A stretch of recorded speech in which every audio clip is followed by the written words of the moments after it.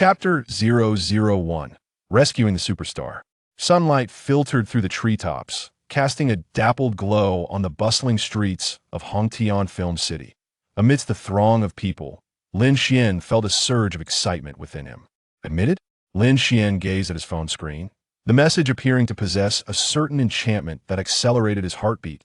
He inhaled deeply, then slowly exhaled, extinguishing the nearly spent cigarette in his hand with a firm grip. His heart was tumultuous, thoughts racing. It seemed that his rebirth had not altered the trajectory of this world.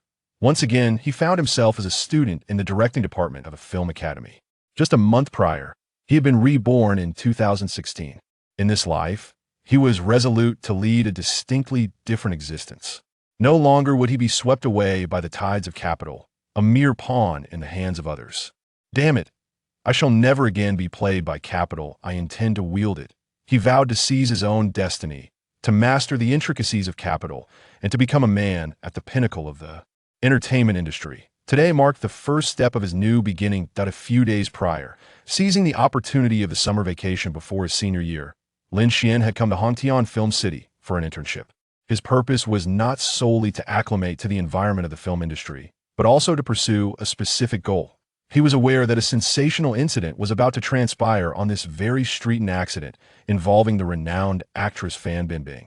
Fortunately, the car merely grazed her, and aside from a few superficial injuries from the fall, she was largely unharmed.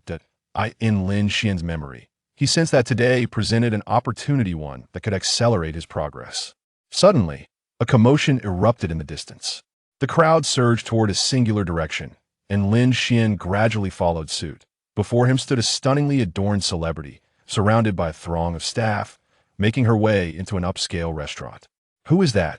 She's so beautiful. The crowd marveled. That's Fan Bingbing, a leading actress in our country. Lin Xuan replied nonchalantly, though his heart stirred with conflicting emotions. In his previous life, he had once dreamed of collaborating with such a star. Now, he recognized that he might leverage her resources to take his first step forward. Suddenly, a sharp screech of brakes pierced through the surrounding clamor. An out-of-control black sedan barreled toward Fan Bingbing's direction. In an instant, everyone along the street began to scatter. Yet, the staff surrounding Fan Bingbing remained frozen in shock. In a moment of dire urgency, Lin Xuan dashed forward without hesitation. He lunged and tackled Fan Bingbing to the ground, feeling the jolt resonate through his body.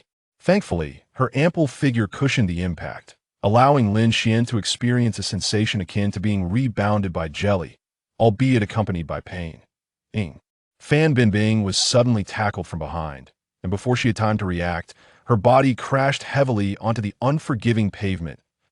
In that fleeting moment, a wave of intense panic and pain surged through her, prompting an involuntary soft whimper. The surrounding crowd, caught off guard by this unexpected event, erupted into a cacophony of screams, creating an atmosphere thick with tension and unease. Meanwhile, the out-of-control black car barreled through the roadside barrier like a wild stallion, crashing into a nearby convenience store. The glass doors and windows shattered with a thunderous impact, sending products tumbling from the shelves and scattering across the floor, plunging the scene into chaos. After a brief moment of shock, the staff beside Fan Bingbing quickly sprang into action, surrounding her with concern. "Sister Bingbing, are you all right? Miss Fan, are you injured? Check if anything hurts." Someone call for help. The air was filled with commotion, as some attempted to help Fan Bingbing to her feet, while others searched for a first aid kit or dialed emergency services. Despite the urgency of the situation, Fan Bingbing maintained her composure, a testament to her experience in high-pressure scenarios. After a moment of panic, she inhaled deeply, striving to regain her calm. Confirming that she had not sustained serious injuries, she answered, her voice trembling, "I'm fine. Yet, her heart raced violently within her chest. "Sir, perhaps you could get off me first?"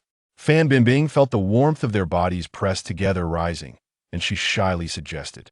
Lin Xuan felt a tinge of embarrassment. The initial impact had indeed been painful, but lying atop Bingbing had its own thrill.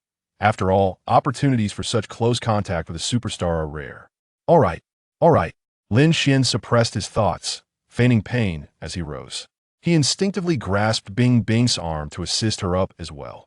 Rising, Fan Bingbing cast her gaze at the black car that had crashed into the convenience store, her face betraying her fear and apprehension. She finally had a chance to observe her savior. The savior appeared quite youthful, around 20 years of age, with handsome features. However, why was he staring so intently at her? Fortunately, having encountered many men, Fan Bingbing quickly steadied herself. "Are you all right?" she asked, still shaken, her eyes reflecting concern. Lin Xuan smiled gently and shook his head. "I'm fine as long as you're okay. That's what matters." Fan Bingbing's staff quickly gathered around, expressing their gratitude.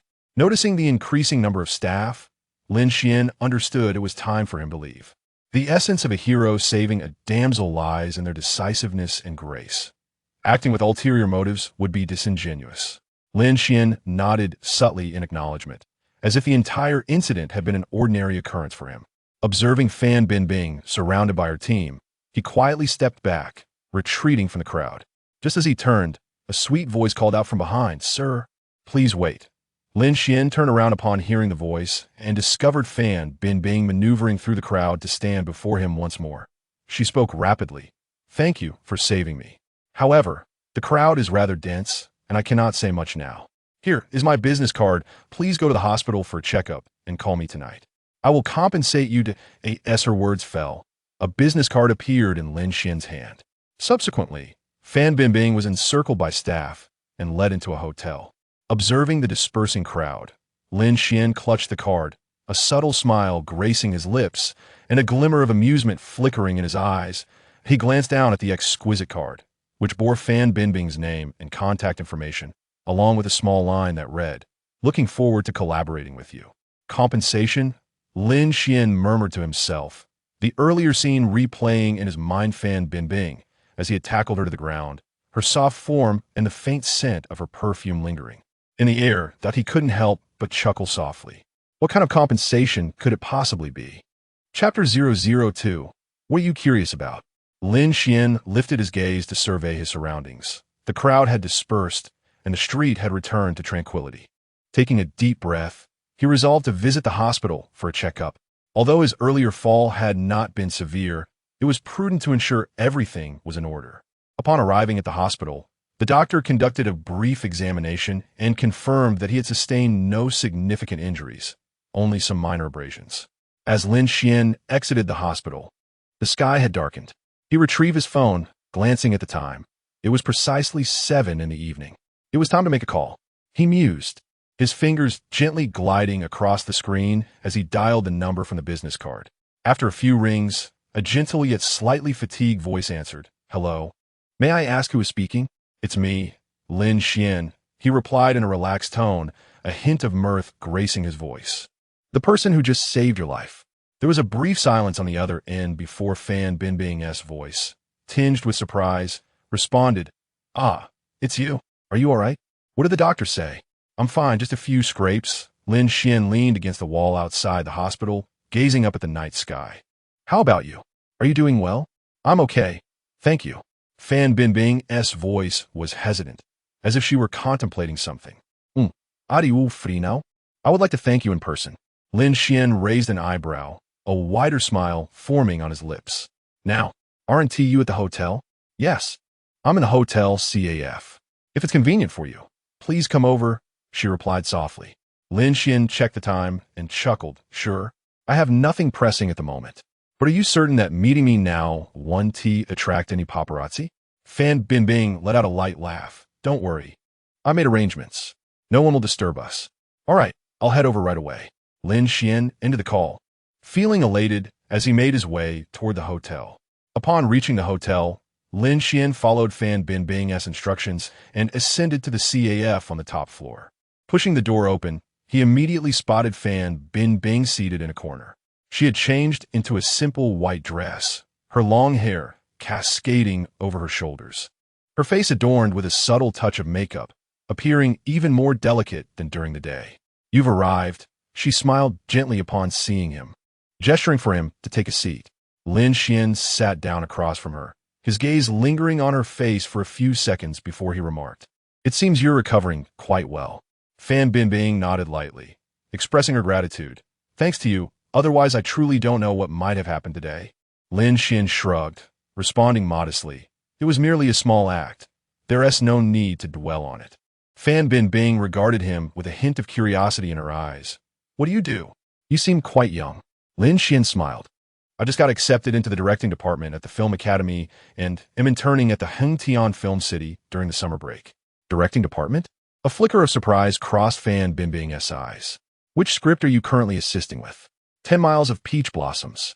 Fan Bingbing nodded, clearly aware that this highly anticipated fantasy drama was well known within her small circle of industry capital.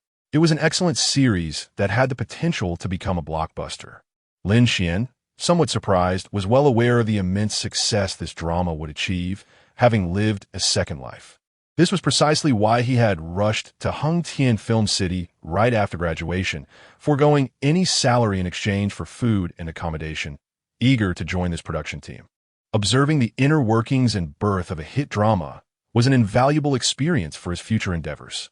One could assert that since 10 Miles of Peach Blossoms, fantasy ancient romance dramas had officially become one of the staple genres ensuring viewership for domestic productions in the following decade. While fairies might forego meals, they could never neglect romance. I merely wish to acquire knowledge pertinent to the film industry in advance, Lin Xuan replied with composed humility. Fan Bingbing smiled slightly, lifted her coffee cup, and took a gentle sip. I'm rather familiar with the producer of the 10 Miles of Peach Blossoms crew. I'll give him a call later to request that he looks out for you. Lin Xuan raised an eyebrow, responding, Thank you, Bingbing Jia. As Fan Bingbing gazed at the young man before her, curiosity piqued within her. How old are you? 20, she exclaimed in surprise. How could a 20-year-old exude such maturity and composure? Moreover, he was a newcomer from the directing department. He seemed to possess considerable potential. Fan Bingbing contemplated before speaking again. I am currently preparing a new television series, which should commence production next year. I am in need of a visionary executive director.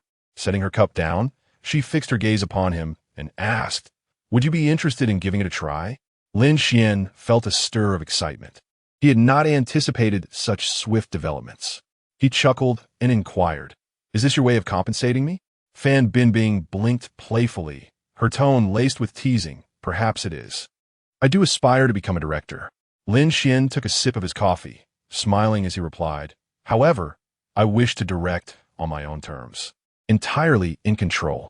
Upon hearing this, Fan Bingbing chuckled, realizing that this young man still retained a certain naivete, almost having been taken in by his bravado.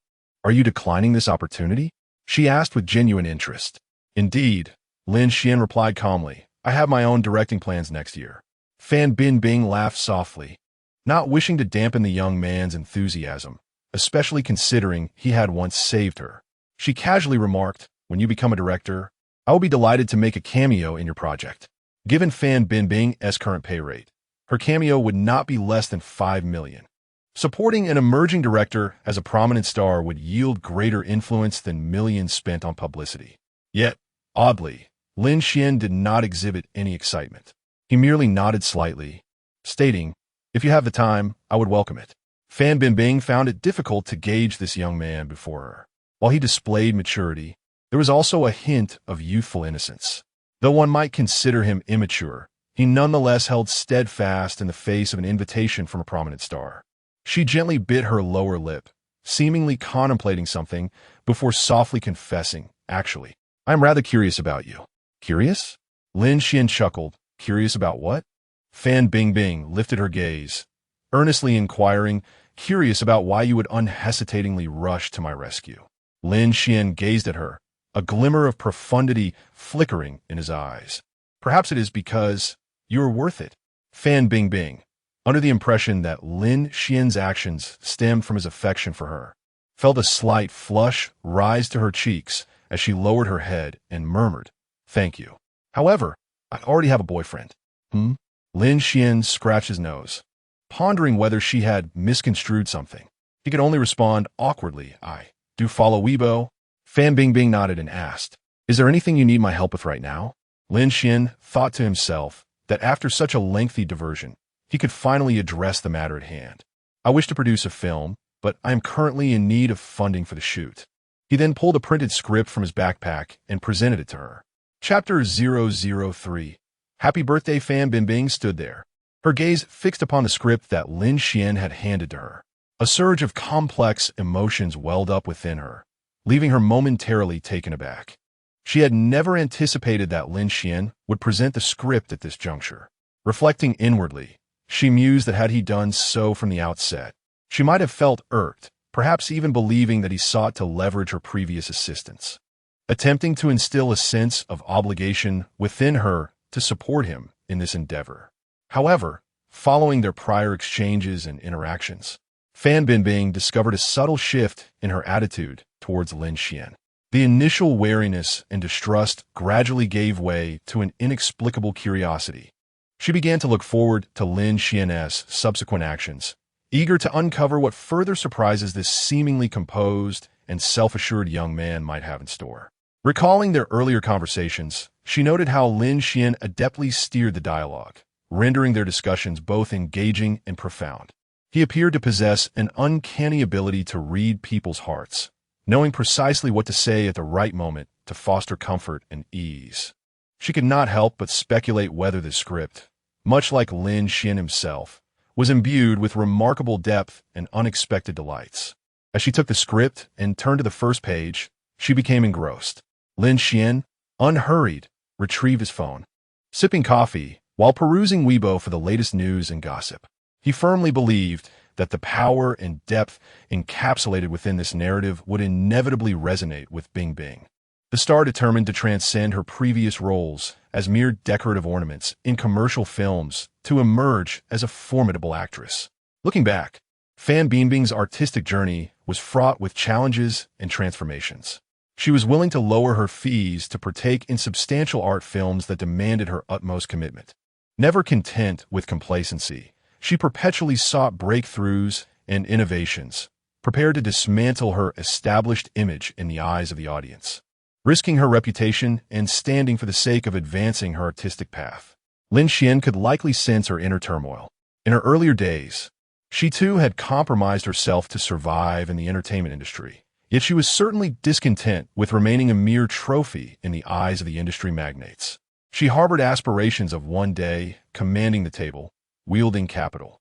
In this regard, she bore a resemblance to the present Lin Xuan, which elucidated his motivation for seeking her out. The incident that transpired during the day had made headlines on Weibo in her past life, leaving a lasting impression on Lin Xuan. In that previous life, he had not intervened, and Fan Bingbing was rescued by her staff. This time, however, the long-awaited opportunity was seized by Lin Xuan. As time quietly slipped by, an hour elapsed unbeknownst to them. Fan Bingbing lifted her head once more, her eyes shimmering with profound curiosity and inquiry towards the narrative. An incredulous gleam flickered in her gaze, as if to ask, "Did you write this?" Lin Xuan understood her thoughts, smiling as he nodded in affirmation, responding, "It is my creation." He pondered how much funding this script, combined with Bingbing's connections, could potentially secure for him. Fan Bingbing found it hard to believe that this 19-year-old high school graduate had crafted such a mature and innovative script. However, she hesitated, fully confident in the script's quality, yet acutely aware that its content was not suited for the domestic market. "I believe this script would fare better in foreign markets," she remarked, though acknowledging that it could still be filmed domestically. "It's just that this type of film hasn't been validated in the local market. From what I understand, film companies are hesitant to invest, especially in a project helmed by a newcomer like you." Lin Xuan regarded Fan Bingbing with admiration, contemplating how she had aptly discerned the appeal and target audience of such films merely from reading the script. In a previous life, this film had debuted overseas and achieved remarkable success. Nodding, Lin Xuan replied with a smile, "I am aware of that, which is why I aim to attract foreign investors and even enlist international actors for filming and release abroad." "Sister Bingbing, I know you just attended the Cannes Film Festival. You must be acquainted with some producers overseas. Perhaps someone from Lionsgate." Fan Bingbing was taken aback by his knowledge. "How do you know that?" she inquired. "I merely guessed." Lin Xuan shrugged in response. He had no intention of revealing that, in his past life, this film had indeed been financed by Lionsgate. Moreover, Lionsgate maintained a good relationship with Universal Pictures, and given that Fan Bingbing had previously made a cameo in other blockbuster films from Universal, it was only natural that she would be familiar with some investors from that studio. Fan Bingbing regarded the young man before her with a hint of suspicion, a peculiar feeling stirring within her. Could he have orchestrated the traffic accident merely to solicit her assistance in securing investment? Yet, upon reflection, that seemed improbable. Just an hour ago, the police had informed her that the accident was caused by a female driver who mistakenly pressed the accelerator instead of the brake. Nevertheless, everything felt strangely interconnected. Shaking off her unfounded thoughts, Fan Bingbing replied, "I do know an investor from Lionsgate, and they are renowned for their expertise in financing independent films. I can help you get in touch." Upon hearing her response, Lin Xuan exhaled in relief.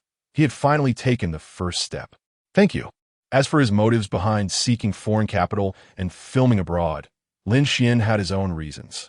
The domestic film market was far from the maturity of its Western counterparts, and it held little regard for small-budget independent films.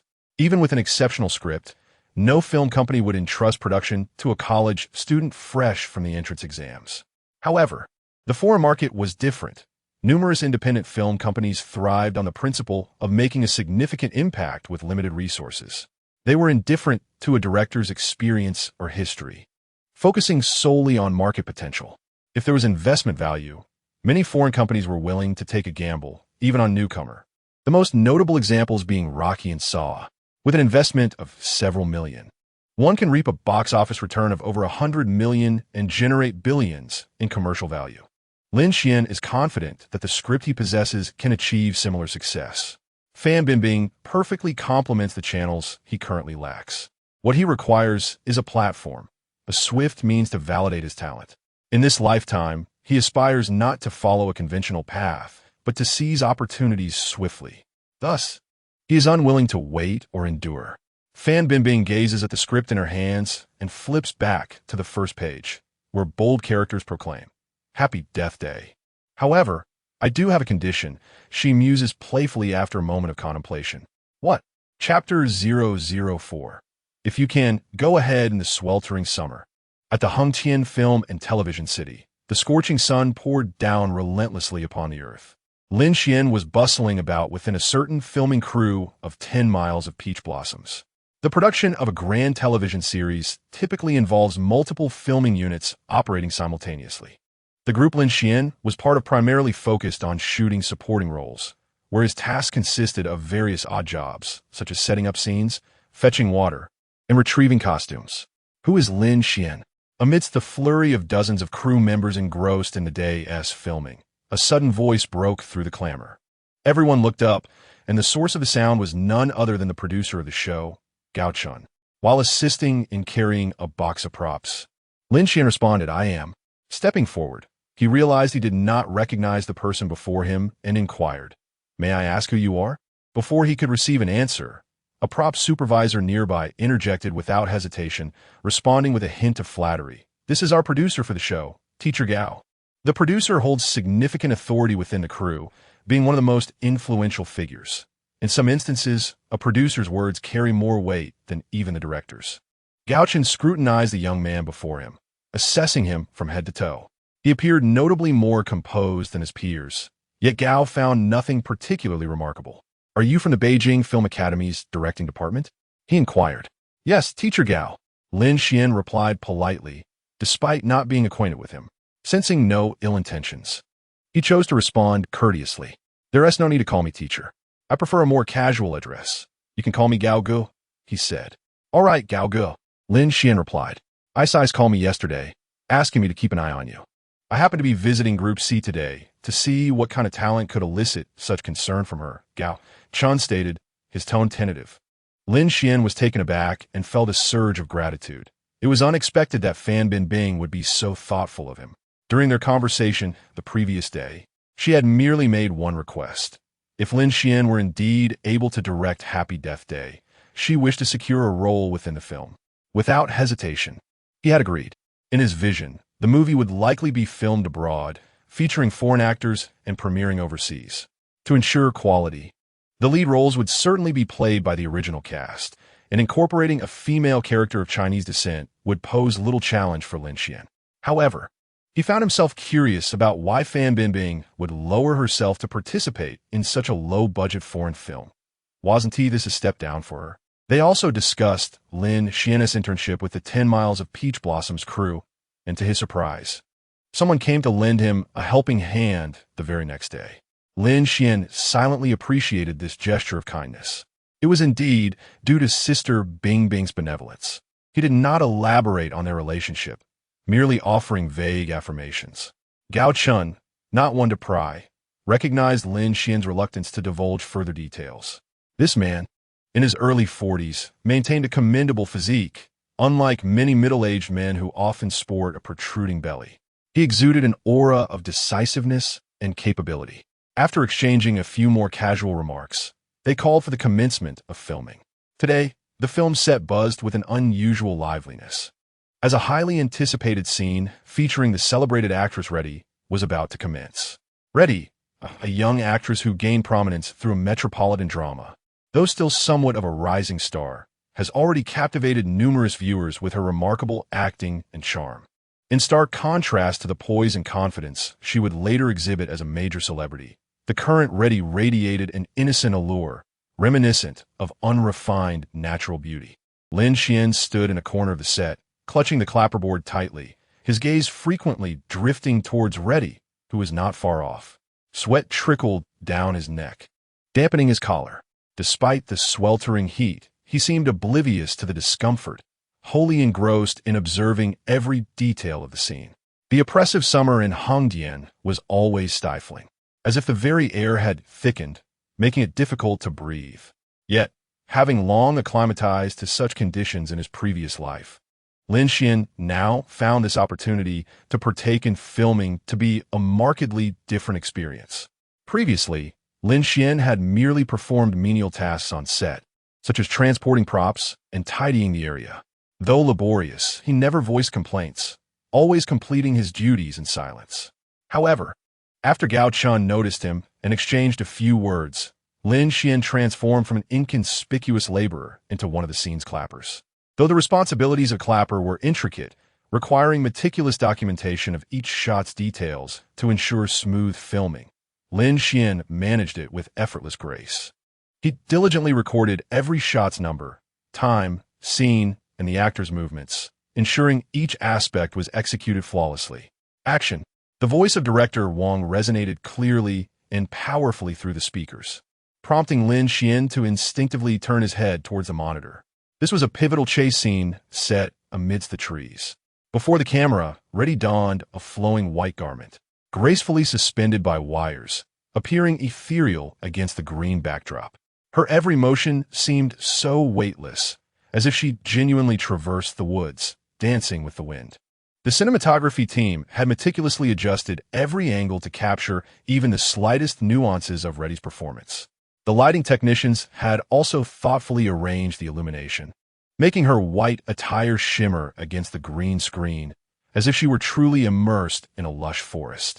The special effects team observed closely, preparing to integrate a more realistic forest background in post-production, heightening the tension of a chase scene. Suddenly, director Wang began to sway, as though losing his balance. His complexion swiftly turned pale, beads of sweat forming on his forehead.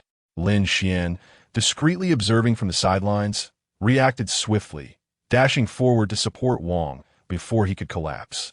The set erupted into chaos, as the assistant director frantically retrieved his phone, trembling hands dialing the emergency services. "What shall we do?" Gao Chun inquired anxiously, his voice tinged with tremors. He had specially come to Group C today to oversee operations, as their filming schedule had fallen severely behind, jeopardizing the entire production timeline.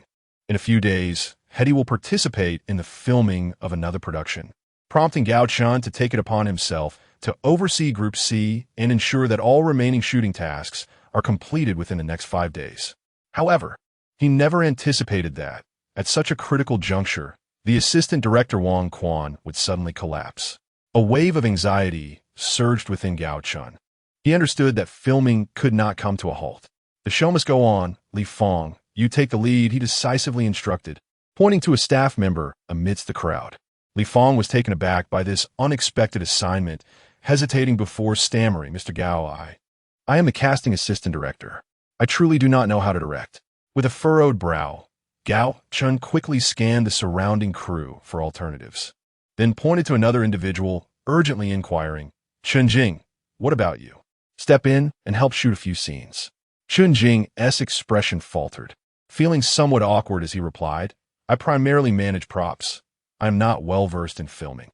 A sense of helplessness washed over Gao Chun, and in frustration, he paced before pointing to yet another person, tentatively asking, "Zhao Yi, I recall you have experience in film, correct?" Zhao Yi chuckled shyly, responding, "I have participated in some school projects, but those were mere short films, and I have yet to learn how to operate this sophisticated camera."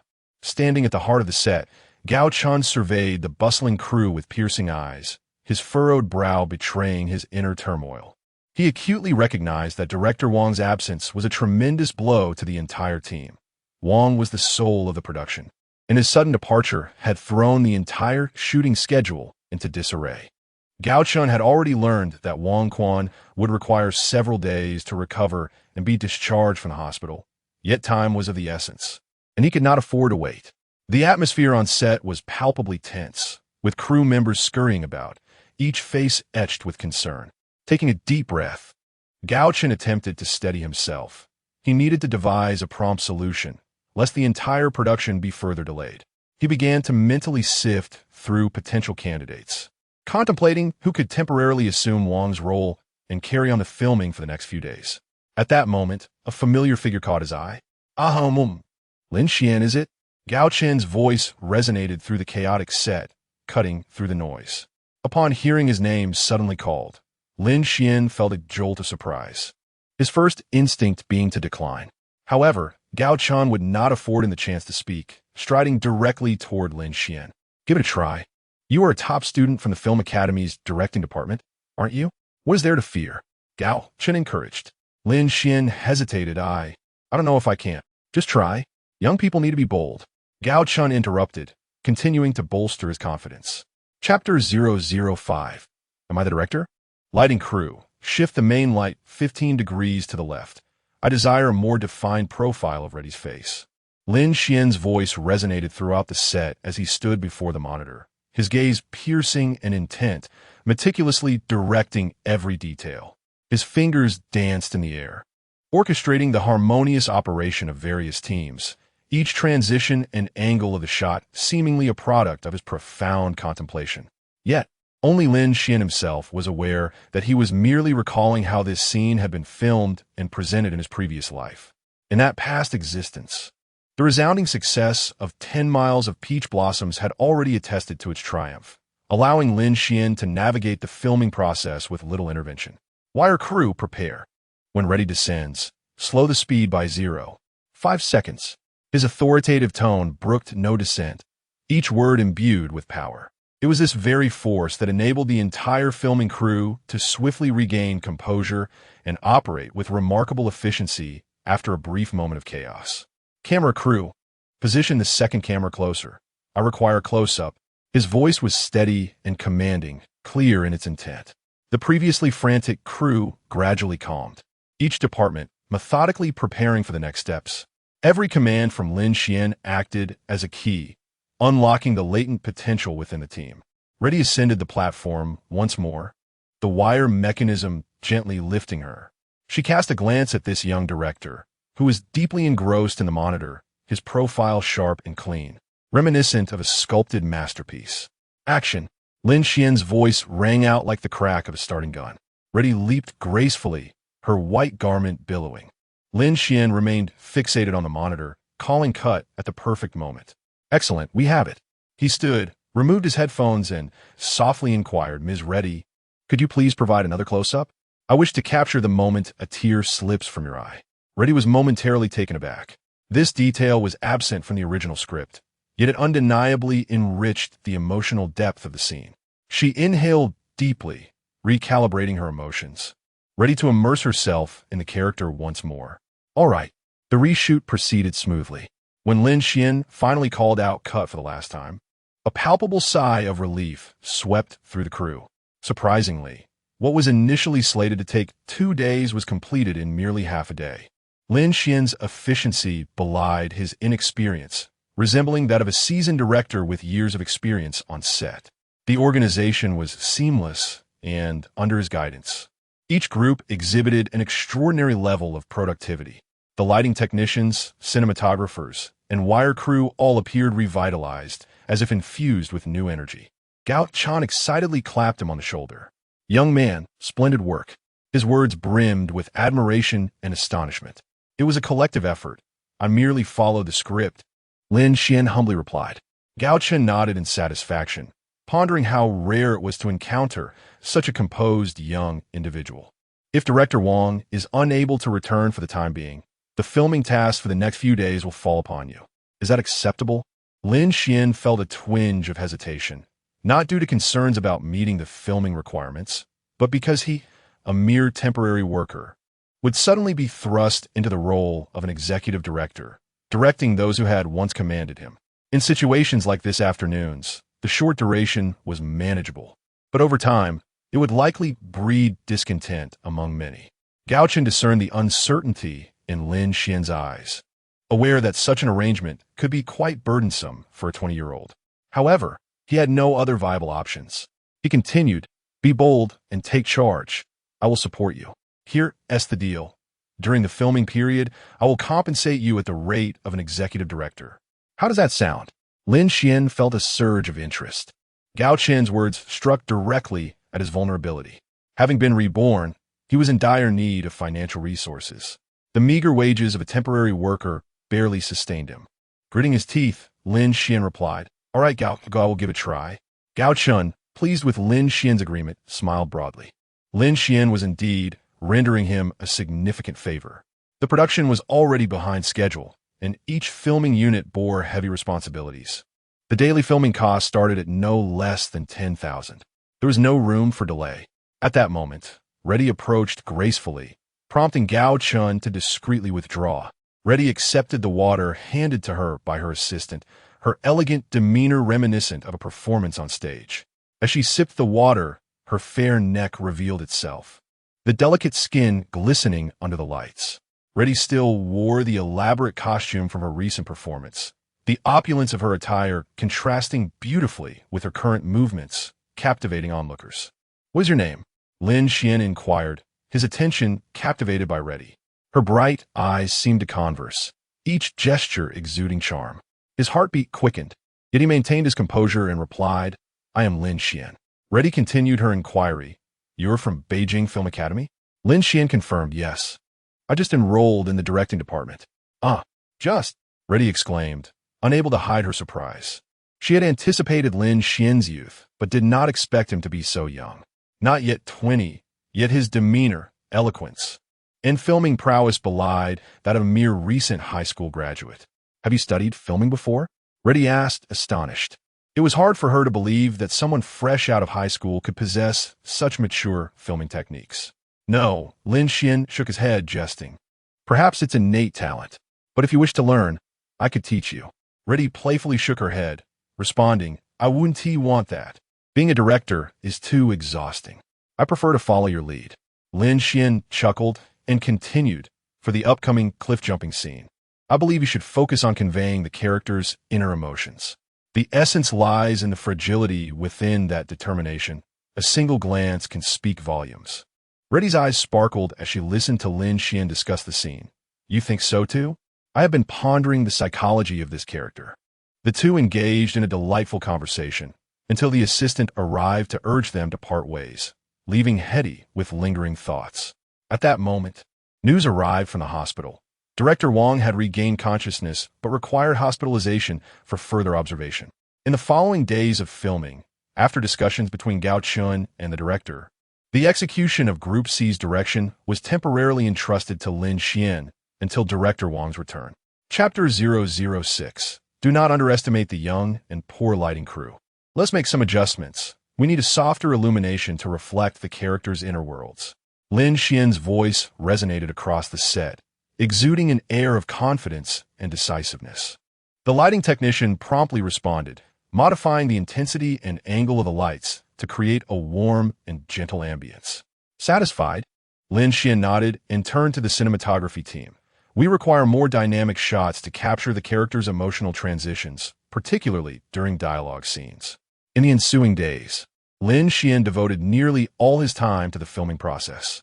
He meticulously refined each shot and engaged deeply with the actors, aiding them in comprehending their roles and the narrative. His collaboration with Hetty was particularly intense, as he poured considerable effort into their synergy, which grew increasingly harmonious. "Where are the props? Where are they?" Lin Xuan exclaimed, scanning the surroundings with a hint of urgency and dissatisfaction. He noticed that the props on set had suddenly lost coordination. He called out loudly, hoping the props team would swiftly align with the filming pace. Yet it seemed no one heeded his commands. The prop technicians stood frozen, as if immobilized by an invisible force. Following their gazes, Lin Xuan sought the source of the issue and soon discovered the cause. Director Wang Shun had returned. A few soft coughs emerged from the crowd, subtle yet potent enough to shift the atmosphere within the set. Lin Xuan sensed a palpable tension enveloping the air, rippling through the space like tangible waves. The crew members began to murmur, exchanging intricate glances.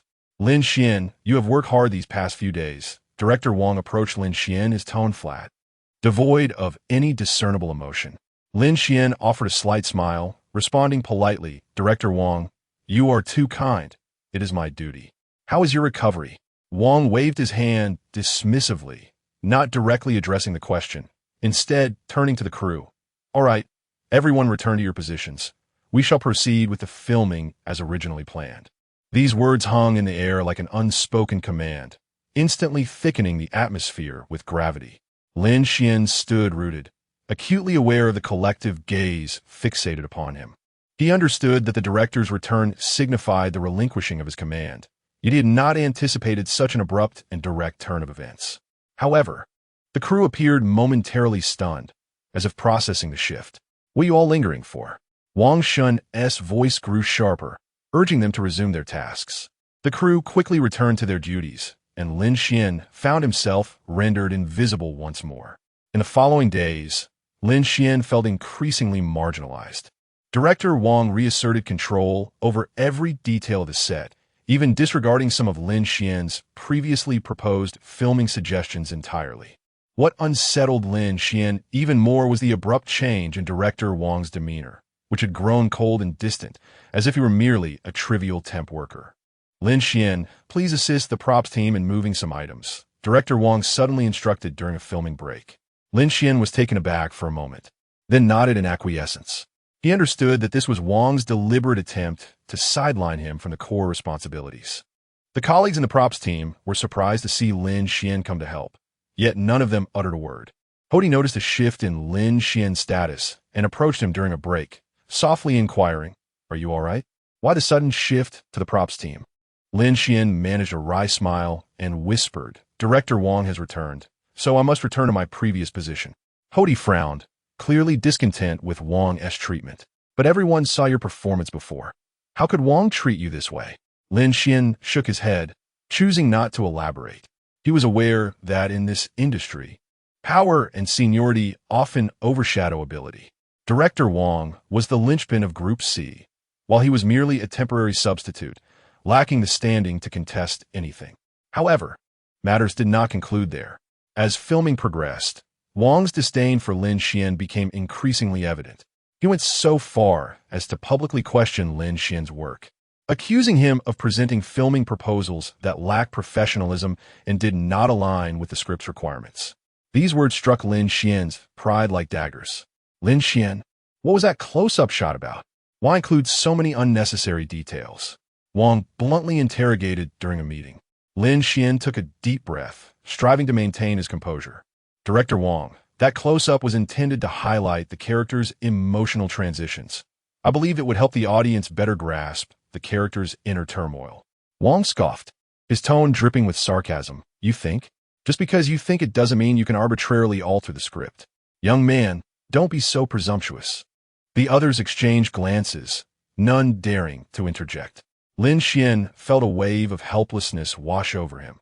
He knew that no matter how he explained, Wang would never acknowledge his perspective. Unable to remain silent any longer, Hody stood up and declared, "Director Wang, I believe Lin Xuan's suggestion holds merit." That close-up indeed enriched the character's emotional depth. Wang's expression darkened instantly, yet he refrained from outright rebuking Hody, knowing she had a modicum of fame herself. Hody seemed poised to say more, but Lin Xuan silenced her with a glance. He appreciated her intentions, but he did not wish for her to offend Wang on his behalf. Choosing not to engage further in the discussion, Lin Xuan retreated to a corner of the set and lit a cigarette. Although he felt targeted, he did not let it weigh heavily on his heart. The grievances he had endured in his past life far exceeded the current situation. At that moment, Gao Chen approached and gently patted his shoulder. "Lin Xuan, don't take it too personally. Director Wang is simply like that. You'll get used to it." Gao spoke with a hint of resignation. Lin Xuan managed a faint smile and replied jokingly, "It's nothing. Are you planning to dismiss me, Gao Ge?" Lin Xuan's words interrupted Gao Chen, leaving him momentarily at a loss for words. "How did you know?" Lin Xuan's gaze drifted toward his pants pocket, which appeared bulging, revealing the outline of an envelope. Following Lin Xuan's gaze, Gao Chen noticed the envelope in his own pocket. He chuckled awkwardly. "Well, it wouldn't be accurate to say dismissal. Rather, it's a congratulation on the conclusion of your internship." With that, he extracted the envelope from his pocket and presented it to Lin Xuan. Speaking earnestly, he added, "You are still young, and the road ahead is long. Consider this merely an experience. In this industry, sometimes ability is not the most crucial factor." Lin Xuan extinguished his cigarette, smiling sincerely as he replied, "Gao Ge, I understand what you mean. In the entertainment industry, having skill is essential, but capital is paramount." He accepted the envelope from Gao Chen, squeezing it slightly, estimating it to contain around 20,000 yuan. In retrospect, after only half a month of work, having met Fan Bingbing and receiving 20,000 yuan was a far better outcome than he had anticipated upon arriving at Hengdian. Yet, why did he still feel a lingering frustration? As Lin Xuan bid farewell to the 10 miles of Peach Blossom's crew, he gazed at the elongated shadows cast by the setting sun, tightening his grip on his phone. A message from Fan Bingbing awaited him, stating, "The American producer is very interested in your script. I have booked the flight. We leave for Hollywood at 9 a.m. the day after tomorrow." How did that saying go? 30 years in the east of the river, 30 years in the west. Do not underestimate the youth who is poor. Chapter 007. A bet? Am I sure to win? At Los Angeles International Airport, Lin Xuan followed closely behind the sunglasses-clad, meticulously wrapped Fan Bingbing as they exited the terminal. The July sun in California was blinding, and the air was filled with the acrid scent of asphalt melting under the heat. Despite Fan Bingbing's efforts to shield herself from prying eyes, her carefully chosen attire stood out remarkably amidst the bustling American airport. She wore an elegant white dress, its hem swaying gently with her steps, exuding an effortless grace.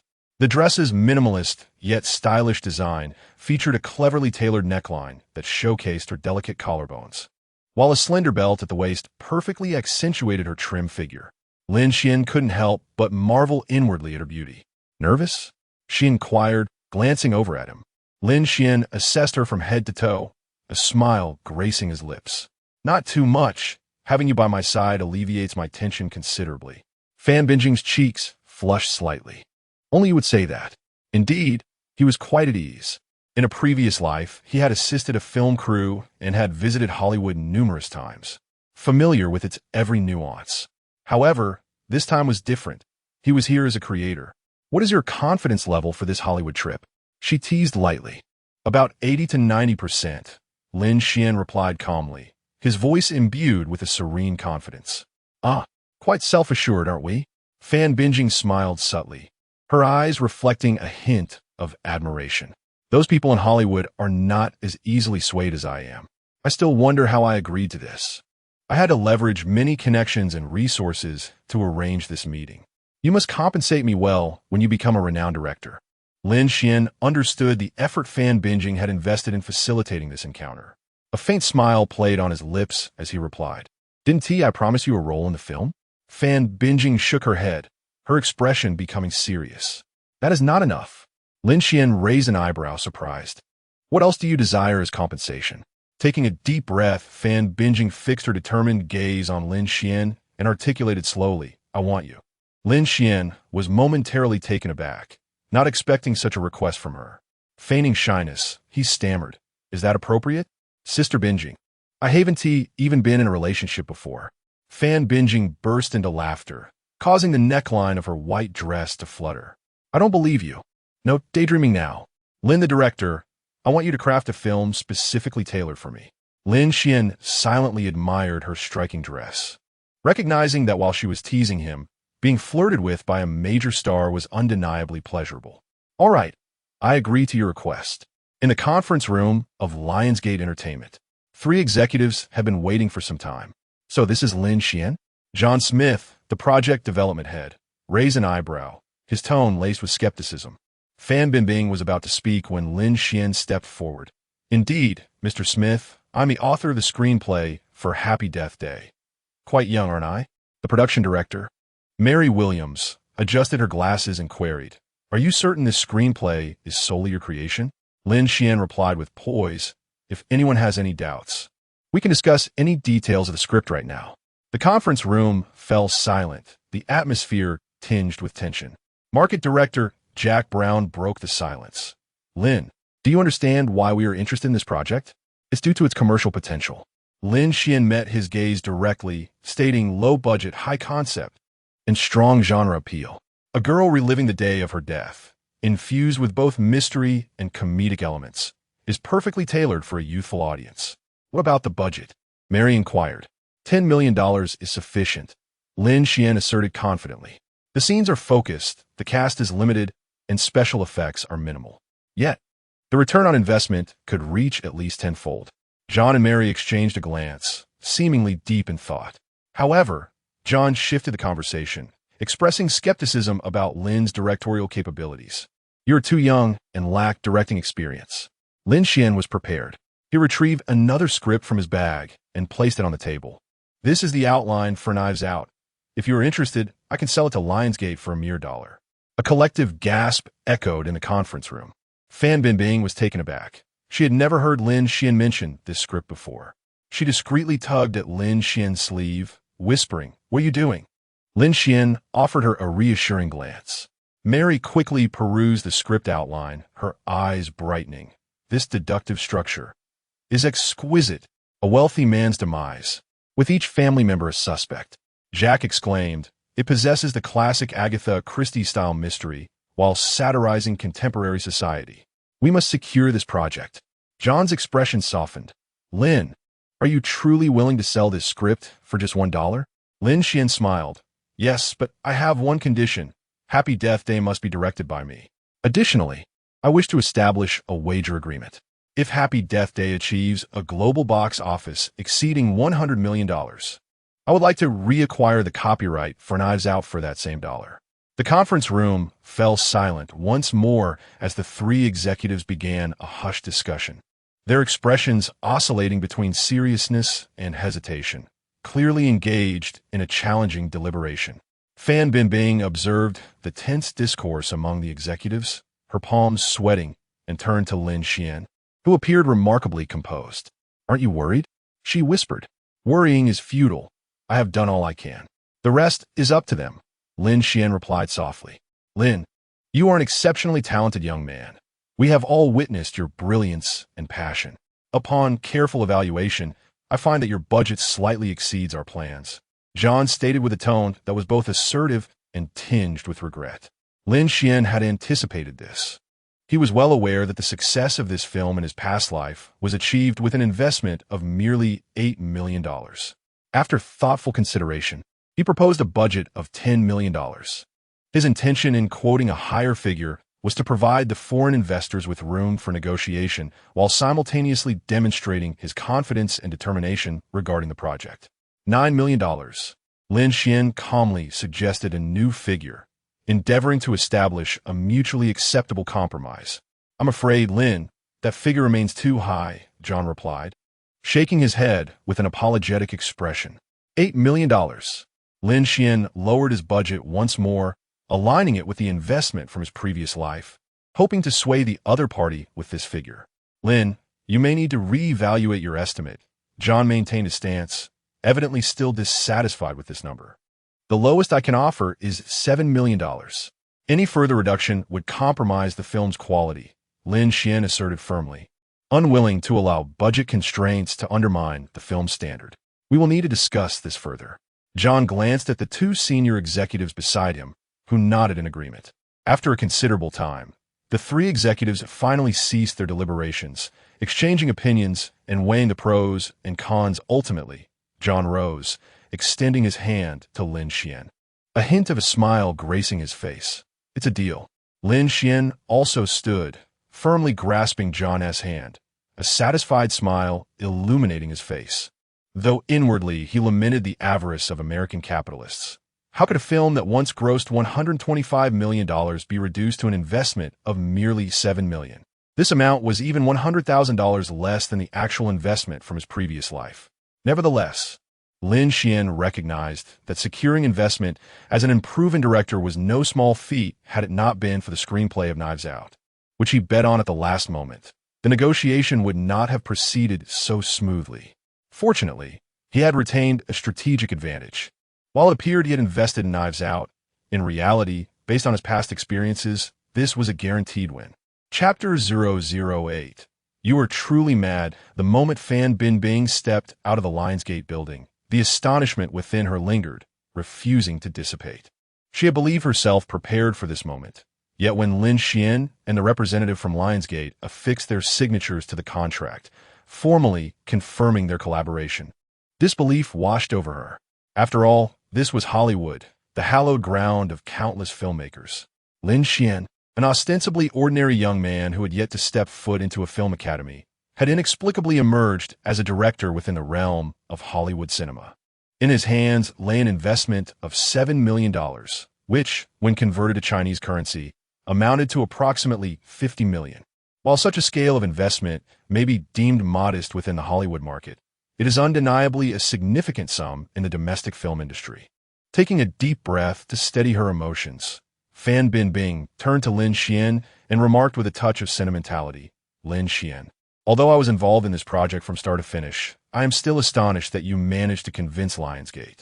You truly did it. Lin Xuan merely shrugged lightly, responding humbly, Sister Bingbing, it is all thanks to your assistance. Without your support and trust, I could never have reached this point. However, Fan Bingbing shook her head, speaking earnestly, Lin Xuan, to be frank, when we came to discuss this collaboration, I had less than a 30% confidence in it. You are exceedingly young and lack any directorial experience, which undoubtedly presents a significant disadvantage in the fiercely competitive landscape of Hollywood. Had it not been for the life you once saved, I might have genuinely declined this partnership. But it seems you possess not only courage, but also hidden talents and potential. Lin Xuan gazed at Fan Bingbing, taken by her rare display of sincerity, and explained, You must understand, this is Hollywood. It is the sanctuary of filmmakers, a realm brimming with dreams and miracles. Here, almost every month, or even every day, one can witness an ordinary individual overnight transform into a household name, or an obscure director suddenly attaining fame and fortune. Hollywood boasts a highly developed commercial ecosystem, replete with daring independent film companies and exceptional teams of gifted filmmakers. It is this very environment that renders Hollywood a place where dreams are believed in and creativity is nurtured. Consider the likes of Rocky, Final Destination, and Saw. The successful examples are countless, demonstrating that with sufficient talent and confidence, Hollywood can provide a platform for self-expression. Moreover, this is Lionsgate, a company that thrives on the principle of leveraging small investments for substantial returns. Standing on the steps of Lionsgate, sunlight cascaded upon Lin Xuan, illuminating his figure and making him appear resplendent, as though he emanated a radiant glow, shimmering brightly. He is acutely aware that in the domestic entertainment industry, for someone like him, devoid of any background or resources, is nearly an impossible endeavor to swiftly emerge. This realm continues to rigidly adhere to the tradition of seniority.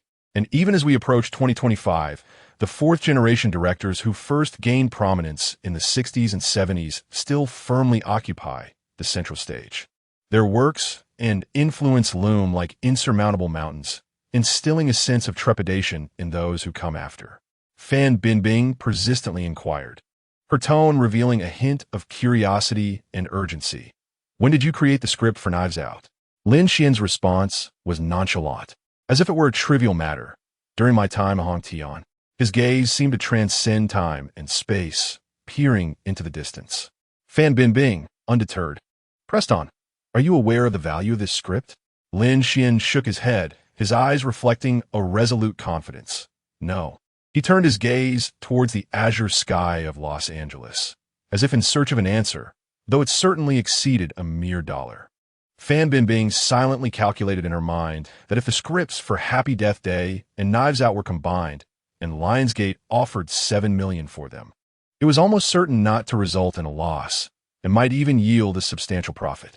Based on her experience, such suspenseful horror films with imaginative twists were exceedingly popular in the European and American film markets. The investment was modest, and as long as the box office reached $20 million, it would not incur losses. By her estimates, Happy Death Day could potentially gross between $30 million and $50 million. Yet, there remained a significant gap before reaching the coveted $100 million mark. She could not resist probing Lin Xuan once more. Do you truly believe your film can sell for $100 million? Lin Xuan's reply brimmed with confidence. Absolutely. Otherwise, why would I be making such a bet? Fan Bingbing marveled at his ambition. $100 million. That equates to over 700 million yuan at the box office, placing it among the top 10 annual box office results domestically. If your film achieves this target, you could catapult to fame as a well-known director in the country. Upon hearing this, Lin Xuan merely smiled faintly and responded. And then? His tone carried a hint of irony. It wasn't as if it were 7 billion.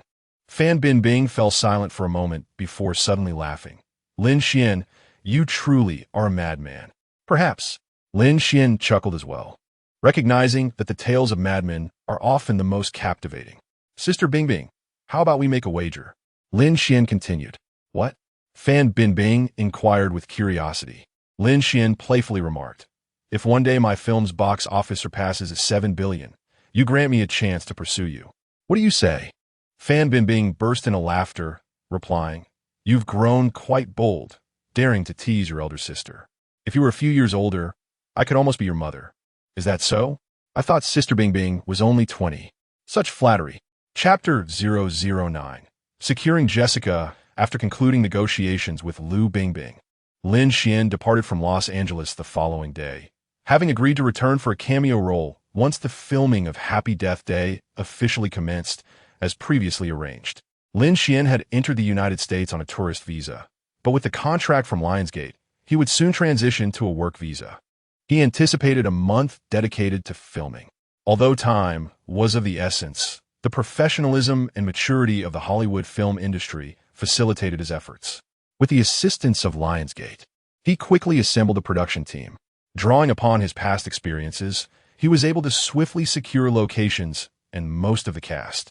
The only aspect yet to be finalized was the leading lady of his film. In the conference room of Lionsgate, Lin Xuan was perusing actor profiles when John entered, accompanied by a blonde girl. Lin, we have a newcomer to recommend, he announced. Lin Xuan looked up, captivated. The girl wore a form-fitting red dress that accentuated her curves, and her golden hair cascaded like a waterfall. Her sapphire-like eyes sparkled, and a subtle smile graced her lips. This is Jessica Rosen, John introduced. Although she is a newcomer, she possesses considerable potential. Jessica approached gracefully, her high heels clicking sharply against the floor. Leaning forward, her décolletage subtly revealed, she remarked, Director Lin. I didn't expect you to be so young. Lin Xuan caught a whiff of her delicate perfume, reminiscent of the alluring fragrances often favored by mature women. He discreetly leaned back. Please have a seat. Jessica was the leading lady recommended by Lionsgate, and today's audition was merely a formality. However, for Lin Xuan, it mattered little. As in his previous life, Jessica had indeed been the leading actress of this film, delivering an outstanding performance. Moreover, working with a relatively unknown actress in Hollywood was more manageable for Lin Xuan at this stage. The audition commenced. Jessica's performance was competent, Yet Lin Xuan noticed the occasional flirtatious glances she cast. It was evident that she had motives beyond merely auditioning. Once the session concluded, John excused himself, leaving Lin Xuan and Jessica alone. Director Lin, Jessica leaned in closer, her red lips parting slightly. I believe we need to have a more in-depth discussion about the character. Lin Xuan chuckled. What do you mean by in-depth? Under the lights, Jessica inadvertently stumbled into Lin Xuan's embrace. I apologize, director, she said, tilting her head back, her blue eyes glinting with mischief. It seems I can never maintain my balance. Lin Xuan steadied her by her shoulders, subtly creating distance. Be careful, don't hurt yourself. Director. She inched closer, the faint scent of her perfume wafting through the air. Are you free tonight? I would like to discuss tomorrow's scenes with you. Lin Xuan glanced at his watch. We can do that now. No, Jessica blinked. I think we need a more private setting. I know a lovely Italian restaurant nearby. Lin Xuan couldn't help but smile inwardly. Indeed, the atmosphere abroad was remarkably open. In the past, I had heard exaggerated tales in the entertainment industry about meeting someone for the first time and exchanging room number cards. Little did I expect that on my very first day auditioning as an actor, I would encounter such a scenario. However, at this moment, Lin Xuan felt no interest whatsoever in the American beauty before him. It would be ludicrous. After all, he was still a novice in this realm. How could he possibly give himself to a foreign girl for his first experience? He had no need to learn a foreign language. Rising to his feet, he looked down at her with an air of authority and remarked, Jessica, you possess a certain charm. However, he paused. I'm far more concerned about your acting skills. Jessica was taken aback, not anticipating that this young Eastern director would dismiss her subtle advances. In her understanding, a budding actor aspiring to play the lead role could hardly succeed without some intimate exchanges. To secure this audition, she had already conversed several times with young John. Let us do this, Lin Xuan said as he approached the window. I shall give you an opportunity for an impromptu performance. Imagine you are trapped in an elevator with no signal on your phone. What would you do? Jessica was momentarily stunned, but upon seeing Lin Xuan's earnest expression, she quickly adjusted her demeanor and began to perform. Having participated in various television dramas, albeit in supporting roles, she did possess some acting prowess. As she transitioned from panic to despair and ultimately to hysteria, every nuance was executed with precision. Lin Xuan applauded, excellent. This is precisely what I wish to witness. Gasping for breath, Jessica's eyes sparkled with a newfound light. Director Lin, you are unlike other directors, because I prioritize the essence of the film itself. Lin Xuan replied with a smile, rather than extraneous matters. Jessica tidied her hair, revealing a sincere smile. So, may I secure this role? That depends on your understanding of the script, Lin Xuan stated as he handed her a copy. Please share your perspective on the character of Jessica. Jessica perused the script thoughtfully, then said, she is not merely a simple protagonist in a horror film. She embodies every ordinary girl's fear and struggle when confronted with death.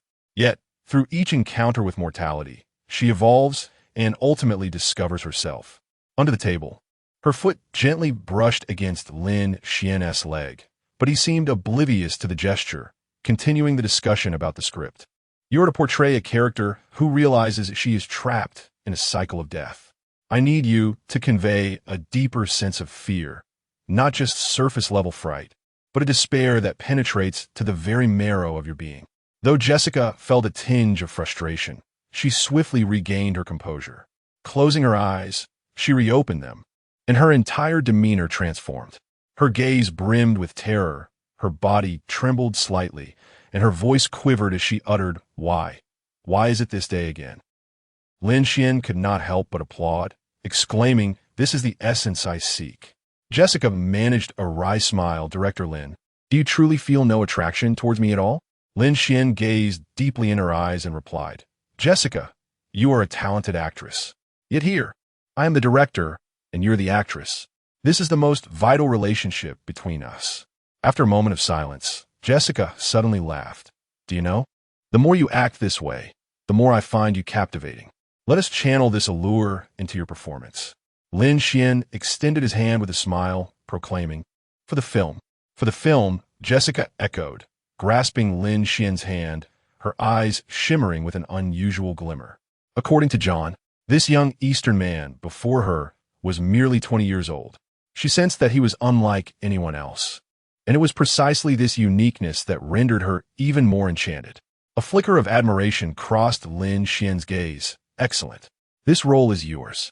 Jessica instantly leaped up in excitement, eager to embrace Lin Xian. However, he took a step back and raised his hand. Remember, on set, I am the director, and you're the actress. Do you understand? Jessica stuck out her tongue playfully. Understood, Director Lin. As she departed, Lin Xian exhaled in relief. This alluring temptress was indeed captivating, yet his primary concern lay with her acting prowess.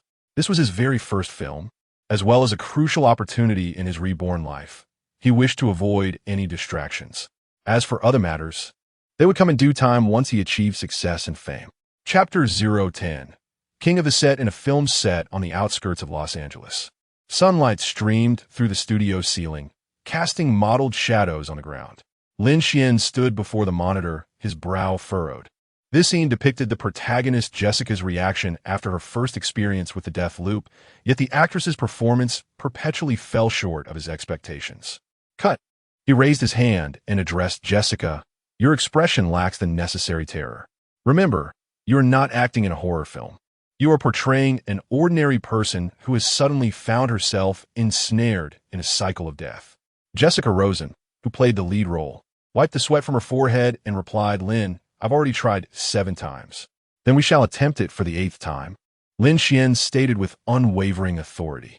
Lighting crew, dim the main light by another 10. I desire that hazy feeling of just awakening in the early morning. The lighting technician, Mark, shrugged and muttered under his breath. Asian directors are such a hassle. Lin Xian heard this but feigned ignorance. He understood that the entire Hollywood crew was skeptical of his capabilities as a young Chinese director. Cut. Lin Xian's voice resonated once more on set, imbued with undeniable gravitas. The cinematographer, Tom Wilson, set down the camera and commented darkly, Lin, I believe this shot would be better suited to a wide-angle lens rather than the telephoto you requested. Lin Xian approached the monitor, scrutinizing the previous shot, and replied, No, the telephoto lens accentuates the protagonist's sense of isolation. A wide angle would diminish the tension of the scene. Tom scoffed, Are you certain? In Hollywood, this is not a typical Hollywood film. Lin Xian interrupted. This is a thriller that requires a distinctive style. I am the director. I know the effect I wish to achieve. Tom shrugged and muttered. Asian directors simply do not grasp Hollywood style. Though his voice was low, it pierced the quiet atmosphere of the set. Several crew members exchanged glances, and an awkward tension filled the air. Lin Xian clenched the script in his hands. He recognized that as an Asian director in this predominantly white Hollywood landscape, he would inevitably face greater scrutiny. Nevertheless, he would not waver. Once more, he calmly instructed, according to my specifications. The filming resumed, with Lin Xian intently focused on the monitor, periodically offering precise guidance. Jessica, your expression needs to convey more genuine fear, but not exaggerated terror. Lighting crew, dim the main light by 20. I wish to evoke a sinister atmosphere. Props team, shift the blood pack 5 centimeters to the left. Each command was executed with precision, illustrating his profound understanding of the film. Gradually, the crew began to take his directives seriously, despite some still wearing skeptical expressions. During a break, Lin Xian overheard Tom's voice from the makeup room. Who does that Chinese kid think he is? Bossing people around in Hollywood. He inhaled deeply and pushed open the door. Immediately, Tom and several crew members fell silent. Lin Xian spoke calmly, suggesting that if Tom had any objections to his directorial approach, they could discuss it face to face. Tom felt somewhat awkward, yet mustered his courage to say, Lin, don't you think your filming technique is too Eastern? This is a Hollywood film and requires a more commercial style. Lin Xian chuckled, replying, There is no distinction between East and West in cinema. There is only the difference between good and bad. If you're dissatisfied, you may take a few days off. Tom found himself momentarily speechless. He understood the implication of Lin's words. Taking time off was essentially a pretext for dismissal. However, he was not a top-tier cinematographer, merely a third-rate camera operator scraping by with various productions. If he acted out of spite and left, finding a better job would not be a certainty. This Asian director, aside from having stringent filming requirements, posed no other issues. I suppose I will adhere to your demands. My apologies, Lin. Tom had initially intended to leverage his seasoned industry status to coerce the new director into submission, but faced with Lin's resolute demeanor, he fell silent. Subsequently, the filming progressed to a pivotal scene. This was the moment when the female lead once again found herself ensnared in a cycle of death, while simultaneously appearing to uncover the hidden murderer. This scene demanded an extraordinary emotional intensity from the actors and precise camera choreography. Action. Jessica awoke with a start, her eyes wide with terror as she surveyed the all-too-familiar surroundings. The long focus lens, as requested by Lin Xuan, flawlessly captured every subtle expression on her face. Suddenly, the entire set was engulfed by a piercing sound, followed by the shattering of a light bulb under the intense electrical surge. Fragments scattered, prompting the crew to instinctively shield themselves from the flying glass shards. Cut! The assistant director's voice sliced through the tense atmosphere, announcing that there was an issue with the lighting. Chaos immediately descended upon the set. Tom spread his hands in resignation, shaking his head. It seems we won't be able to shoot today. However, Lin Xuan rose, his expression radiating determination and composure. No, we can continue. He swiftly scanned the set and promptly instructed the crew to move a backup light to the window, harnessing natural light. I want that ethereal quality of early morning. The crew stood momentarily stunned, astonished by Lin Xuan's ability to adapt on the fly, a skill that even seasoned Hollywood directors might struggle to master. They quickly sprang into action, executing Lin's directives with alacrity. What are you waiting for? Lin's voice resonated with undeniable authority. Hurry! Filming resumed. When the perfect shot appeared on the monitor, the entire set fell silent. Jessica's performance was impeccable. Every expression, every movement was executed with precision, as if she were the character herself. Lin Xuan's camera choreography was nothing short of genius. He skillfully manipulated the ambient light and shadows to create a distinctive atmosphere. The unexpected explosion of the light bulb imparted an uncanny, dreamlike quality to the visuals, perfectly aligning with the film's theme of the death loop. This unforeseen visual effect rendered the entire scene even more captivating. Tom gazed intently at the monitor, rendered speechless by the profound impact of the scene before him. Eventually, he approached Lin Xuan and bowed deeply, saying, "Lin, I apologize for my earlier rudeness. You are a genius." "No need to apologize," Lin Xuan replied, his expression unchanged. Yet within, he felt a sense of relief, having managed to win over most of the crew through intimidation and the demonstration of his capabilities. Soon, whispers of Lin Xuan's wager with Lionsgate regarding $100 million at the box office began circulating among the crew, revealing the immense audacity possessed by this young Chinese talent. The crew's attitude towards Lin Xuan gradually transformed from initial reluctance to one of profound camaraderie. The filming progressed at an astonishing pace. As a month approached its end, the shoot neared completion, with only a few remaining scenes left to be shot before the entire production could be wrapped up. Fan Bingbing also made her return to Los Angeles. Chapter 011. A surprise rescue for Bingbing Surprise. Lin Xuan was directing a scene on set when a familiar voice reached his ears. He turned around to see Fan Bingbing standing at the entrance, clad in a striking red trench coat, exuding breathtaking beauty. "Bingbing Jia?" Lin Xuan exclaimed, his eyes widening in astonishment. "When did you arrive?" Removing her sunglasses, Fan Bingbing revealed a mischievous smile. "What is the matter? Am I not welcome?" "Of course you are." Lin Xuan quickly approached her. "Didn't you say you wouldn't be here until tomorrow?" "I finished my work early, so I decided to come sooner." "Didn't you mention that your filming would wrap in 3 days?" "I'll stay for those 3 days and return home with you," she replied, her eyes twinkling as she playfully arched her brows. "Wait, weren't you supposed to be playing the role of a teacher for me?" Lin Xuan paused momentarily, then chuckled. "You're quite dedicated, aren't you? Just off the plane, and you're already ready to shoot? Won't you be affected by jet lag?" Fan Bingbing raised an eyebrow and continued, "Acting is my profession. It's just a few scenes, I've already read the script on the flight. Let us get started. Lin Xuan gave her a thumbs up, remarking, as expected of my Bingbing Jia. He swiftly coordinated with the crew to film her segment. In the film, Fan Bingbing portrayed a Chinese female teacher, a role that, though brief, was pivotal to the narrative.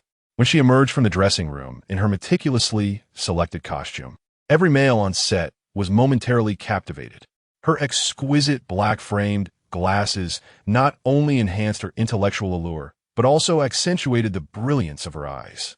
Fan Bingbing had elegantly tied her lustrous black hair into a sleek ponytail that swayed gently with her movements, radiating youthful vitality.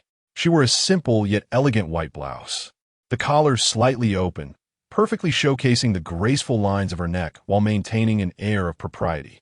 The sleeves were casually rolled up, revealing a glimpse of her fair wrist, exuding a sense of competence mingled with nonchalance. Below, she donned a well-tailored black professional skirt that hugged her curves just right, swaying softly as she moved, highlighting her enchanting silhouette while hinting at an undeniable allure. As Fan Bingbing stood at the center of the shoot, the lights focused on her. She transformed into a seductive and enigmatic teacher. Every gesture, every glance, emanated a unique charm that irresistibly drew people in. Though Lin Xuan had encountered Fan Bingbing numerous times, her appearance today stirred a sense of excitement within him. Bingbing Jia, you look absolutely stunning in this outfit. I'm in for a visual feast these days. He sincerely complimented. Fan Bingbing's cheeks flushed slightly as she playfully tapped him on the arm. Director Lin, could you please be a bit more professional? There are so many foreigners around. Let us not embarrass ourselves as Chinese. Lin Xuan pondered for a moment and then commanded the staff on set to immerse themselves in the filming. Action. Fan Bingbing stood in the dimly lit corridor, her flowing black gown accentuating her perfect curves. Her expression was enigmatic and perilous as she parted her red lips. Do you think this is merely a nightmare? No, this is your destiny. Cut. Perfect. Lin Xuan exclaimed, Sister Bingbing, your performance is extraordinary. Fan Bingbing proudly lifted her chin. Of course, I am a professional. At that moment, an unforeseen incident occurred. The chandelier above suddenly loosened and plummeted towards Fan Bingbing. Watch out! Lin Xuan dashed forward, tackling Fan Bingbing to the ground. The chandelier grazed their bodies before crashing to the floor, shards of glass scattering everywhere. The set erupted into chaos, yet Lin Xuan disregarded the turmoil, anxiously checking on Fan Bingbing. Are you all right? Are you hurt? Fan Bingbing, still shaken, paled as she replied, I'm fine. It was then Lin Xuan noticed his own arm had been cut by the glass, blood streaming down. However, he paid no heed to his wound. Carefully helping Fan Bingbing to her feet, I'll take you to the medical room. In the medical room, Lin Xuan attentively examined Fan Bingbing's injuries. His fingers gently brushed against her ankle. Does it hurt here? Fan Bingbing shook her head, yet her gaze lingered on Lin Xuan's face. She noticed the beads of sweat forming on his brow and the intensity in his eyes, a warm sensation suddenly blossoming in her heart. Lin Xuan, she softly said. Thank you. Lin Xuan slowly lifted his head, their eyes meeting in a moment that felt extraordinarily close, as if they could sense each other's faint breaths. It is what I ought to do, Lin Xuan replied, his voice tinged with a barely perceptible huskiness. At that moment, Fan Bingbing unexpectedly reached out, her delicate and gentle hand gently wiping away the beads of sweat from Lin Xuan's forehead. She murmured, You've saved me once again. When Lin Xuan truly felt the warmth radiating from her palm, his heart raced violently, as if gripped by an invisible hand. Before him, Fan Bingbing wore a pristine white shirt, and, as she raised her hand, her exquisite figure was unmistakably accentuated through the thin fabric. Coupled with her stunningly beautiful visage and the vulnerability and concern reflected in her gaze, she appeared even more enchanting. Lin Xuan could not deny that at that moment. His heart fluttered. Their noses were merely a few centimeters apart, the proximity creating an atmosphere thick with unspoken tension. Fan Bingbing began to speak, but before she could utter another word, Lin Xuan suddenly leaned in, unhesitatingly kissing her luscious lips. Unprepared for such an advance, Fan Bingbing trembled in shock, instinctively pushing Lin Xuan away with force. However, just as she prepared to exert more force, Lin Xuan swiftly seized her wrist. The immense force generated between them caught Fan Bingbing off guard, and she was abruptly pulled into his embrace. Let go. Release me. Fan Bingbing was startled by this unexpected hug and struggled incessantly in Lin Xuan's arms. Yet, Lin Xuan did not cease his actions. A singular thought consumed his mind. Possess. Behold. Conquer. Fan Bingbing still possessed some strength, and at the moment their lips met, she managed to utter a few syllables. I have a boyfriend. Lin Xuan immediately halted his movements, cursing inwardly. Damn it. He had forgotten about that large black bull. Chapter 012. Beneath the night sky on a Hollywood film set. The final scene approached. Lin Xuan stood before the monitor, taking a deep breath. This was the last shot of Happy Death Day, the climax of the entire film. The leading lady, Jessica, was set to execute a heart-stopping escape sequence atop the rooftop. This scene demanded not only the actors' exceptional performances, but also intricate stunts and precise cinematography. Lin Xuan understood that this would mark a pivotal moment in his career. All departments, prepare. He commanded into the walkie-talkie, his voice tinged with a mixture of tension and anticipation. Action. Jessica stood on the edge of the rooftop, the glaring light rendering her momentarily blind.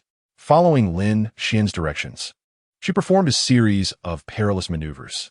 Drones captured the action from below, creating a suffocating sense of urgency. The cinematography team meticulously crafted this shot, ensuring that every detail was flawless. Each of Jessica's movements had been rehearsed countless times, guaranteeing a seamless performance during filming. The camera closely followed her, capturing every nuance of her expression, her fear, determination, and courage laid bare before the lens.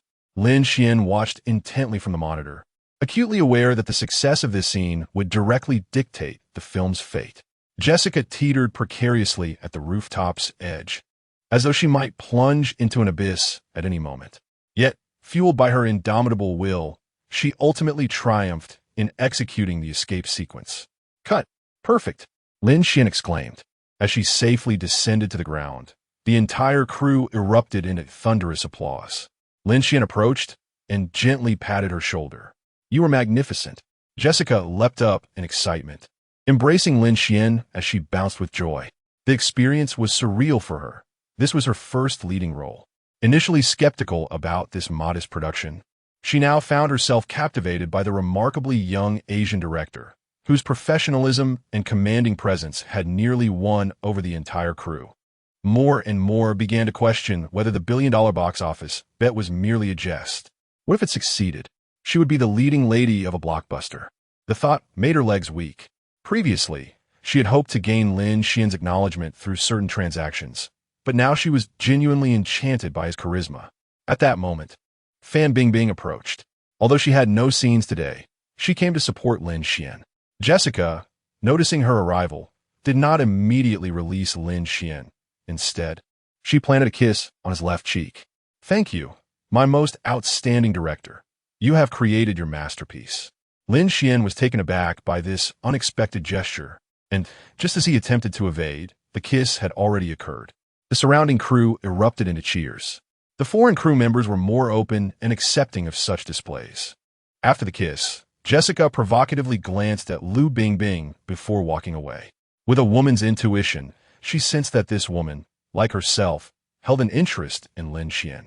Lin Xuan found himself awkwardly positioned between the two individuals, gingerly touching his left cheek. Following that unexpected moment of intimacy, the atmosphere between them had grown decidedly delicate.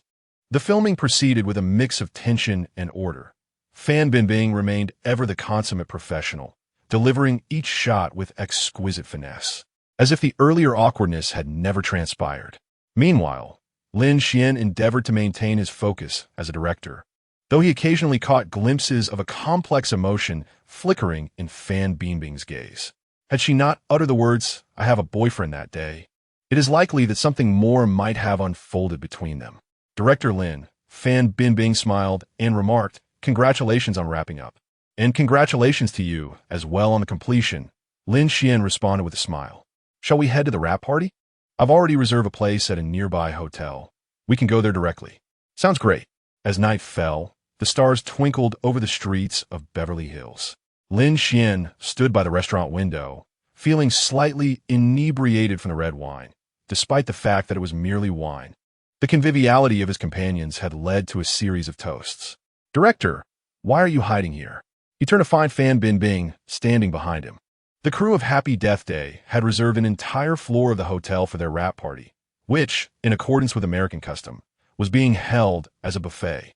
Fan Bingbing appeared to have indulged as well, a faint blush gracing her cheeks, which surprised Lin Xuan. "Are you returning to the mainland tomorrow, Bingbing?" he inquired, attempting to spark conversation. "Yes," she replied. "What about you? Are you heading back tomorrow too?" Lin Xuan almost nodded in affirmation, but found himself saying, "I might still have some finishing touches to attend to. School doesn't start for a few days, so I can leave a bit later." Fan Bingbing teased Director Lin. "It's after hours. You shouldn't be fixated on work." "That's something others might say," Lin Xuan retorted, "but how can you, Bingbing, say such a thing? Everyone in the industry knows you're a workhorse." Around them, the foreign crew members had begun to dance to the music. Leaning forward, Fan Bingbing's subtle allure became evident as she said, I haven't felt this relaxed in quite some time. Look around. It's just the two of U.S. Chinese. With no reporters, no cameras, no corporate constraints, it's liberating." Lin Xuan felt his throat grow parched and asked, "So, what else does Bingbing wish to do?" "Let us talk about you," she said, resting her chin on her hand, shifting the conversation. "I'm quite curious. Are your directing and screenwriting talents innate?" "That's my secret," Lin Xuan replied, teasingly withholding the answer. "Is that so?" Fan Bingbing appeared somewhat tipsy, her body gradually leaning closer to Lin Xuan, her gaze becoming dreamy. "Then, could you help me unlock that mystery?" Feeling her proximity, Lin Xuan did not shy away. Rather, under the influence of alcohol, he supported her with his hand. "Bingbing, you've had too much to drink." "I haven't had too much." Fan Bingbing gradually leaned her entire body against him and said, "Lin Xuan, do you know? After so many years in the entertainment industry, I have met countless individuals, each unique in their own right. Yet, you are the most extraordinary among them, truly special." As she spoke, it seemed she drifted into slumber in his embrace. Lin Xuan was taken aback. "Sister Bingbing, Bingbing." His heart raced. He gazed at the astonishingly beautiful woman before him and suddenly came to a realization. The two of them made their way to the hotel elevator, seemingly oblivious to the surrounding clamor, as if their world had been reduced to just the two of them. The door slammed shut with a resounding thud. It was unclear who took the first step, but their proximity diminished, and eventually, under the influence of alcohol, they kissed once more. This time, Fan Bingbing did not resist. Her hands gently encircled Lin Xuan's neck, reciprocating his fervor. The room was suffused with an intoxicating atmosphere, the rhythm of their heartbeats distinctly audible. At the moment the door closed, reason was entirely consumed by desire, and they embraced tightly, collapsing onto the bed. Chapter 013. Huayu Entertainment. I am back. The morning sunlight filtered through the gaps in the curtains, casting a warm glow upon Lin Xuan's face. He slowly opened his eyes, realizing it was already well past 10 o'clock. The previous night, at the wrap party, he had indulged in copious amounts of red wine, the effects of which had rendered him into a deep slumber that lasted until now. The after effects of the wine were indeed formidable, he mused, rubbing his forehead while muttering to himself. A lingering haze clouded his mind, a clear indication that the remnants of his hangover had yet to dissipate. As Lin Xuan surveyed his surroundings, he noticed the bed was in disarray, blankets and pillows strewn across the floor. A sudden realization struck him. The presence of Bingbing, who had accompanied him last night, was conspicuously absent. He glanced at the alarm clock on the bedside table, which confirmed it was already 10:30 in the morning. "Bingbing?" Lin Xuan called out, raising his voice in an attempt to summon her. He repeated her name several times, but the room remained eerily silent, devoid of any response. A flicker of doubt crossed his mind. Could it be that everything that transpired last night was merely a figment of his imagination?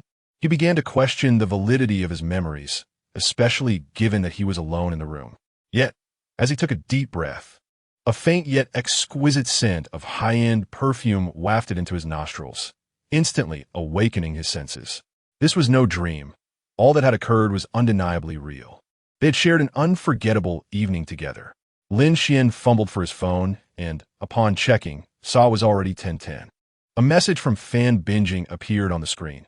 "I have boarded the plane. See you in the homeland, Director Lin." It dawned on him that he had mentioned returning in a few days. Otherwise, he would have been on the same flight back to Huagua as Fan Bingbing.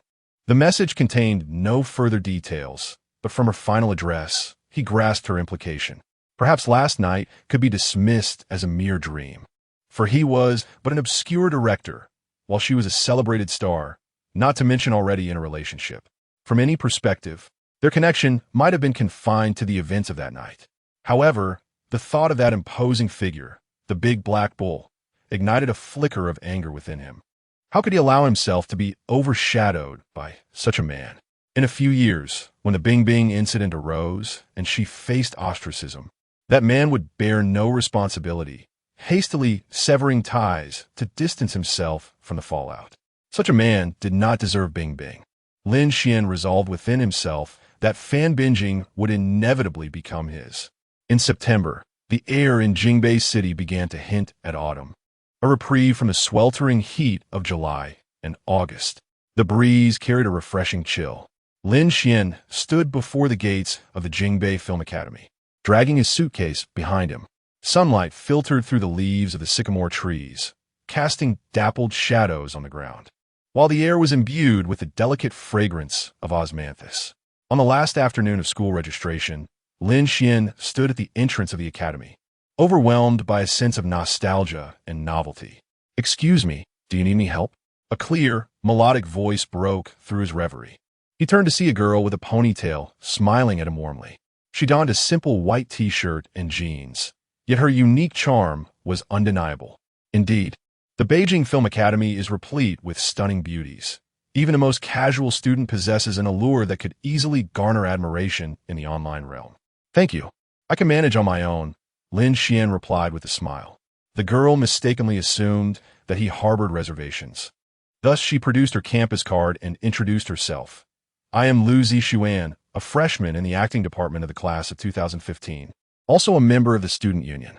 My primary role involves guiding new students through their enrollment." Suddenly, Lin Xuan recalled that this individual might one day become a small actress, albeit he was not well acquainted with her. Noticing her enthusiasm, he feigned unfamiliarity with the campus. "Pardon me, senior, but could you tell me where the reporting area for the directing department is?" "I'm a freshman in that department," Lin Xuan. "Then follow me. I can show you around the campus as well." Ziyi eagerly responded. "I am quite familiar with the school. In a previous life, Lin Xuan had spent 4 years at this institution, becoming intimately acquainted with every tree and building. However, given the invitation from such a beauty, he had no reason to decline. He nodded and said, "I appreciate your assistance." As they walked side by side through the campus, Ziyi enthusiastically narrated details about the various buildings. "Over there is the acting building, where we usually have our classes. Further ahead is the library, which houses a wealth of valuable film resources." Lin Xuan listened attentively, occasionally nodding.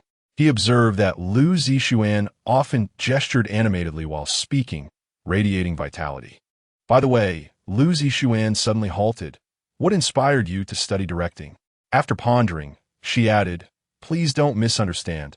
I merely noticed you have quite the handsome visage, a commendable stature, and a fine presence. You could have easily applied to our acting department. So, I am curious as to why you chose directing instead." Lin Xuan reflected for a moment and replied, "I wish to convey stories through the lens." This had been his rationale for applying to the directing department in his previous life. Ziyi's eyes sparkled with excitement as she exclaimed, "What a coincidence! I pursued acting out of fondness for storytelling as well. I believe each character embodies a narrative. Have you seen Little Magic Fairy? That was when I first encountered acting and fell in love with it." Lin Xuan strained to recall, and indeed, it seemed she had performed in that children's play. Though the memory was faint, he responded courteously, "Should I have a fitting role in my future productions, I will seek you out." "Haha," Ziyi laughed, clearly amused by Lin Xuan's words. "Just starting your studies and already exuding a director's aura. You're merely a freshman. I shall look after you from now on. Observing Ziyi Xuan's delightful laughter, Lin Xuan awkwardly rubbed his nose. It was purely a professional habit, nearly forgetting he was just an inexperienced newcomer. Yet, upon reflection, he realized that as a new university student, maintaining a low profile was essential. His previous habits and demeanor needed refinement. After Ziyi Xuan assisted Lin Xuan with his enrollment procedures, they bid farewell. Standing before the familiar yet foreign dormitory, Lin Xuan silently vowed, "Beijing Film Academy, I have returned. Huayu, I am back once more." Chapter 014. The first encounter with Ziyi the autumn at Beijing Film Academy is always particularly lively. Lin Xuan meandered through the campus, collecting over 10 recruitment flyers from various clubs. He found it refreshing, yet the prospect of actually participating seemed somewhat cumbersome. The post-production of Happy Birthday, under his meticulous direction, was progressing smoothly, thanks to the expertise of a Hollywood professional team and the clarity he had provided during filming. Thus, even in his absence from America, the film's post-production remained on schedule, with a projected release in about a month. "Excuse me, are you interested in joining the drama club?" A sudden voice interrupted Lin Xuan's thoughts. He instinctively waved his hand and replied, "No, thank you." Turning around, he spotted a lively young woman standing at the drama club's recruitment booth. "Ziyi?" Lin Xuan inquired. Ziyi, taken aback, responded, "You know me?" Realizing he was merely a freshman, Lin Xuan quickly clarified, "I saw you on the news, the most beautiful candidate on Weibo." Ziyi chuckled softly and replied, "You're too kind. It's all just internet chatter. Are you interested in attending our drama club? We are currently rehearsing our new play in the classroom. You're welcome to have a look." Lin Xuan recalled from his previous life that Ziyi was one of the most renowned students in the acting department at the academy in recent years. "A new play?" He raised an eyebrow. "Yes, Thunderstorm," Ziyi replied with a twinkle in her eye. "I play a character named Si Feng. Are you not also a freshman? How did you get involved in recruitment?" Lin Xuan asked, puzzled. With a smile, Ziyi explained, "I arrived at school early and, through a senior's introduction, joined the club a few days ago. I came to help out today, since I had some free time." "Which department are you in?" "I'm in the directing department," Lin Xuan responded. Ziyi's eyes lit up with excitement. "Have you directed anything before?" "Well, I have directed," he began, but Ziyi interrupted, "No buts. Having directing experience is all that matters. Our troupe is in need of a director to assist with our production." With that, Ziyi enthusiastically took Lin Xuan's hand and led him towards the rehearsal classroom. Lin Xuan couldn't help but smile wryly at the natural ease with which she interacted. Upon entering the classroom, they discovered 7 or 8 handsome young men and women already engaged in rehearsal. The atmosphere was vibrant and filled with enthusiasm, with each individual fully immersed in their roles. A tall girl was passionately practicing an impassioned monologue, her voice resonant and infectious, filling the room with its power. Nearby, another dashing young man was rehearsing his lines, articulating them with fluidity and strength. After observing for a while, Lin Xuan gradually noticed that, despite the apparent talent of the troupe members, they seemed to share a common flaw. The differing backgrounds and environments in which they were raised seemed to subtly constrain their emotional investment in their performances.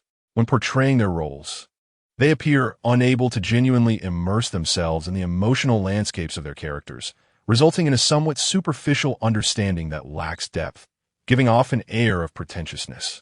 A story set in the historically rich and distinctive era of the Republic of China, under their interpretation, transforms into something akin to a modern Mary Sue narrative, losing its intrinsic charm and meaning.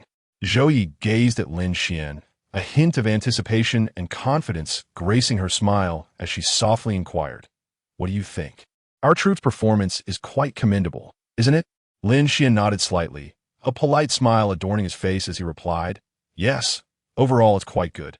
Ziyi beamed with satisfaction, suggesting, "Would you care to join us?" Lin Xuan promptly shook his head, responding, "No, I'm not well-versed in directing. I wouldn't want to waste everyone's time." Of course, he was mainly concerned about these young ones wasting his time. Ziyi felt a tinge of regret and desired to persuade him further. Unexpectedly, a boy from the classroom strode forward, loudly proclaiming, "Not just anyone can join our drama club. His voice boomed, causing the students engaged in rehearsal to halt. Upon hearing this, Zhou Yi's face flushed crimson. The individual she had brought was being humiliated by this boy before her. Wang Jichen, please refrain from speaking carelessly. This student is a freshman from the directing department and possesses directorial experience. If he were to join our club, we would certainly enhance our chances in the upcoming drama competition, Zhou Yi retorted, turning to him and adding, I apologize, my classmate. Lin Xuan maintained his composure, unfazed by Wang Jichen's words. Youth often comes with a certain temperament, especially in front of someone they care about. From the moment they entered the classroom, Lin Xuan noticed Wang Jichen had ceased rehearsing, attentively monitoring their interactions. It was evident he held a keen interest in Zhou Yi. Could it be he harbored feelings for her? Regardless, the boy had a point. When one individual joins a club, it naturally complicates the inclusion of others. Wang Jichen discerned the underlying implication in Lin Xuan's words. Having disparaged him, Lin Xuan retaliated by labeling Wang Jichen as insignificant. Standing there, Lin Xuan felt a surge of impatience.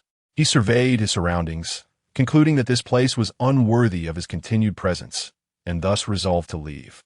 However, just as he prepared to step away, Wang Jichen abruptly appeared in his path, blocking his exit.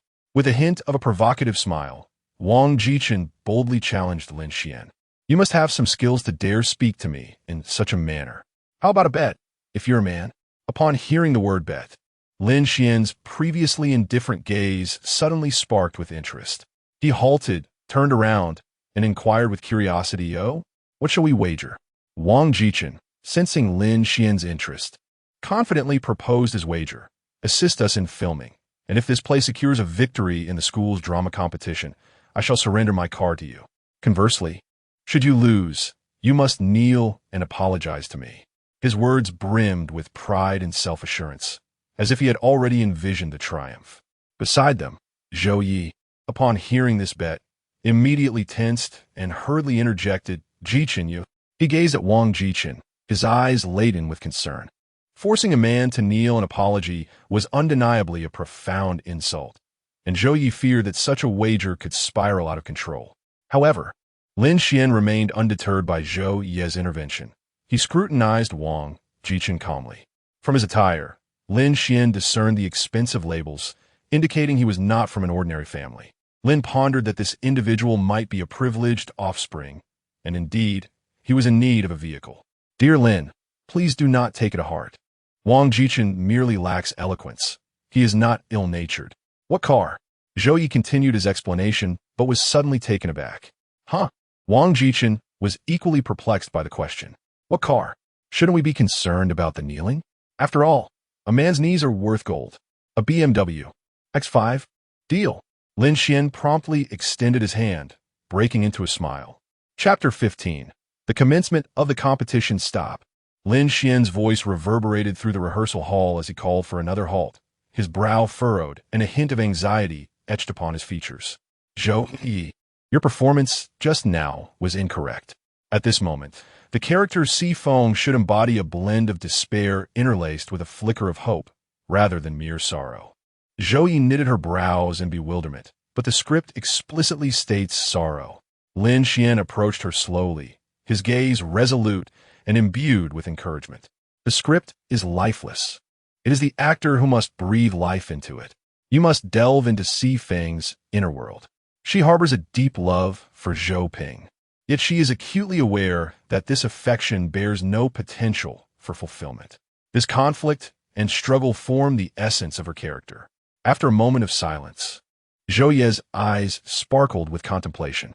Suddenly, she lifted her gaze to meet Lin Xuan's, her tone tinged with a hint of provocation. Lin Xuan, have you ever been in love? Lin Xuan was taken aback, clearly unprepared for such a question. What? If you have never experienced love, how can you genuinely comprehend Si Feng's emotions? Her tone bore challenge, seemingly questioning Lin Xuan's guidance. Lin Xuan smiled softly, responding with ease, by your reasoning, should one truly murder to portray a criminal? Zhou Yi was momentarily at a loss for words, rendered speechless by his retort. Soon, however, she too chuckled, and the atmosphere lightened considerably. All right, you win. Now tell me, How should I portray this character? Taking a deep breath, Lin Xuan began to elucidate. The character Si Feng is profoundly intricate.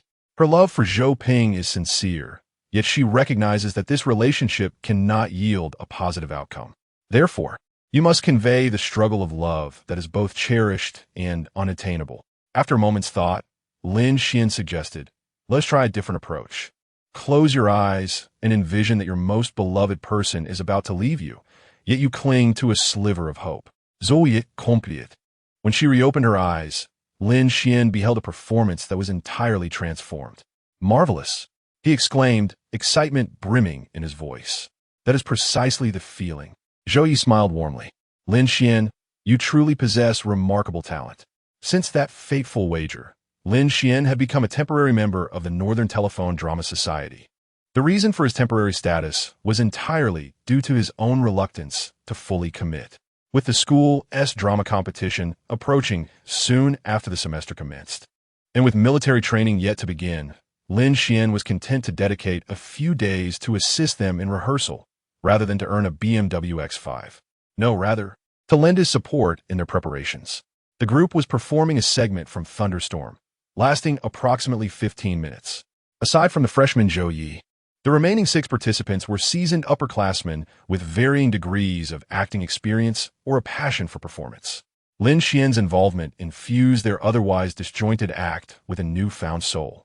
The changes over the past few days were evident to all, profoundly felt by the ensemble. The sole exception was the second-generation student Wang Jichen. Due to the wager between the two, Lin Xuan had temporarily sidelined Wang Jichen from the rehearsals on the grounds that the party involved could not participate.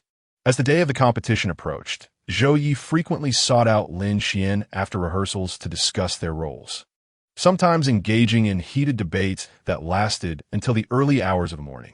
I believe it should be more intense, Ziyi asserted, pointing to the script. No, the character of Si Feng is inherently reserved. Overly dramatic expressions would distort her essence, Lin Xuan countered. How about this? Lin Xuan suddenly proposed. Let's improvise a scene. You perform according to your interpretation, and I will direct according to mine, and we shall see which approach yields a superior effect. Ziyi's eyes brightened with enthusiasm. Sound great. The busy days flew by, and before long, the long-awaited drama competition commenced. On this day, the entire school was enveloped in a palpable atmosphere of tension and excitement. The participating students were brimming with energy, for this event marked the first significant activity of the new academic year, drawing a considerable audience.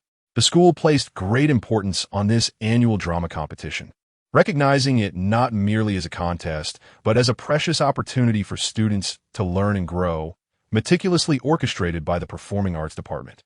Throughout the campus, busy figures were visible. Some students were nervously engaged in final rehearsals backstage, while others were diligently adorning themselves in the makeup room, preparing to present their finest selves on stage. Teachers stood nearby, offering careful guidance to ensure that every detail reached perfection. In the audience, seats were neatly arranged, awaiting the arrival of spectators. The competition stage was adorned with exceptional splendor, with lighting and sound equipment meticulously calibrated to provide the audience with an unparalleled audiovisual experience. The range of performances was diverse, spanning adaptations of classic literature to original works, with each team pouring immense effort and creativity into their presentations. They aspired not only to showcase their talents, but also to gain recognition from professional judges and the audience alike.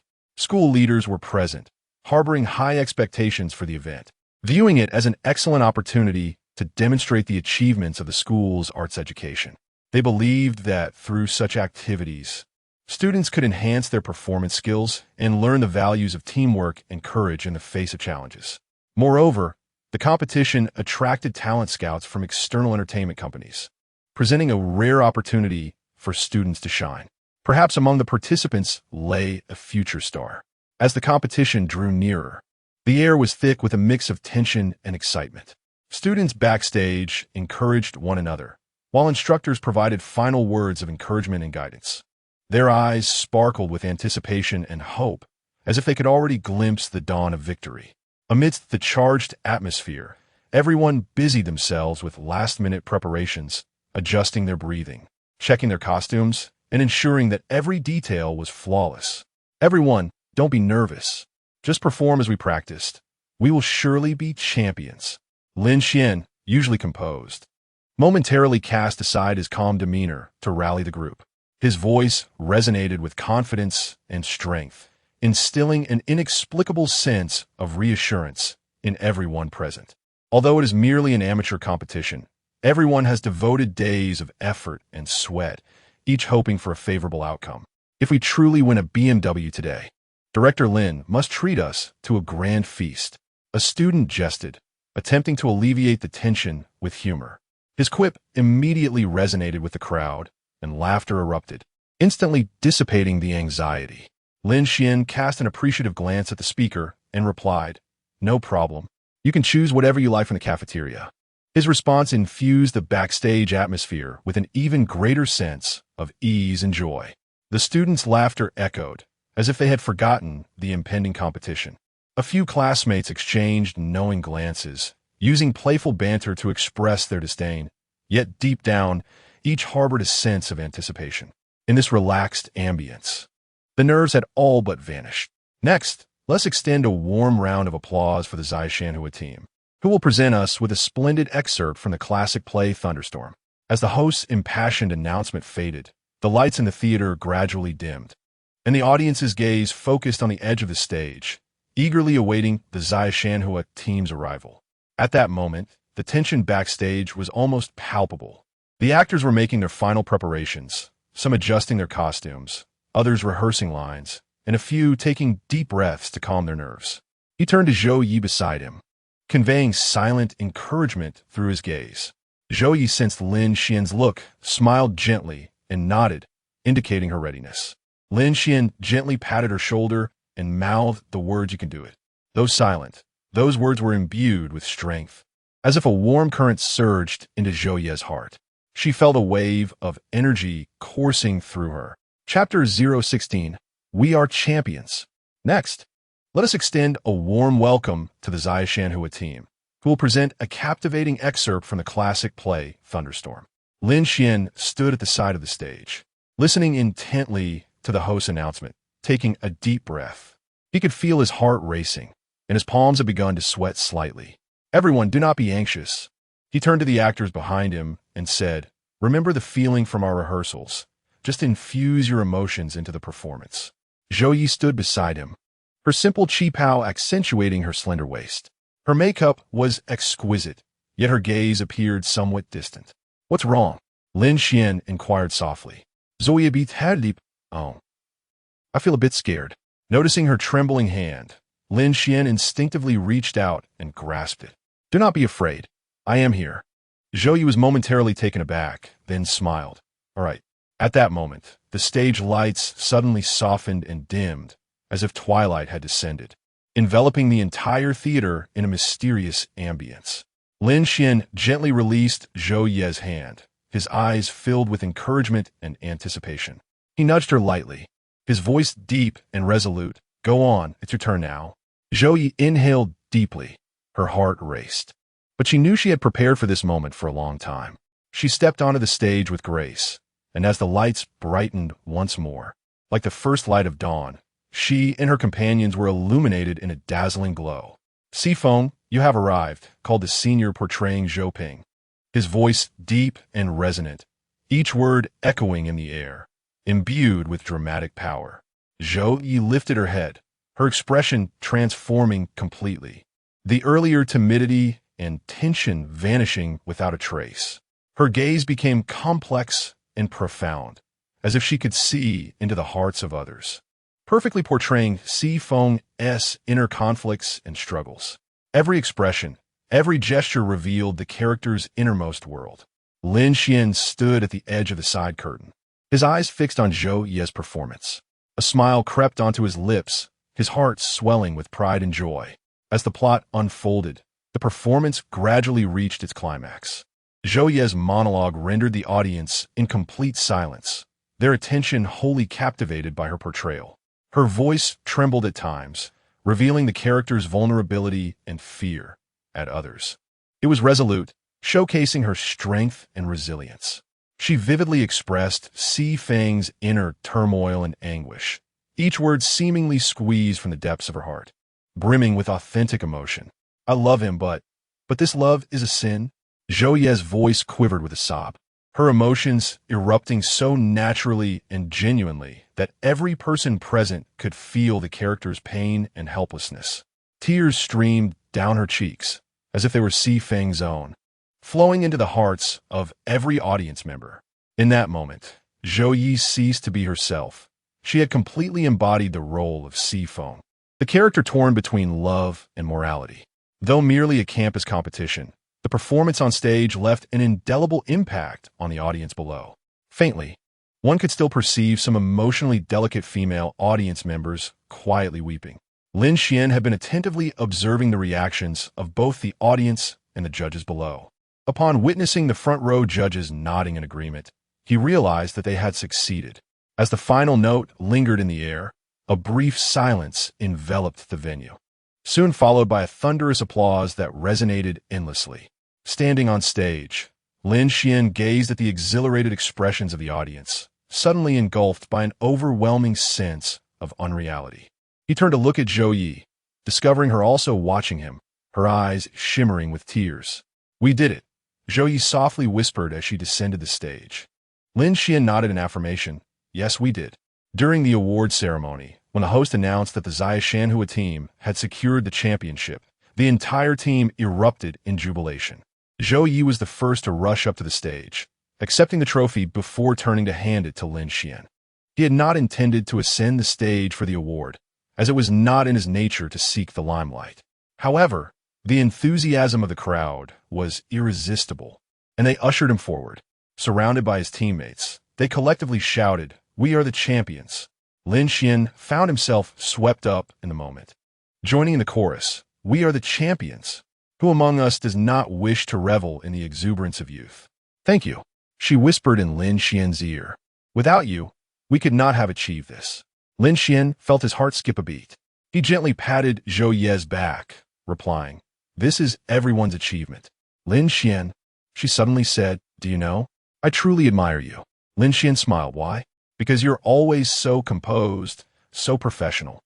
The stage was rather cramped, with all the award-winning teams huddled together, and naturally, Zhou Yi and Lin Xuan found themselves close to one another. Leaning against Lin Xuan's right side, she spoke in a voice only they could hear. "Sometimes I feel you understand performance better than we do in the drama department." He lowered his gaze slightly, his eyes tenderly resting on Zhou Ye's profile. Her features were exquisitely refined, as if sculpted by nature itself.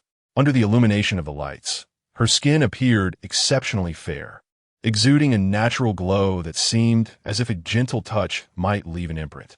Her makeup was perfectly balanced, neither heavy nor superficial, each stroke seeming meticulously calculated, rendering her beauty more vivid and three-dimensional.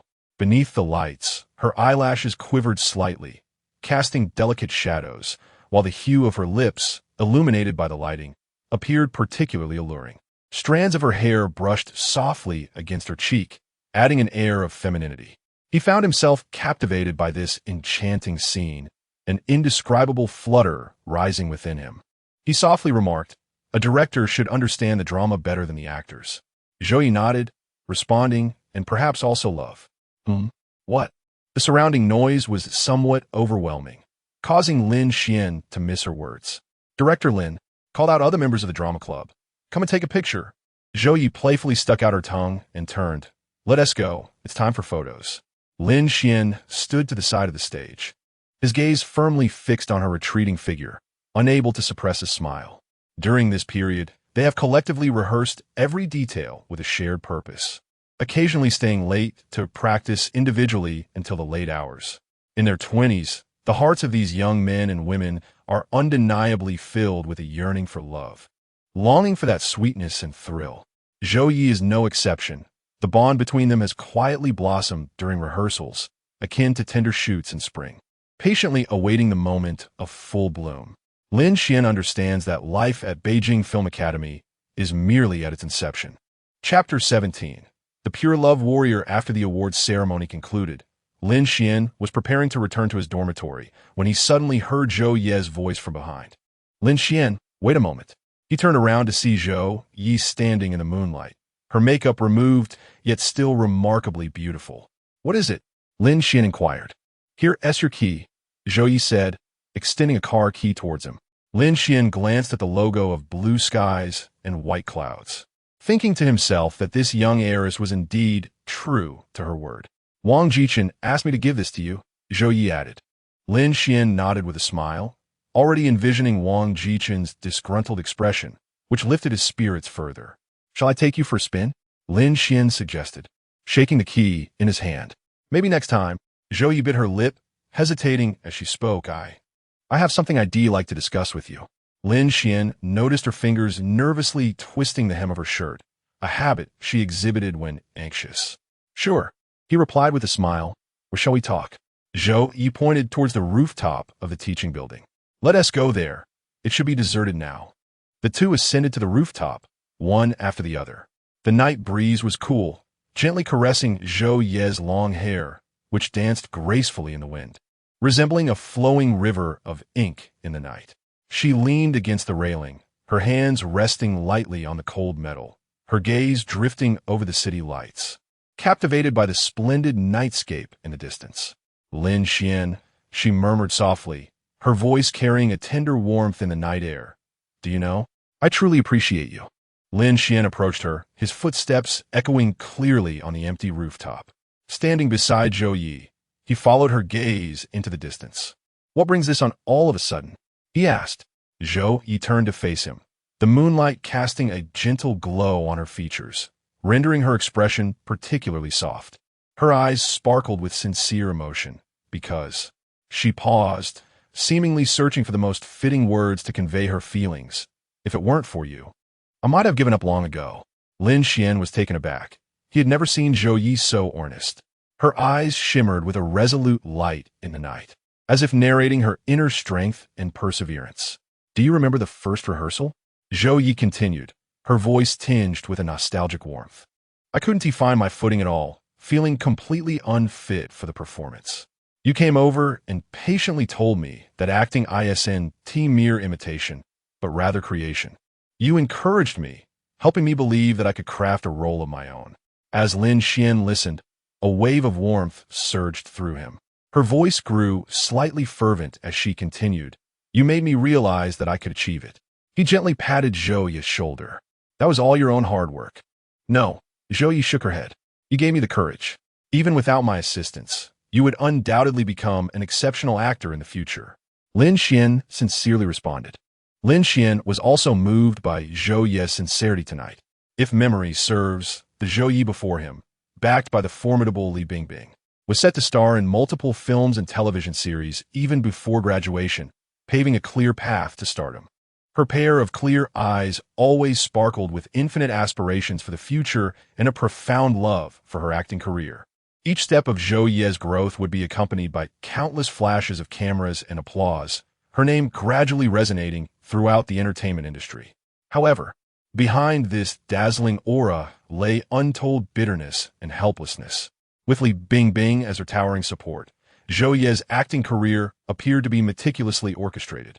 From script selection to character development, every detail crafted by the company, leaving her with little voice in the matter. Consequently, she found herself devoid of autonomy, dictated by the company on how to perform and what to portray. Deep within her heart, Zhou Yi yearned for the freedom to choose her roles, to interpret the essence of each character in her own way. Years later, in the stillness of the night, she would often practice various expressions and lines before the mirror, striving to discover her unique acting style. Yet, whenever she attempted to communicate her thoughts to the company, she was always dismissed with the phrase, "It's for your own good." The inner turmoil and conflict within Zhou Yi were hers alone to comprehend. Why can Feng be so brave, risking everything for the one she loves? Lin Xuan pondered before replying. Because belief breeds courage. She believes that love is beautiful, even if fleeting. Love is beautiful yet fleeting. Zhou Yi echoed Lin Xuan's words, suddenly grasping his hand. Lin Xuan, I like you. Lin Xuan looked down at Zhou Yi. her eyes shimmering under the moonlight, as if filled with stars. Ziyi, you must have already signed your acting contract the moment you got accepted into the film academy, right? He whispered, a flicker of complex emotions dancing in his gaze. Do you know what that means? How? How do you know? Ziyi stammered, caught off guard by Lin Xuan's sudden inquiry. Her heart raced, her palms slightly sweaty. She sought answers in his calm expression, which remained inscrutable. Yet, gazing into Lin Xuan's eyes, she hesitated for a moment, as if making a firm resolution. Taking a deep breath, she exhaled slowly. I know. Zoyisimidet. Her expression tinged with a hint of bitterness, yet her voice was resolute. It means we must work harder to prove ourselves through our work. It means we will face more rumors and endure greater pressure. But Lin Xuan, I'm not afraid. Lin Xuan gently wiped away the tears on Zhou face. His touch tender and delicate. Silly girl, why are you crying? Zhou Yi grasped his hand. And you? Do you like me? Lin Xuan met her hopeful gaze and suddenly smiled. What do you think? He leaned down and softly kissed Zhou Yi's lips. The kiss was light, like a feather brushing against her. Yet Zhou Yi felt her heart racing, almost bursting from her chest. As Lin Xuan lifted his head, he noticed that Zhou Yi's face had turned as red as a ripe apple. Lin Xuan, she murmured, does this mean we are together now? Lin Xuan chuckled softly as he ruffled her hair. What do you think? Suddenly, Zhou Yi leaped into his embrace, exclaiming, this is wonderful. Lin Xuan held her close, feeling the rhythm of her heartbeat, and let out a faint sigh within himself. How did he become the champion of pure love? Chapter 018. A man must pursue his career. The morning light filtered through the gaps in the sycamore leaves, casting a gentle glow on the cobblestone path. Lin Xuan pedaled his bicycle along the trail in front of the teaching building, his basket carrying 2 warm, steaming servings of Bingbing. As he passed the performing arts building, he deliberately slowed his pace, his gaze drifting towards the floor-to-ceiling windows on the 3rd floor. Zhou Yi was stretching in the dance studio, the morning light accentuating the graceful lines of her long neck, reminiscent of an elegant swan. He merely glanced upward, and the swan lowered her head, gazing outside with a radiant smile. The two had been secretly together for half a month, and the reason for their secrecy was straightforward.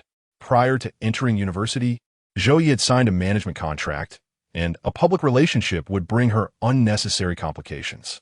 5 minutes later, Zhou Yi emerged from the dance studio, clad in her soft ballet shoes, jogging lightly, beads of sweat glistening on her forehead. Just as she was about to speak, Lin Xuan gently pressed a tissue against her forehead. Wipe off your sweat first. Be careful not to catch a cold. How did you know I hadn't had breakfast today?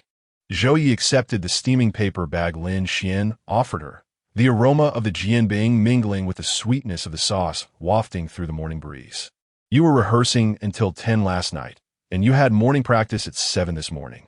Like a magician, Lin Xuan produced a thermos from his backpack, containing red date soy milk sweetened with honey. Just as Zhou Yi was about to rise on her toes to kiss his cheek, she suddenly noticed several heads peeking out from the 2nd floor window. With a mischievous smile, she stuffed half of her Jinbing into Lin Xuan's mouth. Isn't there an audio-visual language class in the directing department today? If you don't hurry, you'll be late. Lin Xuan stepped back, pushing his bicycle, watching the girl bounce away behind the glass door, her lips still smeared with sauce. He raised a hand to wipe his mouth. The sweetness of the sauce mingled with honey melting on his tongue. However, in a corner where neither of them noticed, a pair of eyes witnessed the entire scene unfold. Hey, is that Bingbing? I saw the Zhou Yi told me to keep an eye on. Seems to be dating a boy from the directing department. Scene 37. Take 2, action. Under the spotlight of the drama club, Zhou Yi knelt before a prop bed, her pristine clothing stained with splotches of blood. As she trembled and uttered the words, "This child's eyes resemble yours so closely," Lin Xuan suddenly raised his hand. Cut. The onlooking members exchanged glances. This pivotal scene from Thunderstorm, where the character Fei Feng suffers a miscarriage, had Zhou Yi struggling for the past 2 days, following the immense success of their last performance. The faculty praised their work, urging the drama club to bring the classic play Thunderstorm to the stage with meticulous preparation, recording the entire performance as a high-quality video for submission to the television station. This was not only an affirmation of their acting skills, but also a rare opportunity for their talents to be showcased on a broader platform. Upon receiving this news, the drama club members were filled with excitement and enthusiasm, aware that having their work aired on television held great significance for students of the performing arts. Every individual is brimming with anticipation, yearning for the opportunity to be seen by a wider audience, perhaps even to be discovered by a renowned director or a prestigious production company. Such an opportunity could serve as the pivotal moment, transforming them from inconspicuous student actors into celebrated stars. Yet, reality often proves far more unforgiving than dreams. The likelihood of graduating acting students attaining stardom is, in fact, quite low. In truth, the percentage of those who reach the level of a tertiary actor is less than 40%. This implies that despite their solid acting skills and professional training, only a fortunate few can truly rise above the fierce competition of this industry and become public figures. You come here. Lin Xuan suddenly tugged at Zhou Ye's sleeve, leading her backstage, leaving a bewildered audience of actors behind. The door to the storage room clicked shut, and Zhou Ye's back pressed against the cold metal cabinet. Where are you hiding from? Lin Xian's fingertip traced beneath her collarbone. Every time we performed the miscarriage scene, your hands clenched the fabric tightly. Sure, Feng should appear like a puppet stripped of its soul, not like a startled deer. Zhou Yi's eyelashes fluttered. I researched the era and the women. Research is lifeless. Lin Xuan abruptly grasped her hand and pressed it against his chest, urging her to feel this. When a most significant person departs, it feels as though one has been hollowed out. His heartbeat resonated through the thin fabric, sending tingling waves through Zhou Ye's palm. Zhou Yi had been distracted during rehearsals these past few days, and Lin Xuan could no longer contain himself, seeking her out in this manner for a conversation. In the confined space, they were close together. Zhou Yi felt Lin Xuan's breath and heartbeat, and suddenly, her ears flushed crimson with unspoken thoughts. Lin Xuan, perhaps we should discuss this outside. Are you hiding something from me? Lin Xuan inquired suddenly. Zhou Yi hesitated, struggling with her words before deciding to speak. My aunt seems to have discovered us. Aunt? Elena Xuan Gua, Li Bingbing. Zhou Yi gently shook her head. It's Aunt Li Shui. I see. Lin Xuan finally understood why Zhou Yi had been out of sorts these past few days, as well as the challenges they were about to confront together. What did she say? Lin Xuan asked softly. Zhou Yi replied. She said, to break up with you. What do you think? Of course, I don't want to. Zoya exclaimed passionate. But I also don't know what to do. They hold my contract. Lin Xuan thought to himself how excessively Li Shui was meddling. What is wrong with dating? Am I eating your family's rice? Perhaps we should take some time to calm down. I need to think about how to handle this, Lin Xuan reassured her.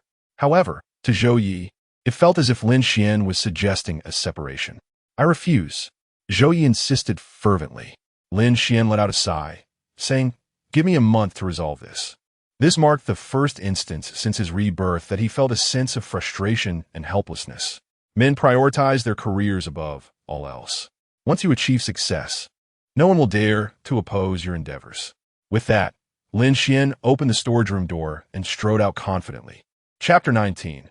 I'm a miracle before the Chinese Theater in Los Angeles. The red carpet stretched all the way to the corner of the street. Lin Xuan stood before a massive poster, his heart brimming with exhilaration as he beheld his name for the first time listed among the directors of a Hollywood film. Are you nervous? Came Fan Bingbing's voice from behind. Lin Xuan turned to see her in a breathtaking silver gown. It had been 2 months since they last saw each other, following a night of heavy drinking, and during that time, they had not even kept in touch. Lin Xuan had been preoccupied with a failed romance, while Fan Bingbing was likely busy with her filming. Yet, as he observed her weary expression, he suspected she might have encountered some difficulties recently. A little, Lin Xuan smiled, and you? Fan Bingbing playfully linked her arm with his. I'm not nervous at all. This isn't my first Hollywood premiere. As the flash of cameras erupted, reporters clamored to pose their questions. Lin Xuan responded fluently in English, but his peripheral vision remained fixed on Fan Bingbing's expressions.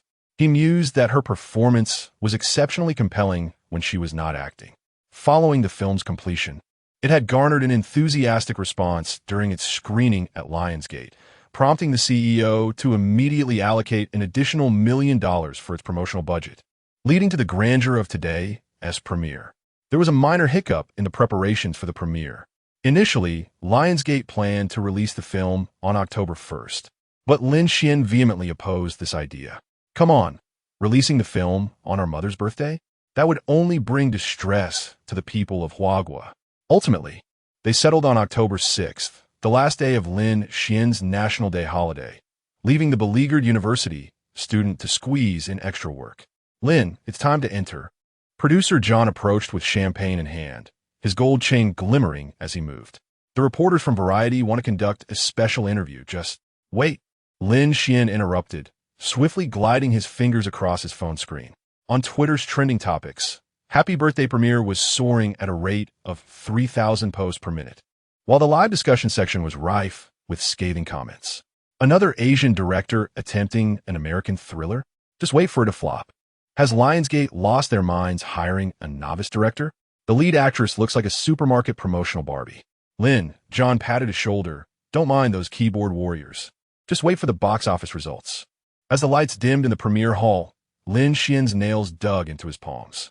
When the scene of Jessica awakening in the dormitory first appeared, he distinctly heard laughter from the back row. However, as the cycle of death progressed, gasps began to ripple through the audience. When the lead actress counterattacked the masked killer wearing a baby mask, thunderous applause erupted throughout the theater. Holy shit! Exclaimed a film critic in the front row, removing his 3D glasses. The direction of that shot was extraordinary. As the audience dispersed, Lin Xuan found himself cornered outside the restroom. The CEO of Lionsgate grasped his hand enthusiastically, exclaiming, "Come to headquarters tomorrow for a meeting. We need to discuss the sequel." His assistant timely presented a box of cigars, the rich aroma of Cuban tobacco mingling with the scent of cologne wafting through the air. "Lin, would you care to try one?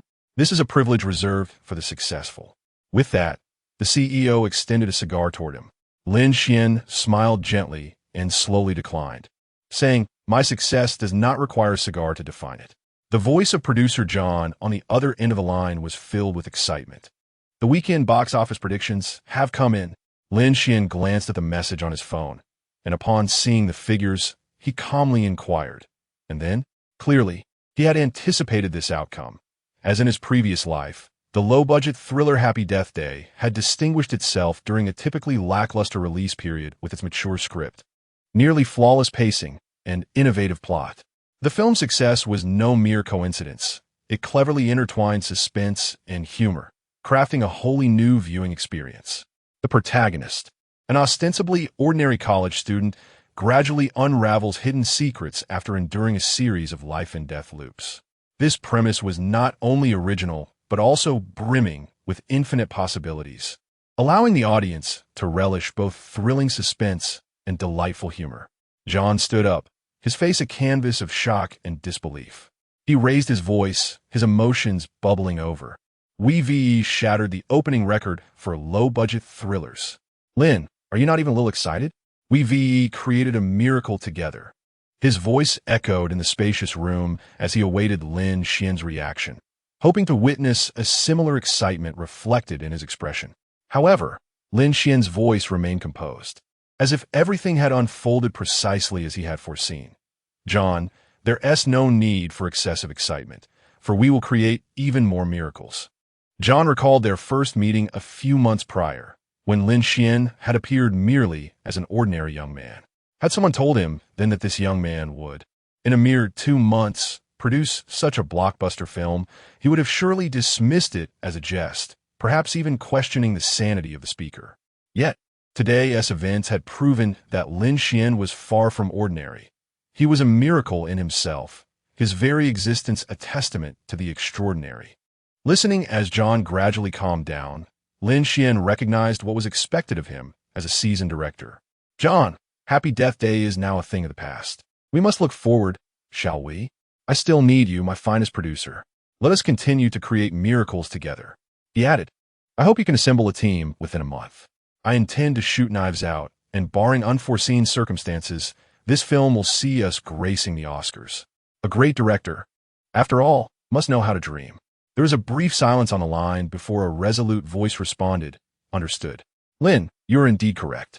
How was it that Lin Xuan had managed to quell his own excitement, only to have it reignited by just a few words? In the days that followed, Lin Xuan received an increasing amount of feedback. The film's Rotten Tomatoes freshness rating soared to 92, with The Hollywood Reporter awarding it 4.5 stars. Lin Xuan, with a budget of $7 million, accomplished a deconstruction and reconstruction of the genre, with each death cycle resembling a meticulously polished prism, reflecting various facets of youthful anxiety. In its second week, Happy Death Day defied expectations with a 15% rise in box office revenue, making headlines in the industry. AMC theaters hastily added screenings, and the giant advertisement in Times Square, New York, showcased a close-up of Jessica's terrified expression. Almost daily, Lin Xuan received emails breaking previous records. Happy Death Day, emerging as a dark horse, swept across the North American box office, surpassing $30 million in its opening weekend. Major media outlets rushed to report, heralding it as the year's greatest surprise. Lin Xuan, with a modest investment of $7 million, had conjured a box office miracle. The Hollywood Reporter. Happy Death Day, a groundbreaking thriller comedy. The New York Times. Lin Xuan, a genius director from Huagua. Variety.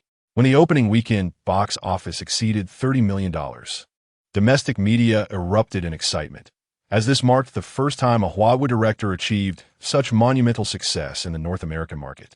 A director with over $100 million in box office earnings. He was the second director, after Li, to reach such heights in North America, and he hailed from genuine mainland roots. How could this not drive the media into a frenzy?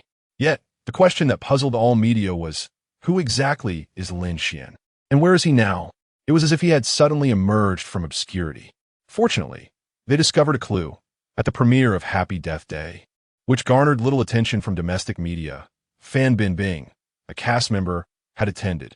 If they could find Fan Bingbing, they could locate Lin Xuan. However, the media were unprepared for the revelation that Lin Xuan was not hiding away, but rather diligently working on assignments in his dormitory. In preparation for the upcoming filming of Knives Out, he had requested a month's leave from the school, but was also compelled to complete reports for the courses he would be missing.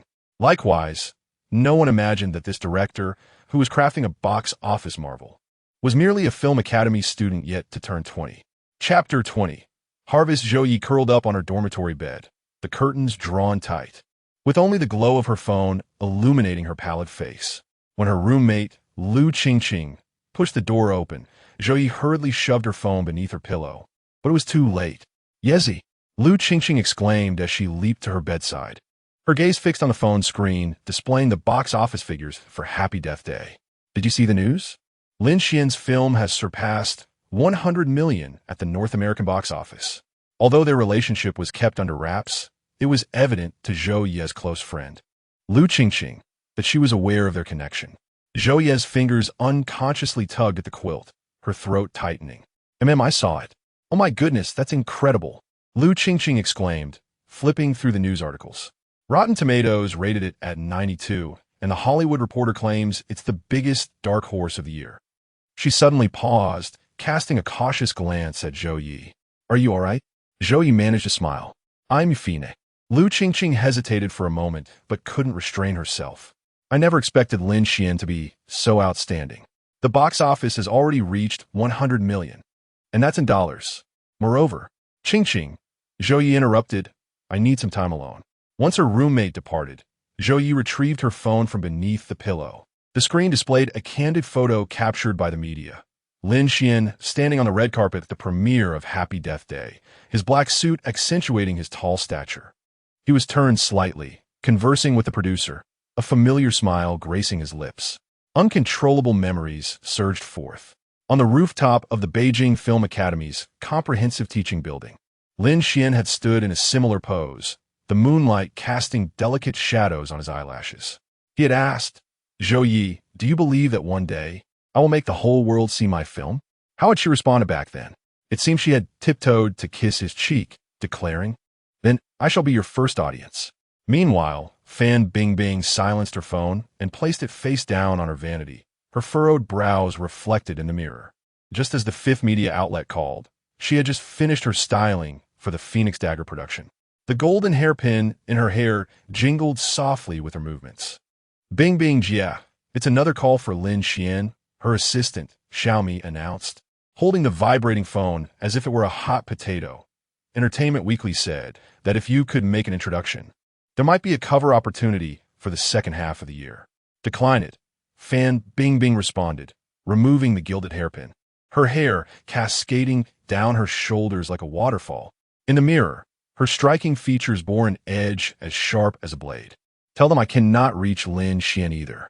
Xiaomi hesitated, then quietly exited. Fan Bingbing unlocked her phone, revealing a plethora of unread WeChat messages. 99 notifications. All media inquiries veiled in subtlety. She opened the pinned conversation. The last message, time-stamped just minutes ago, arrived in Los Angeles. Thank you for shielding me, Bingbing Jia. With a soft sigh, Fan Bingbing remarked, Lin has indeed gone into hiding. What am I to do? Suddenly, her phone lit up with an unfamiliar call. Instinctively, she answered, Who is this? Ms. Fan, this is John from Lionsgate. On the other end of the line, a voice adorned with affability inquired about the celebratory banquet for Happy Death Day, uncertain of whether she could attend. Apologies were exchanged due to scheduling conflicts. Fan Bingbing abruptly terminated the call, her fingers poised over the box office datograph. The figure 127 million shimmered with a cool blue glow, stinging her eyes. The boy, once drenched in sweat and serving as a production assistant, was now being pursued by the spotlight in Hollywood. Life, indeed, resembles a cinematic narrative. At the moment when he received the news of director Lin Xuan's film Happy Death Day, achieving monumental success globally, she was engrossed in the reshoots for 10 Miles of Peach Blossoms.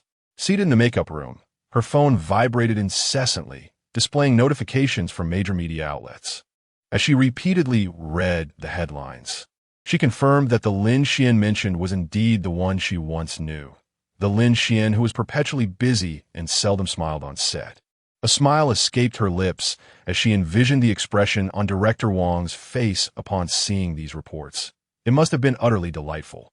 She began to sift through the photos saved on her phone from the 10 Miles of Peach Blossoms crew. In one corner of a particular image, she spotted Lin Xuan, bending down to retrieve a clapperboard that had been blown away by the wind, his neck sunburnt from prolonged exposure. He recalled the scene vividly. She had purposely knocked over a bottle of water, watching as Lin Xuan fumbled to pull out a handkerchief to wipe it up. The memory of his flustered demeanor made her laugh once more. Outside the window, a gentle rain began to fall, causing the red lanterns of the Tianxian film city to appear like faint bloodstains in the mist. He set her phone aside and opened her photo album, her fingers gliding softly over the images. She saw Lin Xuan devouring a cold meal on set, curled up behind the monitor, napping, and gesturing with the storyboard to the cinematographer, detailing every shot's intricacies. She selected a few amusing photos of Lin Xuan and sent them to him via WeChat. Writing, Director Lin, if you don't include me in your next film, I might just post these on Weibo. She quickly added, Lin Xuan, congratulations. The celebratory banquet was held at the Cliff Restaurant in Beverly Hills, a picturesque venue frequented by Hollywood stars and socialites. The restaurant's opulent decor, complemented by expansive floor-to-ceiling windows, offered every guest a breathtaking view of the Pacific Ocean. As night fell, the champagne tower reflected a captivating glow under the soft lighting, as if each layer of champagne encapsulated the twilight of a Pacific sunset. As the evening deepened, Lin Xuan drove alone along Santa Monica Beach, savoring the caress of the sea breeze. The car radio played the latest review from The New Yorker, its tone filled with praise. This Chinese director had injected Hollywood with a potent dose of vitality. His work not only possessed profound cultural significance, but also integrated international narrative techniques, resonating with audiences worldwide. Lin Xuan rolled down the car window, allowing the briny sea air to fill the interior, bringing with it a refreshing coolness and the fragrance of the ocean. His gaze occasionally swept across the rearview mirror, where a colossal billboard for Happy Death Day stood out conspicuously against the night sky. The actress's terrified expression and the film's tagline, "Every day is a new beginning," came alive and took on an air of mystery under the glow of the headlights. The real-time box office figures on the electronic screen fluctuated before finally settling at 127 million. His phone vibrated in the glove compartment, where a new contract from Lionsgate lay quietly in his inbox. Lin Xuan glanced at the brown paper bag on the passenger seat, containing the outline for Knives Out, the ammunition he had prepared over 3 sleepless nights for the next battle. Thanks to John's efficient preparations, all pre-production work for Knives Out had been completed. As per Lin Xuan's request, every detail, from the location to the cast, even the music production team, had been assembled with the original crew from a previous life. Furthermore, the investment had now escalated to $50 million. In the real world, which was cooler, 007 or Captain America. The moment the traffic light turned from red to green, Lin Xuan pressed the accelerator, and the silver Tesla shot forward like an arrow into the unending galaxy of stars that is Los Angeles. Chapter 021. Shouldn't it win an Oscar? Deep within a tranquil forest on the outskirts of London, an ancient castle emerges from the morning mist, reminiscent of a scene from a fairy tale. Sunlight filters through the haze, casting dappled patterns on the stone walls of the castle, adding an air of mystery to this venerable structure. Lin Xuan stands before the monitor inside the castle, intently observing every detail. His gaze closely follows Anna as she gracefully lifts her skirt and descends the spiral staircase with a slow, rhythmic elegance akin to a silent dance. In her hand, Anna holds a syringe, the iconic prop of her character, Marta, illuminated by candlelight. The syringe glimmers with a cold sheen, complementing her timid expression.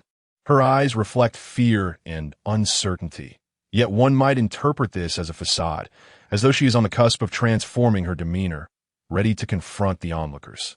Cut! Lin Xuan suddenly calls out, his voice echoing through the vast castle.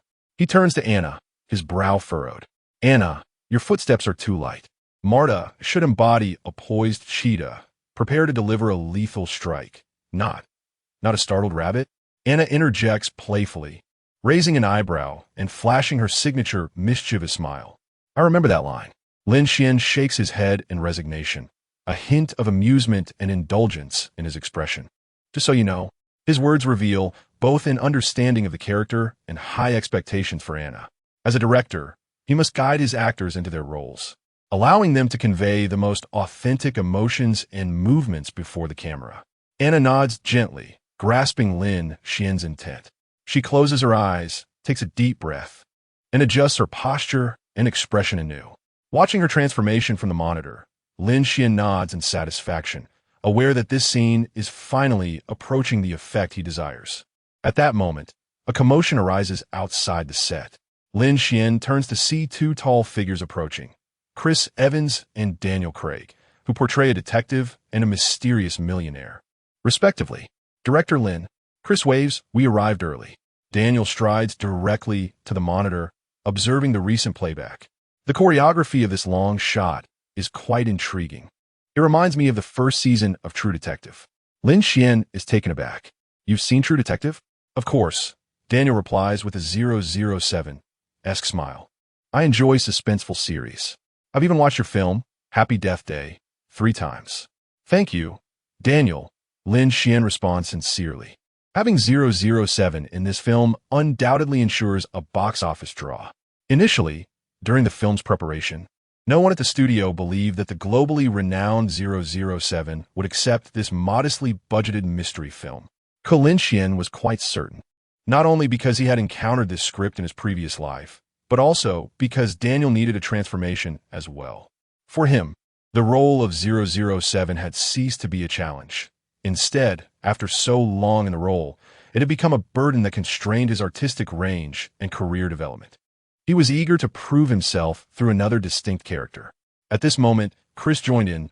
Lin, I'm also your admirer. Thanks to our Captain America, who has temporarily set aside his mission of saving the world to join our crew. Lin Xuan seized the opportunity to crack a joke, prompting laughter from everyone present. Similarly, Chris also required a transformation, as he was already aware of the impending conclusion of the Captain America saga. With the inclusion of these 2 international superstars, the box office was assured. making Lionsgate more willing to invest. Anna approached, lifting her skirt. "What are you discussing?" "We're talking about director Lin's art of killing," Chris responded, mimicking a throat-slitting gesture to tease the Cuban beauty, adding, "I hear there are quite a few." "Stop!"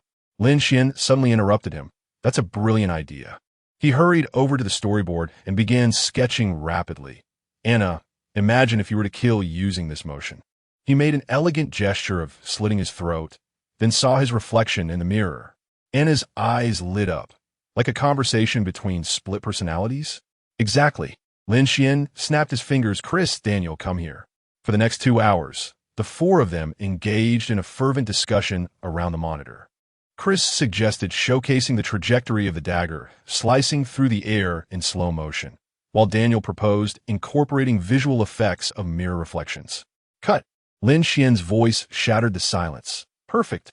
Chris Evans emerged from the shadows, applause echoing in the expansive hall.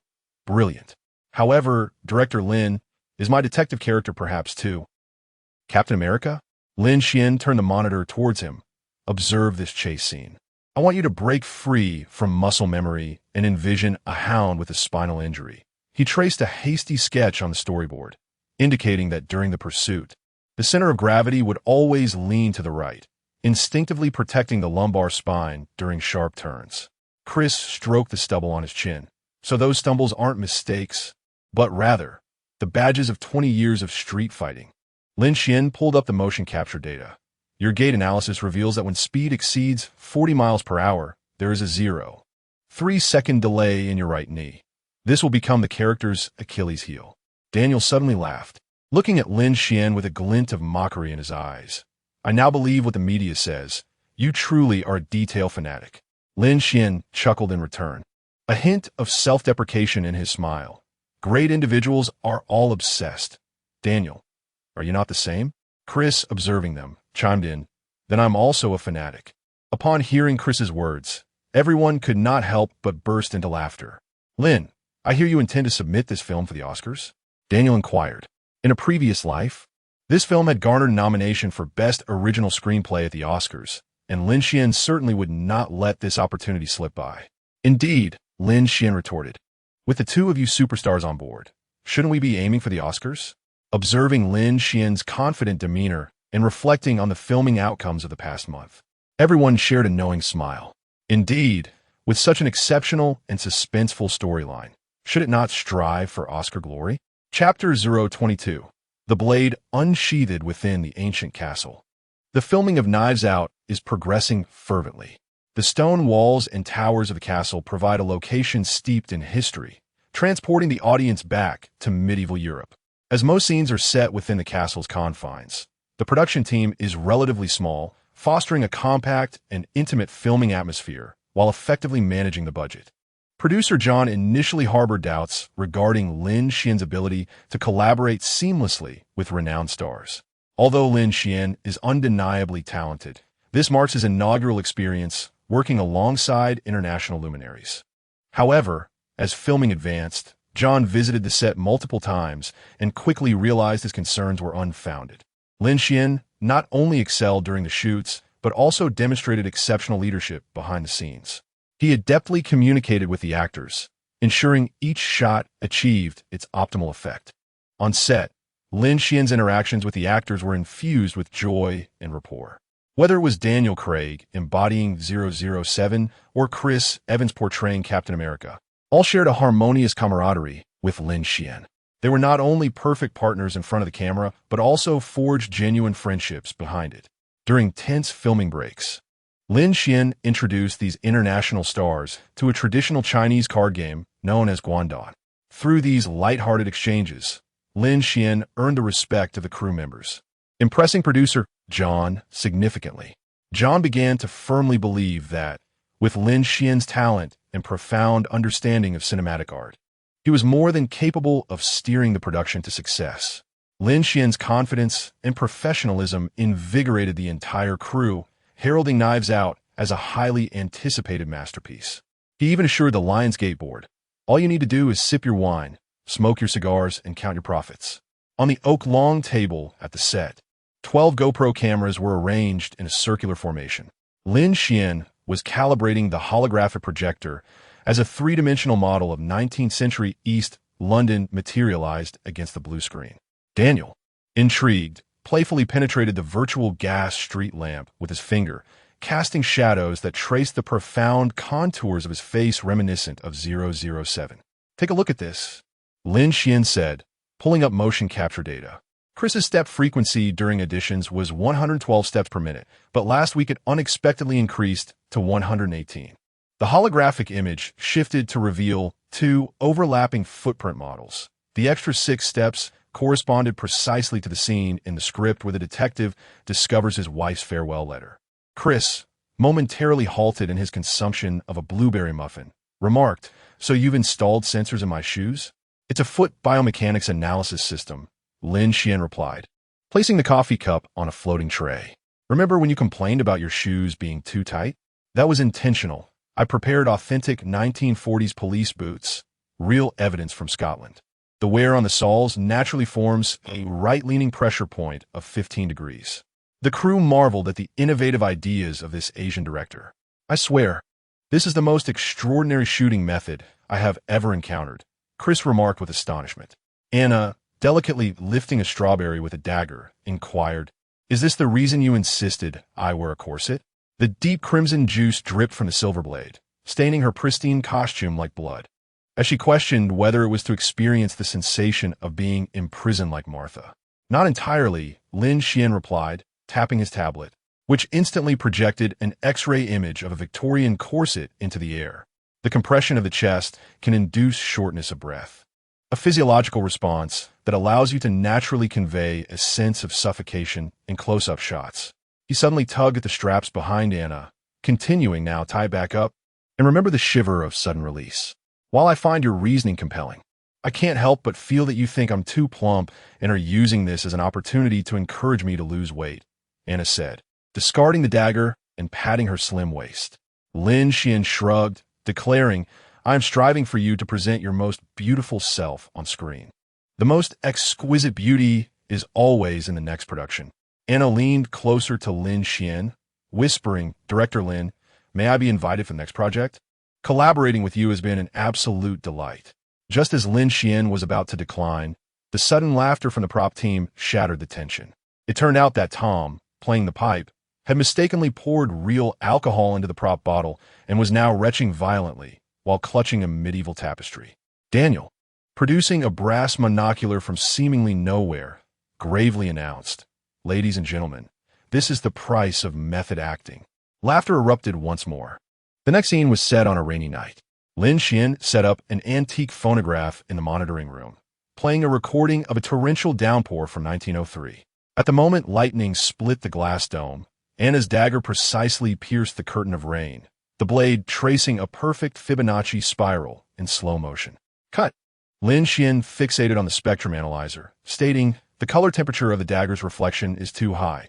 We need a prop that has been chilled." He turned to the astonished lighting technician and gestured. It should resemble a surgical knife just taken from the freezer, exuding that chilling metallic sheen. Chris, wrapped in a blanket, leaned closer to the monitor and exaggeratedly exclaimed, "This is more extravagant than when I injected the super soldier serum back in the day." Laughter erupted among the crew. The Captain America reference was best delivered by the original performer. "Do you recall your knee-jerk reflex test?"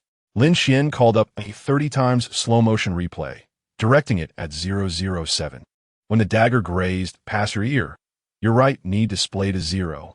7-second conditioned reflex, an echo of the detective's childhood fall from a horse.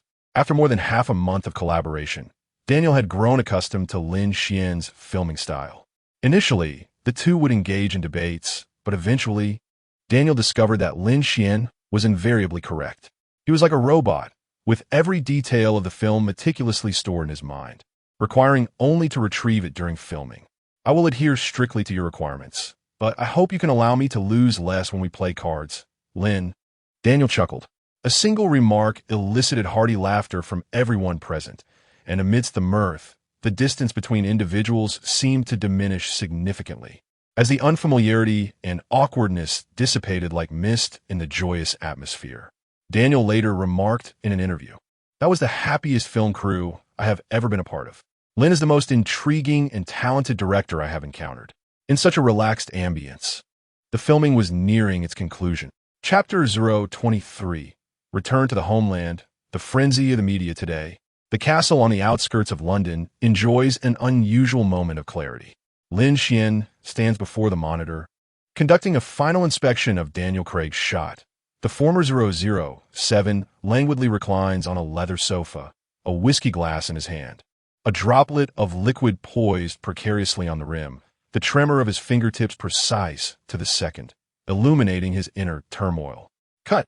Lin Xuan's voice pierces through the set, the final note laced with an imperceptible tremor. Immediately, the entire crew descends into an eerie silence. As Anna suddenly hurls a dagger into the air, the silver blade traces a parabolic arc before clattering into a foam box belonging to the props department.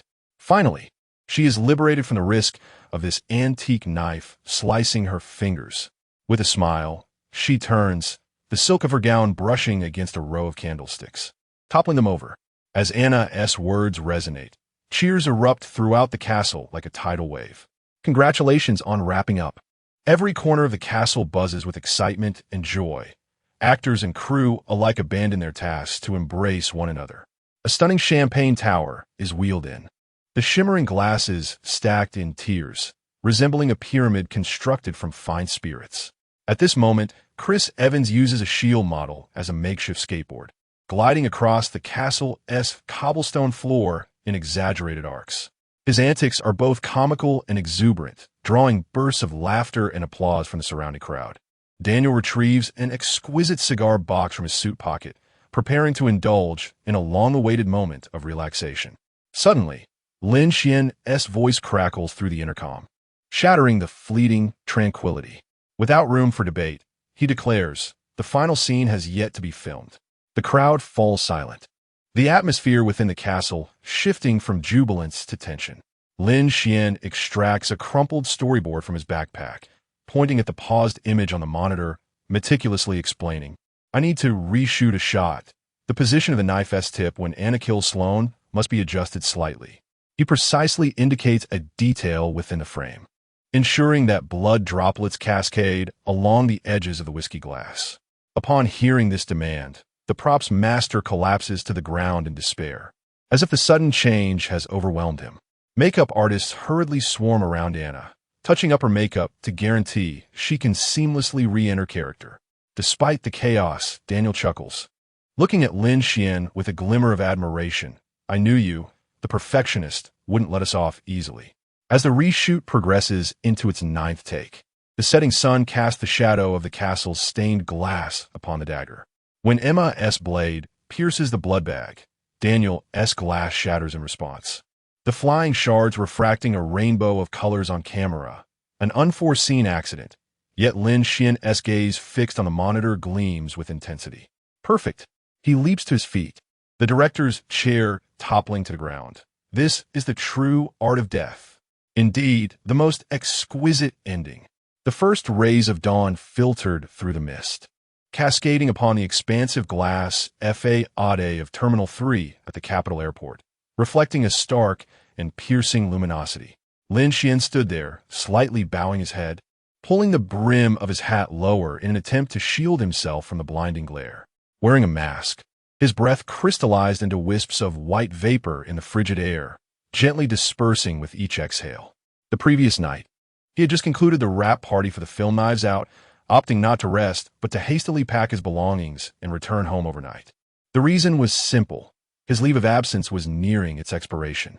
As Lin Xuan's name ascended like a brilliant star in the entertainment industry, various media outlets ignited like barrels of gunpowder, with press releases proliferating like mushrooms after the rain, saturating every crevice.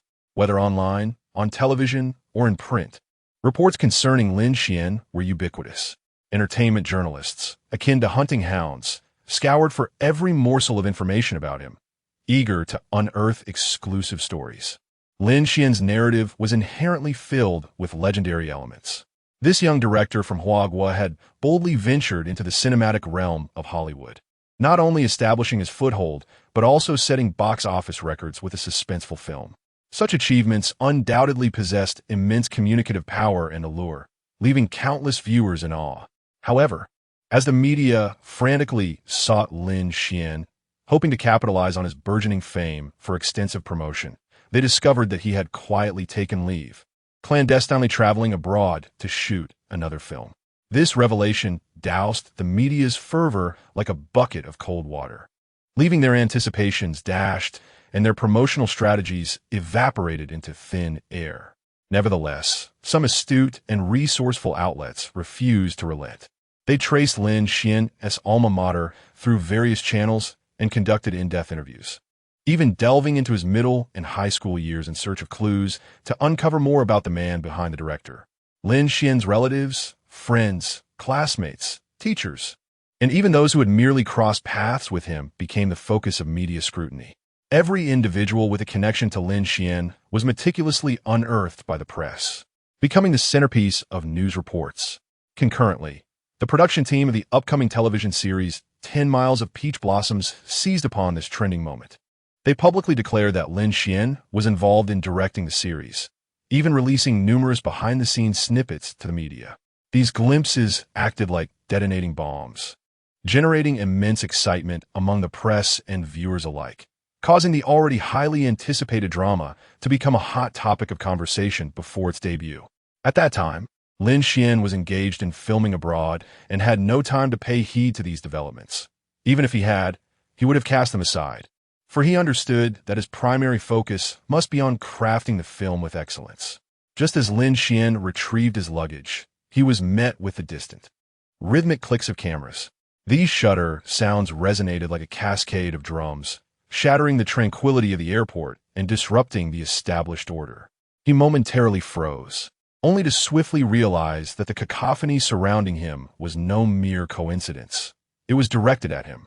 Lin Xuan's heart began to race, a peculiar sense of tension permeating the atmosphere. "Lin Xuan, it's Lin Xuan," a voice called out, and suddenly the reporters, previously scattered, surged forth like a tide. It was as if they had been awakened by some enigmatic force, converging from all directions, each individual wearing expressions of eagerness and exhilaration. Cameras, both long and short, were aimed at him, as if countless eyes scrutinized his every move. The flashbulbs erupted in a dazzling display, enveloping him in a blinding white light akin to an unexpected snowstorm. "Director Lin, do you think Happy Death Day has a chance of being released domestically? Director Lin, what brings you back to the country in such haste today? Director Lin, is the rumor about you and Lu Bingbing true?" The reporters clamored, each striving to draw closer to capture clearer and more vivid images. Their questions bombarded Lin Xuan like a rapid-fire volley, each one nearly indistinguishable from the next. He endeavored to maintain his composure, yet the fervor of the scene stirred a flicker of disquiet within him. Amid the chaos, Lin Xuan sought an escape, yearning to extricate himself from this onslaught. Yet the encirclement of reporters appeared impenetrable. They were like seasoned hunters, having meticulously laid their traps. With each movement he made, a new flurry of shutter clicks and flashes erupted. "Is your return related to a new project? Can you divulge the theme of your latest film?"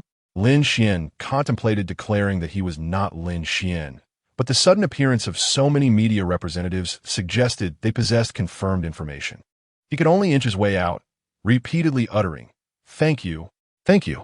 Just as Lin Xuan pondered how to liberate himself from the throng of media, a man clad in black suddenly emerged from the crowd, seizing Lin Xuan's hand with a firm grip.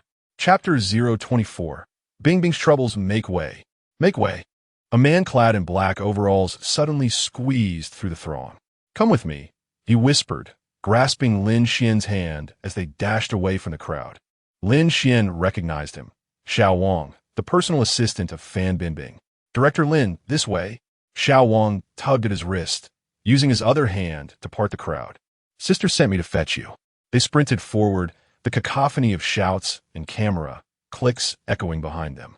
Lin Xuan's suitcase skidded across the smooth floor, nearly colliding with a traveler pushing a baby stroller. Soda," he called back, but was momentarily blinded by the flash of lights. Xiao Wang led him into a staff passage, the heavy fire door closing with a thud behind them, sealing off the clamor outside. leaning against the wall. Lin Xuan gasped for breath, his mask drenched in sweat. President Liu is waiting for you in the car. Xiao Wang offered him a bottle of water. She knows you wish to avoid the media and arranged this specifically. Lin Xuan removed his mask and took a long swig of water. How did she know I was coming back today? Xiao Wang flashed a mysterious smile. These media outlets in the country are quite aware of your return. He then handed over his phone.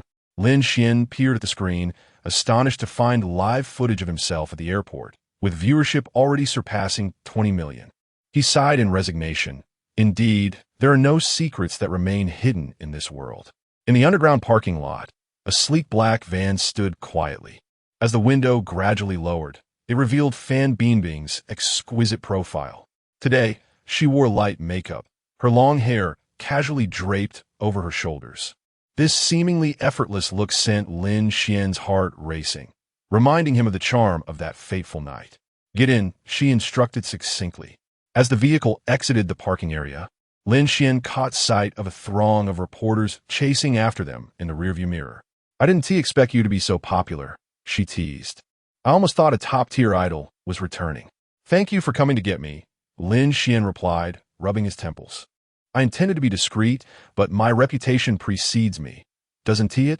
My esteemed director Lin. Fan Bingbing laughed, playfully interjecting. Bingbing, please don't make fun of me. I'm hardly a great director. I've only made 2 films, Lin Xuan chuckled wryly. How did Knives Out turn out? Fan Bingbing inquired. Quite well thus. The two engaged in light banter for half an hour before arriving at a luxurious 5-star hotel for breakfast. During this time, Fan Bingbing received a phone call, and her demeanor shifted from playful to solemn. What's wrong, Bingbing? Lin Xuan asked, noticing her unusual expression. I still owe you a favor. If you're in trouble, feel free to share. Though hesitant to burden Lin Xuan, Fan Bingbing suddenly recalled his rising stature as a director in Hollywood and his success with the blockbuster Happy Death Day. Perhaps he could indeed offer her assistance. I have a film, seeking funding, and I wonder if you could assist me, Fan Bingbing tentatively suggested as she pulled a script from her bag. Lin Xuan, momentarily lost in thought, recalled a dinner gathering 3 months prior, where he had approached Fan Bingbing for help with the script of Happy Death Day. Fate, at times, possesses a peculiar charm. Glancing at the title of the script, he reflected on the information gleaned from news in his previous life, and a sense of understanding began to dawn upon him. Sky Hunter, a film that had been adapted by Jinyu into an adult version of Thunder Fighter. With an initial investment of 100 million, followed by an additional 200 million, the film ultimately grossed 300 million. This was achieved despite Fan Bingbing's decision to forego a salary for her role. The film's financial losses could be summarized succinctly. The director aspired to emulate Wu Jing. The script resembled a PowerPoint presentation. The special effects were of subpar quality, and the audience collectively experienced amnesia. While Fan demonstrated aerial prowess, director Li floundered on the ground. And with insufficient fans to support the Air Force, it became evident that patriotic sentiment is not a universal adhesive. After all, within the banquet of mainstream themes, viewers only have an appetite for the robust fare of Wolf Warrior, not for your insipid broth of high-end chicken soup. Is there a substantial gap? Lin Xuan inquired casually without perusing the script. We are merely short of funding for the project. We have secured 2 investors and even signed actors, yet as production progressed, we realized that finances were becoming increasingly strained. Fan Bingbing replied, her brow furrowed. How much more do you need? Lin Xuan patiently pressed. Fan Bingbing intended to elaborate, but sensed Lin Xuan's indifference, so she simply stated, 70 million. Lin Xuan pondered momentarily, then asked, I read in the news that this film had already secured 100 million in funding, did it not? Fan Bingbing offered a wry smile. In the entertainment industry, if the publicly disclosed investment reaches 70 of the actual amount, it is considered fortunate. Lin Xuan nodded, calculating the funds he currently possessed. Happy Death Day had adopted a pure profit-sharing model, yielding him a share of $16 million upon the film's release. Knives Out provided him with a director's fee, script payment, and additional box office shares, netting him $5 million. Thus, his current fortune stood at $21 million, qualifying him as a billionaire in domestic terms. Bingbing, are you suggesting that you require my assistance? to raise 50 million for Sky Hunter? Fan Bingbing nodded, explaining further. Our company is quite financially strained.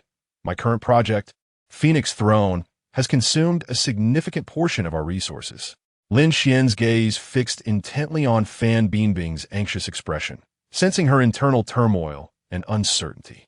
A surge of impulse washed over him, as he recognized this might be an extraordinary opportunity to earn Lu Bingbing's trust and favor. I recently established a new film company domestically. Lin Xuan began to share slowly, a hint of barely perceptible pride lacing his voice. I hold great optimism for this film, and am willing to invest. However, Fan Bingbing's brow furrowed deeply, her eyes glimmering with urgency, seemingly eager for the continuation of Lin Xuan's statement. But what? She pressed anxiously. Lin Xuan smiled gently, a smile imbued with a hint of mystery and confidence. However, I must engage in a contractual wager with Director Li. Chapter 25. Digging a pit for the Great Black Bull in a private club on the outskirts of Beijing. The air was filled with the fragrant scent of sandalwood. Li Cheng, known in the industry as the Great Black Bull, sat upright at the tea table, beads of sweat forming on his forehead. Opposite him, Lin Xuan leisurely poured tea, the amber liquid in the celadon cup shimmering with a warm glow. Director Li Cheng cleared his throat and initiated the conversation. I didn't expect you to be so young. Is youth a disadvantage? Lin Xuan replied with a smile. Not all. Li Cheng hastily waved his hand, anxious that this young financier might misconstrue his words, and clarified, I didn't mean it that way. Director Lin, you are indeed a remarkable achiever at such a young age. Their meeting was, of course, orchestrated by Fan Bingbing. When Li Cheng received the news that Fan had found a new investor, he was filled with excitement. This was one of the reasons he pursued Fan Bingbing. Her connections to substantial capital resources were immeasurable. Previously, securing funding for a film required extensive negotiations, but now, all it took was for Fan Bingbing to accompany the financiers for a drink, and the film deals would materialize. Lin Xuan set down the teapot and extracted a document from his briefcase, smiling as he explained, I need to return to the Film Academy for class shortly. Without further ado, please review this agreement. If you find it agreeable, you may sign. If not, you're free to discuss it with others.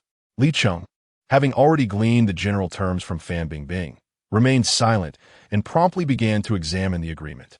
The content was straightforward, a common investment agreement within the entertainment industry. If the box office for Sky Hunter exceeded 400 million, Lin Xuan would pay an additional 20 profit share.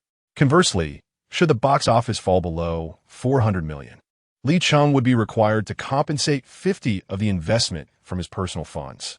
Li Cheng calculated in his mind. The declared investment for Sky Hunter was 100 million, but the actual amount he could control was less than 50 million. With Lin Xuan's 70 million investment, he would have 130 million available for filming and production. Following industry norms, he could publicly declare the film as a grand production with a 200 million budget. With an investment of 130 million, the film would only need to gross 360 million to break even, with any surplus to be distributed according to the investment ratio. If the box office reached 1 billion, according to the agreement, he could secure a profit share of 60 million if it reached 5 billion. As he contemplated this, Li Cheng unconsciously swallowed hard. That would yield an income of 300 million renminbi. He felt a lump in his throat, recalling Fan Bingbing's warning. Lin Xuan was not to be trifled with. The agreement also stipulated that if the box office fell below 400 million, he would have to pay an additional 35 million from his personal funds, a sum that could potentially constitute all of his current assets. Thus, the crux lay in whether the film could surpass the 400 million mark. But the temptation of this agreement was overwhelming. 20 of the profits represented tens of millions in real currency. Li Cheng was about to speak when Lin Xuan suddenly interrupted him. Director, Lin Xuan extracted a stack of documents from beneath the coffee table, containing box office data for the top 3 films of last year in the domestic market. I have perused the script of Sky Hunter, and overall, it is quite mature and possesses several noteworthy highlights. There is a prevailing trend for such patriotic films. Consider the box office success of Wu Jing's Wolf Warrior, which grossed 500 million. With your and Bingbing's box office appeal, I believe a 400 million gross would be a conservative estimate. Li Cheng felt somewhat tempted. Lin Xuan's words bolstered his self-assurance regarding his own capabilities. For 100 million at the box office, Director Lin, do you think it is feasible? Li Cheng inquired, his voice tinged with a final hint of skepticism. Of course, why else would I invest? Am I pouring in such a substantial amount merely to deceive you? Lin Xuan replied with unwavering confidence, his gaze resolute, exuding an indomitable belief. Seated beside him, Li Cheng pondered. He reflected that if a renowned director like Lin Xuan held such a high regard for the script, it must indeed be promising. He recalled Lin Xuan's recent achievements, the box office records and the accolades from film critics, all of which instilled him with immense confidence in this project. Furthermore, this time he had utilized familial connections and even garnered support from the Air Force, undoubtedly enhancing the film's production and promotional aspects. The Air Force's involvement not only amplified the film spectacle, but also provided audiences with an unprecedented visual experience. After a moment of hesitation, Li Cheng wrestled internally. He understood the implications of this betting agreement. Once signed, he would be obligated to ensure the film achieves a 400 million gross, or else face significant personal financial repercussions. Yet, gritting his teeth, he ultimately affixed his signature to the agreement. At the moment Li Cheng signed, Lin Xuan could no longer conceal his delight. He recognized that regardless of the film's eventual box office performance, he had already secured an advantageous position. In his previous life, this ambitious Air Force production, which purportedly had a 200 million investment, only managed to accrue 317 million at the box office. Based on an actual investment of 130 million, achieving 400 million was necessary for recouping costs. Lin Xuan had invested 70 million, and according to the agreement, if the box office tally reached only 317 million, he might only recover 50 million of his investment. However, if Li Cheng signed this agreement, even if the film yielded 317 million, he would still receive Li Cheng's personal expenditure of 35 million, totaling 85 million. Although the film might be deemed a failure, his investment would not be. This was a meticulously orchestrated commercial strategy, and Lin Xuan had calculated each step with precision.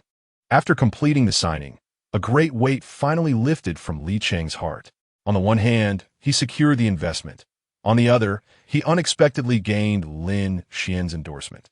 He then asked, Director Lin, with your professional insight, do you believe any adjustments are needed for my script?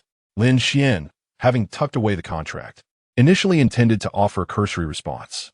However, upon reconsideration, he decided to inject some additional substance to ensure absolute certainty. He contemplated for a moment before responding earnestly. You could incorporate a romantic subplot featuring you and Bingbing. Having real-life couples joining forces on screen would undoubtedly serve as a significant highlight. Consider this. The audience always anticipates the manifestation of genuine emotions. The interactions between you, whether sweet or fraught with tension, undoubtedly enhance the film's appeal. Upon hearing this, Li Cheng's eyes sparkled with realization, and he eagerly responded, Indeed, how did I not think of that? I will immediately incorporate this emotional subplot. Lin Xuan, observing Li Cheng's exuberance, could not suppress his laughter even further. In a military-themed film, the notion of romance seems utterly perplexing. How could such a clumsy oaf ever win over Fan Bingbing? Is it merely due to those handcrafted tokens of affection? Chapter 026, Quick Profits? It's all about cryptocurrency in the ensuing days. Lin Xuan devoted himself to his studies at school, and it was precisely this role that allowed him to gracefully decline numerous media inquiries. As a student, his primary focus was naturally on academics. After a fortnight, the fervor surrounding him began to wane. This decline was attributable, on one hand, to his low profile since returning to the country, refusing any interviews, and on the other hand, to the fact that directors, unlike actors, do not rely on constant exposure to sustain their prominence and intrigue in the entertainment industry. The profession of directing ultimately demands that one's work speaks for itself, and Lin Xuan had yet to release any notable projects since his return. He politely turned down the olive branches extended by many film companies, making it clear that while he was open to collaboration, he had no immediate intentions of signing with any agency. During this period, Lin Xuan clandestinely established a company, primarily to facilitate his future involvement in film production. However, he was acutely aware of an urgent issue he needed to address: the need to generate income. Becoming a director was not only a pursuit of his lifelong dream, but also a means to elevate his social standing. Without such stature, even a myriad of minor objectives could easily be undermined by others. Fortunately, producer John acted as a conduit, introducing him to a personal financial advisor named Wei Yu. She was a remarkable woman of Chinese descent, possessing an impressive background and credentials. Wei Yu graduated from the prestigious Harvard Business School, an institution renowned not only for its rigorous academic environment, but also for nurturing countless business elites and leaders. Her educational foundation equipped her with a robust theoretical basis, enabling her to apply cutting-edge financial knowledge and management principles to guide her clients. Her career commenced at a well-known international investment bank, where she initially served as an analyst, conducting in-depth market trend analyses and providing investment recommendations to clients. Due to her outstanding performance and profound understanding of the financial markets, she swiftly ascended to the role of senior advisor, directly involved in crafting personalized investment strategies for high-net-worth individuals and institutional clients. In this capacity, she not only assisted clients in preserving and growing their assets, but also garnered widespread acclaim within the industry. At the age of 27, she dressed impeccably and fashionably, exuding confidence and professionalism in every gesture. "Mr. Lin, are you certain you wish to invest $10 million in Bitcoin?" Wei Yu reiterated, her gaze reflecting concern and her tone laced with caution. After all, the sum involved was substantial for anyone, particularly when investing in a controversial and risky asset. "Yes, I intend to purchase Bitcoin at an average price of $700 per coin," Lin Xuan replied calmly. His voice bore no hint of hesitation, as if he had thoroughly contemplated this decision. With a confident smile, he appeared assured of the impending investment. "Mr. Lin, as your advisor, I should not interfere with your investment choices, but I feel obliged to remind you that Bitcoin is a virtual currency, and it is not recognized as legal tender in most countries around the world." Wei Yu continued, attempting to make Lin Xuan aware of the potential risks associated with investing in Bitcoin. Moreover, the price fluctuations of Bitcoin are exceedingly volatile, which may not represent an ideal choice for investors seeking stable returns. She elaborated, "Just last year, Bitcoin's price plummeted by over 50% in a remarkably short period, posing a significant psychological challenge for investors. Furthermore, due to the lack of effective regulation and protective measures, investors may face irretrievable losses should issues arise. Mr. Lin, I understand that you may be intrigued by this emerging investment avenue, but I urge you to consider alternative, more stable channels, such as the stock market, bonds, or real estate. While these traditional investment methods may not yield returns as exhilarating as Bitcoin, they offer relative stability and more manageable risks." "Did I mention I need stability?" Lin Xuan playfully interjected, attempting to alleviate Wei Yu's concerns with a light-hearted tone. "Miss Wei, just follow my lead. I am well aware of what I am doing and the risks I can undertake. Investing in Bitcoin for me is not merely a means to earn money. It is an investment in the future and a testament to my faith in technology." Lin Xuan further explained, "Look, blockchain technology is revolutionizing the world, and Bitcoin is at the forefront of this innovation. It is not just a currency, but a decentralized financial system. Although it is not universally accepted at present, I believe that more individuals will come to recognize its value in the future. I am willing to invest at this moment because I trust that, over time, Bitcoin will gradually gain acceptance in mainstream society." Upon hearing Lin Xuan's words, Wei Yu felt a lingering uncertainty. Yet she understood her duty was to execute the client's decisions rather than question their judgment. She nodded in acknowledgement and began to prepare the necessary purchasing procedures. Nevertheless, she silently hoped that Lin Xuan's investment would yield the success he envisioned. Little did she know that, by the end of 2016, there would arise a monumental investment opportunity in the global market: the purchase of Bitcoin. From the time Satoshi Nakamoto first mined Bitcoin in 2009, when it held no value, to 2010, when an American programmer named Laszlo traded 10,000 Bitcoins for 2 pizzas worth approximately 30. The value of 1 Bitcoin was a mere 0.003. In less than 6 years, it skyrocketed. By 2016, the value of a single Bitcoin reached an astonishing 700 on the world's largest Bitcoin trading platform, setting a historical record. In retrospect, Bitcoin has undoubtedly reached its zenith. However, from Lin Xuan's perspective as a reborn individual, Bitcoin still represents a significant investment opportunity. The unexpected rise of Trump this year has incited global financial panic, prompting investors to seek out assets to mitigate risk. Naturally, Bitcoin, with its speculative attributes as a cryptocurrency, was among those most fervently acquired by various institutions. After spending a fortnight on the platform, Wei Yanhua gradually assisted General Lin in acquiring 14,000 Bitcoins, resulting in a slight increase in the price of the cryptocurrency. The total expenditure approached $10 million. Lin Xuan had contemplated his strategy meticulously. He simply needed to await a rise in the Bitcoin price, and when the time came for further investments, he could effortlessly sell the requisite amount of Bitcoins. Chapter 027. A secret meeting with Hedi in a private villa nestled in the outskirts of Beijing, beneath the veil of night. The stars and neon lights intertwined to create a mesmerizing sea of illumination. Lin Xuan parked the BMW X5, won in a bet, in the alley behind the Starlight restaurant. He had not intended to be so cautious, but ever since an incident where paparazzi captured him in pajamas while he was merely fetching breakfast, he had become increasingly wary of potential troubles when stepping outside. Glancing at his watch, Lin noted that there were still 10 minutes until their agreed-upon meeting time.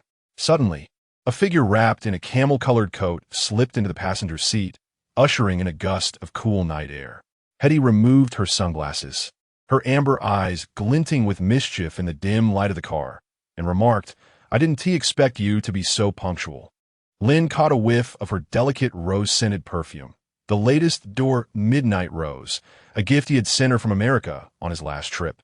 "I thought you would be late," he replied, starting the engine. "After all, you just wrapped up the promotions for 10 miles of peach blossoms." Hedi playfully stuck out her tongue. "I had to cancel 3 interviews just to sneak out."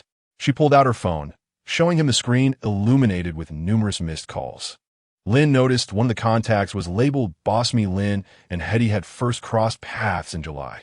At that time, Lin was merely a recent high school graduate working a summer job, experiencing the bittersweet nuances of life. Little did he anticipate that just a few months later, he would emerge as a rising star in the domestic film industry, a director garnering significant attention. Meanwhile, Hedi's status had not transformed drastically. Her star career was still in its nascent phase. With 10 miles of peach blossoms yet to premiere, her fame had not reached its zenith. Though her acting prowess and charm had already captivated many an audience, in light of Lin's current standing, Hedi appeared to be slightly overshadowed.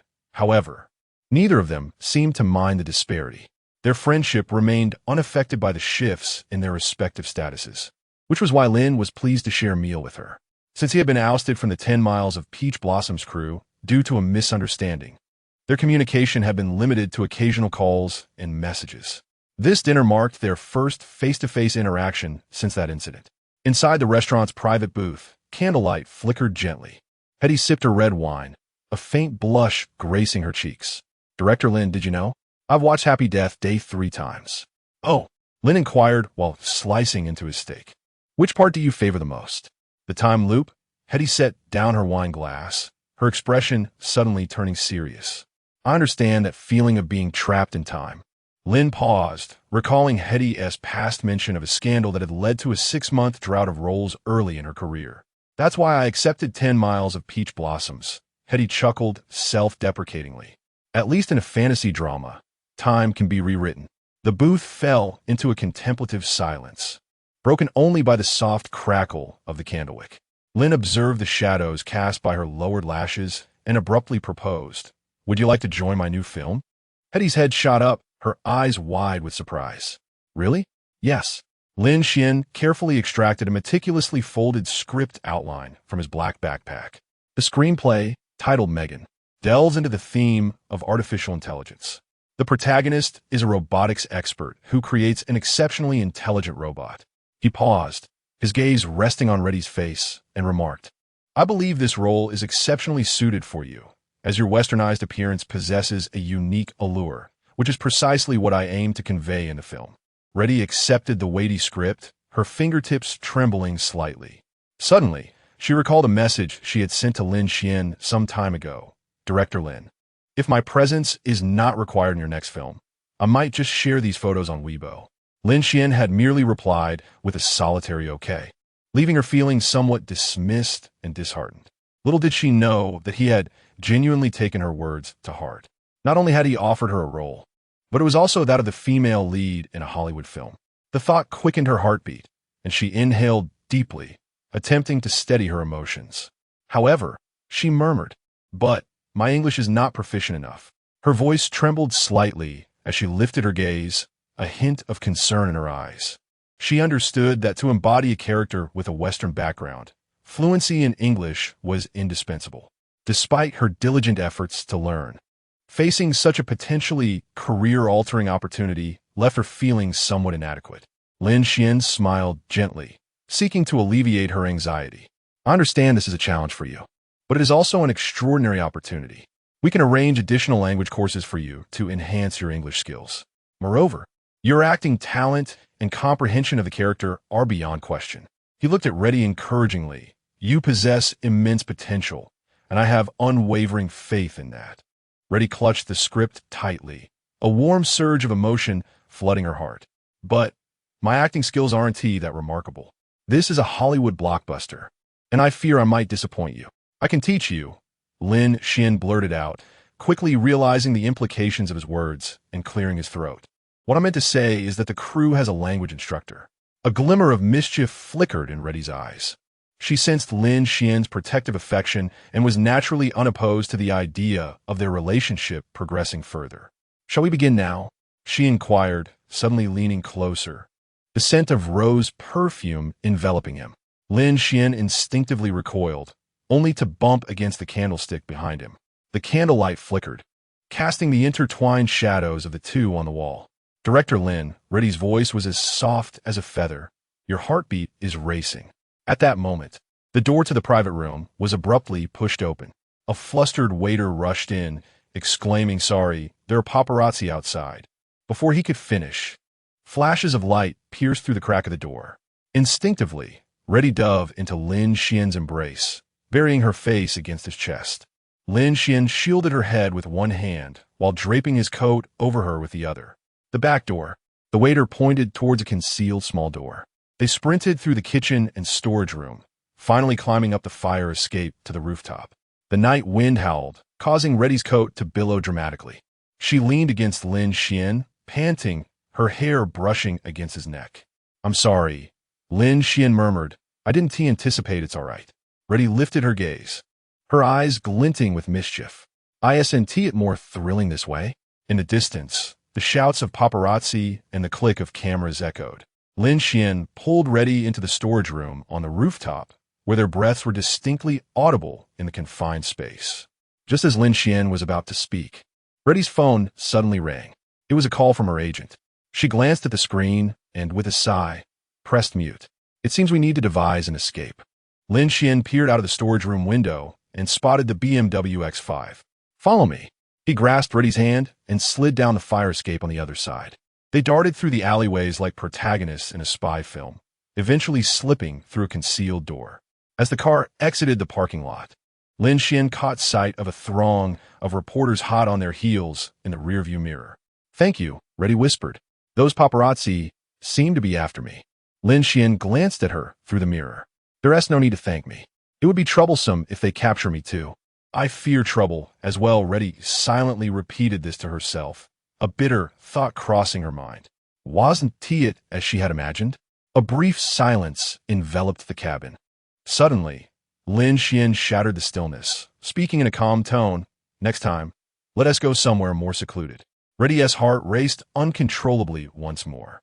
Their reunion had subtly altered something between them, and perhaps the true story was only just beginning. Chapter 28. A night with Reddy. As the clock struck 8. The city's neon lights began to flicker, and the flow of traffic on the streets steadily increased. Lin Xuan navigated his sleek black BMW smoothly through the evening shadows of the capital. In the passenger seat sat Reddy, adorned in a simple yet elegant black dress that accentuated her grace. The vehicle gradually entered the hotel's underground parking lot, where Lin Xuan expertly parked in the designated space. After disembarking, they made their way from the garage to the exclusive elevator leading to the presidential suite.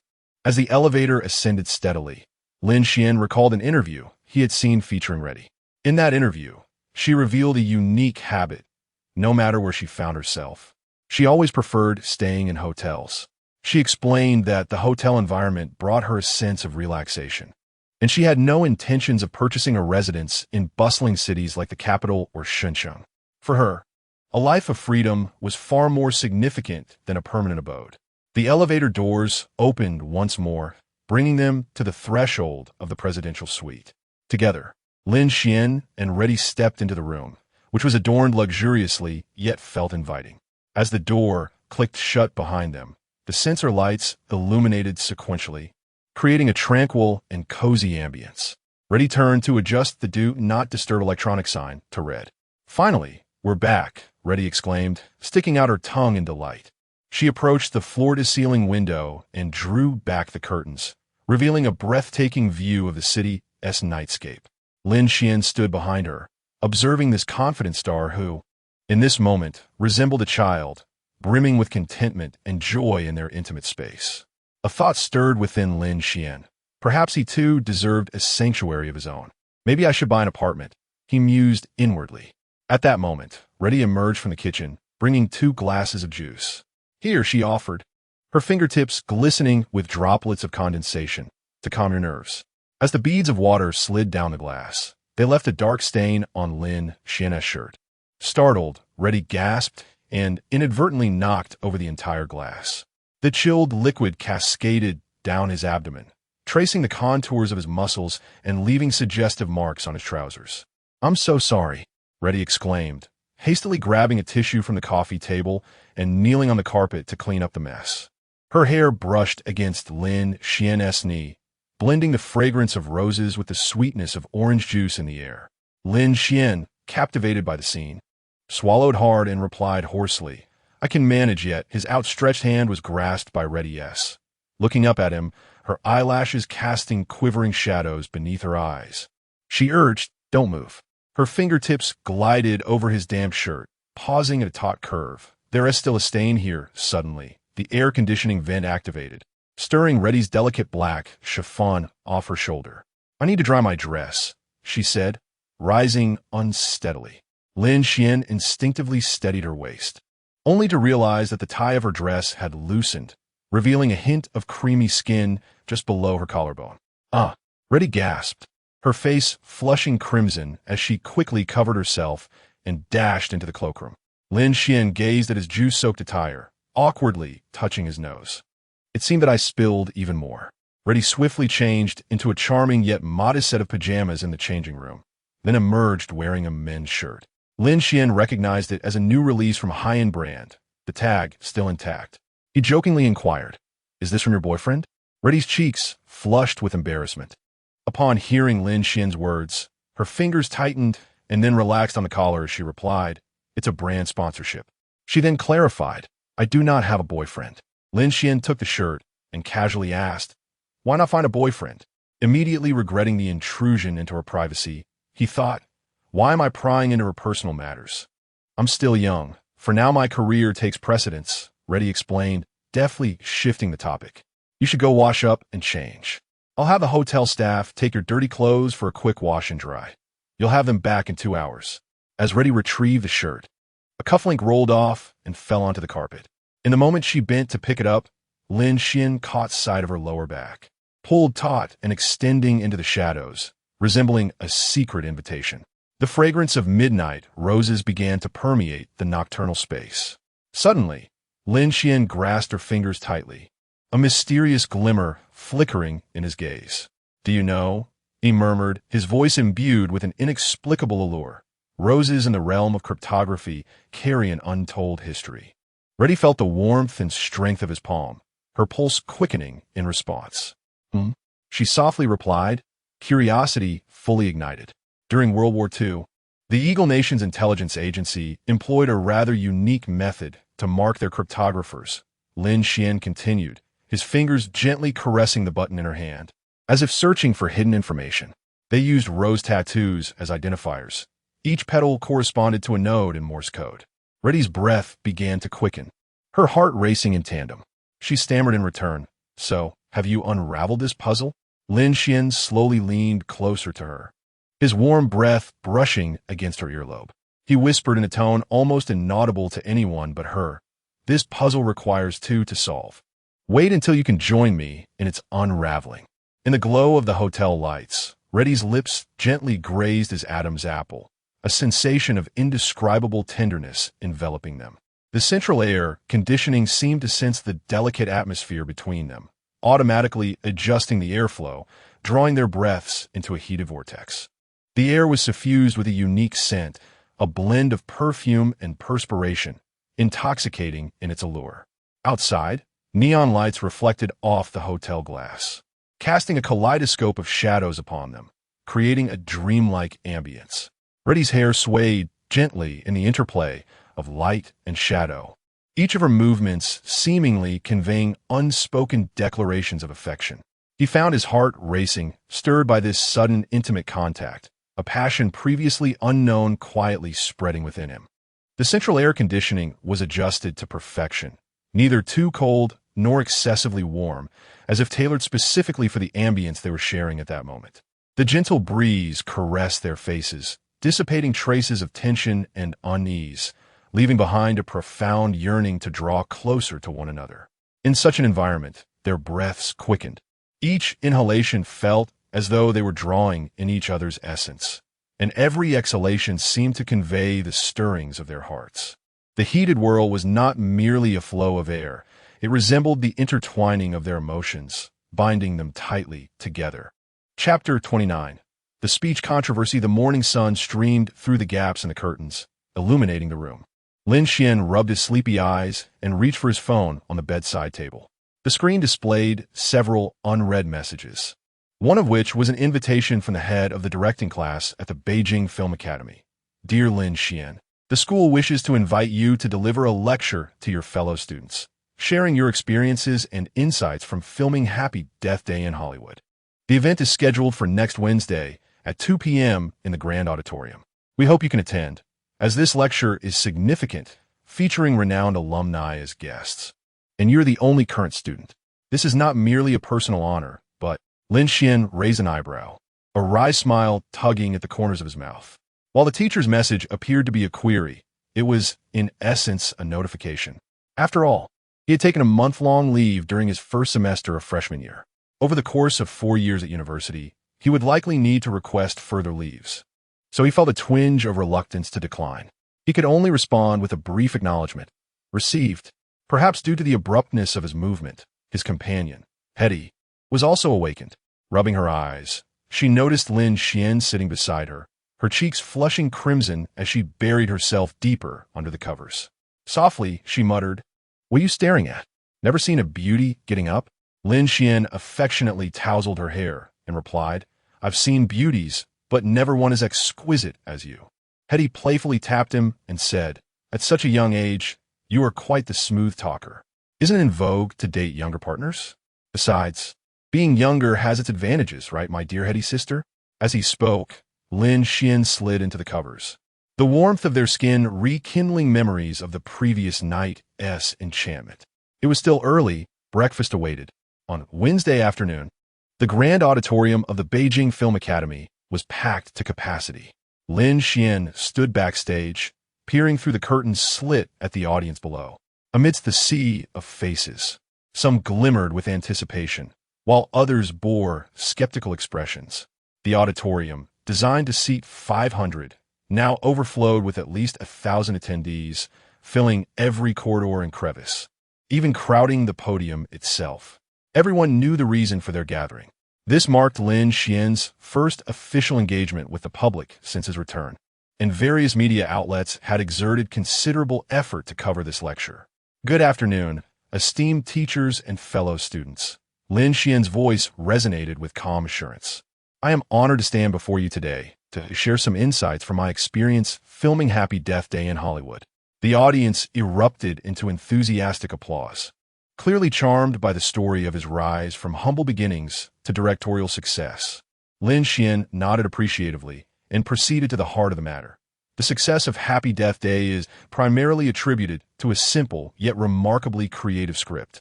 It narrates the tale of a young woman who relives the same day repeatedly until she uncovers the identity of her murderer. The concept of a time loop is not novel. However, we infused our filming with numerous intricate details, such as the protagonist's psychological transformation, the subtle variations within each cycle, and the method by which we employed editing and sound to cultivate a sense of tension. As he spoke, he presented images and video clips from a filming site using a PowerPoint presentation. The students in the audience gradually became captivated, attentively listening. Yet, midway through Lin Xuan's discourse, a sharp voice pierced through the room. Lin Xuan, you merely got lucky with a good script. Anyone else could produce a similar work, couldn't they? Lin Xuan glanced up to see a male student wearing black-rimmed glasses standing, a provocative smile adorning his face. He recognized this individual as Jinyu, a third-year student in the directing department, renowned as the most talented student of Beijing Film Academy, known for his lofty ambitions. Lin Xuan smiled slightly, unperturbed, and replied, "You are correct, Senior Zhang. The script is indeed crucial. However, may I inquire how you would approach filming if given the same script?" Zhang Yu was momentarily taken aback, clearly not anticipating Lin Xuan's counter. He stammered, I would focus on character development, employing a more nuanced technique to convey the protagonist's psychological changes. Lin Xuan nodded, excellent. How would you utilize visual language to depict the protagonist's fear and despair? For instance, when she realizes she is trapped in the same day, what imagery would you use to convey her emotions? Zhang Yu was rendered speechless, his face flushing crimson. The students in the audience began to murmur, evidently dissatisfied with his response.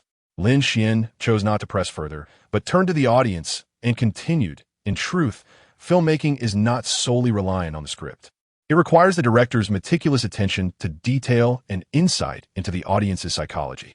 For instance, in Happy Death Day, we intentionally crafted a scene where the protagonist encounters a black cat during each cycle. The cat's appearance not only heightens the sense of mystery, but also foreshadows the protagonist's fate. Such details are the key to immersing the audience. The students nodded in agreement, clearly enchanted by Lin Xuan's elucidation. However, the challenges were not yet over. Another female student stood up and gently inquired, Lin Xuan, why you choose to make films in Hollywood? This seemingly simple question actually touched upon the influence of nations. It is evident that Happy Death Day would not pass censorship if filmed domestically. Lin Xuan smiled and countered, may I ask if you have ever made a film? The girl hesitated, awkwardly shaking her head. Lin Xuan continued, filmmaking is not merely theoretical. It necessitates practice and accumulation of experience. My time in Hollywood has indeed taught me a great deal, such as how to collaborate with teams from diverse cultural backgrounds and how to promote one's work in the international market. These experiences are what I aspire to share with you all. The girl was left speechless by his response and reluctantly took her seat. Furthermore, I hope everyone can refrain from interrupting my lecture. I will allocate sufficient time to address any questions of interest. In the following moments, Lin Xuan continued to share the challenges and solutions he encountered while filming Happy Death Day. He elaborated on the nuances of actor communication, the art of crafting high-quality visuals within a constrained budget, and the enhancement of the film's aesthetic through meticulous editing and special effects in post-production. The audience of students was captivated, with many diligently taking notes. As the lecture neared its conclusion, Lin Xuan summarized, creating films is a path fraught with challenges. Yet if you harbor a genuine passion and are willing to invest effort, you will undoubtedly produce remarkable works that are distinctly your own. I hope each of you can discover your direction at Beijing Film Academy and create your own extraordinary stories. Once Lin Xuan completed a speech, the session transitioned into a question and answer segment, revealing that the lecture was far more profound than it initially appeared. Chapter 030. The first step in the rise of the entertainment empire as the lecture transitioned into the Q&A session. The students in the audience could hardly contain their eagerness, eagerly raising their hands. Lin Xuan cast a glance and noticed a student in the front row, donning a cap, who was evidently poised to speak. Senior Lin Xuan, I am Li Hao, a second-year student from the directing department. The young man stood up, his tone tinged with a hint of provocation. I have learned that you have ventured abroad to shoot your second film. Does that imply that you find the domestic film market unworthy of your attention? The moment this question was posed, the atmosphere in the room turned tense, with murmurs rippling through the audience, clearly intrigued by the inquiry. No matter how it was answered, it was a delicate situation, yet each individual harbored their own thoughts. Simply put, it would not pass scrutiny. Did Lin Xuan not desire to create films domestically? Did the author not wish to elaborate more on the content? Alas, it was beyond comprehension. Lin Xuan, unfazed by the challenge, smiled slightly and replied with calm composure. Thank you for your question, Li Hao. First and foremost, I must clarify that I have not overlooked the domestic film market. In fact, I have been closely monitoring the developments in the local film industry and am actively seeking suitable opportunities to return and contribute. He paused for a moment before continuing. The primary reason for my choice to film in Hollywood is that the themes and style of my movie resonate more with an international audience. The concept of time loop is particularly popular in the Western markets, and Hollywood's production teams possess extensive experience in special effects and editing, which allows for a more compelling presentation of the story. However, Li Hao pressed on. Is there truly no outstanding production team in the domestic scene? By opting for Hollywood, do you imply that domestic filmmakers lack professionalism? Lin Xuan shook his head, maintaining his serene demeanor. That is certainly not the case. Domestic filmmakers are equally talented, and in recent years, numerous high-quality works have emerged. Nonetheless, each market possesses its unique advantages and characteristics, and as directors, we must select the most suitable production environment based on the project's needs. For instance, if one aims to create a work centered on Huagua culture, then the domestic market is undoubtedly the optimal choice. His response was well-reasoned, leading many students in the audience to nod in agreement, clearly persuaded by his rationale. Li Hao, unable to find a counterargument, reluctantly took his seat. Yet, the challenge was far from over. A young woman stood up, holding her phone, clearly prepared for her question. Senior Lin Xuan, I am Wang Ting, a student from the literature department. She spoke assertively. Yesterday, paparazzi captured photos of you and Ridi entering and exiting a hotel together. What is the nature of your relationship? Will this impact your professional image? As this question was posed, a wave of astonishment swept through the audience, all eyes fixed on Lin Xuan, awaiting his response. Maintaining his composure and smile, Lin Xuan replied, Thank you for your concern, Wang Ting. Firstly, I must clarify that Ridi and I are merely friends. Our meeting was to discuss potential future collaboration projects. He paused for a moment and continued. As for the photographs taken by paparazzi, I would like to say that everyone possesses a private life. As public figures, we indeed face heightened scrutiny and pressure. However, I hope everyone can understand that our profession and personal lives are distinct. I respect Hetty's privacy and hope that you all can respect our choices as well. A few individuals in the audience began to discern the underlying implications, unable to suppress their astonishment, with some students even breaking into applause. Lin Xuan's response was both candid and poised, leaving no room for criticism, effectively addressing the question indirectly. In that spacious and brightly lit lecture hall, the atmosphere suddenly shifted to one of tension and excitement. Some media reporters masquerading as students exchanged knowing glances, secretly reveling in the fact that this lecture had certainly met their expectations.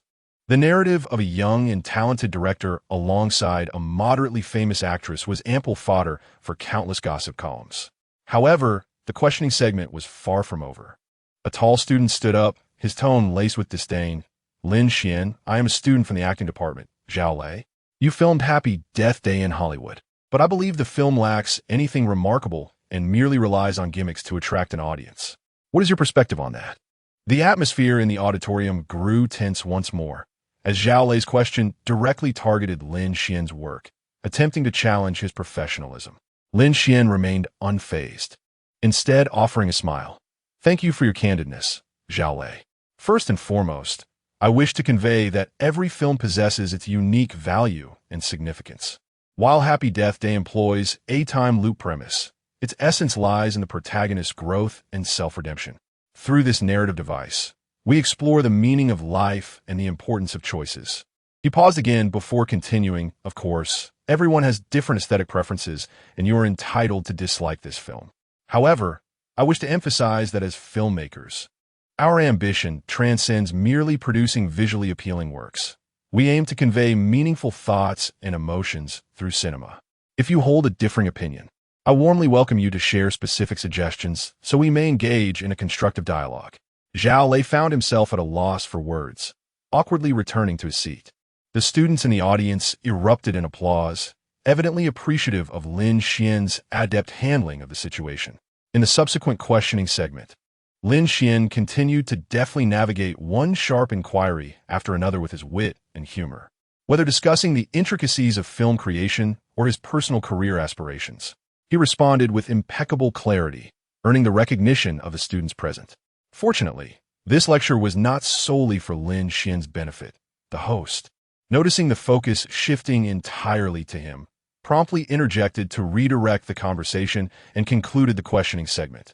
After the Q&A, Lin Xuan let out a long sigh of relief and smiled at the students below, saying, "Thank you all for your questions and for your attention and support.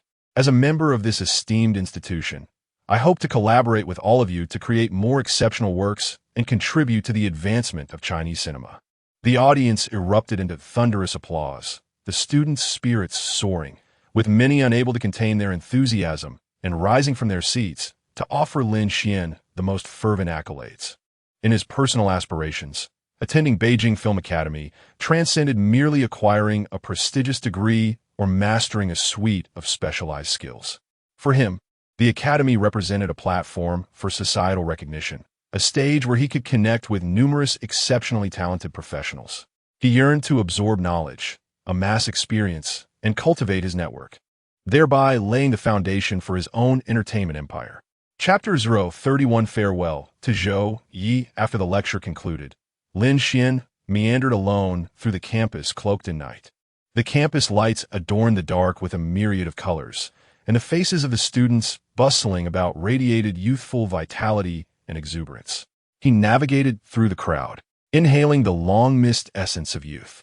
As time passed, an increasing number of students began to take notice of his presence. Some enthusiastic and audacious peers drew closer, brandishing smartphones and notebooks, eagerly requesting photographs and autographs. Though Lin Xuan felt a twinge of discomfort, he recognized this as an inevitable aspect of public life, and thus he smiled, graciously accommodating their requests. After bidding farewell to a throng of fervent admirers, Lin Xuan resolved to escape the crowd and venture towards a more secluded area of the campus, the inner lake. The lights by the lakeside exuded a soft, dim glow, while the water, stirred by a gentle breeze, rippled and mirrored the starlit sky above. Seated alone on a bench by the lake, Lin Xuan began to organize his recent thoughts and reflections. Soon, he would embark on a journey to Hollywood to attend the premiere of Knives Out. He also intended to seize the winter break to film Megan, a venture that presented both challenges and opportunities. Presently, all of Lin Xuan's plans were progressing smoothly. He envisioned accumulating experience and funds through the production of low-budget suspense films. Although lacking the grandeur of big-budget productions, these films would provide him with invaluable directorial training. Through these works, he aimed to gradually establish his identity in the hearts of audiences, laying a solid foundation for more significant future endeavors. Suddenly, Lin Xuan sensed someone lurking in the shadows. A flicker of annoyance coursed through him, prompting him to call out, "If you wish for an autograph, feel free to approach boldly, rather than hiding in the darkness." The silhouette in the shadows seemed to heed his words, slowly revealing itself. Lin Xuan halted in his tracks. Ziyi? The figure was none other than Ziyi, whom he had not seen in quite some time. Clad in a simple and clean light blue sweatshirt devoid of any design. Her features remained pure, her hair neatly tied back, and upon closer inspection, one could discern a subtle touch of makeup, seemingly to conceal traces of fatigue. Ziyi approached slowly, gently asking, "Director Lin, may I trouble you for an autograph?" Lin Xuan furrowed his brow, confusion flickering in his eyes as he queried, "What brings you to seek me?" His voice was low and calm, betraying no emotional upheaval at her unexpected presence. Standing before Lin Xuan, Ziyi gazed at his perpetually frosty expression, a pang of sorrow coursing through her. She recalled the warmth of his smiles during their time together, now replaced by his indifference. A whirlwind of complex emotions filled Ziyi's heart. How she longed to return to the past, to those moments when they shared everything with unwavering trust. She took a deep breath, striving to calm her tumultuous emotions, and then slowly extended her hand, gently tugging at Lin Xuan's sleeve with a hint of trepidation, as if pleading for mercy. Her eyes brimmed with earnestness, yearning for Lin Xuan to acknowledge her presence and grant her a chance to explain. This gesture was a cherished habit from their past interactions. Whenever she desired his attention or wished for him to listen, she would remind him in this manner. Yet this time, Lin Xuan's response filled her with disappointment. He merely glanced down at the sleeve she held before raising his gaze to meet hers, his expression unchanged, still cold and distant. A wave of sorrow washed over Ziyi as she realized that Lin Xuan was no longer the person who would soften at her subtle gestures. She felt as though she were standing upon a frozen lake, each step taken with utmost caution, fearful that a misstep would plunge her into the icy depths below. How she longed for Lin Xuan to bestow upon her a warm smile. Even the slightest comfort would suffice to kindle a flicker of warmth within her. However, his silence and indifference left her feeling increasingly helpless. She was at a loss as to what more she could do to salvage their relationship. Yet she knew she could not simply surrender. Summoning her courage, she spoke once more, her voice trembling. "Lin Xuan, can we talk? I have so much I wish to share with you." Lin Xuan regarded Ziyi, a flicker of complex emotion crossing his features, yet he remained silent, his gaze coldly fixed on her hand that clutched his sleeve. "Is something the matter?" Ziyi sensed the icy tone in his voice and instinctively released her grip, her voice quaking with uncertainty. "Lin Xuan, are we still together?" Lin Xuan admitted that he had once been moved by Ziyi, but he believed that their current relationship was detrimental to her growth. "Let's part amicably," he stated. No sooner had the words left his lips than Ziyi's tears cascaded down her cheeks like pearls from a broken string, uncontrollable and sorrowful. Her shoulders trembled, accompanied by soft sobs filled with despair and helplessness. The tears blurred her vision, rendering the world around her a hazy blur. Though the area was sparsely populated, her cries drew the attention of several passers-by, who paused in curiosity to ascertain the cause of her distress. Lin Xuan, witnessing Ziyi's heart-wrenching sorrow, felt a surge of frustration and helplessness. Aware that a public setting was not conducive to resolving their issues, he gently took her arm and guided her into a BMW. As he drove, he discreetly observed her from the corner of his eye, noticing that her emotions had begun to stabilize. Despite her outward fragility, he understood that she possessed a profound sense of pride within. "Since you have lowered your pride to seek out Lin Xuan, it must be that you're facing some other difficulties, much like when Bingbing had coerced him into a separation through an entertainment contract." Lin Xuan sighed heavily and, with a softened heart, inquired, "Have you encountered some troubles?" Chapter 032. The Courage of Ziyi. Are you encountering some difficulties? Lin Xuan's voice remained cold and detached. Upon hearing these words, Ziyi felt as though she were frozen in place, momentarily at a loss for how to respond. A fleeting expression of embarrassment crossed her face, her gaze flickering uncertainly. It was evident that Lin Xuan's insight had caught her off guard. She had believed her faade was impenetrable, only to discover that Lin Xuan could perceive the tumult within her. Taking a deep breath, Ziyi endeavored to render her voice more composed, though it still quivered slightly as she inquired, "My aunt wishes to invite you to dinner. Do you have some time?" Her voice seemed to dissipate into the air, a tentative probe, akin to seeking an affirmative reply. Lin Xuan regarded her with a measure of exasperation, contemplating whether this girl was genuinely naive or merely somewhat foolish. She continued, "My aunt no longer opposes our relationship. Can we return to the way things were?" Lin Xuan, rest assured, as long as we can continue together, I shall heed your words. Lin Xuan mused internally, recalling how he once considered relinquishing everything due to Li Bingbing's disapproval. And now, with her altered stance, he was being beckoned to reconcile. I am unavailable, he replied frostily, his tone devoid of emotional fluctuation, delivering a succinct response. Ziyi stood there, the weight of Lin Xuan's words surging within her, an indescribable sense of despondency enveloping her. Memories of their shared, joyful moments, laughter and warmth, now felt painfully distant.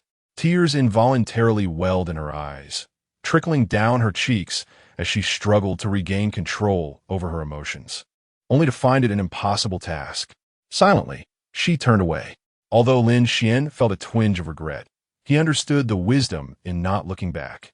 The vast expanse of the prairie could not be reduced to a single flower, could it? A wave of irritation washed over him, as if a fire were ignited within, urging him toward the back gate of the school, where he intended to buy a pack of cigarettes to soothe his troubled mind. The narrow alley behind the school was desolate and dimly lit, providing a sanctuary for solitary contemplation. As he wandered aimlessly, preoccupied with his vexations, he suddenly sensed a disturbance behind him. Before he could turn, a rush of wind swept toward him. Instinctively, he sidestepped, and an ear-splitting clang reverberated through the stillness of the night as metal struck the ground. He turned to see a shadowy figure brandishing a stick, preparing to strike once more. The wind-whipped weapon whistled ominously as Lin Xuan hastily evaded, his heart racing with confusion and trepidation. "Who are you?" he shouted, attempting to discern the assailant's identity. Yet, the obscurity of the night rendered the figure's features indistinguishable. The assailant offered no reply, merely continuing to swing the stick, seemingly intent on denying Lin Xuan any respite. With no choice but to evade, the two engaged in a perilous dance through the narrow alley, until they found themselves illuminated beneath a street lamp. Although the streetlight's glow was faint, it was sufficient for Lin Xuan to discern the face of the individual before him. "Wang Jichen?" Lin Xuan exclaimed in astonishment, unable to fathom encountering an acquaintance at such an unexpected moment and place. "Indeed, it is your father," Wang Jichen retorted loudly, his voice tinged with a mix of anger and provocation. He swung his stick once more, his movements swift and forceful. Lin Xuan felt a jolt of surprise. He could not comprehend why Wang Jichen had suddenly launched an assault against him, and was left with no choice but to continue evading. However, Lin Xuan soon realized that Wang Jichen had been drinking, and quite heavily at that. Apart from the initial flurry of powerful and rapid strikes, it became evident that Wang Jichen's stamina was waning, his steps growing unsteady. "Save your effort. You cannot hit me," Lin Xuan remarked, dodging while observing Wang Jichen's movements. "You bastard. Ziyi is mine." Wang Jichen's voice brimmed with rage and inebriation, his body swaying precariously, the stick in his hand now lacking any strength. Yet his eyes remained filled with defiance and fury. "Yes, yes. Ziyi and I have parted ways. If you wish to pursue her, feel free to do so without attacking me." Lin Xuan attempted to placate Wang Jichen with a calm tone, while his gaze remained fixed on the weapon in Wang Jichen's grasp, searching for an opportunity to seize it. After all, when dealing with someone intoxicated, it was best to comply with their erratic behavior. If it came to a barehanded confrontation, Lin Xuan was confident he could subdue him. "You lie. Just now, I saw you two tangled up." Wang Jichen spat, reeking of alcohol, his voice laced with disbelief and ire. "No, I was clearly rejecting her. If you don't believe me, turn around and ask Ziyi." Lin Xuan endeavored to divert Wang Jichen's attention, subtly inching closer to him. Ziyi?" Upon hearing her name, Wang Jichen immediately turned his head. At that moment, Lin Xuan swiftly approached Wang Jichen, grasping his weapon-bearing hand. Wang Jichen quickly pivoted, preventing Lin Xuan from snatching it away. The two soon became entangled, and the scene descended into chaos. Damn it! How can he still possess such strength after drinking? Lin Xuan grappled, but to his dismay, he lost his footing and fell to the ground. Seizing the opportunity, Wang Jichen swung the iron rod towards Lin Xuan. "No!" Just as the words escaped his lips, a figure rushed in from behind. Clang! The stainless steel rod struck the person. "Ziyi! Ziyi!" Both exclaimed in unison. It turned out that Ziyi had indeed followed closely behind Wang Jichen. Concerned that the situation might escalate due to his drunken antics, she had stealthily trailed him. Upon witnessing Lin Xuan and Wang Jichen in a struggle, she acted without hesitation. As Lin Xuan beheld Ziyi injured in that instant, an uncontrollable surge of fury erupted within him. He sprang up from his seat with fervor, his emotions reaching a boiling point. His gaze fixated fiercely on Wang Jichen, his eyes ablaze with wrath. Without a moment's hesitation, he swiftly raised his foot and unleashed a powerful kick into Wang Jichen's abdomen. "How dare you strike my woman?" Lin Xuan roared. Wang Jichen was sent staggering backward, doubling over in pain. Yet, Lin Xuan's fury was far from quelled. He followed up with a relentless series of brutal kicks. Wang Jichen collapsed to the ground, curling up in agony. A stainless steel rod slipped from Wang Jichen's grasp, clattering to the floor. Lin Xuan bent down to retrieve the rod and approached Wang Jichen without a hint of hesitation, raising the iron bar to strike down upon his body. Once, twice, thrice, the rod carved merciless arcs through the air, each descent accompanied by a dull thud. Lin Xuan's movements showed no sign of pause, continuing until he had lost count of the blows, only stopping when a tingling sensation coursed through his arm. Breathing heavily, he stood there, his gaze sharp as a blade fixed upon the prostrate Wang Jichen. His voice, low and menacing, intoned, "Just wait, this isn't over." He then picked up Ziyi, saying, "Let us head to the infirmary." Thus, Ziyi found herself nestled in Lin Xuan's embrace, somewhat bewilderedly arriving at the infirmary. "It's nothing serious, merely superficial injuries," the doctor stated after examining Ziyi's injured arm. "Really?" Lin Xuan asked, concern etched on his face as he looked at her swollen arm. "The X-ray, you've seen it, no fractures. That stainless steel pipe must be hollow," the doctor explained. "Here, take some medicine for your girlfriend to apply. It will heal in a few days." "Thank you, doctor." Fortunately, Ziyi was not severely harmed. Although her body bore the marks of injury, witnessing Lin Xuan's reckless defense of her ignited a warmth within her heart. "Lin Xuan? It seems to be already 11:30. And then, we're not allowed back into our dormitory." Ultimately, Lin Xuan took Ziyi to a 5-star hotel. They entered the elevator in silence, the atmosphere growing increasingly eerie as it ascended. "My woman applying medicine to your girlfriend with these thoughts." Ziyi's heart raced, and her arm felt as though it had healed considerably. The elevator reached the designated floor, the doors slowly opening. Lin Xuan led Ziyi toward their room. The corridor enveloped in silence, save for the echo of their footsteps. Finally, they arrived at the door. Lin Xuan used a room card to unlock it. The room was luxuriously adorned, spacious and comfortable, yet all its opulence felt utterly irrelevant in that moment. "You stay here quietly for a while. I will head back," Lin Xuan said, just as he was about to turn away, leaving Ziyi alone to gather her thoughts. She sprinted to the door and closed it behind him. "Can you stay and accompany me? Didn't you say I was your woman?" Upon uttering these words, Ziyi's face flushed crimson, yet her eyes remained defiantly fixed on Lin Xuan. Lin Xuan stood there, his gaze piercing as he observed the enchanting beauty before him. She appeared to be straining to move a heavy, stubborn stone, beads of perspiration forming on her forehead. 1 second, 2 seconds, 10 seconds. Lin remained silent, his eyes fixed on her. Ziyi seemed to grasp the situation, her initial tension and anticipation giving way to a visage marked by exhaustion and resignation. Clearly, she had been attempting for quite some time, yet the stone remained immovable. Just as Ziyi prepared to open the door, Lin let out a soft sigh. Without uttering another word, he gently lifted the beauty into his strong arms. She suddenly felt herself being lifted off the ground, gasping in surprise, her face reflecting astonishment and shyness. Lin Xuan's movements were so swift and tender that she barely had time to react. At the moment, she was cradled in his embrace. Lin could feel her lightness and softness, her hair swirling in the air, exuding a faint fragrance. "What are you doing, Lin Xuan? Aren't you supposed to be my man?" Ziyi quickly realized what was about to unfold. Anxiety, fear, and a hint of anticipation. She shyly covered her face, whispering, "This is my first time. No more mischief from now on." "All right, I will behave from now on."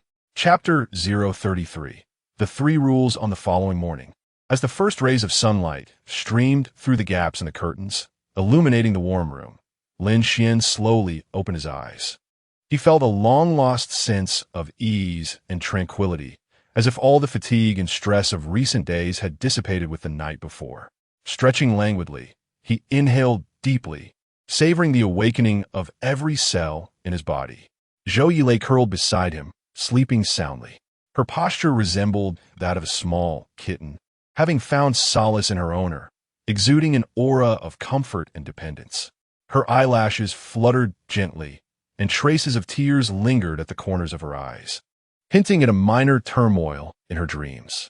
He picked up the phone and dialed the front desk, ordering a sumptuous breakfast. After hanging up, he tiptoed toward the bathroom to freshen up. As he emerged from the bathroom, bare-chested, Ziyi had already awakened. "You're awake?" Lin Xuan asked softly. Ziyi turned over in her warm cocoon of blankets, half opening her drowsy eyes. Through the crevice of the covers, she stealthily observed Lin Xuan. She nodded slightly, her voice muffled as she replied, "Yes, I'm awake." Lin Xuan gazed at her languid demeanor, a smile curling at the corners of his mouth. He gently approached the bedside and said tenderly, "I've ordered breakfast. You should get up, don't let the food grow cold." Upon hearing the mention of breakfast, Ziyi's stomach betrayed her with a rumble, leading her to smile shyly. She slowly sat up, rubbing her eyes. As she surveyed the room, she noticed a gentle aura of sunlight permeating the space. Through the curtain-s gap, the outside sky had brightened. "Thank you, Lin Xuan," Ziyi murmured, her voice laced with gratitude. She understood that Lin Xuan was always so thoughtful, consistently anticipating her needs. Lin Xuan smiled and nodded before stepping out of the room, allowing her some private space. As Ziyi watched his retreating figure, a warm wave surged within her. She knew that with Lin Xuan by her side, life was perpetually filled with warmth and care. She quickly donned her clothes, tidied the bed, and made her way to the bathroom. After refreshing herself, she felt rejuvenated. Upon exiting the bathroom, an enticing aroma of breakfast wafted through the air, making her swallow in anticipation. Lin Xuan had arranged the breakfast on the dining table, featuring her favorite fried eggs, fragrant bread, and fresh fruits. Ziyi gazed at the meticulously prepared breakfast, her heart swelling with emotion. She recognized Lin Xuan's unwavering dedication, always ensuring she felt happy and satisfied. "Come and eat. Don't let the breakfast grow cold," Lin Xuan called out. "Okay," Ziyi replied, jogging over, only to find her lower body aching slightly. Lin Xuan immediately perceived her discomfort and, reaching into the covers, lifted her effortlessly. "I'm not dressed," Ziyi, wrapped in her bathrobe, hastily covered Lin Xuan's eyes, but realizing the awkwardness of her action, she shyly shielded her own eyes instead. The sunlight filtered through the curtain-s gaps, casting a warm and serene glow upon them, enhancing the beauty of that morning. Ziyi's heart brimmed with sweetness as she gazed at Lin Xuan, her eyes shimmering with anticipation. "Have you forgiven me now?" she inquired tentatively. Lin Xuan gently nodded, a glimmer of tolerance and understanding reflected in his gaze. He spoke slowly, "In truth, I have not held any grievances against you. Each individual possesses the freedom to make choices that align with their own interests, and that is perfectly acceptable. Can we still be together?" Ziyi's voice fell to a near whisper, her heart racing with a blend of anxiety and hope as she awaited Lin Xuan's response. After a moment of silence, as if engaged in deep contemplation, he lifted his head to meet her gaze, stating, "Let us first establish 3 principles. If you agree, we may remain together indefinitely." His tone carried a hint of seriousness, yet it was imbued with anticipation for the future. "All right," Ziyi readily acquiesced, willing to accept any stipulations as long as she could be with Lin Xuan. He inhaled deeply, preparing to outline their 3 agreements. "First, we shall not marry." His voice was resolute and clear, underscoring the significance of this decision. "Second, do not interfere with my friendships," he continued, his eyes revealing a profound respect for personal freedom. "Third, there shall be no excessive jealousy." Ziyi listened intently, comprehending the implications behind these conditions. She recognized Lin Xuan's need for space and liberty, which she was more than willing to provide. Despite the distance caused by her previous mistakes, she was determined to hold on this time, even at the cost of her own desires. Very well. I accept your terms. Lin Xuan tenderly stroked her hair, his eyes radiating warmth as he smiled and assured her. Rest easy. Once you become my woman, I shall always cherish you and care for you diligently. After having breakfast, Lin Xuan gathered his belongings, preparing to head to the airport for his flight to America. In Los Angeles, the stars twinkled brilliantly. Outside the Chinese Theater in Hollywood, the red carpet stretched from the entrance to the end of the street, flanked by flashing lights that sparkled like the Milky Way. Today marked the global premiere of Knives Out, and the spotlight was not solely on the film itself, but also on its director, Lin Xuan. Standing on a red carpet in a well-tailored black suit, adorned with an exquisite silver brooch that symbolized his unique taste as a director, Lin Xuan exuded a calm confidence. His smile was poised, his eyes betraying an unmistakable excitement. As a Chinese director, he had begun to make his mark in Hollywood, and the release of Knives Out would solidify his position. On either side of the red carpet, fans raised posters and smartphones, their cheers rising in a crescendo. Lin Xuan, Lin Xuan. The calls echoed incessantly. Lin Xuan smiled and waved to the fans, occasionally pausing to sign autographs. His humility and approachability had garnered him considerable admiration within the Hollywood community. Director Lin, the film has received rave reviews. What are your thoughts? A reporter pressed forward to inquire. Lin Xuan smiled, feigning mystery as he replied, As for my thoughts, I can only say that after watching the film tonight, many may find themselves restless. The journalists erupted in laughter as Lin Xuan's wit heightened their anticipation for the film. Subsequently, the film stars made their appearances one after another. The entrance of Daniel Craig and Chris Evans ignited the audience's excitement.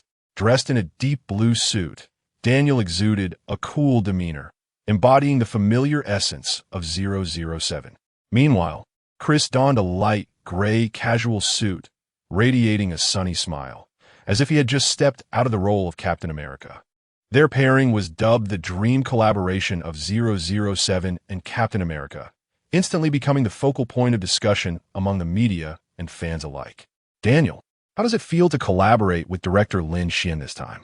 A reporter inquired. Daniel responded with a slight smile, tinged with playful sarcasm. The set under director Lin Xuan is quite amusing. He always manages to conjure up details that drive me crazy. Yet, I must admit, his talent is truly commendable. Chris then took the microphone, chuckling as he remarked, The script by director Lin Xuan made me question whether I had mistakenly received the wrong script. Every scene is filled with twists, and after completing this film, I feel as though my intelligence has been elevated. The fans were thoroughly entertained by the duo's humor, further intensifying the vibrant atmosphere on the red carpet. Chapter 034. The battle has just begun. The premiere was a bustling affair, with a greater number of journalists present than during the debut of Happy Death Day. They hailed from various esteemed media outlets, brandishing cameras and recording devices, eager to capture every thrilling moment. According to predictions from major media, the film's box office performance was highly anticipated, and surpassing the billion-yuan mark within a week seemed a feasible feat. Amidst the crowd stood Lin Xuan, absorbing the fervent atmosphere that enveloped the venue. He understood that the majority of journalists and fans in attendance were not solely there for his presence, but rather for the film's other monumental draw, the collaboration of 007 and Captain America. These two characters, each possessing a legion of fans across divergent cinematic universes, were sharing the screen for the very first time, undoubtedly becoming the focal point of media and audience attention. Yet, Lin Xuan harbored his own conviction. He believed that as viewers entered the cinema, they would be captivated by the intriguing narrative of Knives Out. On the red carpet of the premiere, stars sparkled brightly as fans waved posters and support boards, eagerly anticipating the arrival of their beloved celebrities. Though Lin Xuan was not the most dazzling star, he maintained a warm smile, engaging with fans and expressing gratitude for their support of the film. As the premiere progressed, the atmosphere grew increasingly electric. When the movie commenced, the audience held their breath in anticipation of this audiovisual feast. The theater was filled to capacity, an air of tension and excitement pervading the space. As the lights dimmed and the screen illuminated, the film officially began. Knives Out unfolds a suspenseful tale set within an opulent mansion. Detective Blanc, portrayed by Daniel Craig, is invited to investigate a peculiar murder, with Chris Evans' character, the family heir ransom, emerging as a pivotal figure in the case. As the investigation deepens, Blanc discovers that each family member harbors unspeakable secrets, and the truth is far more intricate than it appears. From the outset, the film ensnares the audience's attention with a meticulously crafted murder. Lin Xuan's cinematographic language is imbued with tension, with each detail rich in suggestion and foreshadowing. As the plot unfolds, viewers are gradually immersed in a world rife with deception, betrayal, and unexpected twists. My goodness, everyone in this family is more suspicious than the last. A young girl in the front row whispered to her friend. Sure, no spoilers. Her friend shot her a glance, yet she too was captivated by the unfolding narrative. In the film's climactic moments, Blanc unveils the truth within the mansion's library, revealing Ransom's true nature. In this scene, the interplay between Daniel and Chris is nothing short of iconic, their performances igniting sparks on screen and elevating the audience's emotions to a crescendo. Oh my heavens, Chris's character is utterly shocking, an enthusiastic fan exclaimed. I knew he was problematic, but I never expected such a twist. Another viewer chimed in with excitement. As the film concluded, the theater erupted into resounding applause. The audience rose to their feet, applauding the remarkable mystery film. The process of filming was not particularly complex, yet the challenge lay in the conception of the script. Fortunately, the overall outcome was quite impressive.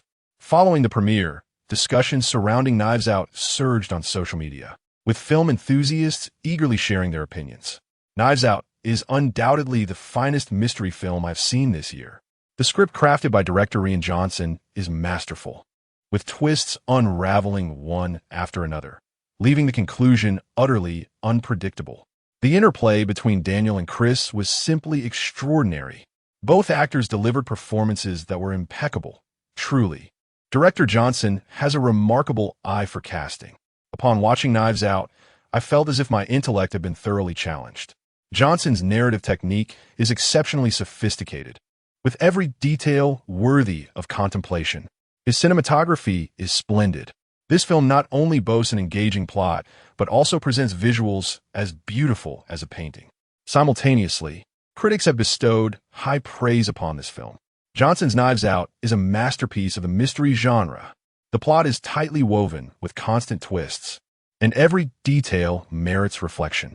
The pairing of Daniel Craig and Chris Evans is nothing short of divine.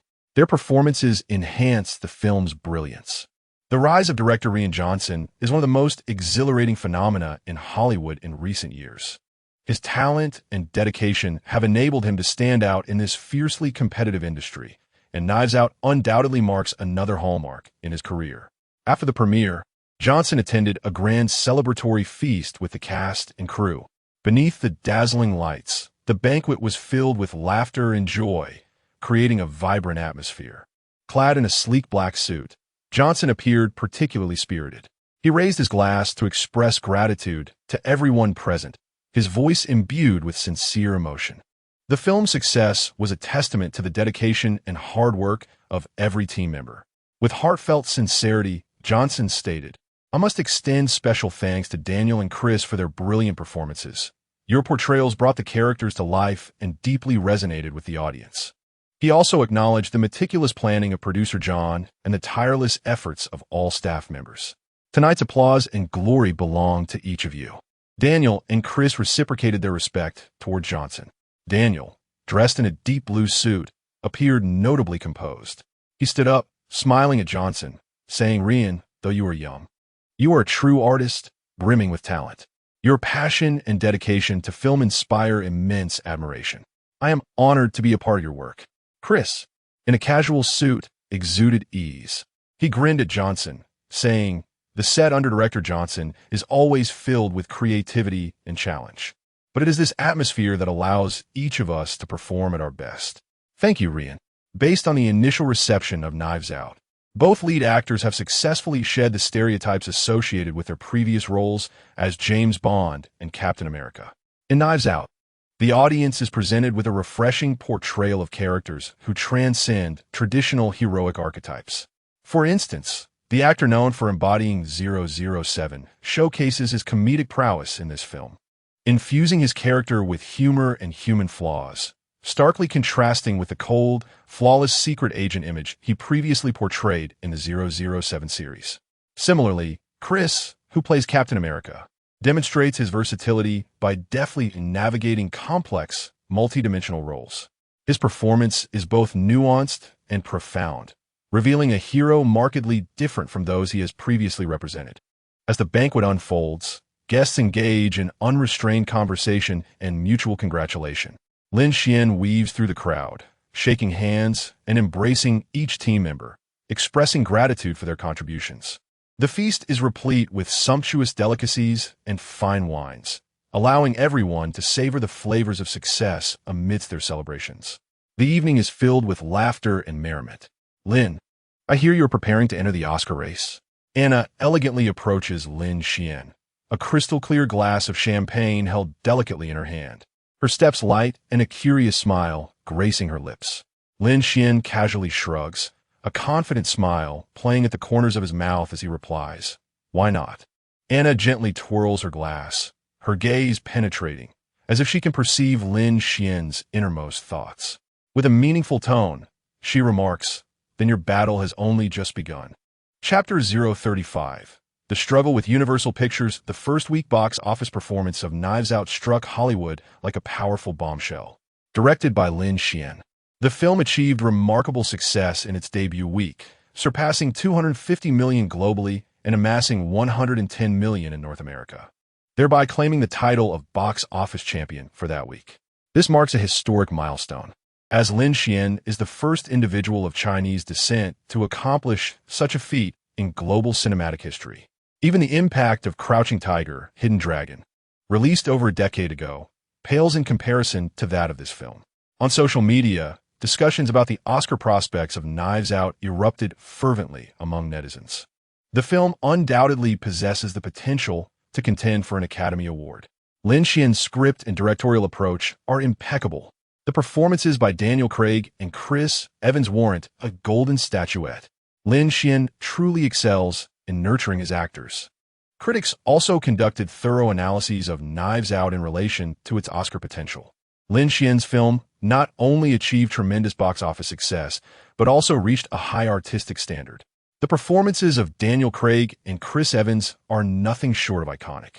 While Lin Xuan's cinematographic language and narrative techniques are exceptional, positioning him as a strong contender for Best Director nomination, Lin Xuan has once again substantiated his prowess. The front-page headline of The Hollywood Reporter directly highlighted the essence of this box office phenomenon. The article meticulously detailed the miraculous box office journey of Knives Out, elucidating how Lin Xuan garnered unanimous acclaim from both audiences and critics through his distinctive narrative style and meticulous attention to detail. Most astonishing were the domestic media outlets, which seemed unable to restrain their admiration for Lin Xuan, inundating him with accolades and commendations. Words such as hero, national pride, and genius appeared to be tailor-made for him, overwhelming his persona.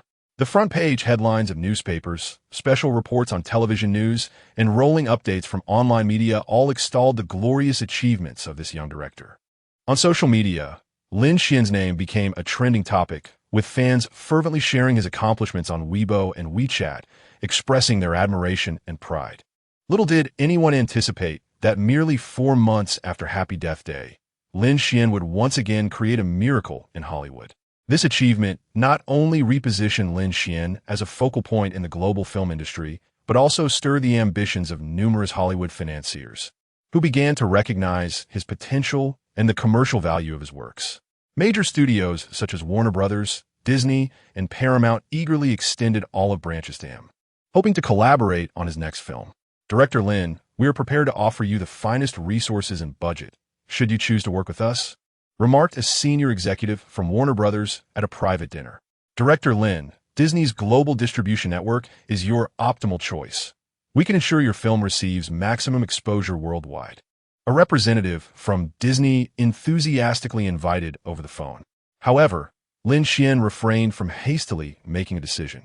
He understood that the capitalists were drawn not only by his talent, but also by the box office allure he commanded. He, too, had his own ambitions. Director Lin, we recognize your demands, yet the competition for the Oscars is exceedingly fierce.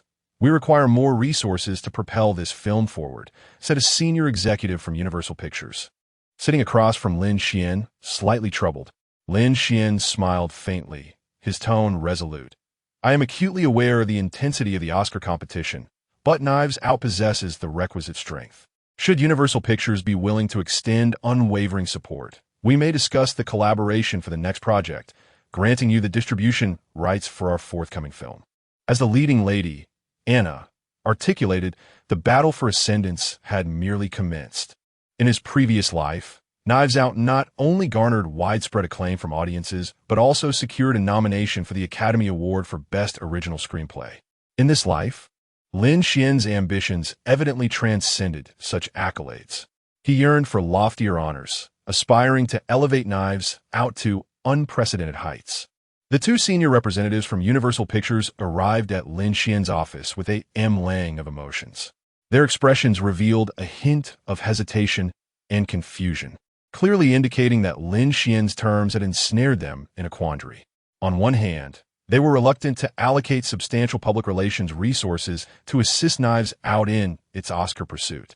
After all, such investments entail significant costs with uncertain outcomes.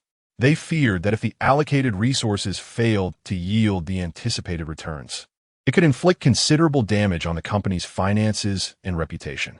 On the other hand, they were acutely aware of Lin Xuan's talent and influence. They recognized that Lin Xuan's next film could potentially yield even greater profits, presenting a project that could bring Universal Pictures substantial rewards.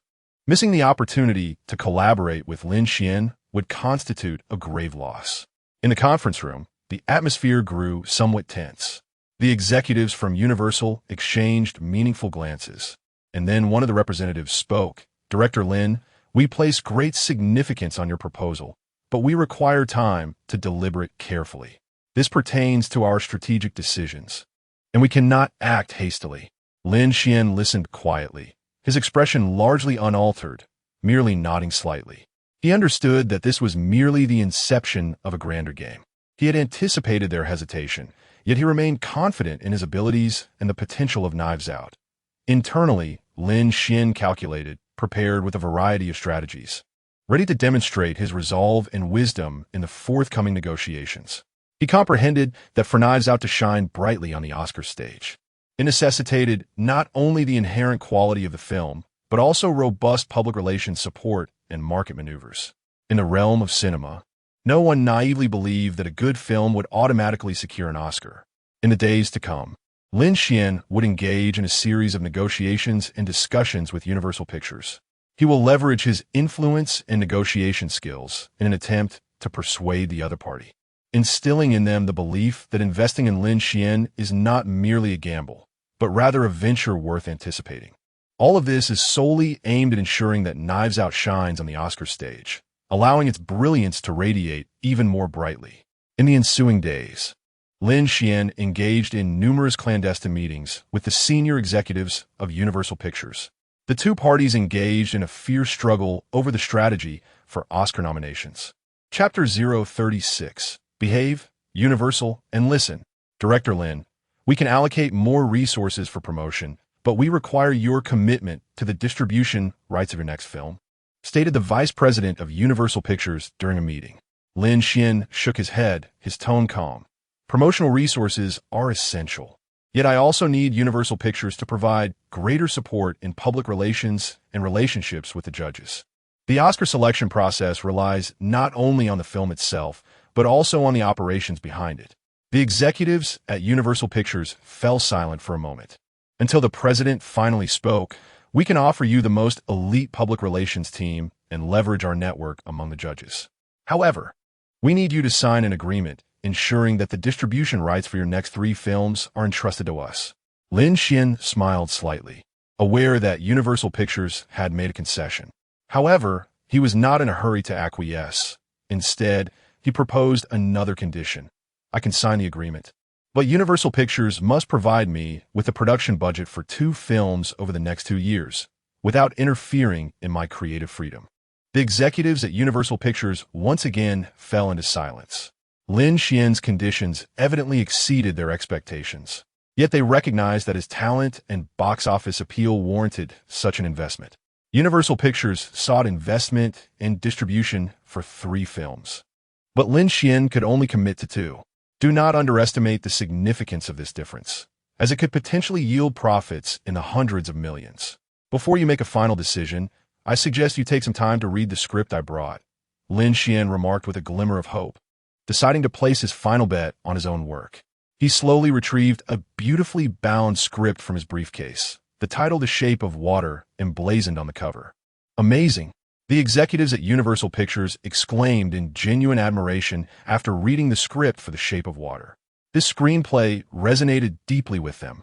In today's America, which is characterized by diversity, this film not only transcends the conventional framework of love stories, but also explores the multiplicity of love, the complexity of human nature, and societal critique through its intricately crafted plot and visual presentation. It delves into themes of inclusivity, the power of emotions, and humanity's attitude towards the unfamiliar and the different through a cross-species romantic tale. It seemed tailor-made for the American audience as a fantastical cinematic experience. Although the story structure of the film is not overly complex, the nuanced emotions it encapsulates are profoundly moving and deserving of applause. Simultaneously, this work showcases an exceptionally high artistic standard and commercial potential, undoubtedly a strong contender for the Academy Awards. Lin Xuan, trust me, just be patient a little longer. Using this film to aim for the Oscars will significantly increase your chances of success. The vice president of Universal Pictures eagerly expressed his thoughts to Lin Xuan. This film indeed holds great promise, but that is a matter for next year. For now, can we continue discussing the project Knives Out? Lin Xuan maintained his composure and presented his suggestion. If you were to collaborate on 2 films, what other project do you have in mind? Inquired the vice president of Universal Pictures, his tone laced with curiosity and anticipation. His gaze was fixed intently on Lin Xuan's face, seeking to glean some hints from the young director's expression. Lin Xuan smiled inwardly, sensing the subtle shift in the vice president's demeanor, transitioning from initial skepticism and scrutiny to a burgeoning recognition and interest. He understood that his prior efforts and accomplishments had compelled the vice president to seriously contemplate the possibilities of their collaboration. Subsequently, Lin Xuan presented the script for Megan to the vice president, declaring confidently, "It is yet another low-budget suspense film." His voice exuded an air of composure and assurance, as if he had already envisioned the film's success. The vice president accepted the script and began to peruse it meticulously. After careful estimation, he concluded that the investment for both films would not exceed $50 million. Yet, considering Lin Xuan's past achievements and the quality of this script, it was highly probable that each film would gross over $100 million. He calculated in his mind that with the addition of streaming and DVD distribution, along with related royalties, each film could potentially yield over $100 million for Universal Pictures. Moreover, a crucial point was Lin Xuan's impressive speed in filmmaking. While some renowned directors could also turn a profit, their projects often took 1 to 2 years, or even 3 to 5 years in some cases. In contrast, Lin Xuan's films moved swiftly from inception to production, and from production to release, all within a span of less than 6 months. This remarkable efficiency in the production process undoubtedly captivated the higher-ups at Universal Pictures. The returns were substantial, generating immense profits for Lionsgate. Had it not been for the resources that Universal Pictures provided to aid in Oscar pursuits, the executives believed that their collaboration would not have progressed as it did. Lin Xuan's talent and speed brought tangible economic benefits to them. Outside, numerous investors awaited the opportunity to collaborate with Lin Xuan. Among them were independent producers, representatives from other major film companies, and even some from streaming platforms. They all yearned to partner with this exceptionally gifted young director, hoping to replicate the success of his previous films and secure lucrative returns for themselves. They could not deny that Lin Xuan's name had become a hot topic in the film industry, with every move he made drawing considerable attention. "Lin, you truly are a genius," the vice president of Universal Pictures finally remarked. "Director Lin, we need to discuss your terms further." Lin Xuan nodded, aware that this negotiation was nearing its conclusion. After days of intense discussions and careful deliberation, the senior team at Universal Pictures reached a significant decision. After thorough consideration, they resolved to fully support the highly anticipated film Knives Out in its pursuit of various Oscar nominations. Simultaneously, an explicit agreement was established regarding the investment distribution for Megan and The Shape of Water. According to the accord, Universal Pictures would retain 80 of the investment returns, while Lin Xuan's team would possess the remaining 20. Pleasant collaboration, Lin. With the final document signed, the transaction between both parties has finally reached a conclusion. The vice president of Universal Pictures, a seasoned gentleman in the prime of his career, wore a satisfied smile as he extended his hand. His handshake was firm and resolute, reflecting his deep appreciation and anticipation for this collaboration. A pleasant partnership, Lin Xuan remarked, equally smiling. Through the expansive, luminous floor-to-ceiling windows, Lin Xuan gazed out at the vibrant cityscape illuminated by neon lights. The towering skyscrapers sparkled enchantingly under the cloak of night. His gaze was unwavering and profound, as if he could pierce through the glass to glimpse a more distant future. He understood that behind this facade of prosperity, the foundation of his entertainment empire was rapidly being laid. Chapter 037. Taylor's enthusiasm. The celebration for Knives Out took place in the most opulent hotel in Los Angeles, transforming a mere festivity into a star-studded gala, bolstered by the endorsement of Universal Pictures.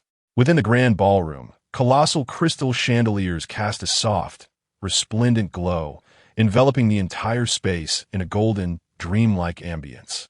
The champagne tower shimmered enticingly under the lights, each tier brimming with exquisite, translucent flutes, eagerly awaiting the toasts of the esteemed guests.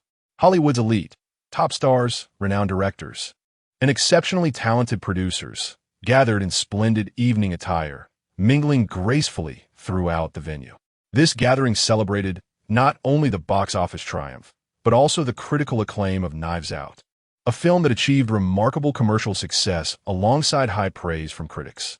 As the protagonist of the evening, Lin Xuan naturally became the center of attention. Dressed in a bespoke black suit, he appeared exceptionally handsome, his smile dazzling beneath the flashes of cameras. However, Lin Xuan harbored reservations about the Western style of such gatherings. In his view, a party was mandatory after filming, another was needed upon release, and yet another when box office figures soared. This scenario epitomized a facet of Western drinking culture, an unavoidable norm.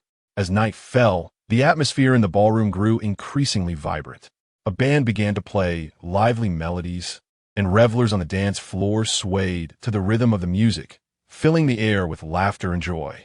Amidst this exuberance, Lin Xuan allowed himself to relax, dancing with a few friends and savoring the bittersweet fruits of success. He navigated through the crowd with poise, raising his glass in salute to each guest. Yet, his gaze drifted to a corner of the ballroom, where he was astonished to behold a golden-haired, blue-eyed woman. Taylor Swift? Lin Xuan could scarcely believe his eyes. Could it truly be the global music sensation? Holding his champagne flute, he strolled toward Taylor. She was engaged in conversation with several music producers, and upon noticing Lin Xuan's approach, she greeted him with a warm smile and a nod. "Taylor, congratulations on the resounding success of your new album," Lin Xuan said earnestly, raising his glass. However, Taylor appeared to exhibit little exuberance in her response. Suddenly, Lin Xuan was reminded of certain events. The year 2016 was perhaps the darkest chapter of Taylor's illustrious career. That year, a deluge of negative press and controversies besieged her, plunging the once radiant star into an unprecedented quagmire. From tumultuous romantic entanglements to disputes with fellow artists and relentless attacks and vitriol on social media, Taylor endured immense pressure and turmoil. The catalyst for this tumult was the controversy surrounding Kanye West's song Famous. In 2016, Kanye released Famous, which included derogatory terms directed at Taylor and featured a half-naked statue of her in the music video, igniting a media firestorm. Following Taylor Swift's expression of discontent, Kanye West asserted that he had spoken with her prior to the song's release, claiming she found it quite cool and amusing. Subsequently, His wife Kim Kardashian joined the conversation, releasing a recording of their call, alleging that Taylor had granted permission for the song's release, thus insinuating her hypocrisy. Under this undeniable evidence, Taylor found herself ensnared in a torrent of online vitriol, being labeled as hypocritical across the internet. Consequently, she has ceased her performances for several months. Thank you, Director Lin. I must also extend my congratulations to you. Knives Out is truly exceptional. I have watched it twice, and each time I was profoundly moved by your narrative technique. Taylor responded with a smile, her eyes reflecting a hint of admiration. It is my honor to receive your praise, she said. Lin Xuan smiled slightly, his gaze imbued with depth. After exchanging pleasantries, the discussion swiftly turned to music itself. Lin Xuan's passion for music rivaled his love for film. While Taylor stood as a legendary figure in the global music scene, their conversation soon grew animated. I heard that you initially debuted in country music before transitioning to pop. What does this shift signify for you? Lin Xuan inquired. Taylor chuckled softly, her eyes glistening with reminiscence. Country music is my foundation. It taught me to narrate the most genuine stories through the simplest of melodies. Conversely, pop music has afforded me greater possibilities, enabling me to explore a broader musical landscape. Lin Xuan nodded thoughtfully, remarking, in truth, whether it is country or pop, the essence lies in the expression of emotion. The same is true for film, regardless of genre. The ultimate aim is to touch the audience's heart. A flicker of surprise danced in Taylor's eyes. I did not anticipate your profound insight into music. Lin Xuan's lips curved into a subtle smile as he softly confessed. In fact, I occasionally compose songs, though I have never shared these creations with anyone. Upon hearing this, Taylor raised her signature eyebrow, her gaze brimming with keen interest. Really? Do you have any works you could showcase? Lin Xuan felt a wave of awkwardness wash over him. He had merely mentioned it out of politeness, not expecting Taylor to take it seriously. He hesitated, his mind racing.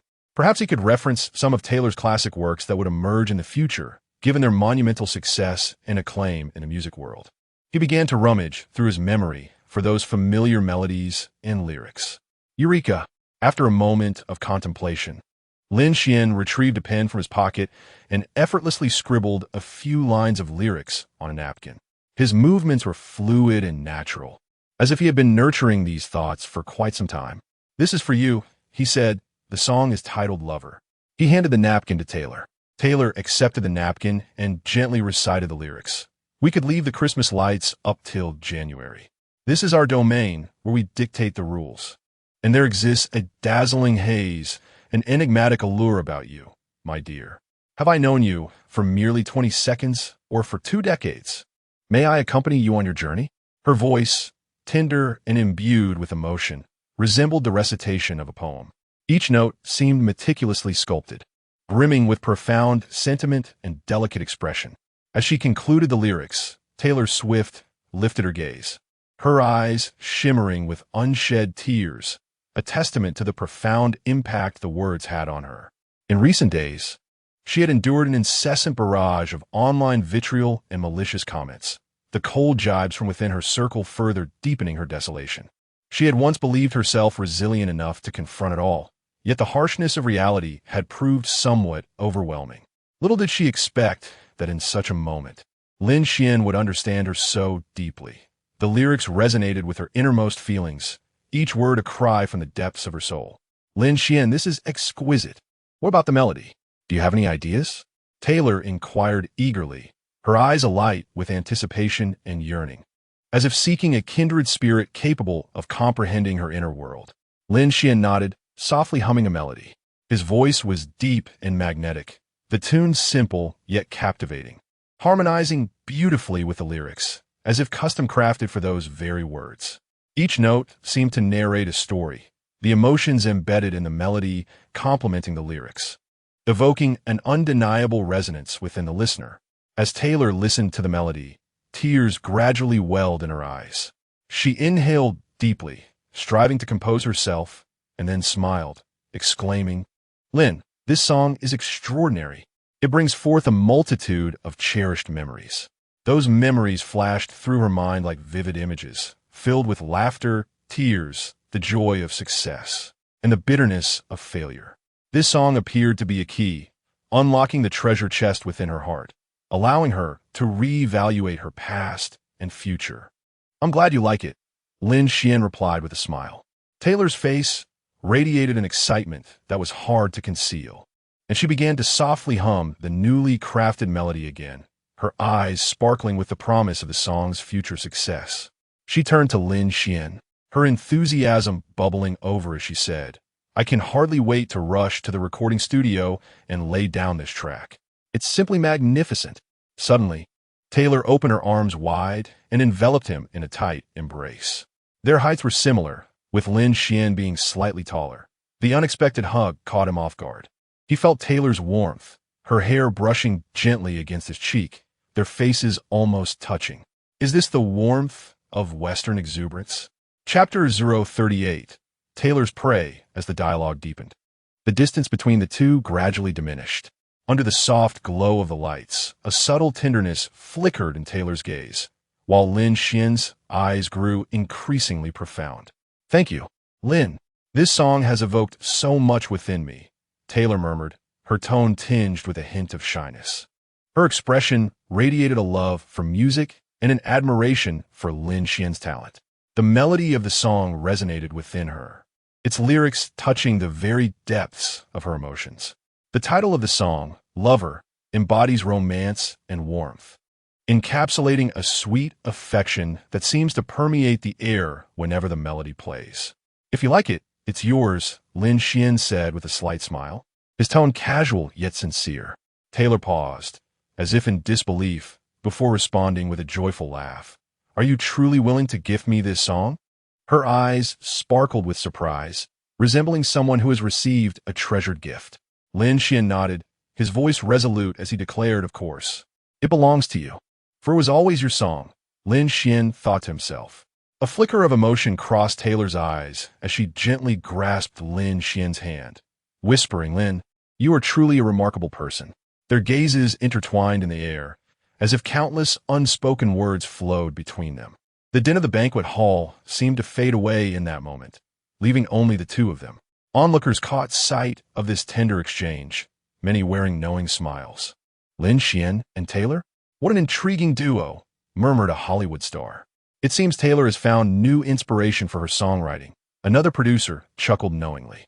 Daniel Craig and Chris Evans also observed the scene, exchanging smiles as they raised their glasses in acknowledgement of Lin Xuan. Returning to the banquet hall, Lin Xuan and Taylor resumed their conversation, standing by the window overlooking Los Angeles' night skyline. The city lights twinkled like stars, adorning the metropolis in a dreamlike beauty. Surrounded by the revelry of the banquet, they felt as though they inhabited a small world meant solely for the two of them. Lin, what type of music do you usually enjoy? Taylor inquired, her eyes sparkling with curiosity, seemingly eager for Lin Xuan's response. I listen to a variety of genres, from classical to pop. However, I have a particular affinity for songs that resonate deeply with the heart, Lin Xuan replied, his voice imbued with a profound weight, as if those songs held special significance for him. And who is your favorite artist? Taylor asked with genuine interest, leaning slightly forward in anticipation of Lin Xuan's answer. Lin Xuan smiled gently, his gaze softening as he replied, my favorite artist is undoubtedly you. His voice carried a firmness, as if revealing the most authentic sentiment nestled within his heart. Taylor's cheeks flushed slightly as she lowered her head and softly remarked, Lin, you truly are romantic. Her voice carried a hint of shyness while simultaneously revealing a trace of joy. Lin Xuan gently grasped her hand, his tone imbued with sincerity, saying, Taylor, you are one of the most talented singers I have ever encountered. It is my honor to write songs for you. His voice brimmed with admiration and respect, as if he were conveying his deepest reverence for her. Taylor lifted her gaze, her eyes shimmering with emotion, and continued, Lin, thank you. This song holds profound significance for me. Her voice trembled slightly, as though the song resonated with special feelings. After the banquet concluded, Lin Xuan and Taylor exited the hotel together. The night sky over Los Angeles sparkled with stars, and a gentle breeze brought a refreshing chill. Lin, I truly had a wonderful time tonight. "Thank you for composing that song for me," Taylor said softly, her tone tinged with reluctance. "I am equally delighted, Taylor. I hope we have more opportunities to collaborate in the future," Lin Xuan replied with a subtle smile, his gaze reflecting anticipation. Taylor nodded, a resolute glimmer in her eyes, as she declared, "We definitely will. Lin Xuan, you are a genius, and I believe your future will be even more brilliant." Lin Xuan chuckled, a note of confidence in his voice. "Is that so? Will you accompany me to witness it?" Standing at the hotel entrance, Taylor seemed to grasp the essence of Lin Xuan's words, smiling as she said, "Lin Xuan, I have a concert in New York next month. Would you be interested in attending?" Lin Xuan's eyes lit up with surprise. "Of course, I am looking forward to it." Taylor smiled and nodded. "Then I shall see you then." Lin Xuan remained there, watching as Taylor's figure gradually disappeared behind the car door. A wave of reflection washed over him. Taylor was currently navigating a low point in her career, and it was during such times that a unique bond of mutual understanding was forged between them. Lin Xuan was acutely aware that had time reversed a few years, when Taylor's career was at its zenith, she would never have found herself at this modest film banquet. Her schedule then would likely have been filled with grand award ceremonies and high-profile fashion parties. He imagined that had Taylor's career not encountered setbacks, she might have been donning an extravagant evening gown, basking in the limelight while being adored by countless fans and the media. Yet, the reality was that she chose to attend a relatively understated film premiere celebration at this juncture, and with Lin Xuan's rising prominence, it naturally drew the attention of media. Shortly thereafter, on Instagram, Taylor shared a photograph of herself engaging in conversation with Lin Xuan at the banquet, accompanied by a caption, "Music is the bridge that connects hearts. Grateful to director Lin Xuan of Knives Out for providing me with another companion on my musical journey." In the photograph, Taylor donned a deep blue evening gown, elegantly seated on a sofa, while Lin Xuan, clad in a formal black suit, sat across from her. The expressions of both were relaxed and joyful, suggesting a delightful rapport. This photograph quickly ignited a sensation on social media, with fans eagerly commenting in surprise and anticipation. Lin Xuan's phone was swiftly inundated with a multitude of messages and notifications. He sat in the dimly lit room, the faint glow of the screen illuminating his visage. His gaze was fixed upon a message from Taylor, the corners of his mouth curving slightly upward, as if savoring a subtle flavor. The message was simple and direct. "I'm sorry, Lin. I didn't anticipate that the photos on Instagram would have such a significant impact." Lin Xuan gently shook his head, murmuring to himself, "How intriguing." A barely perceptible smile graced his lips as he pondered. The finest hunters often present themselves in the guise of their prey. Chapter 39. Lin Xuan's rise to fame. Icy and irritable following the grand celebration banquet, Lin Xuan, with scarcely a moment of respite, hurriedly boarded his flight back home. His brief encounter with Taylor Swift was merely a fleeting episode in his Hollywood journey. He had more pressing matters awaiting him back in his homeland. After all, in light of his current status, he remained a student at heart. Yet, the accomplishments garnered from this Hollywood venture were far more dazzling than those of his previous endeavor. The box office for his directed film, Knives Out, had surpassed the remarkable milestone of 300 million, equivalent to an astonishing 2.1 billion yuan. When combined with the 800 million yuan earned by his earlier film, Happy Death Day, the total box office for both movies had reached an astounding 3 billion yuan. All of this transpired within a mere 6 months. A truly formidable feat. It is no wonder the capital markets reacted with such frenzy. Who would turn down the chance to brush shoulders with immense wealth? Lin Xuan had seemingly transformed into a walking money tree. His name and visage synonymous with box office success. Each of his appearances appeared to silently declare the rise of a new star in the film industry, whose brilliance gradually eclipsed that of seasoned directors. As the flight of this lucrative tree gently descended onto the runway of the Capital International Airport, Lin Xuan could already envision the fervent welcome awaiting him from both media and fans. Once the plane had come to a halt, he took a deep breath, adjusted his attire, and steeled himself for the impending clamor. However, as he stepped out of the airport corridor, the scene before him left him utterly astounded. The airport terminal was teeming with people, a cacophony of voices filling the air, as if the entire world had converged in this one place. Fans waved banners and posters, while journalists, cameras slung over their shoulders and microphones in hand, jostled to capture every fleeting moment. "It's Lin Xuan." "Yes, back," an astute reporter exclaimed, their voice reverberating through the terminal. This shout seemed to ignite the atmosphere, and instantly, the airport terminal erupted in excitement. Countless fans and media personnel surged forward, encircling Lin Xuan. The flashes of cameras illuminated the space like daylight. Microphones and phones thrust almost into his face, each person eager to extract exclusive insights from the star. "Director Lin, congratulations on the success of Knives Out. What are your plans for the future?" One reporter boldly inquired, their tone brimming with anticipation. "Lin Xuan, your two films have surpassed a global box office of $3 billion. What are your thoughts?" Another journalist pressed forward, urgency evident in their voice as they sought to secure an exclusive scoop. Though prepared, Lin Xuan was momentarily taken aback by the overwhelming scene. He inhaled deeply, quickly regaining his composure, and smiled at the crowd, his voice steady and filled with gratitude. "Thank you all for your support. I am thrilled that Knives Out has achieved such success, but this is merely the beginning. I will continue to strive to bring more exceptional works to everyone." His response was succinct yet powerful, earning him resounding applause from the audience. Fans enthusiastically waved their support items, vociferously chanting Lin Xuan's name to express their admiration and support for this cinematic figure. Meanwhile, media reporters, while documenting this moment, were already conjuring headlines for the next day's news. The entire airport terminal seemed to transform into Lin Xuan's personal stage of triumph, with him shining as the most luminous star. "Lin Xuan, could you please sign this for me?" A fan offered a notebook. "Director Lin, may we take a photo together?" Another fan raised their phone.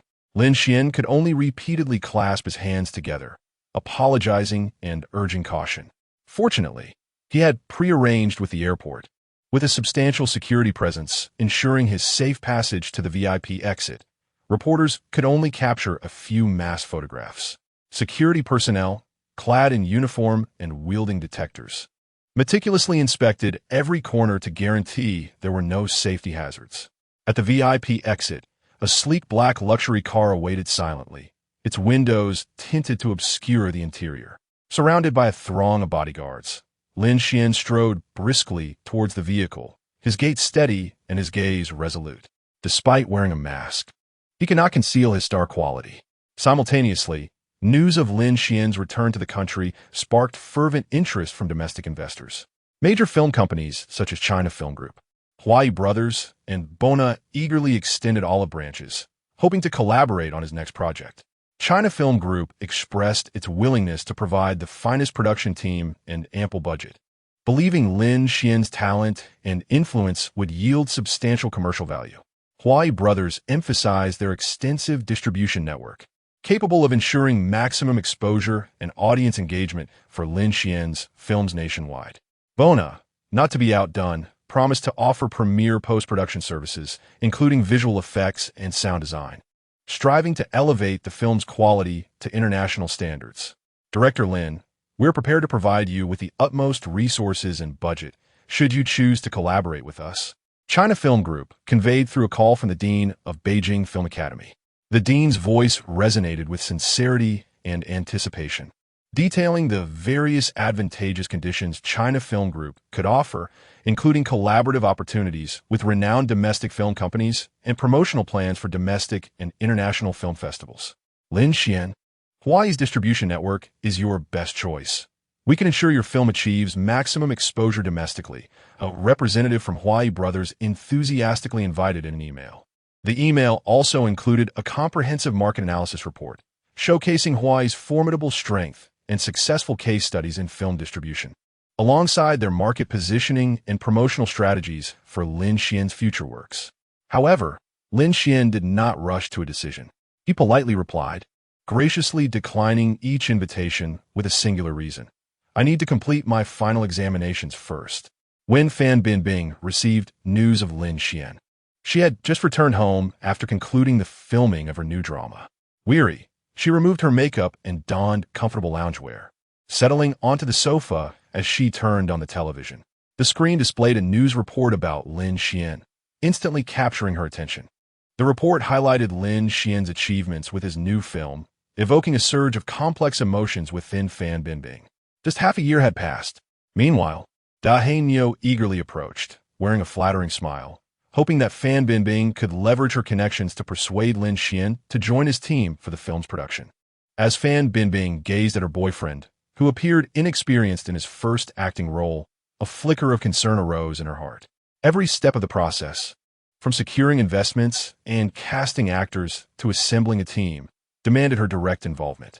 In contrast, Jinyu resembled a giant infant, only able to voice various demands, seemingly oblivious to the challenges and difficulties inherent in the practical execution of the project. She recalled Lin Xuan's composure during his directorial debut, and for the first time, a question arose within her. Could Li Cheng really direct this film successfully? I once spoke with Lin Xuan, and he mentioned that he would not be making films domestically in the near future.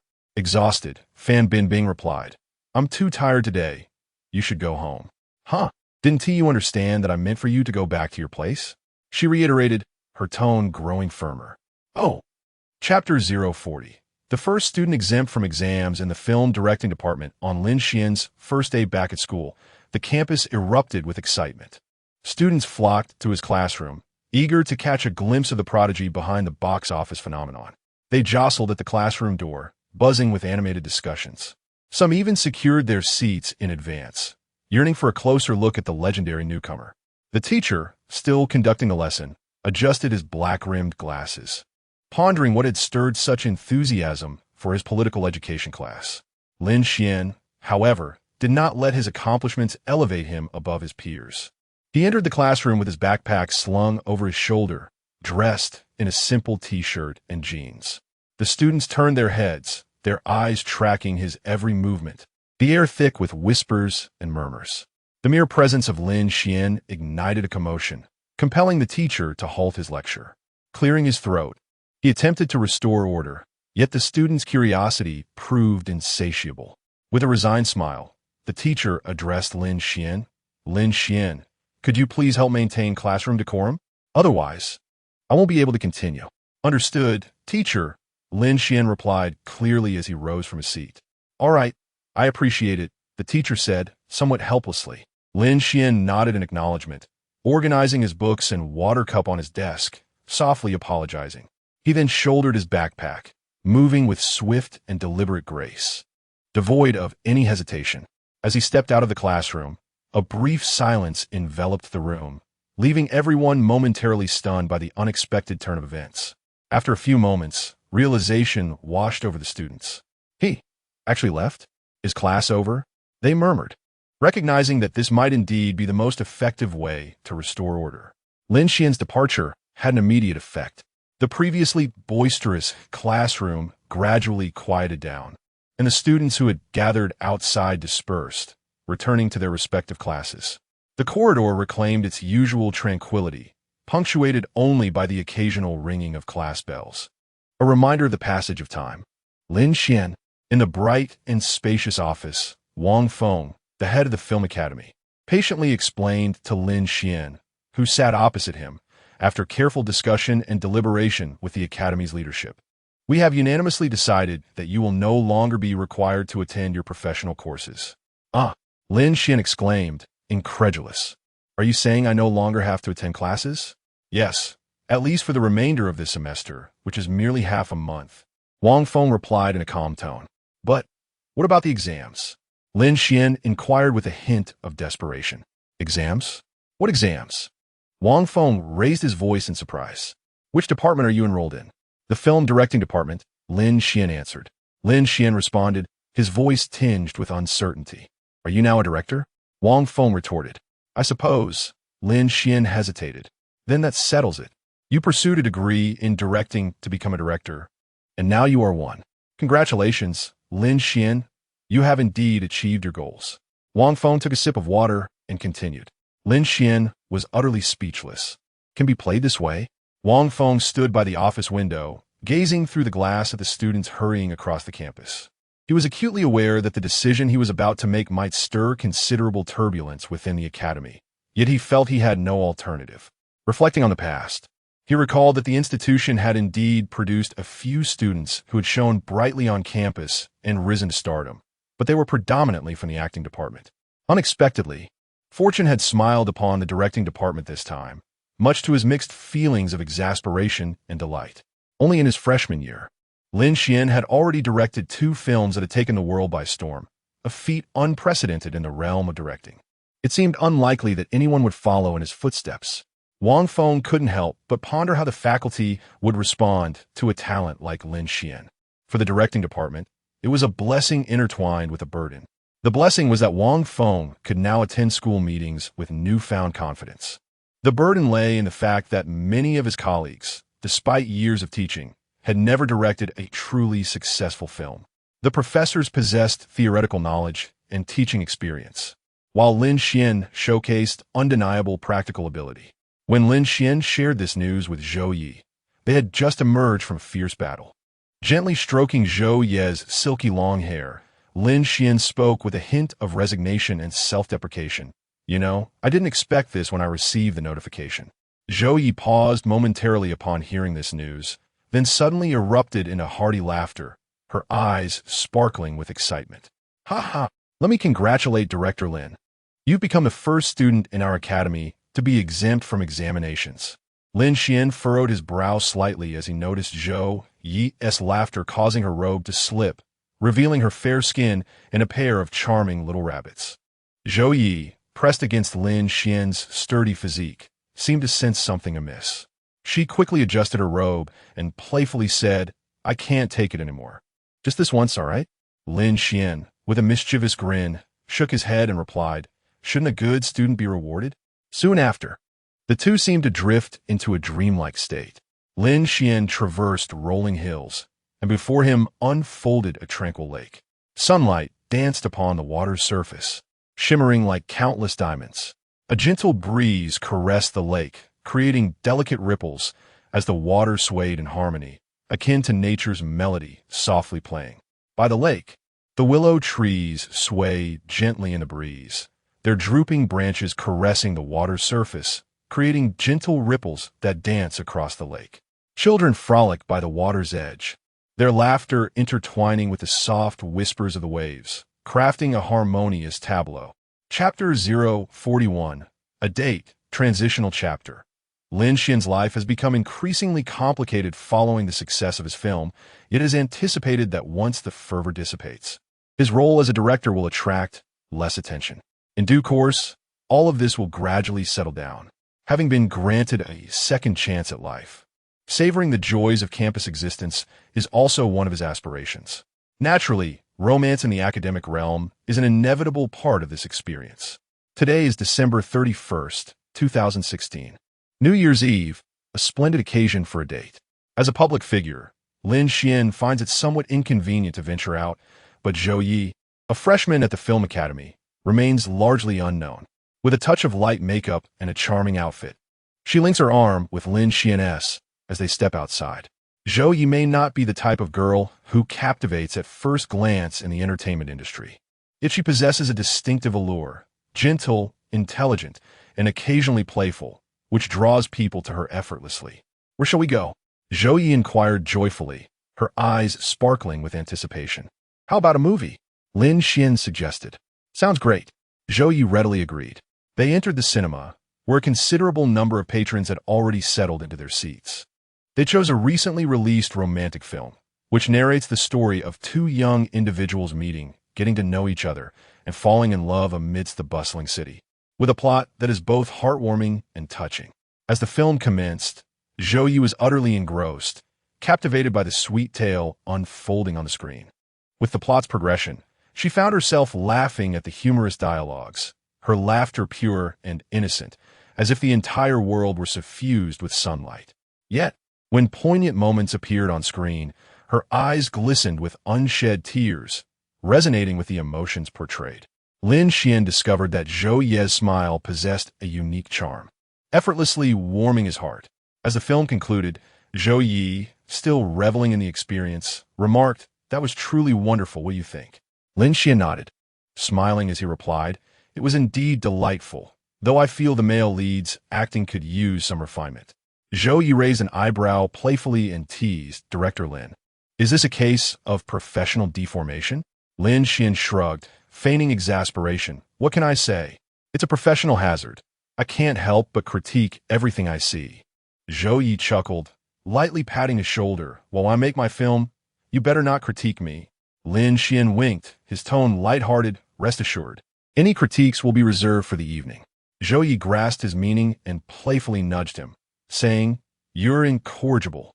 As they exited the cinema, dusk had settled, and the city's night sky was illuminated by the glow of neon lights.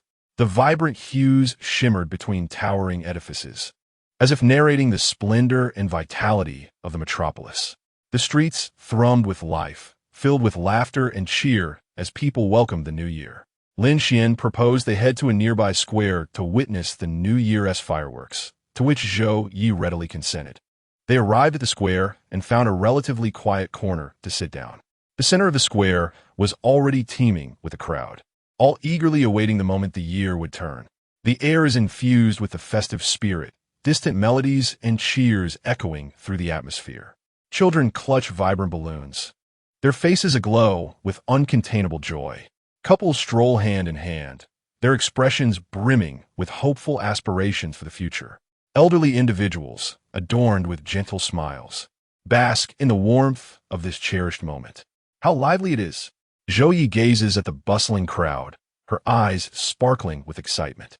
She turns to Lin Xuan, anticipation radiating from her gaze. Lin Xuan smiles, a hint of indulgence in his tone. "Indeed, it is New Year's Eve. Everyone desires to welcome the new year together." He lightly pats the back of Ziyi's hand, as if conveying an unspoken bond and warmth. Ziyi turns to him and softly inquires, "Lin Xuan, do you have any wishes for the new year?" Her voice carries a tender softness, as if she is yearning for a beautiful response. Lin Xuan ponders for a moment, then replies with a smile, "My wish is quite simple. I hope everyone around me finds happiness, and I wish the same for you." His gaze is filled with sincerity, as if each word bears profound blessings. Ziyi's cheeks flush slightly, and she murmurs, "When did you become so eloquent?" A playful glint dances in her eyes, as if challenging Lin Xuan's sincerity. Feigning innocence, Lin Xuan shrugs. "I am merely speaking the truth. How does that equate to being eloquent?" His smile is relaxed, as if he is savoring this heartwarming evening. Ziyi cannot help but laugh, her eyes shimmering with sweetness. Leaning against Lin Xuan's shoulder, she softly expresses, "Lin Xuan, thank you. I truly enjoyed tonight." Her voice is filled with gratitude, as if this night holds extraordinary significance for her. Lin Xuan gently clasps her hand, his tone tender. "As long as you are happy, I am happy." His voice is deep and resonant, as if promising eternal protection. As midnight approaches, the atmosphere in the square grows increasingly vibrant. Some have deliberately positioned themselves in the center, leading the crowd in a countdown to the new year. 10, 9, 8. The collective voices of the crowd rise in a deafening chorus. Ziyi joins in the countdown, her face radiant with excitement. Lin Xuan watches her, his heart swelling with warmth. He seems to see the brilliance in Ziyi's eyes, a reflection of boundless dreams and hopes for the future. 3, 2, 1. Happy New Year! As the countdown concludes, the sky erupts in a spectacular display of fireworks, their colorful brilliance illuminating the night sky and the faces of the two. The fireworks are dreamlike in their splendor, transforming the night into a radiant day. "Happy New Year, Ziyi!" Lin Xuan exclaims, his eyes alight with joy. His voice cuts through the sound of the fireworks, as if proclaiming his happiness to the world. "Happy New Year, Lin Xuan!" Ziyi replies with a smile, her eyes sparkling with bliss. Her voice resonates with happiness and contentment, as if, in this moment, all worries have dissolved into the ether. Against the backdrop of the fireworks, their figures appear particularly warm and tender. They cling closely to one another, savoring the warmth and heartbeat of their connection. The onset of the new year signifies Lin Xuan embarking on a fresh journey. Chapter 042. the 1,000-mile horse initiative on the morning of January 2nd. The first rays of sunlight pierced through the mist, illuminating every corner of the bustling metropolis. Lin Xuan stood before the heart of the capital CBD, feeling a sense of helplessness. He suddenly encountered an awkward predicament. Despite the fact that his own company resided above, he found himself unable to enter its doors. Since his initial meeting with Wei Yu, he had only visited the office once, thus lacking the necessary access credentials. In his predicament, Lin Xuan reluctantly took out his phone and dialed Wei Yu's number. Within moments, Wei Yu approached him, adorned in an impeccably tailored professional outfit. The sound of her black high heels echoed rhythmically against the polished floor. Today, she wore a well-fitted, deep blue blazer paired with a matching pencil skirt, exuding both competence and feminine grace. The collar of her white blouse was slightly open, elegantly showcasing the contours of her neck while maintaining an air of professionalism. Wei Yu's makeup was subtle, yet perfectly accentuated her exquisite features. Her long hair was skillfully styled into an updo, revealing her slender neck, with a few rebellious strands cascading gently, adding an effortless charm. At the sight of her, Lin Xuan felt a spark of illumination. "I apologize for the wait," Wei Yu said, her voice soft and clear, reflecting her commendable professional demeanor, albeit with a hint of detachment. Since their last encounter, she had conducted a background check on Lin Xuan, uncovering that he was, in fact, a globally renowned emerging director. After a brief moment of astonishment, she began to formulate her own considerations. She was merely a salaried professional manager, with little need to concern herself with the other facets of her employer's life. Upon seeing her, Lin Xuan sighed with relief. He noticed that the company had hired 2 clerks, 2 accountants, and a driver, new faces he had yet to meet. Lin Xuan's company, named Run's Film Investment Company Limited, occupied half a floor in a building within the CBD. This edifice was situated in the commercial heart of the capital, surrounded by various high-end commercial facilities and flagship stores of international brands. From the company's floor, the view was expansive, with vast floor-to-ceiling windows offering a panoramic glimpse of the city's vibrant landscape. "Mr. Lin, is there something specific you wish to address today?" Wei Yu inquired with a smile as she opened the door to an office reserved for Lin Xuan. He stepped inside, surveying the surroundings, and couldn't help but reflect on how astute his decision had been to choose Wei Yu as his assistant. He recalled her clear thinking and profound understanding of the industry during her interview, which had left a lasting impression on him. Not only was her professional competence commendable, but she also possessed a sense of propriety. "Am I not allowed to drop by for a visit?" Lin Xuan remarked with self-deprecating humor. "Mr. Lin, you know that's not what I meant," Wei Yu responded, maintaining her composure. Lin Xuan nodded in understanding and continued, "Now, could you please update me on the situation with Bitcoin?" Wei Yu opened her work tablet and looked up at Lin Xuan, her tone laced with admiration. "Mr. Lin, the price of Bitcoin has indeed surpassed 1,000. Your investment acumen is truly commendable. On January 2nd, 2017, Bitcoin's value breached the 1,000 mark. The worth of Lin Xuan's 14,000 Bitcoins had soared to 14 million, coupled with a 30 million box office share from Knives Out. His fortune had approached 300 million renminbi. Lin Xuan smiled, having anticipated this outcome, and replied, "Miss Wei, this is merely the beginning. The value of Bitcoin extends far beyond this." Wei nodded. Although she remained cautious about Bitcoin's future, Lin Xuan's success compelled her to reassess this young director and investor. She set aside her report and earnestly inquired, "Mr. Lin, what are your plans moving forward? Do you intend to adjust your investment strategy?" After a moment of contemplation, Lin Xuan responded, "There is no need to alter our Bitcoin investments for now. I plan to hold them long-term. However, I have a new idea I would like to discuss with you." A glimmer of curiosity sparkled in Wei Yu's eyes. "Please go ahead." Lin Xuan rose and approached the window, gazing out over the cityscape. His voice was steady and resonant.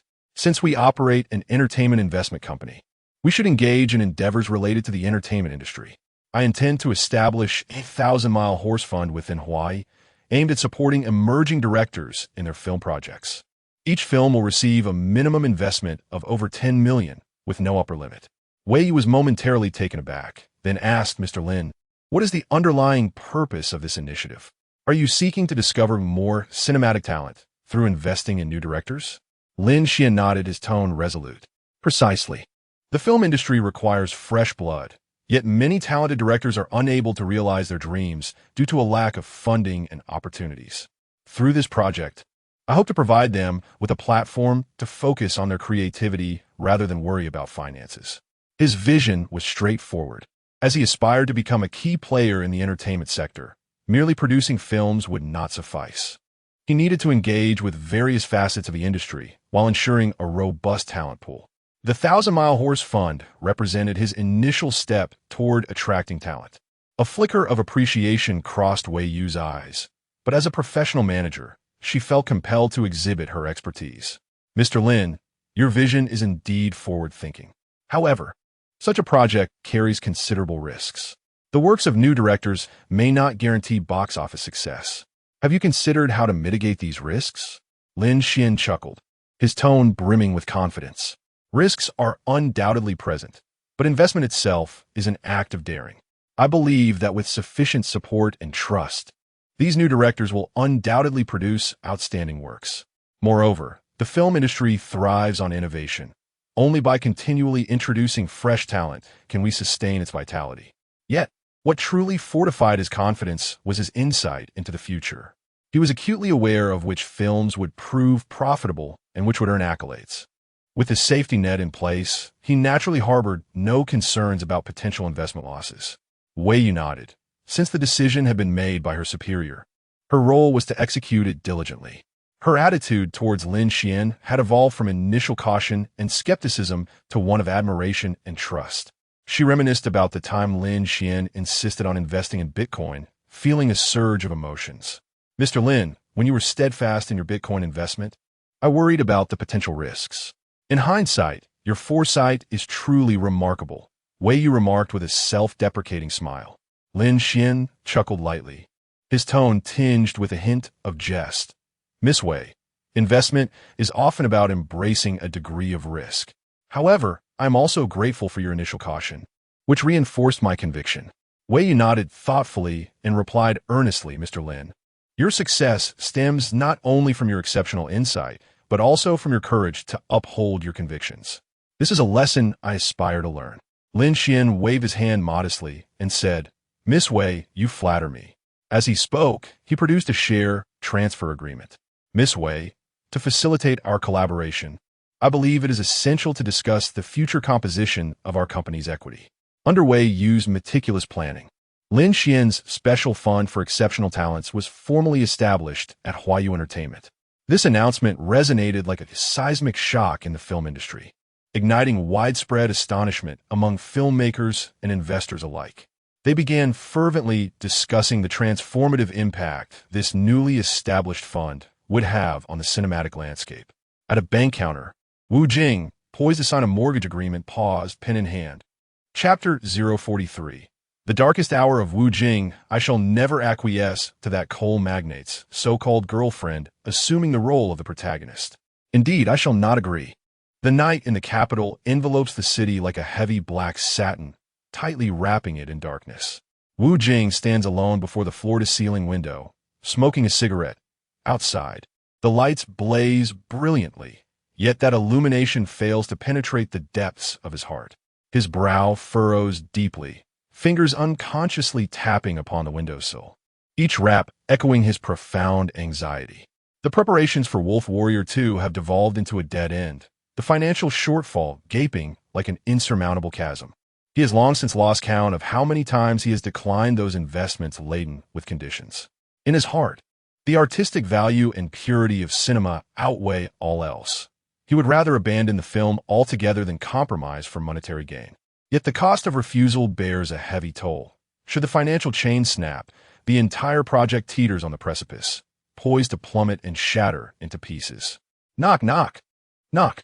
A gentle rapping at the door disrupts the silence of the room. Wu Jing turns to see Xie, then standing at the threshold, her eyes brimming with concern and worry. "Are you still awake?" she inquires softly, fatigue lacing her voice. Wu Jing forces a bitter smile and shakes his head. "Unable to sleep. The mere thought of the film sends his mind into a chaotic whirlpool. Xianin enters the room, moving beside Wu Jing and gently clasping his hand. I know you're under immense pressure, but please do not exhaust yourself. Wu Jing reciprocates her grip, savoring the warmth, yet guilt wells within him as he utters, Xiaonan. I'm truly sorry. I had hoped to provide a stable life for you and the child, but now. His voice falters, choked with emotion. Xianin places a gentle hand over Wu Jing's mouth, saying, Do not speak foolishly. I married you knowing you are a man of dreams. I believe in you. Wolf Warrior 2 will surely succeed. Wu Jing gazes into Xianin's resolute eyes, warmth flooding his heart, but soon reality's harshness douses that flame. Yet we are still far from securing the necessary funds. I truly cannot conceive a solution. After a moment of silence, Xianin takes a deep breath and proposes, What if we mortgage our house? Wu Jing abruptly turns his head, shock etched across his face. What did you say? Mortgage the house? Absolutely not. That house is our home. If the film fails, we would truly have nothing left. Xianin meets his gaze, her eyes unwavering. I have thought this through. We are still young.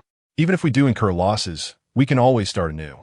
But if you abandon your dream due to this hardship, I fear you may regret it for the rest of your life. Wu Jing's eyes moisten instantly. He embraces Xianin tightly, whispering, Man, why are you so good to me? His voice is drowned in tears, 1,000 unspoken words coalescing into a single, fervent embrace. At that moment, the shrill ring of a cell phone pierces the tranquility of the room. Wu Jing glances at the screen, noting the name of Wang Wei, the very person who had just called him. His brow furrows slightly, a wave of impatience and even a hint of anger surging within him. Upon answering the phone, his tone unmistakably laced with discontent, Wu Jing remarked, Wang Wei, I understand your intentions are well-meaning, but I absolutely refuse to accept investment for that damn girlfriend. I would rather perish than rely on others' financial support. On the other end, Wang Wei was momentarily taken aback, evidently realizing that Wu Jing had misconstrued his intentions. He hastily clarified, Brother Jing, I've found you an investor with no strings attached. Really? What? Wu Jing inquired, his voice tinged with surprise. You know Lin Xuan, right? Wang Wei continued. I think. I've heard of him. Wu Jing replied vaguely, clearly unfamiliar with the name. Are you aware of the Qianlima Fund? Wang Wei pressed on. No, I'm not. Wu Jing admitted candidly, evidently oblivious to the topic. Then take a look at Weibo. It's all the rage. Wang Wei exclaimed with excitement. Wu Jing ended the call, still harboring some doubts, yet decided to heed Wang Wei's advice and open Weibo. Upon unlocking his phone and accessing the app, he found the top trending topic was the news regarding Lin Xuan's Qianlima Film Support Fund. He swiftly perused the details, discovering it to be an announcement about a newly established film investment fund, with a minimum investment of 10 million RMB and no upper limit. Damn, this is enticing. Lin Xuan, a director of esteemed repute in the Huagua film industry, had announced the Qianlima Special Film Support Fund, which detonated like a bombshell, shaking the entire film community. The news instantly garnered widespread attention and fervent discussion within and beyond the industry. Within mere hours of the announcement, it soared to the top of Weibo's trending list. There was no denying that the name Lin Xuan was a magnet for attention. Every move he made could easily become the focal point of public interest, especially considering he was the sole director from Huagua to achieve $300 million in global box office sales. Lin Xuan's initiative aimed to uncover and support emerging directors with potential who had yet to gain adequate recognition, thereby injecting fresh vitality into the film industry and igniting new creative energies. The announcement of this plan undoubtedly instilled hope in aspiring filmmakers who had long struggled with financial constraints. However, any innovative endeavor inevitably encounters controversy. Public and industry opinions regarding Lin Xuan's Qianlima Fund were deeply divided. Some expressed enthusiastic support, believing it to be a significant contribution to the film industry, facilitating opportunities for more talented newcomers to showcase their skills. Conversely, others adopted a skeptical stance, questioning Lin Xuan's true motivations and even doubting his capabilities, suggesting it might merely be a publicity stunt. Additionally, many chose to remain observant, eager to see whether this initiative would materialize and yield tangible results. After all, for any new plan, the successful implementation and achievement of anticipated outcomes is the paramount concern for all involved. Despite the ongoing controversies, the fervor surrounding the Qianlima Special Fund continues to rise. Numerous talented, yet financially constrained directors have glimpsed a glimmer of hope, eagerly submitting their project proposals in hopes of garnering Lin Xuan's favor and support. These proposals encompass a diverse array of ideas and concepts, ranging from science fiction to romance, from historical narratives to contemporary tales. Each project brims with a profound passion for the cinematic arts and an optimistic vision for the future.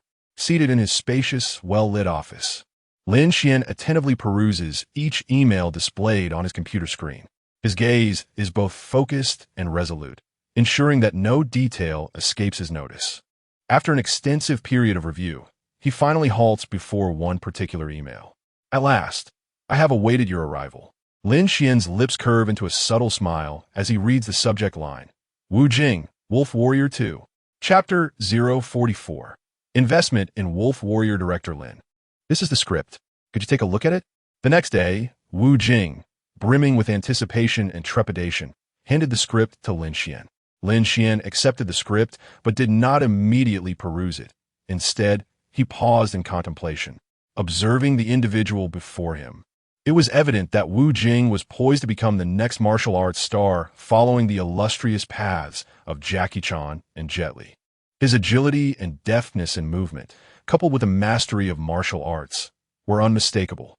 Yet, in an era where martial arts films have waned in popularity, Wu Jing found himself compelled to transition into the realm of war films. Fortunately, he seized the patriotic narrative, and with the Wolf Warrior series, he solidified his standing as a leading director and actor in the country. The triumph of Wolf Warrior was not solely attributed to its superior quality, but also to its ability to evoke a sense of national pride and patriotism among viewers. Are you no longer pursuing martial arts films? Lin Xuan inquired with curiosity. This question only intensified Wu Jing's unease. He had had no prior interactions with Lin Xuan and had gleaned all his knowledge about him solely from online sources. The more he researched, the more astonished he became. This youthful figure, appearing to be merely 20, was already an internationally renowned director with over 30 billion in box office earnings, having directed only 2 films. To prepare for their meeting, Wu Jing had stayed up late, immersing himself in Lin Xuan's 2 films. He could not deny their exceptional quality. In terms of cinematography, screenplay, and thematic depth, they stood as excellent examples of commercial cinema, far surpassing his own mid-level directorial skills. Indeed, martial arts films have lost their audience. Wu Jing remarked self-deprecatingly. Who want to watch a bunch of men in their 40s and 50s fighting? Lin Xuan nodded in agreement, understanding the sentiment. Once a shining genre, martial arts films seem to have lost their former allure as audience tastes evolved. Wu Jing concurred, adding, yes, nowadays, viewers prefer the extravagant special effects of sci-fi blockbusters and the lively antics of comedies. Lin Xuan continued, yet, I firmly believe that for the Chinese film industry to genuinely penetrate the international market, martial arts cinema remains a promising avenue. Firstly, martial arts films possess a profound historical foundation in our culture. From Bruce Lee's The Big Boss to Jackie Chan's Rush Hour and Jet Li's Once Upon a Time in China, these films not only achieved remarkable success domestically, but also garnered widespread acclaim in international markets. Adjusting his posture, Lin Xuan elaborated, India boasts its vibrant musical films, a genre filled with energy and color, beloved by audiences worldwide. Japan is known for its art films, which are intricate and profound, showcasing another facet of Japanese culture. South Korea has its chaebol films, which reflect the realities of Korean society through the lives of its business magnates. As he lightly tapped the script resting on the table, Lin Xuan concluded, if our martial arts films could amalgamate modern cinematic technology and narrative techniques, intertwining traditional martial arts with contemporary elements, I am confident they could serve as a distinguished emblem of Chinese cinema on the global stage. Upon hearing this, Wu Jing felt a surge of passion. Having personally experienced the glorious era of martial arts films, his admiration for Lin Xuan increased significantly. Leaning against the back of his chair, Lin Xuan inquired with a profound gaze, Director Wu, Where do you perceive the future of martial arts cinema lies? Or rather, how can Chinese action films genuinely penetrate the international market? Surprised by Lin Xuan's question, Wu Jing quickly composed himself and, after careful consideration, responded, in recent years, international interest in martial arts films seems to be waning. I believe the crux lies in how we can amalgamate traditional martial arts elements with modern cinematic techniques, while simultaneously integrating a narrative style that resonates globally. Lin Xuan nodded in agreement, his tone laced with approval. Well said. What do you perceive as the greatest obstacle for martial arts films in the international arena? After a moment of contemplation, Wu Jing replied, I believe it is cultural disparity. Many foreign audiences are unfamiliar with Chinese martial arts culture, and some even harbor misconceptions. We must discover a method to preserve the essence of martial arts while striking a chord with a global audience. With a smile, Lin Xuan asked, How do you think Bruce Lee achieved that? Wu Jing chuckled in response. Bruce Lee was indeed a legend. Not only was he an exceptional martial artist, but he also understood how to intertwine martial arts with philosophy, allowing viewers to experience a deeper layer while appreciating the action. Nodding with a hint of nostalgia, Lin Xuan remarked, Indeed, Bruce Lee's success was not solely due to his martial prowess, but also because he grasped the interplay between martial arts and human nature, philosophy. Do you believe contemporary martial arts films can still achieve this? A glimmer of determination shone in Wu Jing's eyes as he stated, I believe it is possible, but it necessitates greater innovation. We cannot merely replicate Bruce Lee's path. Rather, we must find an expression that is unique to our era.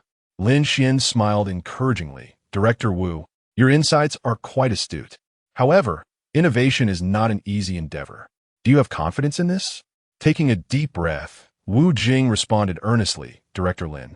I am aware that this journey is fraught with challenges, but I firmly believe that only by daring to break through can Chinese martial arts cinema truly step onto the world stage. I am willing to embrace this risk. Lin Xuan nodded gently, recognizing that success is no mere coincidence. Individuals with goals, a willingness to endure hardship, and strong execution can excel in any field. Have you brought the contract? After sharing his thoughts, Lin Xuan felt it was time to address the matter at hand. Contract? What? Contract? Wu Jing was taken aback by this sudden shift, clearly not anticipating that the conversation would veer so swiftly towards practical negotiations. Yes, weren't you here to discuss film investment? Have you not even prepared the contract? Lin Xuan remarked casually. Astonished, Wu Jing replied, Director Lin, are you agreeing to invest in my film? Indeed, I agree. Lin Xuan's response was succinct and resolute. But you haven't even read the screenplay yet. Wu Jing's perplexity was palpable, for in the realm of cinema, the screenplay serves as the very nucleus of the entire project. Is this truly significant? Lin Xuan retorted. Is it not?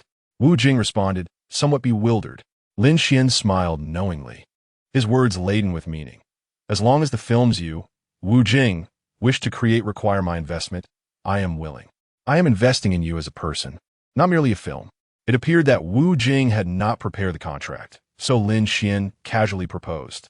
How about I invest 80 million in Wolf Warrior 2 for a 35 share of the profits? What do you think? He spoke with a lightness that suggested he was discussing a trivial matter. How? How did you know I precisely need an investment of 80 million? Wu Jing was once again astounded. The news from his previous life had reported that Wu Jing mortgaged his villa to secure an 80 million loan for filming. Naturally, Lin Xuan did not disclose this, fabricating an explanation instead. Because I'm also a director, I estimated that around 80 million would be necessary for production. Do you think that is insufficient? No. Wu Jing hastily waved his hands, declaring, that is more than adequate. Mr. Lin, you are truly a timely benefactor for my film. A look of immense relief washed over his face, clearly grateful for Lin Xuan's generous support. Then it is settled. Lin Xuan nodded, seemingly pleased with the decision. However, Wu Jing remained somewhat skeptical and cautiously inquired, is there a need to designate a specific role? He posed this question carefully, aware that investors in the film industry sometimes demand decision-making power over certain characters. No need, Lin Xuan replied succinctly, indicating his desire not to interfere with the creative process of the film. What about the female actress attending social gatherings? Wu Jing pressed on, referencing some of the industry's unspoken rules, such as requiring actresses to participate in certain social events. No need for that either, Lin Xuan answered again with simplicity, wishing to avoid any such conventions from impacting the film's production. Wu Jing was left even more bewildered. It seemed that fortune could indeed fall from the sky. He could only attribute this to Lin Xuan's genuine passion for cinema and his support for the industry. If Lin Xuan were to know Wu Jing's inner thoughts, he would undoubtedly be amused. To be reborn into the entertainment industry with wealth and not invest in Wolf Warrior 2 would indeed feel like a wasted opportunity. Wu Jing mentally calculated that with an investment of 80 million, the future returns could yield a profit of 600 million. Goodness, this seems even more lucrative than cryptocurrency. Chapter 045. Li Bingbing and Li Xuan. After signing the contract with Wu Jing, Lin Xian's spirits had been buoyant. His investments in Bitcoin had yielded substantial profits, and the box office dividends from Blade Out of the Sheath had significantly elevated his status. Coupled with the smooth advancement of the Qianlima Special Fund, he felt as though his life was steadily progressing towards his ideals. However, this wave of positivity was abruptly shattered during a meeting with Li Bingbing.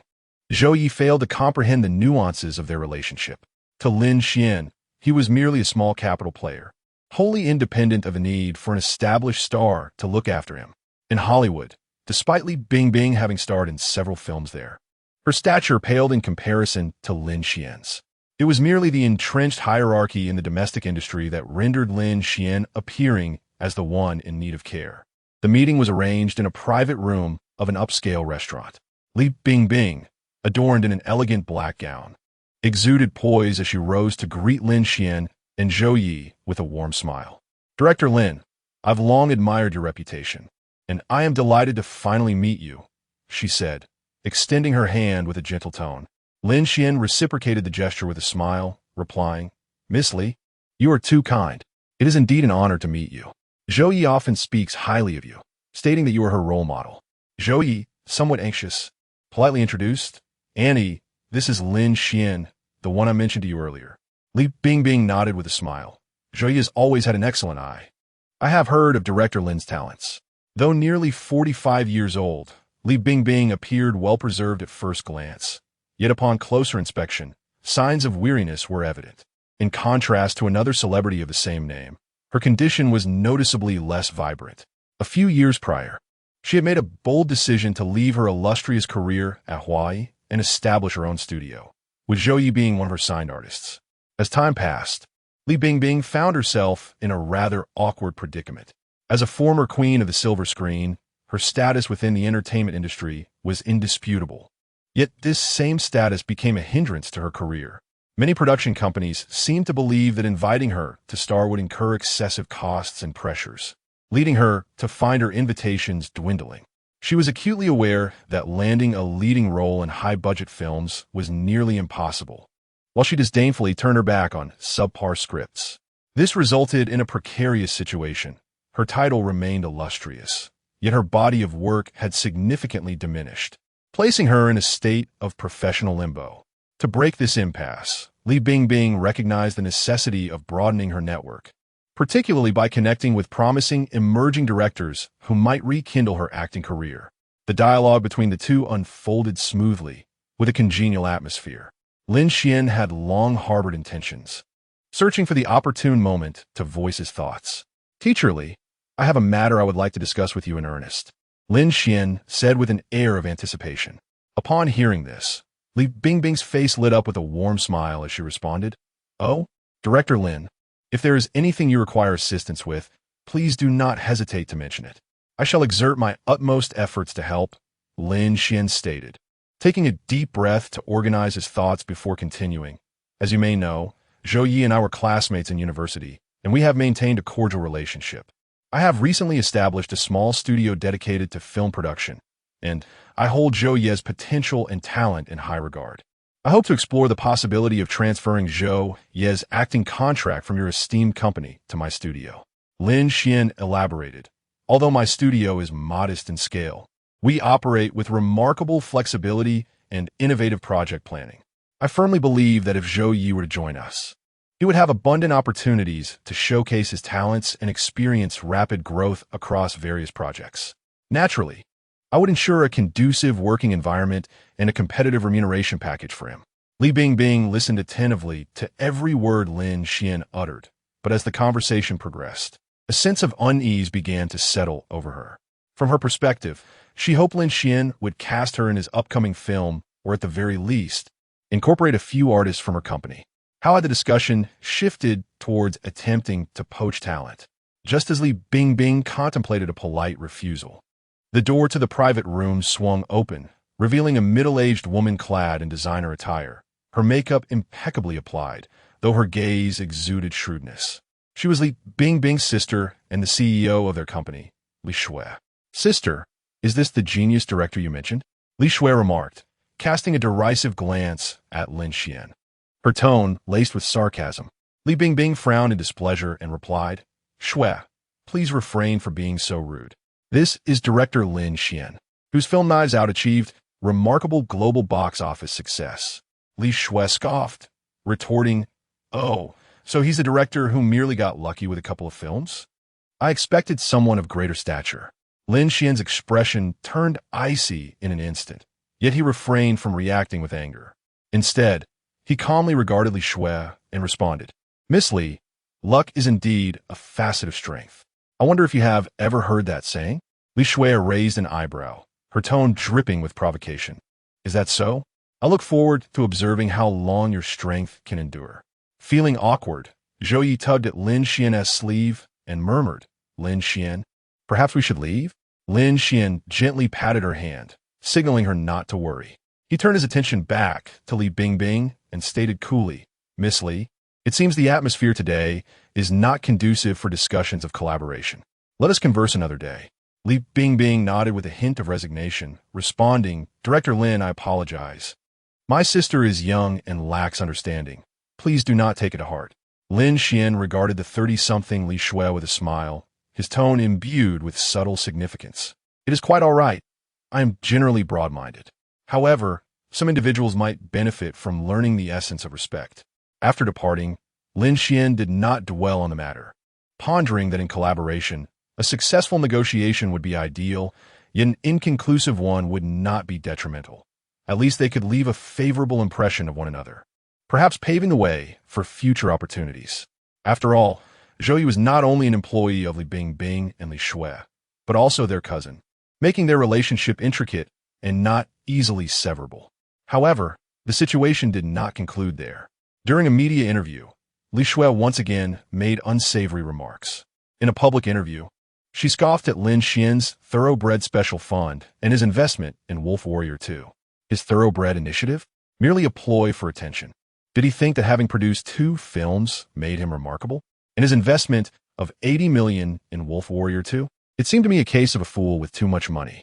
The likes of director Wu Jing could hardly produce anything worthwhile.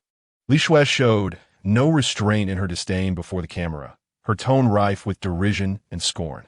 This commentary swiftly reached Lin Xuan's ears, and upon hearing it, he was initially taken aback, then found himself laughing in anger.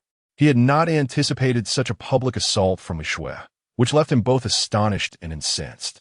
In a previous life, he might have dismissed such an incident as inconsequential. Yet the man he had become was determined to teach Li Xuan a lesson, not for any other reason, but for his own peace of mind. Chapter 046. The banished Lin Xuan, a meticulously orchestrated dinner gathering ultimately concluded in an atmosphere of discontent. Within the opulent private room, only Li Bingbing and Li Xuan remained, the ambience marked by a palpable awkwardness. Li Bingbing's countenance bore an unmistakable displeasure as she irately inquired, "Xuan, why did you deliberately utter such remarks earlier?" Reflecting on the recent exchange, she recalled Lin Xuan, the promising young director who had recently helmed 2 blockbuster Hollywood films, brimming with potential for future collaborations. Yet, Li Xuan nonchalantly retorted, "What is there to fear from a mere fledgling?"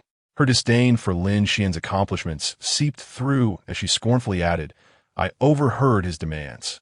He naively dreams of transferring Zhou Ye's acting contract to his company. Such delusions." Li Bingbing, who also harbored reservations about Zhou Yi's contract being shifted to Lin Xuan's company, softened her tone and remarked, "Nonetheless, it should be discussed properly. As long as Zhou Yi remains with him, he is not going anywhere. We could also partake in the films he directs and earn some profit along the way. Haven't you heard that major companies like Zhongying, Huai, and Bona are vying for collaboration with him?" Suddenly, Li Shui erupted with laughter, as if she had just heard the most amusing joke. "Sister, your news is terribly outdated," she proclaimed with a triumphant air. "I've already learned that over a dozen film companies, including Xinli and Bona, are planning to unite against Lin Xuan." A sly grin adorned her face. "Really?" Li Bingbing gasped in astonishment. Why? She struggled to fathom the news.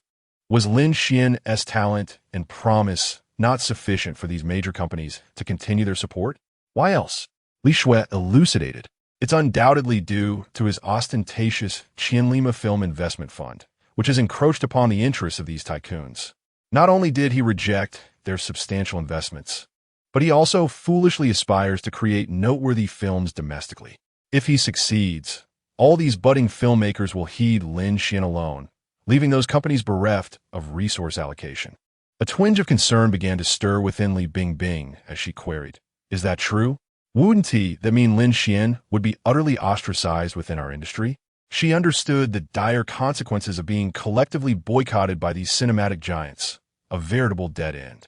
"Indeed," Li Shui affirmed, "that is precisely why I maintain such a demeanor. Why be courteous to someone already doomed?" Sighing, Li Bingbing reflected, being excessively arrogant is hardly beneficial. Her anger subsided, replaced by a sense of regret, as her expression revealed a familiarity with the capricious nature of the entertainment industry. Indeed, Li Shui concurred, the entertainment realm is replete with prodigies. What does it matter if one possesses a modicum of talent? Can they truly cause an upheaval like the Monkey King? She remarked lightly, a newcomer, barely emerging into the limelight, who has yet to witness the struggles and transformations of the industry, presuming to shake the very foundations of this colossal tree, appears nothing short of comedic. After departing the restaurant, Zhou Yi cast a worried glance at Lin Xuan. "Lin Xuan, are you all right? Annie Li's temperament is simply like that. Do not take it to heart. I apologize on her behalf." Lin Xuan let out a cold laugh, a hint of anger lacing his tone as he said, "Nothing's wrong? Who does she think she is? Just because she has an older sister, she can act so arrogantly? Today, I have truly witnessed what is meant by the temperament of a spoiled young lady." Zhou Yi sighed, a trace of helplessness in her voice. "The entertainment industry is like this. Some people take advantage of their background and become insufferable. Just don't stoop to her level." Lin Xuan wished to say more, but upon meeting Zhou Yi's innocent big eyes, he chose to refrain. After all, caught in between, it was Zhou Yi who faced the most difficulty. However, this matter would certainly not end here. After ensuring that Zhou Yi returned safely to her dormitory, Lin Xuan drove back to the company. As night deepened, the city lights began to twinkle, and the streets grew sparse with pedestrians, with only his black sedan gliding through the silence. Just as he arrived at the company's entrance, his phone suddenly rang, shattering the tranquility of the night. "What is the matter, President Wei?" Lin Xuan answered the call, his tone laced with confusion. Wei Yu seldom reached out to him directly, and her personal call usually signified an urgent matter at hand. "You should check online." Wei Yu's voice came through the phone, sounding somewhat anxious.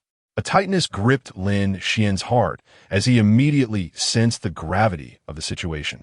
He swiftly opened Weibo on his phone, and the headline of the news article caught his eye.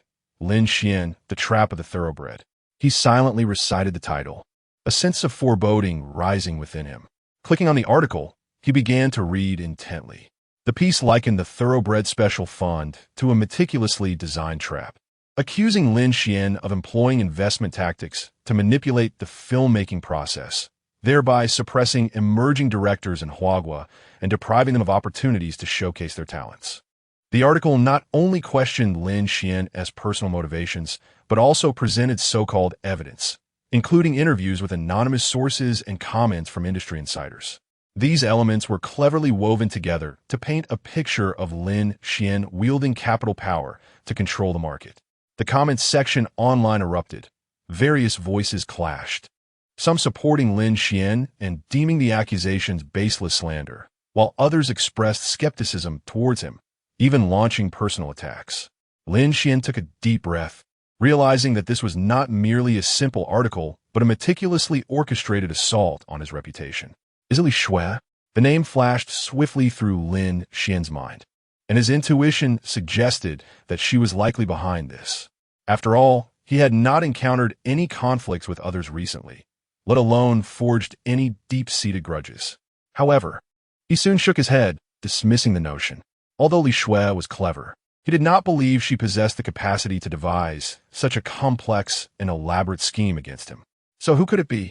Lin Xuan's thoughts began to swirl in his mind as he attempted to recall every recent detail and potential adversary, yet he found himself at a loss. Upon entering the office, he discovered Wei Yu already seated there, evidently waiting for his return. Her expression was grave, and a hint of concern flickered in her eyes. Have you gone through all the information online? Wei Yu's voice shattered the tranquility of the office. Yes, Lin Xuan nodded in affirmation. I know what you are about to ask me. Wei Yu succinctly replied, as she always possessed an uncanny ability to discern Lin Xuan's thoughts. It is a coordinated effort by over 10 film and television companies, including Berna and Hawaii, to blacklist you. Upon hearing this news, Lin Xuan felt a jolt in his heart. He immediately realized that this was all connected to his ambitious project. Chapter 047. The Wrath of Li Xuan. What do you intend to do? Do you need me to reach out to some acquaintances? Wei Yu inquired with genuine concern etched in her eyes, though her tone exuded unwavering resolve. Upon hearing her words, Lin Xuan felt a warm surge of gratitude within him. He understood that Wei Yu typically exuded an icy demeanor, yet when faced with adversity, she chose not to retreat. Nevertheless, Lin Xuan had already formulated his own plans and strategies. With an air of calm assurance, he smiled and conveyed to Wei Yu, "Let the bullets fly a while longer. Just manage the finances for me. I can handle the rest." Since its inception, Lin Xuan's 1,000-Mile Horse Special Fund had stirred considerable waves within the film industry. This initiative aimed to discover and support talented filmmakers who lacked financial backing, particularly promising young directors. Lin Xuan aspired to seize this opportunity to dismantle the traditional monopoly held by film industry giants, injecting fresh vitality into the cinematic realm. However, this endeavor inevitably encroached upon the interests of established industry titans. In the film industry, producing a drama typically necessitated collaboration with a handful of dominant production companies.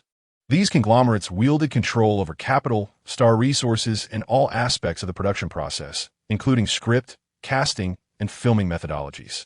Consequently, directors and producers often found themselves beholden to their dictates to secure opportunities. Yet, the cornerstone of Lin Xuan's 1,000-Mile Horse initiative was a commitment to robust scripts and capable directors, disregarding all else. He positioned himself as an angel investor within the cinematic sphere, willing to provide financial support to gifted newcomers. As a result, aspiring directors who possessed talent but lacked funds no longer had to plead with traditional film companies. They could approach Lin Xuan directly for investment. This undeniably posed a significant threat to the established production houses. Should this model gain widespread acceptance, the capital and star resources of these companies would lose their significance, and their grip on the market would be considerably weakened. More critically, if a film were to fail, they could no longer shift the blame onto the audience, claiming that the movie was subpar due to the viewer's tastes, as the audience would now have a plethora of alternatives. In that moment, Lin Xuan realized that his endeavors had begun to undermine the very foundations of these traditional powerhouses. Their collective efforts to ostracize him were hardly surprising. Overnight, a deluge of negative commentary about Lin Xuan flooded the internet, with some even questioning his filmmaking acumen and capabilities. Detractors raised doubts regarding the feasibility of the 1,000-Mile Horse initiative, dismissing it as mere publicity driven by Lin Xuan's ego. Others criticized his cinematic achievements, attributing the successes of Happy Death Day and Knives Out to mere luck. Lin Xuan's films? They merely rely on special effects and gimmicks to attract audiences. Devoid of any substantive depth, a film critic remarked on Weibo. 1,000-Mile Horse? More like a 1,000-mile trap. If those new directors fall for it, They may struggle to even put food on the table, a netizen commented on a forum. The following day, in the spacious and brilliantly lit office of Li Xuan, sunlight streamed through the floor-to-ceiling windows, casting a warm glow upon her exquisite desk. She was engrossed in reviewing a document when suddenly her phone vibrated, disrupting her concentration. Picking up the device, she noticed the caller ID displayed her vice president and promptly answered the call. "What?" Li Xuan exclaimed, rising abruptly from her chair, her voice laced with incredulity. "The production team of the Meg has replaced Bingbing? Are you joking?" Her eyes widened in astonishment, clearly taken aback by the revelation. The vice president's voice crackled through the line, somewhat hesitant as he explained, "Li, we have repeatedly communicated with Hollywood, and they have definitively decided not to collaborate with us." His tone betrayed a sense of helplessness and awkwardness. Furrowing her brow in anger, Li Xuan demanded, "Why? Why would they replace Bingbing?" Her voice escalated, revealing her deep dissatisfaction with the decision. The vice president awkwardly responded, "Warner's stance is that it was a collective decision from the upper management." His voice dwindled, seemingly attempting to evade Li Xuan's mounting ire. "Are they not aware that breaching a contract incurs penalties?" Li Xuan questioned, her voice reverberating with disbelief and fury. "Li, do you not recall?" The vice president whispered, to assist Sister Bingbing in breaking into the international market. "We initially contracted her for only 500,000. The agreed-upon penalty is 5 times her salary, totaling 5,250,000? Is that not an affront? Who on earth is 250? Li Xuan interrupted, her voice echoing through the office. Rising from her seat, she leaned over the desk, hands planted firmly, and proclaimed loudly, "How much resources and effort have we invested to elevate Sister Bingbing onto the international stage? Now they wish to brush it aside with a simple breach?" Realizing the gravity of the situation, Li Xuan hastily dialed Tom, the producer responsible for the Meg. The phone rang continuously, yet no one answered. Her anxiety mounted, suggesting that the situation might be beyond salvage. Undeterred, she quickly resorted to email, hoping for a definitive response. However, the reply she received was exceedingly formal. "We sincerely apologize, but due to internal company decisions, we must make such adjustments." Li Xuan felt as though she had plunged into an abyss, engulfed by a profound sense of betrayal. Disappointment and anger swirled within her, as if all trust and anticipation had been mercilessly torn asunder. Her emotions erupted like a volcanic eruption. The uncontrollable fury led her to hurl her phone to the ground. The screen shattered upon impact, fragments scattering like her hopes, littering every corner of the office. Hearing the loud crash, her assistant rushed into the office, witnessing Li Xuan's furious demeanor, standing there in a state of bewilderment. After having thrown everything that needed to be cast aside from her desk, Li Xuan gradually began to calm her emotions. Closing her eyes, she endeavored to restore tranquility to her racing heart. She understood that anger would not resolve the issues at hand. Rather, it would only exacerbate the situation. It was imperative to regain composure and analytically address everything before her. She began to ponder what could have prompted Warner to abruptly withdraw Li Bingbing from the casting. Slowly, 2 words emerged in her mind. Lin Xuan. Chapter 048. There is only one person stronger than me, dear Tom. I am sincerely grateful for the trust you and Warner have placed in me. While Li Xuan anxiously dialed producer Tom's number for the Meg repeatedly, only to be met with silence. Lin Xuan was engaged in an invigorating conversation with Tom over the phone. "My dear Lin, I must thank you for your assistance with our film. With your involvement, I am confident that the Meg will achieve colossal success." Tom enthusiastically conveyed from the other end of the line. "I too look forward to our meeting in Hollywood next week." Lin Xuan responded with a smile. "I am equally eager to witness your grandeur on the podium," Tom added, evidently brimming with confidence in Lin Xuan. "Thank you. I shall take your words to heart." After hanging up, Lin Xuan sat alone in his office, gazing out at the bustling street, lost in contemplation. "Achoo!" He suddenly sneezed and mumbled to himself. "Which scoundrel is cursing me from behind?" Just then, a knock on the office door broke his reverie. "Come in," Lin Xuan called out. The door swung open, revealing Fan Bingbing. With a winter chill gradually settling over the capital, she had chosen a soft white down jacket for the day, the collar slightly open, revealing a high-necked sweater underneath, accentuating her curves. She paired it with thigh-high stockings and brown knee-high boots, exuding an alluring charm. "Did you come, Bingbing?" Lin Xian's face lit up with a smile upon seeing her. "Lin Xian, is there something you need to discuss?" Fan Bingbing inquired, a hint of confusion in her tone. "This is a Hollywood film script. Take a look and see if it piques your interest," Lin Xian offered. Having heard about the collective ban from over a dozen domestic film companies against him, Fan Bingbing was now filled with concern. She had assumed Lin Xian sought her counsel on strategies, but was taken aback when he invited her to read a script instead. Upon receiving the script, she was astonished. The Meg? But isn't it already confirmed that Li Bingbing would take the lead role? Confusion washed over her, as numerous reports and discussions had circulated about Li Bingbing portraying the female protagonist in the film. "Is that so?" Lin Xian feigned surprise. "Had I known, I would have declined directing this film." However, Tom, the producer of the Meg, had explicitly told him that he could select the leading lady. "Really? Is that the case?" Fan Bingbing asked, her eyes widening in disbelief. "Indeed," Lin Xian affirmed, a glint of mischief and pride evident in his gaze. "I negotiated for the right to cast the lead actress at the expense of directing this film. If you're interested, this role could be yours. What do you say?" "What? You truly want me?" Fan Bingbing was once again taken aback, her heart racing as she repeated Lin Xian's words in disbelief.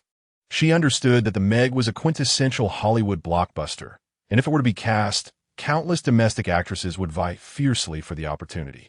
Now let her take on the role of the female protagonist. She is undoubtedly willing. "Can I truly believe this?" Fan Bingbing felt a twinge of disbelief, her voice quivering slightly, her eyes shimmering with uncertainty.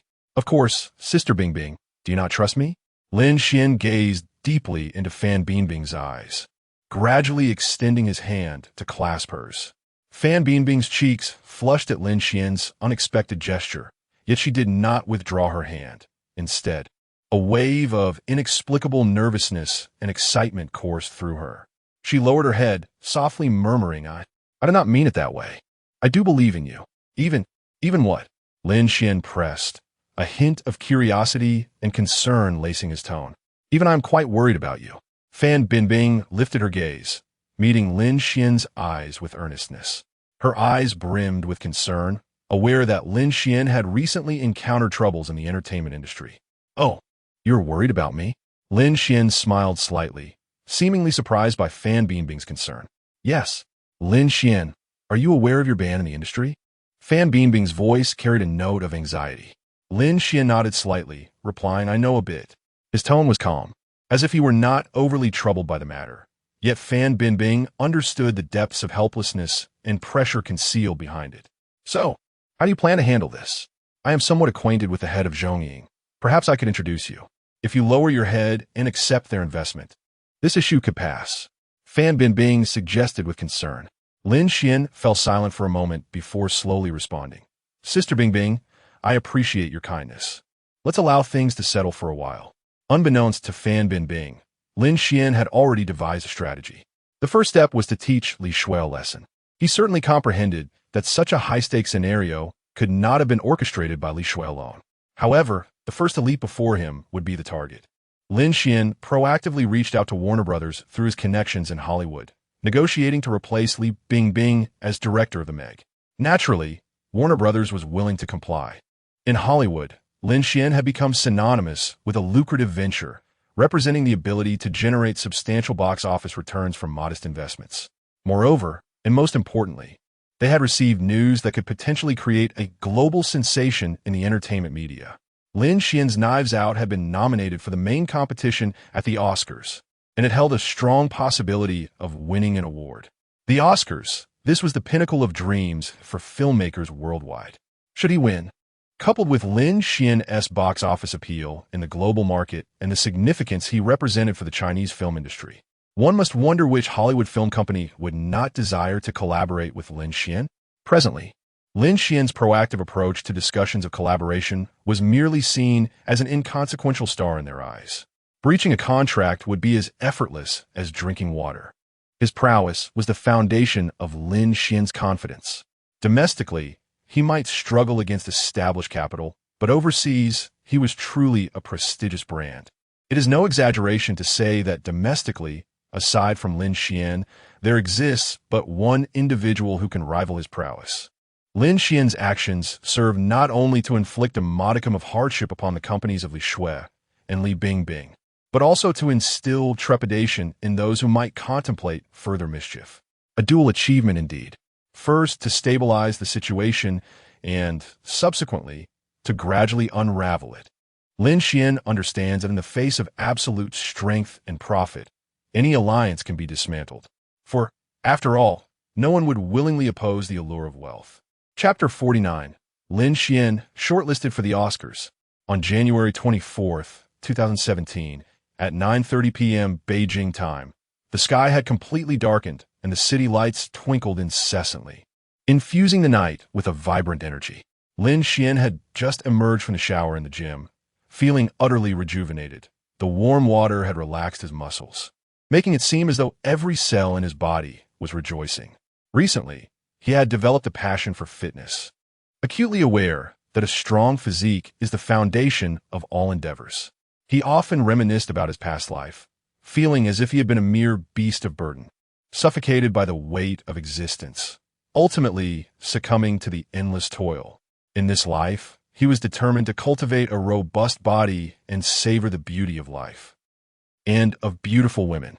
Having finished drying off, Lin Xuan wrapped a towel around himself and stepped out of the bathroom, just as his phone rang. Glancing at the screen, he saw the name Reddy and promptly answered the call.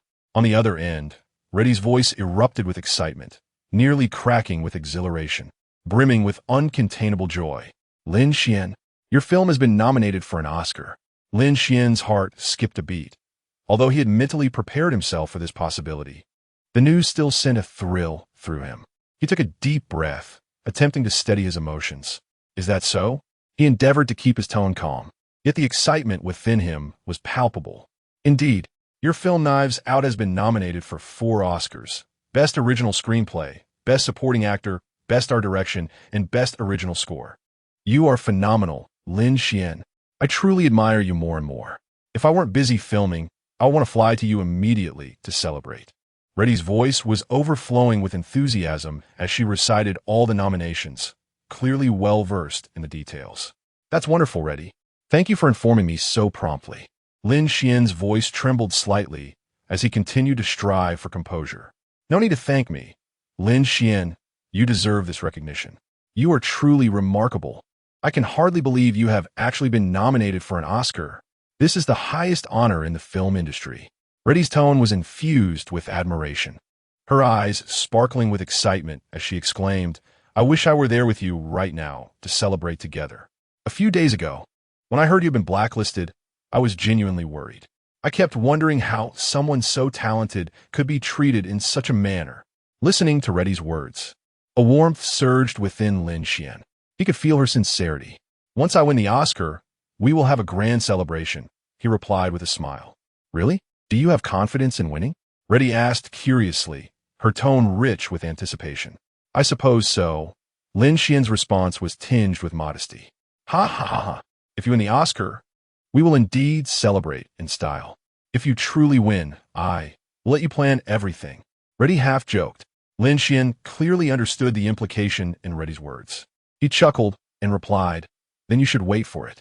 After ending the call, Lin Xuan discovered his phone screen inundated with notifications of numerous missed calls. Taking a deep breath, he resolved to refrain from returning these calls for the time being. He opened Weibo, and, as anticipated, the headline news had already been updated regarding him. The prominent title boldly proclaimed, Director Lin Xuan nominated for an Oscar, Knives Out shines in Hollywood.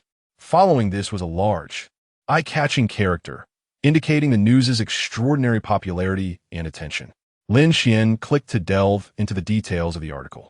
On January 24, 2017, at precisely 9:18 p.m. Beijing time, the moment the Oscar nomination list was unveiled, a tremor rippled through the global film industry. Lin Xuan's Knives Out garnered an impressive 4 nominations. Best Supporting Actor, Chris Evans.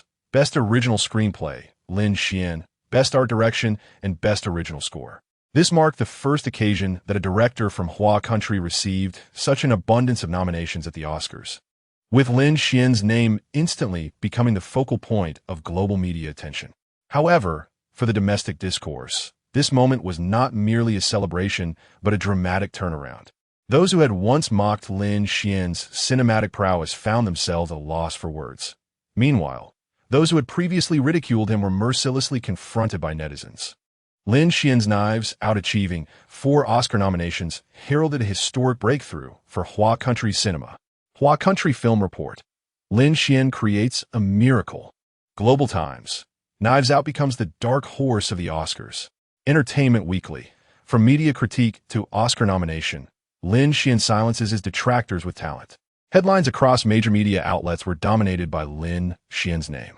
Both mainstream and entertainment media clamored to report on this historic moment. It exploded. Truly, it exploded. Weibo's servers struggled to cope. Lin Xuan's social media account saw a meteoric rise of millions of followers overnight, with the comment section inundated with messages congratulating director Lin and celebrating the pride of Hua country cinema. The reaction from his alma mater, the Beijing Film Academy, was particularly fervent. The school's official website promptly released a congratulatory announcement, declaring Lin Xuan a source of pride for both the Academy and Hua country's film industry. The president of the Academy expressed his excitement in an interview, stating, Lin Xuan's success exemplifies the educational standards and talent cultivation capabilities of the Beijing Film Academy. His achievements are not merely personal honors, but a point of pride for the entire Hua country film community. Faculty and students alike took to social media to express their support for Lin Xuan. One student from the Academy posted on Weibo, Lin Xuan is our role model. He has proven that directors from Hua country can shine brilliantly on the international stage. In stark contrast to the media's jubilation and the Academy's enthusiasm was Li Shui's silence. Once publicly deriding Lin Xuan for having made only 2 films, she now remained utterly mute. Her social media account lingered on the last post made prior to the announcement of the Oscar nominations, drowning in a sea of mockery from netizens. Li Shui, didn't you say Lin Xuan's films were subpar? Why the silence now? Commented one netizen. Lin Xuan's Knives Out has received 4 Oscar nominations. What right do you have to mock him? Another netizen bluntly questioned. While some attempted to defend her, they were swiftly drowned out by a chorus of ridicule. Even a netizen unearthed an old interview video in which she derided Lin Xuan, captioned, "The slap in the face comes too swiftly, like a whirlwind." For companies like Berna and Hawaii, which had previously issued bans against Lin Xuan, the Oscar nominations undoubtedly serve as a resounding slap. The executives of these companies appeared noticeably softened in their demeanor when confronted by media inquiries. Lin Xuan's achievements are a source of pride for Chinese cinema, and we are delighted for him, remarked a senior executive from Berna, his tone tinged with embarrassment. We have always supported the development of Chinese cinema, and Lin Xuan's success is also our honor. A vice president from Hawaii conveyed his congratulations. Following the announcement of the Oscar nominations, public opinion in the country underwent a complete reversal. Those who once questioned Lin Xuan's cinematic prowess were mercilessly confronted by netizens. Where those who claimed Lin Xuan's films were subpar, come out and take a few steps. A netizen wrote on Weibo, Lin Xuan has proven through his talent that Chinese directors can shine on the international stage. Do those who doubted him now feel the sting? Another netizen commented.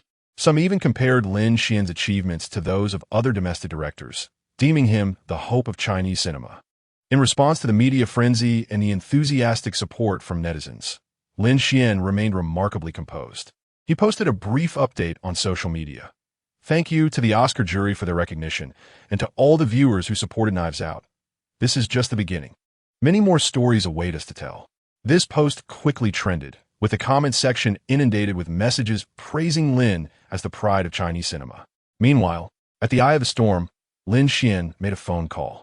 Hello, is this Mr. Wu from Wanda Pictures? This is Lin Xuan. Perhaps we could discuss a collaboration. Chapter 050, Breaking the Deadlock. Nominated for 4 Academy Awards? Wei Yu gazed at the information on her phone screen, a subtle smile gracing her lips. It seems my boss has truly found a breakthrough. The scene rewinds to the evening when negative public opinion struck. In the Company S office, President Lin, how do you plan to break the deadlock? Wei Yu, clad in a well-tailored dark suit, the sleek lines of her blazer perfectly accentuating her graceful figure, inquired. The collar of her white shirt was slightly unbuttoned, striking a balance between professionalism and casual elegance. She deftly tucked a stray strand of hair behind her ear, revealing her titanium-framed glasses, which not only added an air of intellectual beauty, but also enhanced her proficient demeanor. Today, her makeup was understated. A smooth foundation concealed minor imperfections while preserving her skin's natural luster. She applied a subtle wash of light brown eyeshadow that deepened the allure of her gaze. A hint of soft lipstick adorned her lips, neither overpowering nor lacking in feminine grace. Under the bright lights, her visage appeared exceptionally radiant, the illumination dancing through her hair, bestowing a gentle halo around her. In stark contrast to those superficial starlets, Wei Yu's erudition and inherent qualities captivated far more. Have you ever been in love? Lin Xuan suddenly shattered the silence, his voice resonating oddly in the spacious office. Wei Yu was caught off guard by Lin Xuan's abrupt shift in topic, her brow slightly furrowing in confusion. Love, fall in love. Lin Xuan seemed oblivious to her bewilderment, reiterating his question. Why, yes, I have. Wei Yu's voice trembled slightly, a stark departure from her usual calm and rational demeanor, piquing Lin Xuan's curiosity even further. Is that so? Lin Xuan deliberately probed again, seemingly dissatisfied with her response. Of course. Wei Yu adjusted her glasses, her tone now more assured. Attempting to mask her unease, she continued, this shouldn't pertain to our discussion, should it? Lin Xuan, shouldn't you be more concerned about the predicament you currently face? The industry S-ban should have a significant impact on you. She swiftly redirected the conversation, striving to restore its focus. Oh, how many times have you dated? Lin Xuan sidestepped her question, instead exhibiting an unusual interest in her private life. Lin Xuan, Wei Yu's tone sharpened, clearly displeased by his probing. We are bound by a professional relationship. I have no obligation to disclose my romantic status. If you are unwilling to discuss how to resolve your ban, then there is no need for this conversation to continue. All right. Lin Xuan immediately raised his hands in surrender, shifting to a smile. They are indeed correct to ban me. But have you forgotten? I operate within the Hollywood film industry. The Lin Xuan they Ziyi blacklisted has no bearing on Jake Lin. One cannot wield a sword from one nation to strike another. Wei Yu was momentarily speechless after hearing this. Upon reflection, it appeared that there was a modicum of truth in what was said. At first glance, the joint boycott by a dozen film companies seemed catastrophic for a nascent director like Lin Xuan. However, upon deeper contemplation, it became apparent that all of Lin Xuan's filming and distribution endeavors were conducted abroad. For him, the implications of the boycott were largely confined to a loss of public sentiment, with negligible actual damage. Yet, public perception is a fickle entity, easily swayed. Nevertheless, I shall not remain idle. Lin Xuan deliberately elongated his tone, creating an air of suspense. Oh, what do you intend to do? Wei Yu inquired with newfound intrigue. This marked her first moment of genuine interest in her employer. Prior to this, her relationship with Lin Xuan was strictly professional, devoid of any emotional entanglements. Despite being a globally renowned director with works celebrated worldwide, Lin Xuan's stature held little allure for someone like her, who had navigated the tumultuous waters of Wall Street's financial realm. In the finance sector, the metrics of wealth and status starkly contrast those in the entertainment industry. To her, Lin Xuan's affluence and influence paled in comparison to the financial magnates and investment bankers she had encountered. She had witnessed too many adept capital manipulators, those who wielded power in the stock market and dictated the terms in merger and acquisition deals. To them, Lin Xuan's assets were indeed inconsequential. Had it not been for an unexpected family crisis, she might never have returned to her homeland or taken on a role working for Lin Xuan. Yet, in the face of what seemed an insurmountable crisis, Lin Xuan's calm and confident demeanor, coupled with his nonchalant approach to challenges, finally piqued her interest. Look at these companies that have united against me. Approximately 11, nearly encompassing all major film enterprises nationwide. However, that is merely nearly. Have you not noticed one is conspicuously absent? Lin Xuan remarked with a smile. Wei Yu picked up the list and scrutinized it thoroughly. Wanda? Bingo. Lin Xuan clapped his hands with an even broader smile, elaborating. It is indeed Wanda. As a company transitioning from real estate, they have suddenly ventured into the domestic entertainment market. The established film companies have always regarded them with suspicion, if not outright hostility. However, Wanda's financial resources are so formidable that these entertainment firms are insignificant in the eyes of President Wang. Since Wanda adopted a global buy-buy-buy strategy, it has become the second largest cinema chain in the world. The enemy of my enemy is my friend. I plan to leverage the domestic distribution rights of Knives Out and Happy Death Day to proactively collaborate with Wanda. I am confident they will find this proposition appealing, Lin Xuan asserted with conviction. Wei Yu fell into contemplation after hearing this. Partnering with Wanda, indeed, represented a clever strategy to dismantle the industry-wide boycott. Wanda not only possessed substantial financial resources and extensive distribution channels, but also boasted its own cinema network. This conferred upon it considerable clout within the industry, allowing it to largely disregard the existence of other companies. As long as the project proved profitable, Wanda would readily embrace collaboration with partners like Lin Xuan.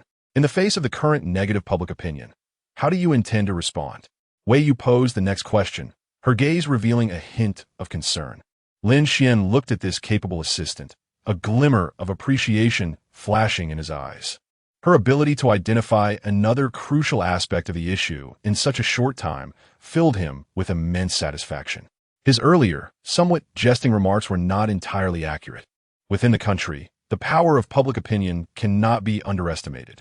If Lin Xuan were to develop abroad, he might temporarily evade its influence. However, once he decides to return home, the impact of negative sentiment would become profoundly significant.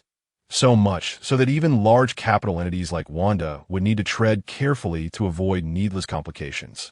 Lin Xuan toyed with the car key in his hand, his gaze drifting into the distance as if addressing an invisible adversary. With a tone laced with both jest and confidence, he slowly remarked, Public opinion, you say? Should I play the Oscar card? I wonder how you would respond. Chapter 051. Han Sipin's resolution on the day following the announcement of the Oscar nominations. Wanda Pictures released photographs of its contract signing with Lin Xuan and Lionsgate on its official media platforms. Simultaneously, it declared that the film's Happy Death Day and Knives Out would be introduced to the domestic market at appropriate times, with Happy Death Day aiming for a March release and Knives Out set for the Labor Day holiday. Within the spacious and brightly lit conference room of Berna Company, a palpable sense of gravity and repression pervaded the atmosphere, enveloping the entire space in an air of seriousness and tension.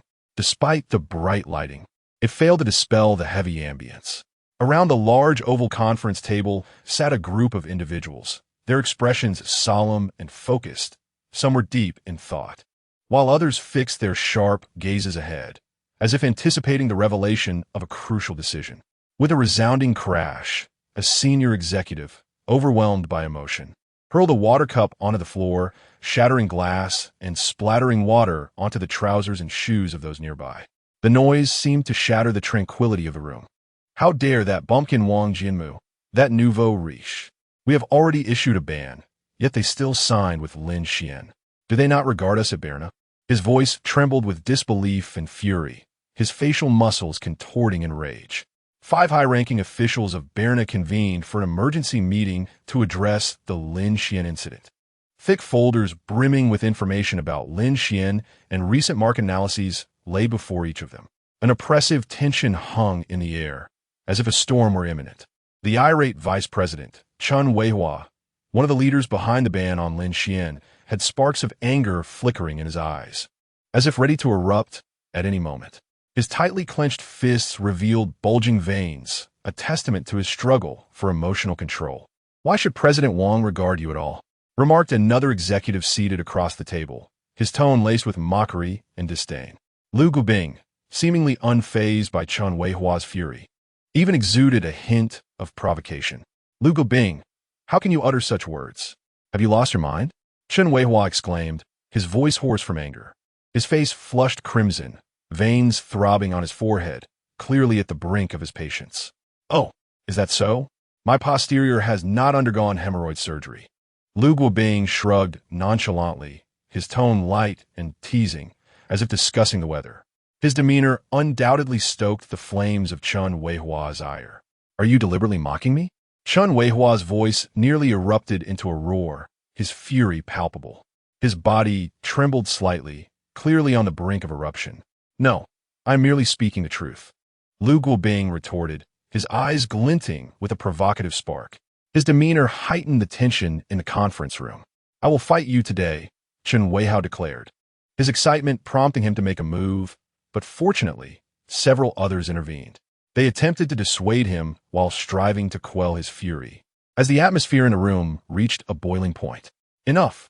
A figure seated in the center of the room exclaimed, his face ashen, evidently on the verge of an outburst. His voice carried an undeniable authority, compelling everyone present to fall silent. We are not here to discuss the cleanliness of your behinds, but to address the pressing issues we currently face. Although his tone was calm, each word struck like a heavy stone, weighing down on the hearts of all. Wandafilm's strategy was overtly bold. Leveraging Lin Xuan's Oscar nomination momentum, they announced the introduction of Happy Death Day and Knives Out. Given the optimistic outlook in the domestic market, these films were sure to be blockbusters upon release. After all, audiences are indifferent to the entertainment industry's internal conflicts. As long as the state remains uninvolved, Lin Xuan stands as an exemplary director bringing glory to the nation. Since the films are bound to be profitable, other production companies will inevitably seek collaboration.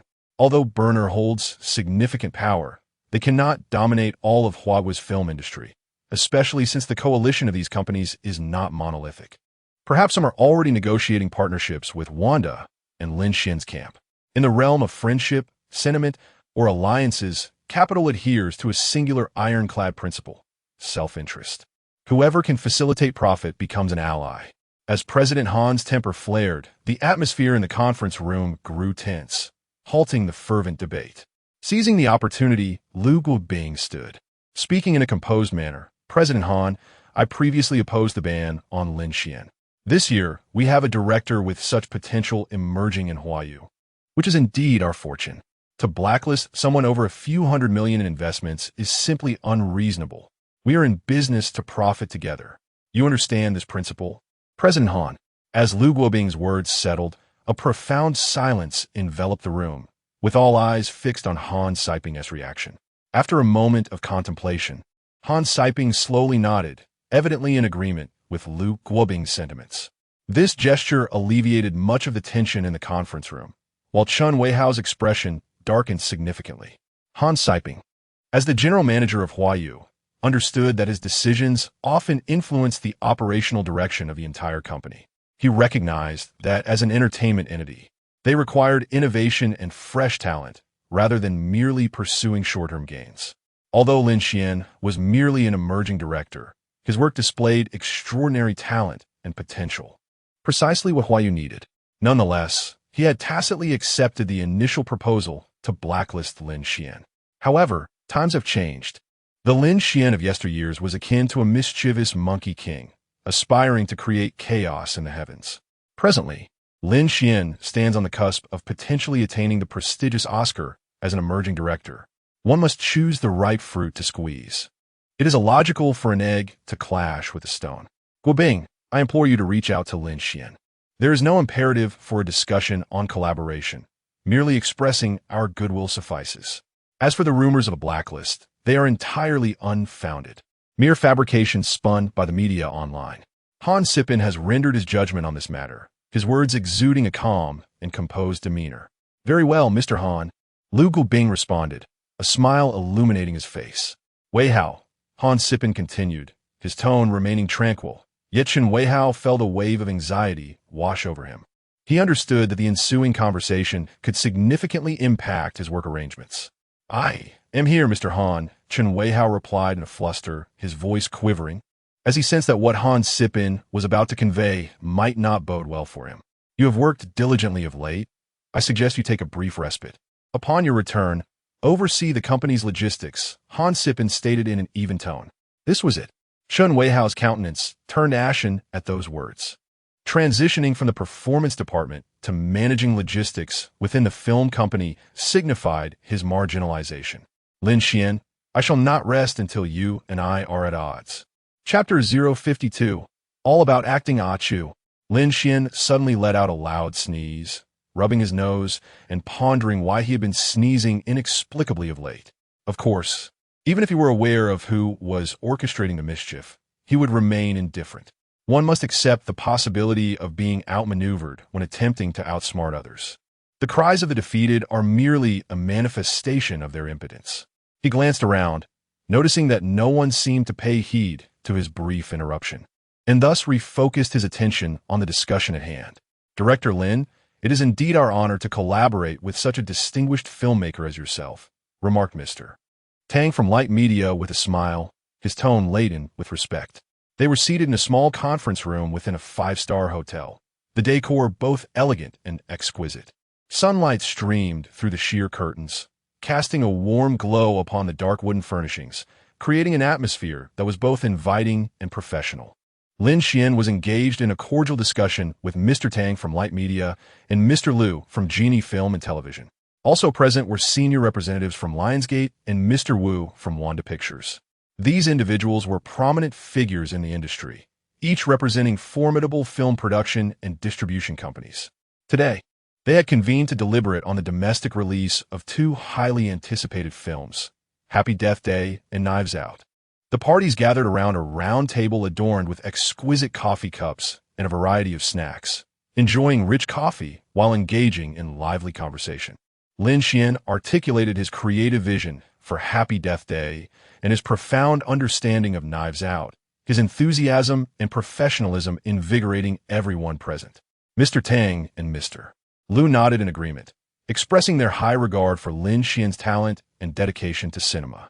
The representative from Lionsgate shared insights from an international market perspective, discussing the overseas popularity and potential box office prospects of the two films. Meanwhile, Mr. Wu from Wanda Pictures offered numerous constructive suggestions from the standpoint of domestic distribution, emphasizing the significance of localized promotion and proposing innovative marketing strategies. As the discussion progressed, a consensus began to form, leading to a clearer plan regarding the release schedules and promotional strategies for both films. I extend my heartfelt gratitude to Mr. Tang and Mr. Liu for their unwavering support. The successful completion of this collaboration is largely attributed to your trust and assistance. As the conversation neared its conclusion, Lin Xuan rose, smiling as he shook hands with each representative present, each handshake imbued with sincerity and vigor. Mr. Liu from Genie Media also stood, his face beaming with delight. Director Lin, you are too kind. We ought to be the ones expressing our gratitude. It is you who has afforded us this opportunity to partake in such a promising project. I hope we can explore further collaborative opportunities in the future to create an even more splendid tomorrow. Lin Xuan's smile widened at this, and he grasped Mr. Liu's hand firmly in response, saying, "Indeed, our collaboration has been exceedingly enjoyable, and the synergy between our teams has been remarkable. I firmly believe that as long as we continue to advance hand in hand, a future filled with successful collaborations awaits us." Lin Xuan reiterated, his voice brimming with anticipation and confidence for what lies ahead. The atmosphere in the conference room became increasingly fervent in light of his words. Shortly thereafter, the official media of Guangxin Films and Genie Films swiftly shared photographs of their executives in discussions with Lin Xuan, concurrently announcing a partnership with Lin Xuan and Lionsgate and Wanda Films for the release of Happy Death Day and Knives Out. Mr. Lin, the vice president of Eagle Emperor Films, has arrived. Shall we meet him now? An employee inquired, after bidding farewell to the executives from various film companies. Lin Xuan rubbed his face, which had grown stiff from smiling. He muttered helplessly, "It seems my acting skills still need improvement. Being a boss is even more exhausting than directing. Let them in." "Bingbing, rest assured, I will always stand by your side," Lin Xuan assured her. As long as his ban remained in effect and General Chun from China Film remained silent, I wonder which domestic film company would dare to collaborate with Lin Xuan. Wanda? They are merely nouveau riche. We do not associate with them. It's all right, with us at Hawaii, you are still a leading lady in the industry. Amidst the towering skyscrapers of the bustling metropolis, one particular office building caught the eye, emblazoned with Huai brothers. On the 27th floor of this edifice, Wang Zhongshi sat in his office, comfortably resting his feet on the desk, a lit cigarette held between his fingers. He was engaged in a phone conversation with Li Bingbing. Wang Zhongshi's voice was steady and powerful, calming Li Bingbing on the other end of the line with just a few words. Once he hung up, his smile faded rapidly, replaced by a serious demeanor. The shift in his expression was swifter than turning the pages of a book. If Lin Xuan were present, he would undoubtedly applaud, for this is what one calls acting. How could a boss lacking in performance skills maintain brotherhood? Wang Zhongshi immediately gestured for his secretary to enter. The secretary hurried into the office, and Wang Zhongshi anxiously asked, "Has Lin Xuan agreed to dine with us?"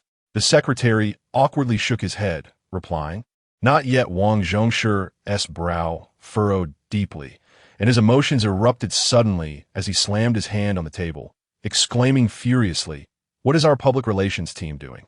Guangxin, Eagle Emperor, and Jinyu have all released statements. What is Huai doing?" His words were laden with dissatisfaction and reproach.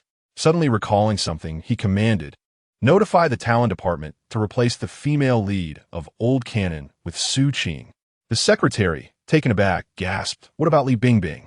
Wang Zhongshi scoffed disdainfully. "What about her? She has gone independent. She can hardly ask me what to do. And that Li Shui, acting so arrogantly just because she has a good sister. What a lowly standard. She even dared to haggle with me before." He appeared increasingly impatient, continuing, "Regardless, I want you to ensure this news reaches Lin Xuan's ears." He then addressed the secretary, stating, "Furthermore, inform the Public Relations Department that if they fail to secure an appointment with Lin Xuan within a week, they should submit their resignation." His voice carried an undertone of menace, clearly reflecting his profound dissatisfaction with the performance of the public relations team. "Understood, Mr. Wang." Chapter 053.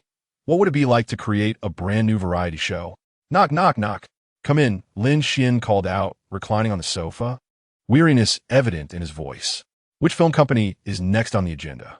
Having garnered 4 Oscar nominations for Knives Out, Lin Xuan's fame skyrocketed, placing him at the forefront of the Chinese entertainment industry. His success not only reversed domestic public opinion, but also attracted attention from various sectors. Film companies, media outlets, and television stations alike were eager to collaborate with him, hoping to leverage his influence to elevate their projects.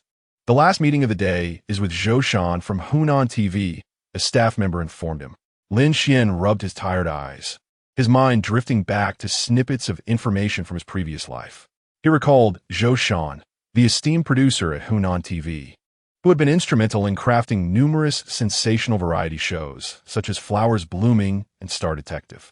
A few years later, he would take the helm of Mango TV, steering the platform's development. Lin Xuan felt a twinge of curiosity, puzzled by Zhou Shan's intent in seeking him out.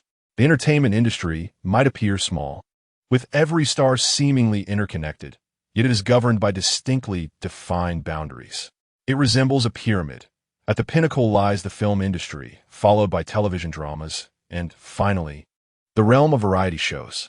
A closer examination reveals that stars from the film industry often disdain taking on television roles, viewing cinema as the ultimate artistic expression, a testament to their status and identity. Conversely, television actors yearn for a film role to validate their skills and gain broader recognition and respect. As for variety show stars, they are frequently overlooked by most directors, as reality shows tend to excessively exploit the personal image and characteristics of the celebrities, rendering their performances on screen lacking in authenticity and depth. Directors prefer to select actors who can immerse themselves fully in their roles, unencumbered by personal image constraints. A notion Lin Xuan shared. "Lin Min. After all, he is the last one for today," Lin Xuan said. "All right," the assistant replied, departing promptly. Before long, Zhou Shan appeared at the door of Lin Xuan's office. With a warm smile, he entered, surveying the room before taking a seat across from Lin Xuan. "Director Lin, it's an honor to finally meet you," Zhou Shan said, extending his hand with a hint of reverence in his tone. Lin Xuan smiled and shook his hand, warmly replying, "Producer Zhou, you are too kind." It is indeed my privilege to meet you. Please have a seat. Once seated, Zhou Shan noted the smile on Lin Xuan's face, yet the fatigue visible in his eyes, and considered the several hours he had spent waiting outside, witnessing the comings and goings of various guests. He then got straight to the point. Director Lin, I am here to discuss a potential collaboration. You must have heard of our variety show star Detective on Mango TV. We wish to adapt this show into a film. And given the success of the 2 mystery films you previously directed, we would like to invite you to helm this project. Regarding compensation, you may name your price. Lin Xuan raised an eyebrow, his tone laced with curiosity as he remarked, the show star Detective is indeed quite popular, but the concept of adapting it for film is intriguing. However, I am not particularly captivated by the idea of transforming variety shows into cinematic experiences. Zhou Shan paused momentarily, then replied with a smile, Director Lin, you may perceive the adaptation of variety shows as lacking in challenge, yet Star Detective boasts an extensive fan base. Should it be made into a film, the box office would undoubtedly thrive. Furthermore, we can grant you the utmost creative freedom. What do you think? In recent years, variety shows have undeniably emerged as a formidable trend within the entertainment industry. They not only claim a significant presence on television screens, but also exhibit remarkable vitality in the film market.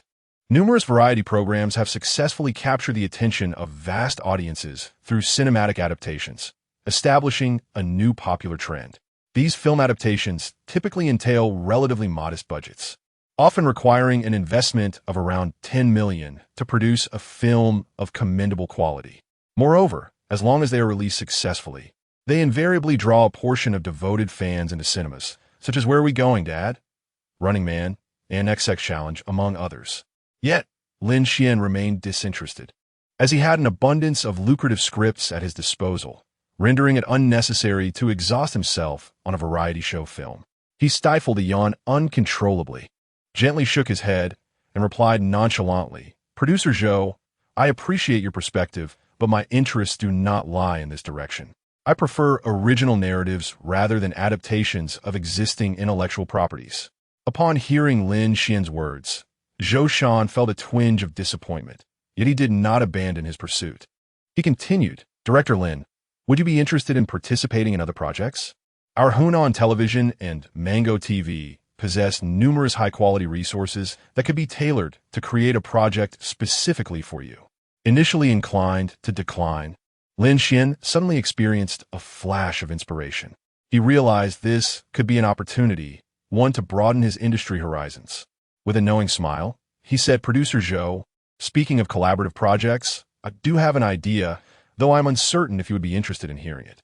A glimmer of curiosity sparked in Zhou Shan's eyes as he leaned forward slightly, displaying keen interest. Director Lin, please do not hesitate to share. Leaning back in his chair, Lin Xuan casually remarked, Zhou, have you noticed that the current variety market predominantly focuses on young idols? However, women over 30, especially female artists, are often overlooked by the industry. They possess talent, experience, and their own established fan bases. If we could provide them with a platform to showcase their charisma once more, it would undoubtedly resonate with audiences. Zhou Shan furrowed his brow slightly, a mix of confusion and curiosity evident on his face as he pondered Lin Xuan's words. Hesitantly, he inquired, Are you suggesting that we should produce a variety show specifically aimed at celebrities over 30? Lin Xuan smiled faintly, his gaze resolute and brimming with enthusiasm. He nodded and responded affirmatively. Indeed, but it is not solely focused on celebrities in their 30s. Our ambition is to create a distinctive talent show, characterized by the fact that all contestants will be female stars aged 30 and above. To be precise, this is a talent variety program featuring female celebrities over the age of 30. Chapter 054. Are you coming in person? This is a talent show featuring 30-year-old female celebrities. Zhou Shan nodded thoughtfully. Director Lin, your insights are valid. However, could such a variety show pose excessive risks? After all, the market appeal of mature female artists may not rival that of youthful idols. Lin Xuan shook his head and earnestly replied, Brother Shan, risk and opportunity coexist. Moreover, I believe this show transcends mere entertainment. It embodies a societal phenomenon. On a grand scale, It allows viewers to witness that women, regardless of age, can lead vibrant lives and pursue their dreams. Imagine 3 women in a performance, but in reality, there would be dozens. Can you fathom the spectacle of a competition featuring a group of 30-year-old female stars? The resulting show would be extraordinary. Lin Xuan continued to elaborate on his vision. Consider this. We could invite actresses and singers who once shone brightly on screen but have gradually faded from the public eye over time, along with successful women from various fields, through a series of meticulously crafted challenges and interactive segments. We would enable them to showcase a side of themselves that differs from their past, coupled with scripted guidance from our production team. We could appoint a few strong personalities as team leaders, allowing them to coexist under one roof, fostering an environment of friendly rivalry. Wouldn't that create compelling television? Zhou Shan nodded in agreement, but expressed his concerns, noting that there were no precedents for such a program, and that involving numerous celebrities would undoubtedly escalate production challenges exponentially. He hesitated, saying, "Director Lin, your idea is commendable, but you understand that managing a multitude of stars presents significant difficulties. As a renowned director, you may not realize how challenging each celebrity can be to accommodate." Lin Xuan appeared to have anticipated this. As he began to sketch the show's specific framework, we could divide the program into several stages, from preliminary rounds to the finals, each featuring distinct themes and challenges. For instance, we could include talent showcases, life skill challenges, and intellectual quizzes. We could also invite young audience members and fans to serve as judges, offering diverse perspectives on the allure of these mature women. For those stars who are problematic or uncooperative, we could eliminate them, thereby alleviating production pressure and conserving resources. Zhou Shan listened intently, envisioning the program in his mind.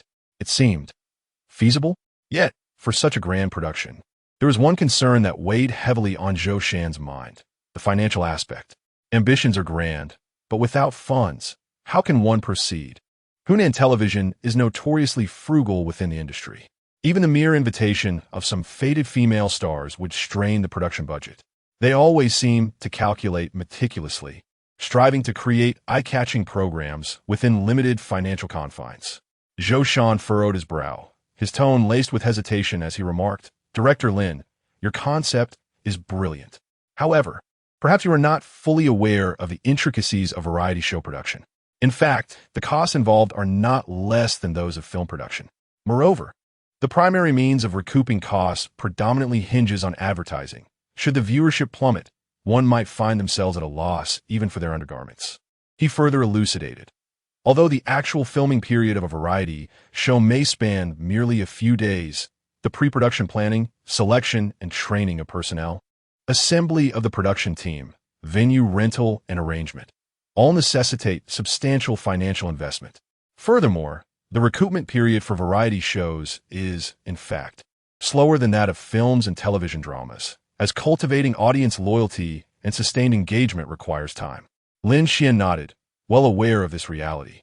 Variety shows, particularly those featuring celebrities, incur considerable production costs.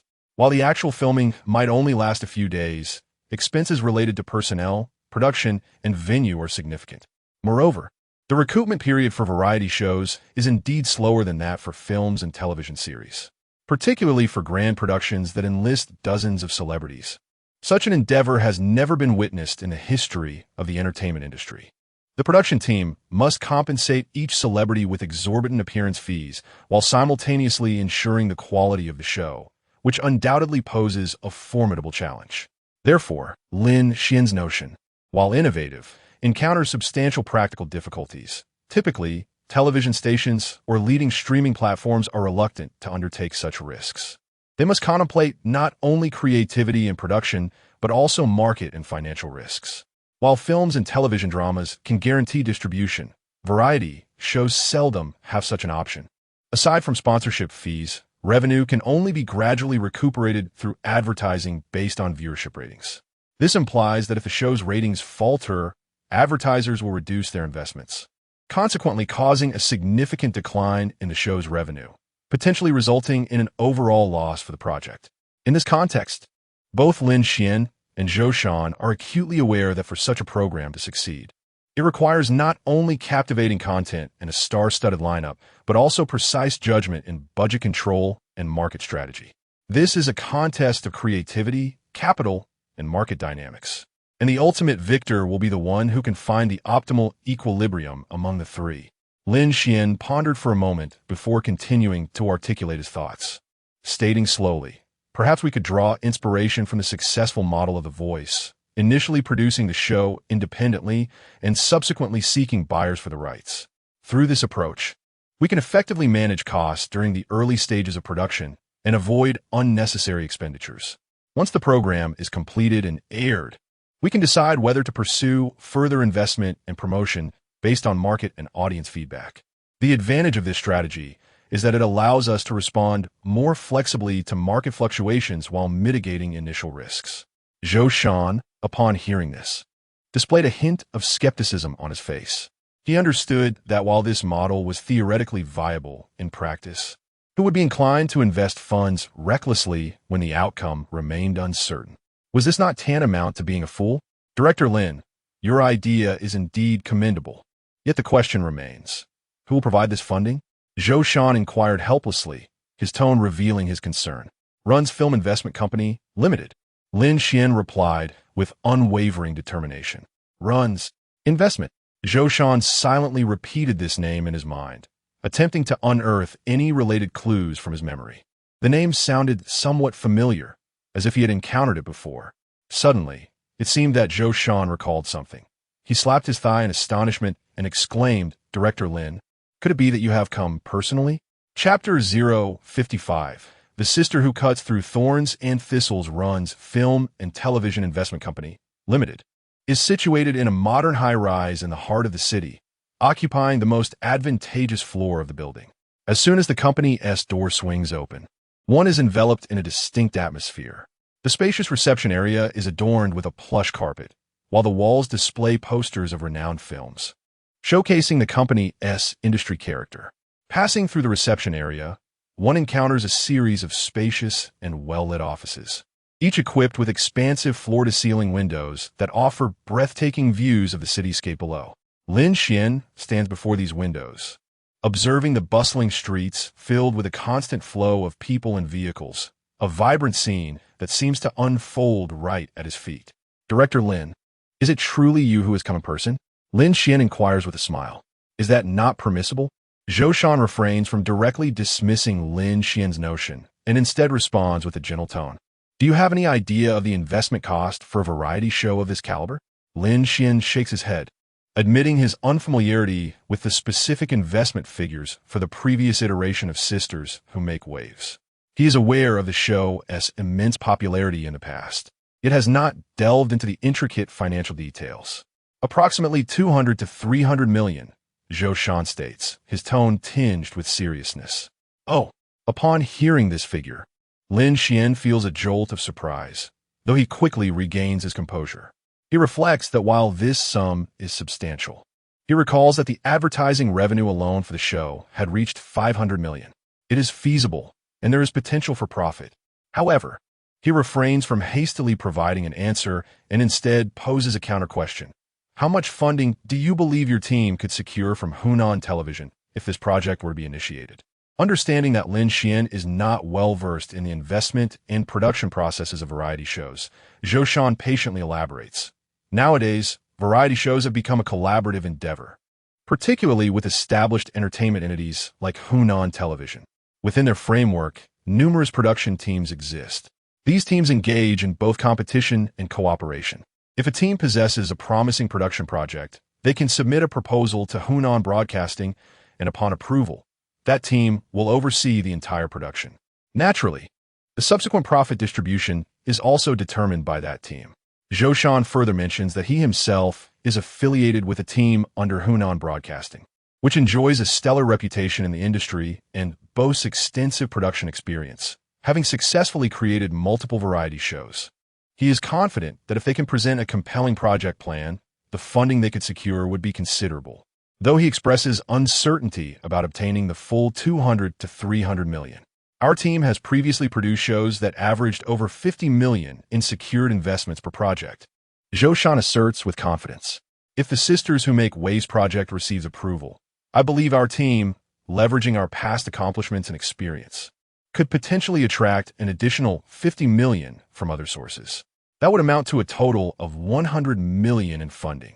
Lin Xuan calculates in his mind that he would still need to invest an additional 100 to 200 million, considering the advertising revenue share of 500 million, along with additional copyright fees and broadcasting profits. Achieving a return on investment of double should pose no challenge. My brother, if I were to invest and you were to produce, do you have the confidence to excel? Lin Xuan posed his final inquiry. Zhou Shan suddenly rose, feeling both anxious and exhilarated. He had not anticipated that Lin Xuan seemed genuinely serious. His visit to Lin Xuan was initially intended merely to seek guidance from this esteemed director, hoping to add a touch of brilliance to the forthcoming film star detective. Zhou Shan understood that, given his experience and connections, the opportunity to engage with a director of Lin Xuan's caliber was a rare privilege, and he had not harbored overly high expectations. However, Lin Xuan surprised him with an unexpected proposition, an investment of 200 to 300 million in a variety show. Having navigated the entertainment industry in Huagua for many years, Zhou Shan realized that aside from Running Man, such a substantial investment was unprecedented. Based on his understanding of the industry, the potential for this show to succeed was significant, yet he felt entirely uncertain about the extent of its success. After all, with such a colossal investment, the repercussions of failure could be dire, potentially leading to the loss of everything he had accumulated over the years, including his hard-earned reputation and credibility. Nevertheless, as an ambitious producer, when the opportunity to join the table arises, one must seize the chance to wager. Director Lin. Zhou Shan's voice trembled slightly. He swallowed hard, his eyes reflecting a blend of uncertainty and hope as he softly inquired, "Do you truly believe I can manage this project?" Lin Xuan gazed at Zhou Shan, his eyes radiating unwavering resolve. He stood, approached Zhou Shan, and placed a reassuring hand on his shoulder, as if making a significant decision. His tone infused with trust and encouragement. "My brother, I will invest 150 million. Go forth boldly. I have faith in you. You possess the capability." A warm surge filled Zhou Shan's heart.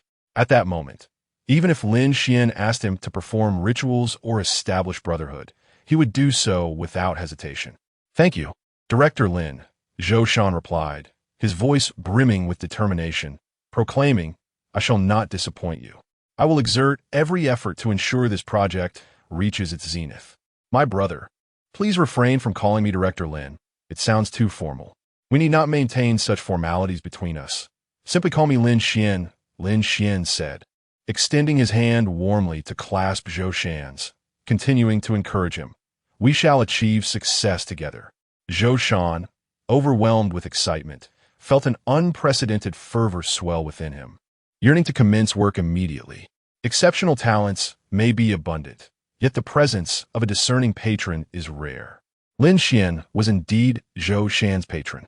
"By the way, Director Lin, Lin Xuan, since we are set to embark on this project, why not bestow it a name?" Lin Xuan smiled, his expression thoughtful as he replied, "What do you think of Sisters Who Slash Through Thorns?" Chapter 056. Exploring Scientific Dilemmas with Reindeer Travelers. We have safely landed at the picturesque Sanya Phoenix International Airport. Kindly remain seated for a moment until the aircraft comes to a complete stop before unfastening your seatbelts. We extend our heartfelt welcome to you in this beautiful coastal city. As the gentle voice of the cabin announcer gradually faded, Lin Xuan slowly removed the eye mask that had shielded him from the slumber he enjoyed throughout the flight. He stretched languidly, yawned, and then curiously gazed out the window. Sunlight filtered through the sparse clouds, casting a warm glow upon the verdant grass of the airport, infusing the tropical morning with vitality. Lin Xuan could see the distant coconut trees swaying gently in the breeze, and it seemed that the sea wind had already permeated through the glass, carrying a hint of salty ocean air. He envisioned the beaches of Sanya, sunshine, sand, waves, and the vibrant shells and corals, and a surge of excitement and anticipation welled up within him. After finalizing the project titled Sister, Lin Xuan hurried back to Beijing to participate in his last final exams. Although the school had exempted him from professional course assessments, he still needed to attend the public courses. Especially now, with newfound fame drawing much attention, his exams could only rely on his authentic abilities, significantly increasing the difficulty. Fortunately, after a few days of frantic cramming, he managed to pass several public courses without much trouble. To reward himself, Lin Xuan planned to take a break. To Sanya, he inhaled deeply, savoring the distinctive fresh air of Sanya, knowing that he was about to embark on an unforgettable journey. Sanya, often hailed as the Hawaii of the East, basks in sunshine and gentle sea breezes, a vacation paradise in the hearts of countless individuals. Along a tranquil coastline in Sanya, a row of uniquely styled seaside guest houses stands. One particular guest house features an architectural design that harmoniously blends modernity with natural elements. Its white walls create a striking contrast against the surrounding azure sky and sea, exuding a refreshing ambience. Rady was seated at a desk by the window, her captivating eyes focused intently on a script. She was engrossed in her reading, as if the entire world had come to a standstill, leaving only her and the words in her hands. This script was for a new drama in which she was set to participate, with a character that was complex and challenging. She was diligently delving into the character's psyche, striving to present it flawlessly during filming. At that moment, a pair of hands gently encircled her from behind. Immersed in the world of the script, Rady was entirely unaware of the approaching figure. When the person drew near, she quickly turned around, meeting a pair of loving eyes. "You've arrived?" Rady asked in surprise. "Indeed. Am I not welcome?" came the response from Lin Xuan. The two had come to Sanya for a holiday during the New Year break. Longing for Lin Xuan, Rady had completed her filming tasks before the holiday and requested a week off from her company to secretly visit Sanya. The moment Lin Xuan disembarked from the plane, he eagerly made his way to meet her. "Of course, you are welcome, my Oscar-winning director," Rady replied, her face aglow with joy. "Didn't someone mention the need for a grand celebration?" Lin Xuan, with a mischievous grin, responded, "Didn't we say we de-celebrate only after winning an Oscar?" It seemed Rady grasped Lin Xuan's subtle hint, blushing as she replied shyly. Lin Xuan extended his hand, gradually delving deeper, the silk of her nightgown providing a gentle response. Leaning closer, he asked in a serious tone, "Do you know what rehearsal entails?" His voice turned grave, as if to remind Rady of the gravity of the moment. Warm breath cascaded against her ear, causing her body to soften instantly. "How could we celebrate properly without a rehearsal?" Lin Xuan continued, his breath almost melting her resolve. "And no, that wouldn't be appropriate. It's still daytime." Rady pleaded, "Can we wait until evening?" Lin Xuan tenderly positioned her on the sofa, a smile curving his lips as he softly replied, "Wait for me." With that, he rose, his movements fluid and swift. He approached every window of the guest house, swiftly drawing the curtains to ensure not a single ray of sunlight penetrated the room. Instantly, the interior was enveloped in a mysterious and serene atmosphere, illuminated only by a few gentle night lights, casting a soft and warm glow. "Now it's dark. My dear Rady," Lin Xuan turned to her, his gaze tender as he remarked, "Considering the needs of our shoot, I believe it is essential to conduct a preliminary rehearsal." As he spoke, he raised a script in his hand, the very one Rady had just perused, titled Megan. "Wasn't this supposed to be a rehearsal? Why are we suddenly trying out scenes?" Rady countered, "I am the director. It's my prerogative," he declared. This is an abuse of power," Rady thought, her heart racing at the possibilities that lay ahead. "Gemma, are you refusing to adhere to the director's instructions?" Lin Xuan approached slowly, caressing Rady's cheek as he spoke. I will obey," Rady murmured softly. Lin Xuan's words seemed to possess a certain enchantment, guiding her every move. "I'll go change into my outfit." Minutes passed, time flowing gently in the tranquil air. Suddenly, a faint creak emanated from the bathroom. The hinges turned softly as the door was slowly pushed open. Rady emerged, clad in her new attire, striding towards Lin Xuan. Her cascading chestnut waves glistened with droplets from her shower, sparkling like jewels. The mist rising from her hair enveloped the air, creating an ethereal and mysterious ambience.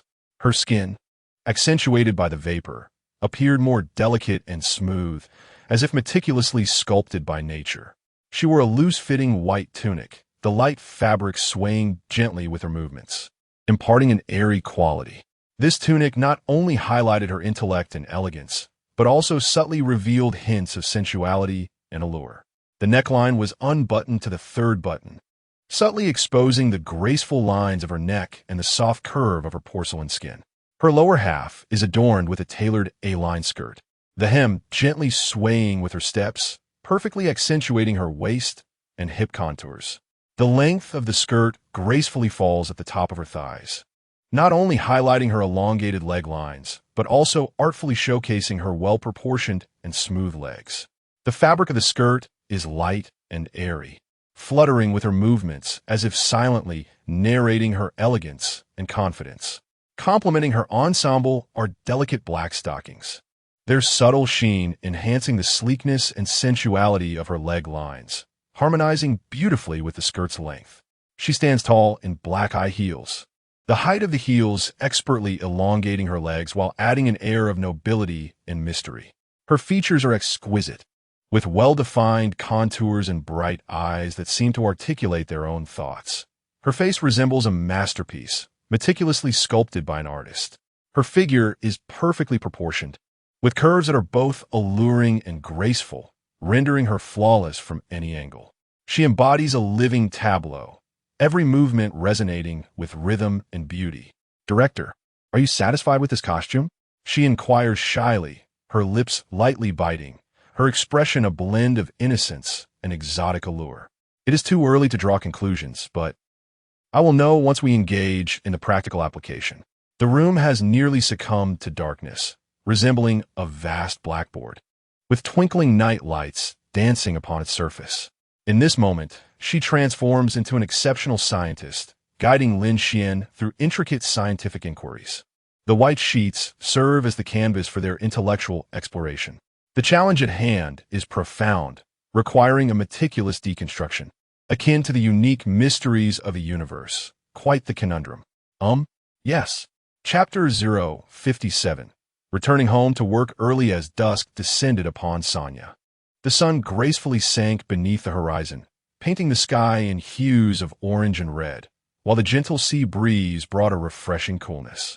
Ed, still in a daze, opened her eyes and was momentarily captivated by Lin Xuan's visage, before breaking into a sweet smile and inquiring, "What time is it?"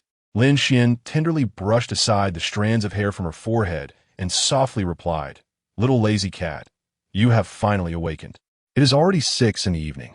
Feeling a bit embarrassed, Hidi sat up and recalled the wildness of earlier, her cheeks flushing a deep crimson. "It started around 1, didn't it? Let me think. Was it 3 times? Or perhaps 2?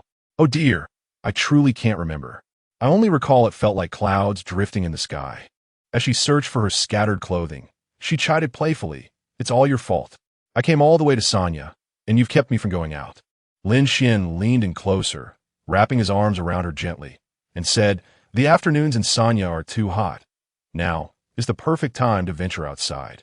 Once Hidi was dressed, Lin Xuan approached the window and drew back the curtains. The sunset burst into the room, illuminating the entire space with a radiant glow. "Wow, it's so beautiful," Hidi exclaimed as she leaned against Lin Xuan's shoulder, her voice brimming with contentment. "Lin Xuan, thank you for bringing me here."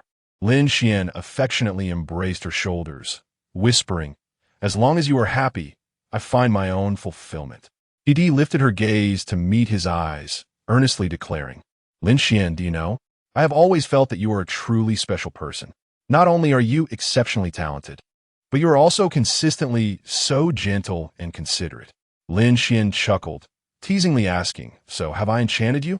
Her cheeks flushed slightly as she playfully replied, "Indeed, you have completely captivated me." Lin Xuan lowered his head to plant a gentle kiss on her forehead, indulgently saying, "Then let yourself remain enchanted by me, and do not awaken." Hidi nestled against his chest, sweetly responding, "That simply won't do. I want you to be enchanted by me as well." Lin Xuan glanced down, his eyes landing on her fair skin, remarking softly, "I am already enchanted." The afterglow of the setting sun enveloped them, as if bestowing a romantic filter upon their rendezvous. He gazed at the distant seascape and suddenly asked, Lin Xuan, why did you choose to bring me to Sanya? Lin Xuan smiled, his tone laced with warmth. Because during our first encounter, you casually mentioned your envy for those who could vacation by the sea. He was deeply moved by his words. As a rare ethnic minority actress in the entertainment industry, she had ventured forth alone. Despite amassing considerable wealth, she had opted not to purchase property, choosing instead to reside in hotels. To her, a house was merely a place of shelter. Her true home lay far away in the remote borderlands. That picturesque border town, with its undulating mountains and boundless grasslands, held her childhood memories of blue skies, white clouds, and the freedom to run. The warm smiles and familiar accents of her family and friends were indelibly etched in her heart. Whenever the night falls into silence, she often reminisces about the starry sky of her hometown, where the magnificent Milky Way seems to beckon her back home. Yet, having chosen the path of performance, she finds herself like an unceasing spinning top, accustomed to the fast-paced lifestyle and the demands of her profession. She flits between various fashion parties and commercial events, engaging with luminaries from all walks of life, her name gradually becoming more widely recognized. However, beneath this glamorous facade, she frequently experiences an ineffable loneliness. Fortunately, in this moment, she feels a sense of home. Raising her head, Reddy sweetly inquired, "Do you remember the scene from our first meeting?" Lin Xuan nodded, reminiscing, "Of course I remember. You were wearing a white costume, standing beneath the trees, with sunlight cascading upon you, radiating a beauty that captivated the eye." Reddy's cheeks flushed slightly as she bashfully asked, "Did you fall in love with me at first sight?" Lin Xuan chuckled and teased, "What do you think?" Reddy feigned anger, playfully tapping his chest. "Are you brushing me off?" Lin Xuan took her hand and pulled her into his embrace, whispering, "No, I mean from that moment, I knew you would be mine." As night descended, Lin Xuan and Reddy lounged on beach chairs of the guest house, gazing at the star-studded sky. The sound of the waves echoed in their ears, seemingly providing a musical accompaniment. Nestled against Lin Xuan, Reddy suddenly asked, "Lin Xuan, I heard you're going to America to shoot a film. Is that true?" Lin Xuan nodded, resignedly replying, "Yes, in a few days, I will be off to shoot and may stay there for a month, returning only after the Oscars."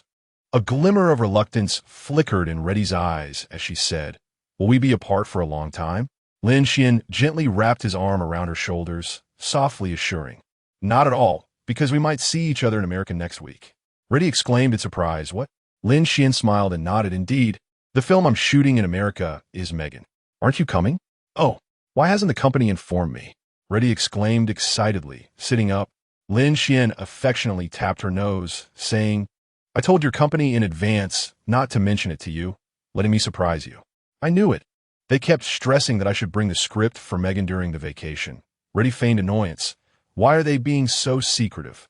"So, does that mean I'm an outsider?" Lin Xuan seized the opportunity to question her. "Then are you my insider?" Reddy quickly pecked him on the lips, playfully asking. Seizing the moment, Lin Xuan slyly wrapped his hand around her waist, grinning. "Are you referring to being an insider in a different sense?" Reddy melted under his playful assault, feeling vulnerable. "Sensitive. Too sensitive. I'm sorry, I was wrong. Director Lin, you've had your fill, but I haven't eaten yet. Let us rehearse a little later, shall we?" Heidi's eyes were wide open, resembling two lustrous black gemstones, shimmering with a sense of helplessness under the dim light. Lin Xuan felt his appetite surge, but was aware of the wisdom in moderation. Restraint and not indulging too much were indeed commendable virtues. He thought to himself that he would deal with her later in the evening. Seeing that Lin Xuan had spared her, Heidi cheerfully pointed at the sky, her voice tinged with excitement. "Lin Xuan, look, that star is so bright." Lin Xuan followed her gaze and smiled, replying, "That is the North Star. It is said to guide lost souls home." Heidi turned her head to meet his gaze and, with heartfelt sincerity, declared, "Then you are my North Star." Lin Xuan affectionately tousled her hair and with a playful grin suggested, "Let us go have dinner together. After we finish, we'll return early." Chapter 058. The filming of Megan on a serene morning in Los Angeles. Sunlight cascaded through the clouds, illuminating the airport runway, while a refreshing breeze filled the air. Lin Xuan, donning sunglasses and a simple black jacket, discreetly emerged from the VIP passage of the airport. He traveled unaccompanied, without an assistant or bodyguard, appearing merely as an ordinary traveler, with just a suitcase and a backpack in hand. After indulging in a few carefree days with Reddy, Lin Xuan set forth to the United States. His purpose for visiting Los Angeles was clear. He intended to spend approximately 20 days filming the movie Megan. Since Reddy had several fashion events to attend, she did not accompany him. Upon exiting the airport, Lin Xuan was greeted by a familiar face holding a sign. As he approached, he recognized his old acquaintance. "John? Lin, welcome back to Los Angeles." John greeted him warmly, embracing Lin Xuan with open arms. Lin Xuan smiled in return. "John, it's a pleasure to see you. But how's it that you are here to pick me up?" John laughed heartily. "Thanks to you, I've transitioned to Universal." Lin Xuan expressed his surprise, saying, "I must congratulate you then. Moving from Lionsgate to Universal is akin to ascending from a second-tier company to a top-tier enterprise, truly worthy of celebration." John nodded eagerly, adding, "Director Lin, we are all looking forward to your performance. Your Knives Out achieved remarkable success in the North American market, and we believe you will bring a fresh perspective to Megan." Lin Xuan humbly smiled and replied, "I will do my utmost to ensure this film is a success." The following morning, Lin Xuan arrived at the filming location. The crew members were already present, busily preparing for the shoot. Lin Xuan took the time to meet each member of the team: actors, cinematographers, art directors, and special effects teams, who were all finalizing arrangements for the film. Many were familiar faces from his previous 2 films, including producer John. Lin Xuan showed profound respect and appreciation for everyone's work, and his professional demeanor and affability quickly garnered their admiration. The shooting schedule for Megan was exceedingly tight. 20 days was already a brisk pace for a low-budget thriller. Moreover, Megan was a sci-fi thriller, pushing the time constraints to their limits. Nevertheless, the crew was filled with confidence in Lin Xuan, as most members had acclimatized to his filming rhythm, while Lin Xuan had to adapt to the crew during the filming of Happy Death Day. The production of Knives Out had granted him a firm grasp over the entire team.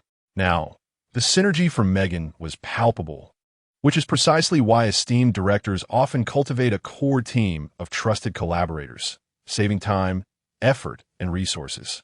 Lin Xuan dedicated himself to the set, arriving early and leaving late, devoting nearly all his time to the production. He not only guided the actors' performances, but also communicated with the cinematographer, art director, and various departments to ensure that each shot achieved its optimal effect. The film Megan weaves a compelling narrative centered on the intricate interplay of family, technology, and human relationships. The protagonist, Gemma, is a robotics expert at a renowned toy company. Following the tragic loss of her sister and brother-in-law in a car accident, she finds herself responsible for a young niece, Katie. Faced with this unexpected familial upheaval, Gemma reluctantly sets aside her unwavering dedication to her career to assume the role of caretaker for Katie. Gemma's professional life is exceedingly demanding, often requiring her to work late into the night, and she is not particularly skilled in child-rearing. In an effort to compensate for her shortcomings as a guardian, she decides to pair Katie with her latest creation, an advanced artificial intelligence doll named Megan. Megan is an exceptionally intelligent toy, equipped with state-of-the-art voice recognition, emotional simulation, and learning capabilities. Gemma hopes that Megan will serve as a companion for Katie, aiding her in navigating the challenging period of losing her parents. Megan indeed transforms Katie's life significantly. This intelligent doll not only engages in play, but also offers personalized educational content tailored to Katie's interests and learning pace. Megan can engage in profound conversations with Katie, comprehend her emotions, and provide solace during moments of loneliness or despair. In no time, Katie comes to regard Megan as her closest friend, fostering a deepening bond between them.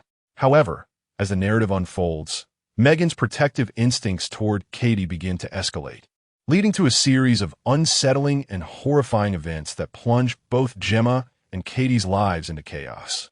The film's plot is not overly complex, which is one of the reasons director Lin Xuan initially chose to embark on Megan.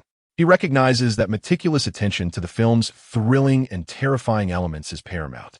Understanding that evoking a chilling atmosphere in a darkened theater requires careful design and refinement of every detail, from sound effects to visual aesthetics, and from the actors' performances to the arrangement of scenes, he spares no effort in ensuring excellence. Fortunately, Lin Xuan possesses a profound familiarity with the film, having viewed it multiple times and internalized every shot and twist. He vividly recalls the moments that incite gasps from the audience and the spine-tingling sequences that quicken the heart. Thus, adhering closely to the script is not expected to pose significant challenges. Dear colleagues, the filming of Megan has officially commenced, Lin Xuan declared, invigorating the morale of the entire crew as they began shooting in Los Angeles.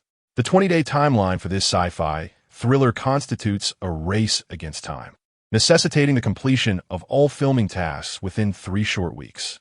As the director, Lin Xuan must not only oversee the entirety of the production, but also ensure that each shot is executed with perfection within the limited time frame.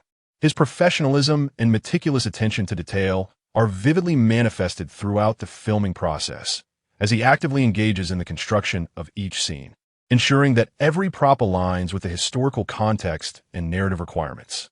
At the filming location, he is always the first to arrive and the last to depart, meticulously overseeing the composition, lighting, and color of each shot. The shoot lasted for 3 days before the leading lady, Reddy, made her delayed entrance. Chapter 059. The Kardashian family's invitation upon her arrival in Los Angeles. The sun shone brilliantly, and a gentle, salty sea breeze enveloped the air, dragging her suitcase. She stood outside the set of Megan, her heartbeat quickening with anticipation. This marked her inaugural visit to a Hollywood film set, as well as her debut as the leading actress in an international production. Upon entering the studio, she was immediately awestruck by the scene before her.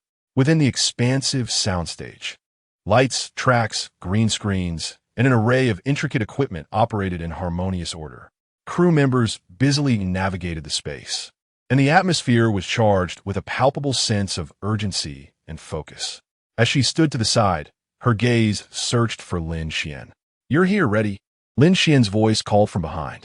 Turning around, she spotted him dressed in a simple work jacket, a script in hand, his face adorned with a warm smile.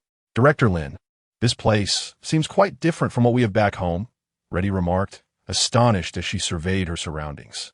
Lin Xuan chuckled softly, explaining, "To optimize resources, we've constructed half a block within the soundstage.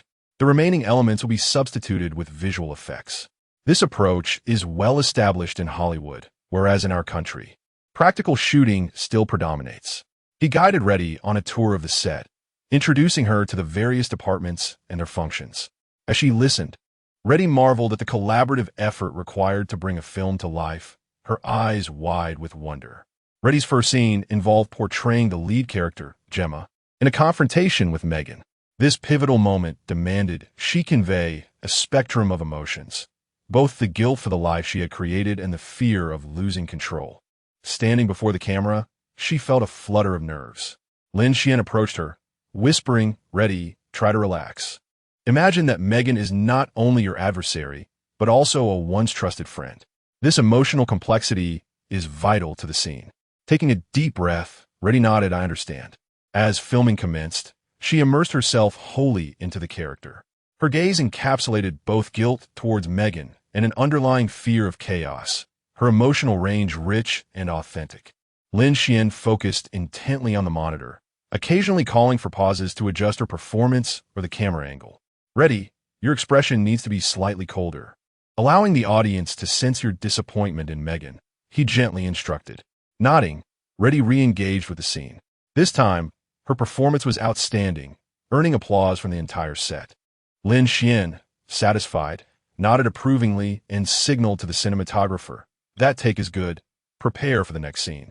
The climax of Megan featured an intense action sequence where Megan, in a fit of rage, began attacking the laboratory staff. This scene required extensive special effects and intricate choreography, presenting significant challenges.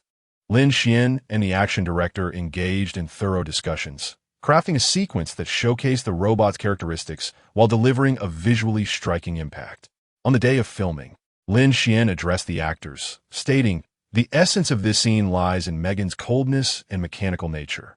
Each movement must be precise and devoid of any superfluous emotion.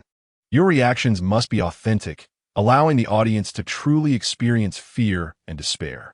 Throughout the filming process, Lin Xuan continuously adjusted the camera angles and lighting, ensuring that each shot perfectly captured Megan's terrifying visage. He personally guided the special effects team, urging them to incorporate additional details in post-production, such as the flickering red glow in Megan's eyes and the metallic texture of her robotic arm. Upon completion of the shoot, the special effects team praised Lin Xuan's direction, exclaiming, "Director Lin, your ideas are brilliant." Megan's character aligns perfectly with the sci-fi genre, while exuding an undeniable sense of horror. Rady stood nearby, observing Lin Xuan's industrious figure on set, filled with admiration. She had never witnessed him in such a focused and professional light. Whether directing the actors' performances or communicating with various departments, Lin Xuan exhibited an exceptional level of professionalism. During a break on set, Rady, holding a steaming cup of coffee, slowly approached Lin Xuan, who was intently reviewing playback footage. She softly offered him the coffee, her voice tinged with uncertainty and anxiety as she inquired, "Lin Xuan, did I perform poorly?" Lin Xuan's gaze remained fixed on the monitor as he accepted the coffee and offered a casual reassurance. "Not at all. The results are promising." A hint of an insecure smile appeared on Rady's face as she softly replied, "Really?" "Of course," he affirmed. Nevertheless, her heart remained burdened with doubt. Throughout the recent filming, she had devoted herself wholeheartedly to her performance, striving to avoid any blunders in front of the foreign crew. Yet, compared to the other actors in the film, she could not shake the feeling of inadequacy, particularly with the young actress portraying Megan, who, under Lin Xuan's careful guidance, had swiftly transformed from an inexperienced novice into a chilling embodiment of a robot. Noticing Rady's melancholic demeanor, Lin Xuan earnestly comforted her. "Your acting style from home may not quite align with Hollywood's lens, especially in a horror film like this. Such themes are rare in domestic cinema. However, the silver lining is that you haven't acted extensively yet, so there is room for adaptation and change." Lin Xuan continued, reflecting on his past life with a touch of regret. Rady's first television series showcased her natural and unpretentious performance, which had left audiences in awe. However, over time, as her career progressed, she had likely taken on too many idol dramas, gradually diminishing her unique charm. Fortunately, her current involvement in fewer projects offered her a chance to recalibrate and evolve. Lin Xuan's choice to cast Rady and Megan was not solely driven by personal feelings. He believed that her exotic features and distinctive aura were exceptionally suited for the international film stage. Just as Lin Xuan and Rady engaged in their hushed conversation, a sudden eruption of enthusiastic cheers resounded from the other side of the set. This unexpected commotion interrupted their dialogue, prompting both to instinctively turn towards the source of the sound. At a nearby filming location, a group of staff and actors formed a circle, animatedly discussing something. Amidst the crowd, a young assistant rushed forward, his face alight with excitement as he ran towards Lin Xuan and Rady. Breathlessly, he shouted, Lin, I have some splendid news to share with you." Lin Xuan and Rady exchanged curious glances. The assistant arrived before them, panting, and eagerly produced his phone, his eyes shimmering with exhilaration. He could hardly contain himself as he opened the screen and began to read aloud. "I have a profound interest in Eastern males. Lin Xuan, as one of the most talented directors in the East, is very much willing to dine with him to explore the possibilities of cinematic art and cultural exchange." OMG. This is a tweet from Kendall Jenner. Upon hearing the announcement, the surrounding crowd erupted into even more fervent cheers and applause. It was truly exhilarating. Was it the Jenner from the Kardashian family? Indeed, it was the supermodel Jenner. Some staff members even began to tease, excitedly surrounding Lin Xuan as they discussed this unexpected news. "What?" Lin Xuan stood there, utterly bewildered, her expression a portrait of confusion. Chapter 060. Jenna's Prey, a glamorous Hollywood fashion event commenced under a star-studded sky. The stage design exuded a futuristic and technological essence, dominated by a palette of silver and black, creating a cold yet enigmatic atmosphere. The ground was adorned with reflective surfaces, casting brilliant glimmers of light, as if one were immersed in an endless cosmos. Above, colossal holographic projection devices hovered in the air, showcasing breathtaking three-dimensional visuals that offered the audience a feast for the eyes. In the front row, the globally renowned singer Taylor Swift sat elegantly, her gaze intently following the models gliding down the runway. These models, clad in the latest seasonal fashions, strode forth with grace, each turn radiating captivating allure. Their outfits were audacious and avant-garde, vibrant in color, seamlessly merging fashion with technological elements, leaving the audience spellbound. The atmosphere was both fervent and anticipatory, with spectators eagerly awaiting every detail of this visual spectacle. Flashes from cameras erupted continuously, capturing every exhilarating moment. Designers awaited with nervous excitement for their creations to be recognized, while photographers sought the perfect angles to immortalize those unforgettable instances. Beside Swift sat another striking figure, supermodel Kendall Jenner. This year, Jenner has emerged as one of the most sought-after supermodels globally, celebrated for her unique fashion sense and statuesque physique. Each of her appearances garners widespread media attention, her inherent star power making her a darling of the fashion world. Jenner's attire was always distinctive. Tonight, she opted for a futuristic silver gown adorned with sparkling jewels, perfectly embodying her supermodel essence. The seating arrangement seemed far from coincidental, as Jenner's brother-in-law, rapper Kanye West, was a pivotal figure in Swift's career downturn. West's remarks during a public event had profoundly impacted Swift, igniting a social media firestorm that remains a topic of conversation to this day. Thus, the simultaneous appearance of Swift and Jenner inevitably became the focal point for the media. Photographers' cameras flashed incessantly, capturing every moment that could potentially make headlines. The bright lights illuminated the venue as journalists surged toward the front row, eager to unearth more stories from this delicate pairing. It was not until the event commenced that the media momentarily eased their scrutiny of the two.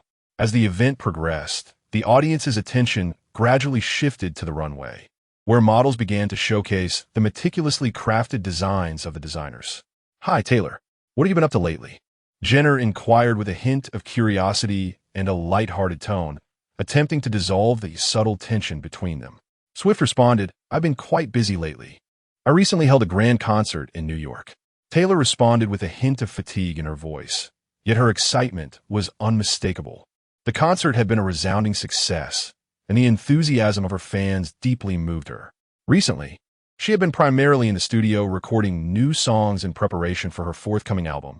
She added, while she did not exhibit overt enthusiasm in her interaction with Jenna, she also did not deliberately evade her. After all, there was no animosity between them. "Oh, another new song?" Jenna teased. "Is this one about Tom Hiddleston?" It is well known that each of Taylor's breakups has often led to the creation of a new song.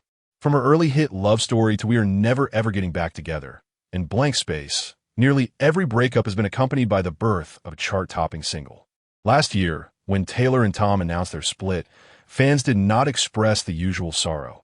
Instead, they were filled with anticipation, eager to discover what new masterpiece Taylor would unveil this time. After all, her breakups seemed to coincide with musical breakthroughs and bursts of inspiration. Taylor waved her hand dismissively, as if not wanting to fall into the verbal trap set by Jenna. She directly stated, "The title of the lead single from my upcoming album is Lover, which holds significant meaning for me. It marks the first time I have chosen a song written by someone else as the lead track for my album.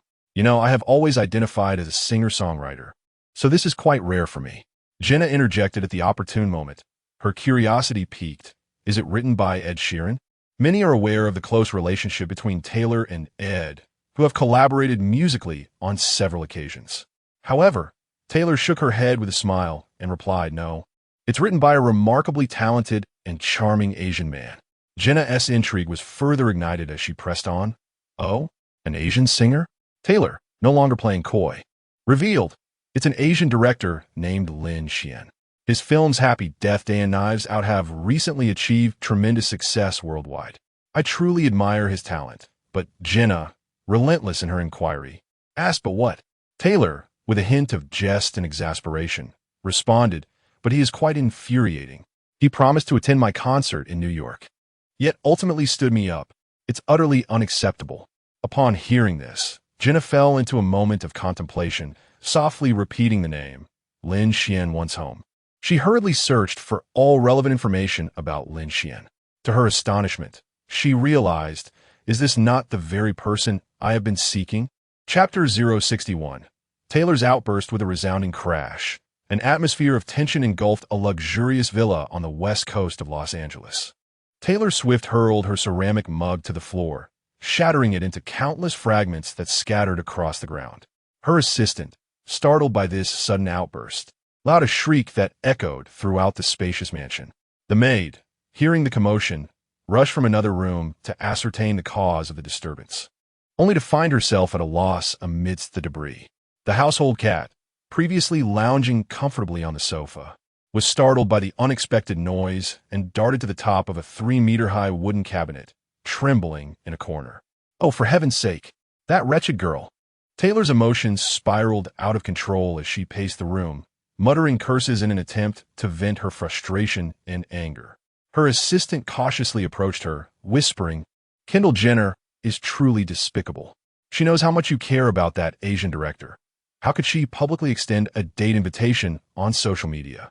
Indeed, you are right. Taylor responded passionately, her voice brimming with indignation. The Kardashians are all insufferable. Kim Kardashian is one thing, but that Jenner too. They will do anything for attention and publicity. Yes, they are undoubtedly seeking to create a stir, her assistant concurred, attempting to soothe Taylor. Kendall is not genuinely appreciating Lin Xuan's talent. She merely craves the limelight. I'm the one who truly admires Lin Xuan, Taylor continued, feeling once again manipulated by the Kardashian clan, her dissatisfaction and fury toward Kendall reaching a climax. Taylor, since Kendall can invite Lin Xuan out despite not knowing him, why don't you do the same? Her assistant proposed, offering a potential solution. Taylor shook her head, replying, Lin seems to shy away from excessive media attention. You know how reserved Asian men can be. The last time I posted a picture with him on social media, he appeared displeased. Though he didn't voice it, his absence from my concert in New York was telling. If I were to tweet about him again, I fear it might upset him further, perhaps even jeopardizing our friendship. But perhaps he was genuinely busy that day. I recall you mentioning that Lin Xuan is still a university student. Her assistant encouraged gently. Moreover, Kendall has already extended her invitation on Twitter. If you don't respond, might she not succeed in her endeavors? Taylor hesitated, saying, but I do not wish to jeopardize this relationship due to a momentary impulse. Her assistant placed a reassuring hand on Taylor's shoulder, stating, we all know that Asian men are more reserved in expressing their feelings. Hasn't he already conveyed his sentiments by writing you the song Lover? Taylor, I believe you could afford to be a bit more proactive. And what else? Taylor Swift inquired, and her assistant continued. Moreover, if you were to extend a date invitation to Lin Xuan on Twitter, wouldn't it be a splendid way to publicly challenge the Kardashian family? Should he accept her offer? Taylor nodded thoughtfully, questioning, is it truly appropriate to proceed in such a manner? Absolutely. Cut. Within the bustling film set in Los Angeles. The filming was proceeding with an air of urgency and order. Sunlight streamed through the vast windows, illuminating the studio as crew members diligently attended to their tasks, ensuring that every detail met the director's precise specifications. Lin Xuan stood before the monitor, intently reviewing the recently captured scenes. His brow furrowed as he pondered how to enhance the visual perfection. Every gesture and expression necessitated meticulous accuracy. Heidi was positioned in front of the camera, portraying a vivacious scientist. To embody her character's industrious nature, she dashed energetically between various lab stations, her movements brisk and rhythmic.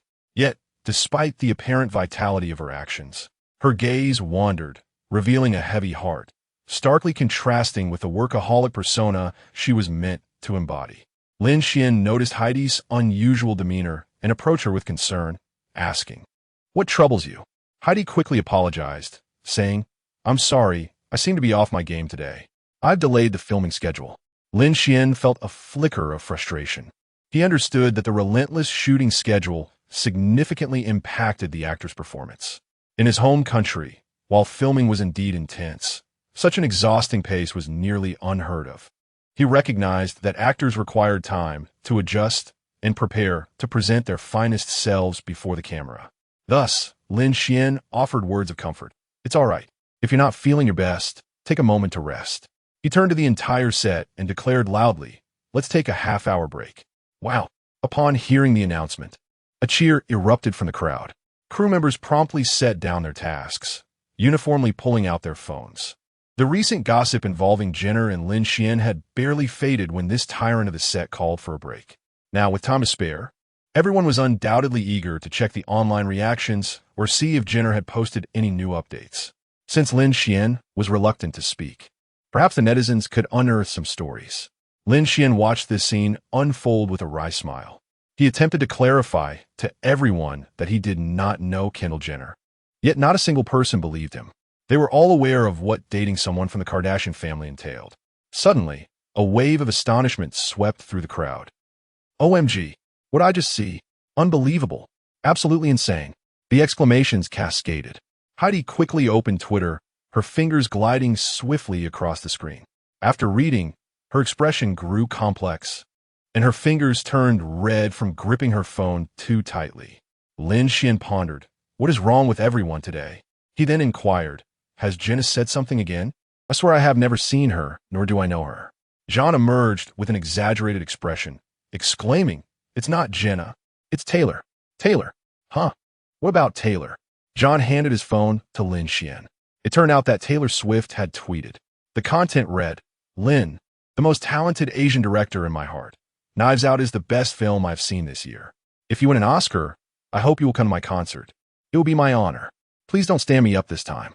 Accompanying the tweet was an image featuring a lyric, "I'll sing love songs to you when we're 80. I gently sing you a love song." Lover lyrics by Lin Xuan. Composed by Lin Xuan, Taylor Swift. Chapter 62. The troubles of that night with the release of Taylor Swift's latest update. The entire set of Megan was plunged into chaos. Everyone was eager to uncover the truth behind the commotion. As for Jenner, it was to be expected. The Kardashian clan has always thrived on riding the waves of trending topics to amplify their visibility. The Kardashian family represents a colossal entertainment brand in America. Kim Kardashian, through her unique videos, has amassed original traffic and pioneered the concept of keeping up with the Kardashians, transforming personal moments of family members, such as relationships and childbirth, into a continuous stream of entertainment content, creating an unceasing production line of engagement. Kendall Jenner is one of her sisters. Perhaps intrigued by Lin Xuan's status as an Asian director and the potential traffic that could ensue. Before her relationship with Kanye, Kim had even extended an invitation to Lin Xuan for dinner. Thus, when Lin Xuan claimed not to know Jenner, most present chose to believe him.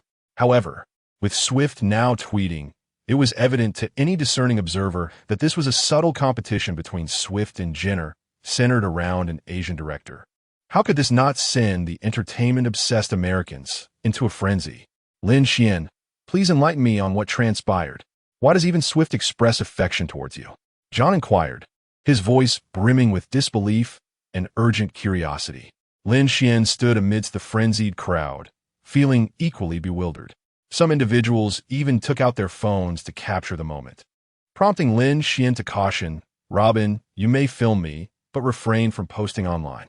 You signed a confidentiality agreement before joining the set." The staff member, named Robin, reluctantly lowered his phone. With Lin Xuan's reminder, the atmosphere among the crowd began to stabilize somewhat. Observing this, Lin Xuan shook his head and replied, "I truly do not know. I am acquainted with Taylor, but I cannot fathom why she has acted this way today." A collective sigh of disappointment arose from the curious onlookers, clearly dissatisfied with his response. They yearned for a sensational story, a compelling explanation to unravel the mystery. But Lin Xuan was unable to provide one. He shrugged, indicating his helplessness, as he too was eager to understand what had transpired. Given the state of the crowd, it was evident that filming could not continue that day. The scheduled shoot was abruptly interrupted by this unexpected turmoil. As time pressed on, Lin Xuan decided to halt the day's filming entirely, opting to leave in a hasty retreat alongside Reddy. The two frequently entered and exited the set together, a routine familiar to the crew. Most domestic media remained unaware of Reddy's shooting in America, allowing them a semblance of privacy.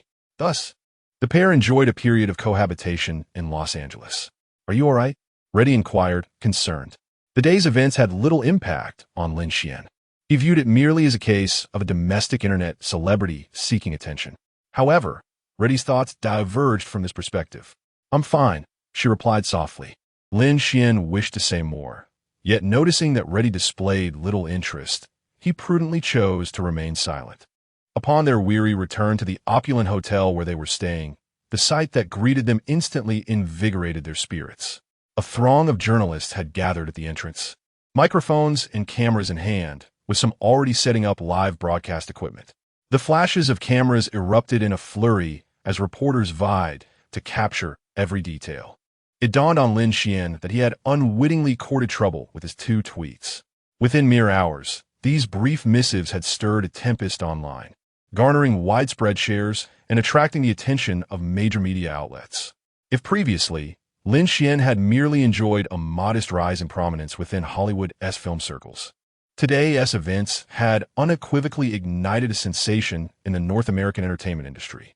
"Let us part ways," Lin Xuan murmured to Reddy. With that, his security team endeavored to carve a path for him through the throng, yet the enthusiasm of the journalists remained undiminished, even escalating into a shoving match as they sought closer proximity to Lin Xuan. "Lin, what are your thoughts on Jenna's tweet? Lin, how do you respond to Taylor's post? Does Taylor's new song Lover refer to you?"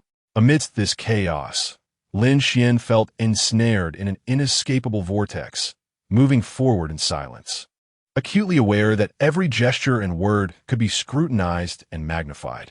Fortunately, the hotel management proved sufficiently adept, and soon the hotel manager, accompanied by security, obstructed the journalist's advance. Seizing the opportunity, Lin Xuan slipped into the hotel. Goodness, why are Americans so gossipy? He pondered, contemplating how to arrange a meeting with Taylor for a meaningful discussion. Lin Xuan merely yearned to quietly focus on his craft and amass wealth. He had no desire to become a public figure, nor to see his name frequently splashed across the headlines of major media. For him, a life of discretion was the ideal way to exist. He preferred to operate behind the scenes rather than bask in the spotlight as the center of attention. Upon returning to the executive suite, Lin Xuan found that Reddy had already arrived. In North America, Reddy was treated no differently than an ordinary person. The media scarcely paid her any mind. She sat on the sofa, absently flipping through a magazine. Upon seeing Lin Xuan enter, she promptly rose to assist him in removing his coat, gently stating, "I've ordered dinner. The hotel staff will deliver it shortly." She gestured towards a bathroom, where a subtle fragrance wafted in the air. "Would you like to take a bath first? I prepared warm water for you." Lin Xuan cast a surprised glance at Reddy. "What else with today?"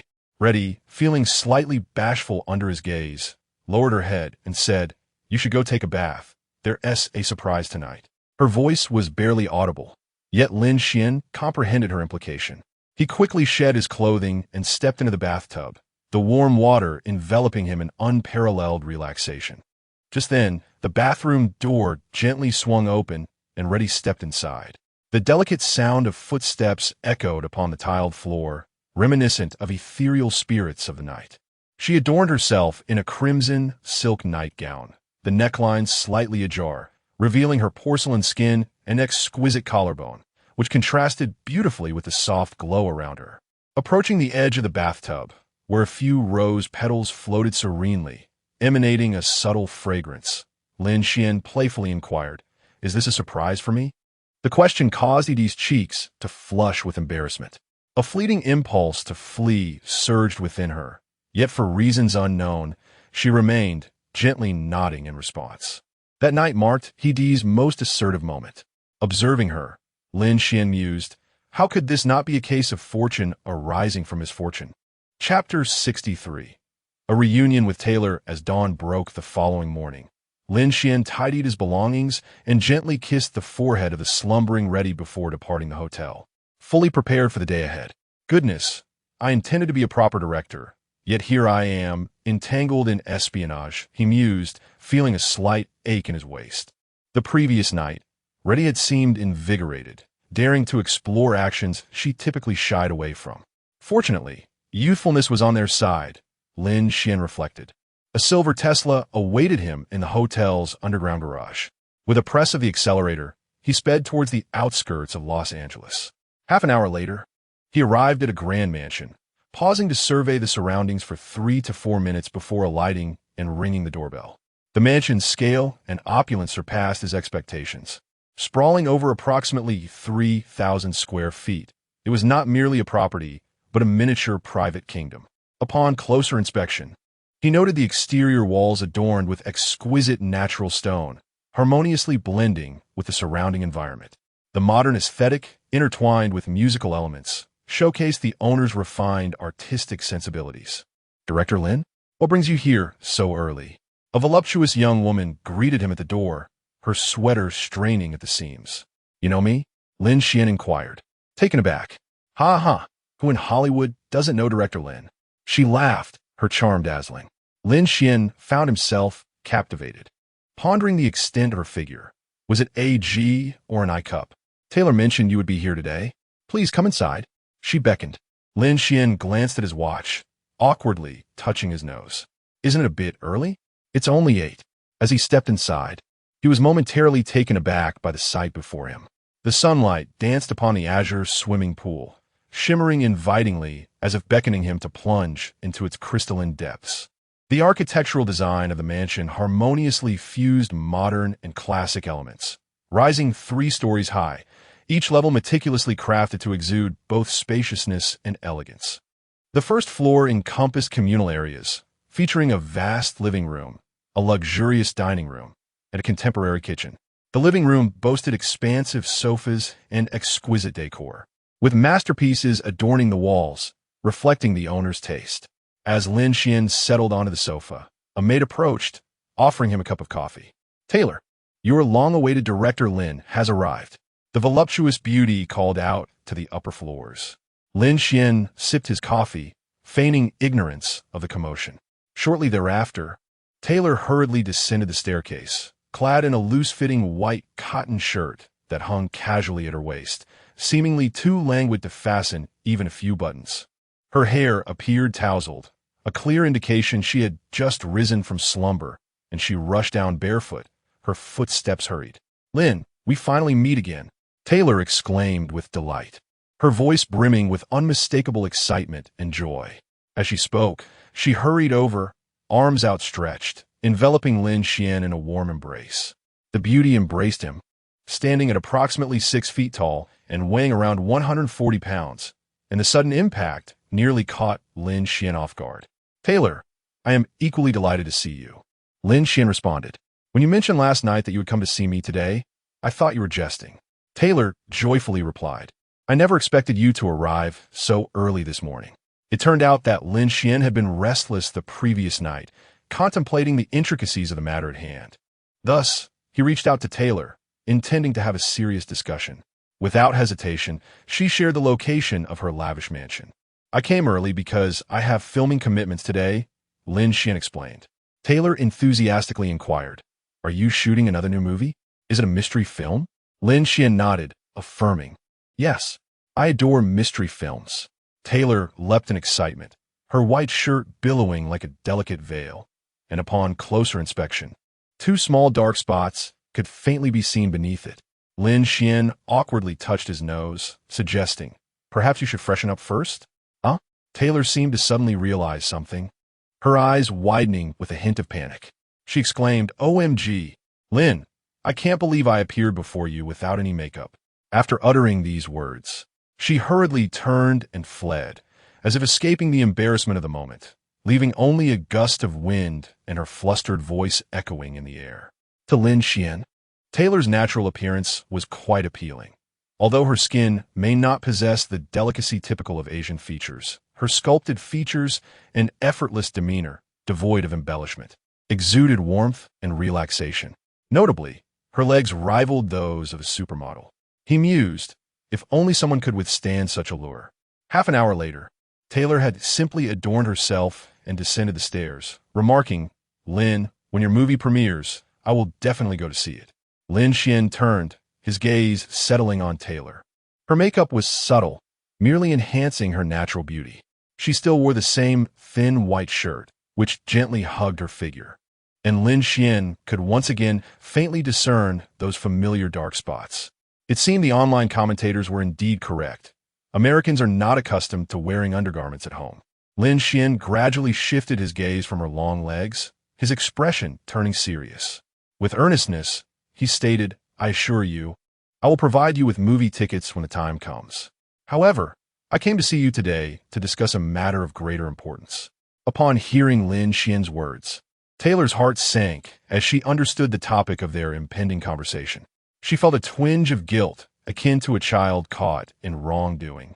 Her eyes beginning to dart away, her voice softening. "I'm sorry, Lin Xuan," she murmured. "I am aware that I have caused you inconvenience." Chapter 64. So, it was like this with a heart full of remorse. Taylor softly addressed Lin Xuan. "I apologize, Lin Xuan. I realize I have caused you trouble."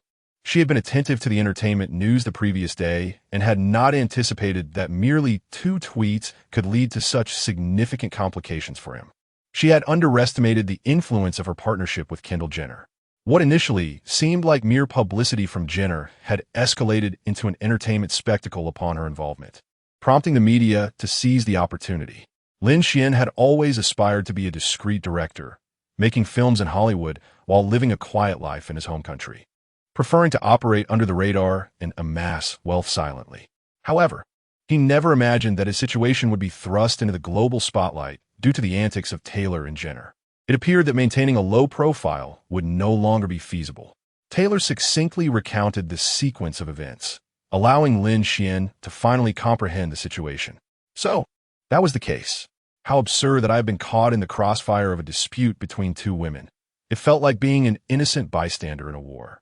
Yet, even that was an understatement, for there was no opportunity to simply stand by. At first glance, it appeared to be a matter of pride between 2 individuals. But beneath the surface lay a deeper conflict between Taylor and the Kardashian family. Lin Xuan was aware of the recording incident involving Taylor and Kanye West, recognizing that she had been ensnared by the Kardashians. Jenner's intentions were transparent. She sought to capitalize on Lin Xuan's rising fame. If he were to win an Oscar, it would undoubtedly generate immense publicity for her. She aimed to elevate her own visibility and influence through him, as the Kardashian family was adept at leveraging various trending events for self-promotion. However, wasn't the Kardashian family typically enamored with NBA stars? As for Taylor, her motivations seemed to extend beyond mere rivalry. She likely harbored intentions of using Lin Xuan to retaliate against the Kardashians. Fortunately, her intentions were not malicious, and her demeanor was sincere. There was nothing inherently wrong with pursuing her own interests. It was akin to reaping the benefits of another's endeavors. Alas, the situation was still complicated, as the stakes were quite high. "Please delete the content from Twitter," Lin Xuan instructed. "As for the Kardashian family, I have my own methods to deal with them." "Really?" Taylor inquired, somewhat astonished. "Indeed," Lin Xuan replied with a shrug. "If they thrive on negative publicity, then let us give them even more to chew on." "All right, I will delete the posts immediately," Taylor responded, though she cautioned, "However, you should be cautious in dealing with the Kardashians. They operate without any moral boundaries, and you lack resources in America, making you vulnerable to their influence." Lin Xuan nodded, already formulating a plan in his mind. "Well then, I have clarified the situation, and it's time for me to leave," he declared. The filming schedule remained demanding, and he needed to complete his work before the Oscar ceremony. With a clearer understanding of the situation, he prepared to return to the set. "Wait, you're leaving so soon after just arriving?" Taylor stood, attempting to block his way. "Actually," Lin Xuan glanced at the clock, correcting her. "I have been here for an hour already. However, it feels rather swift. Just as one enters, one must depart," Taylor explained. Stop. If you continue down this path, others will misconstrue your words," Lin Xuan gently interjected, pushing aside Taylor with a soft motion. He was preoccupied with his own thoughts, lacking time for idle banter. "If you wish, it would no longer be a misunderstanding," Taylor responded graciously. Lin Xuan waved his hands repeatedly, saying, next time for sure. Merely having penned a song for you has resulted in global media scrutiny. If anything were to truly transpire, venturing outside would be utterly unnecessary," Lin Xuan mused internally. You must attend my concert in Sydney next time, Taylor insisted, unwilling to relent. Sure, Lin Xuan replied. As usual, Lin Xuan arrived at the filming set brimming with energy, albeit an hour late, which rendered the day no different from any other, disappointing the eager crowd. Nonetheless, today's set was markedly distinct. An unprecedented number of media reporters had gathered, wielding cameras and recording devices, poised to capture any potential newsworthy developments.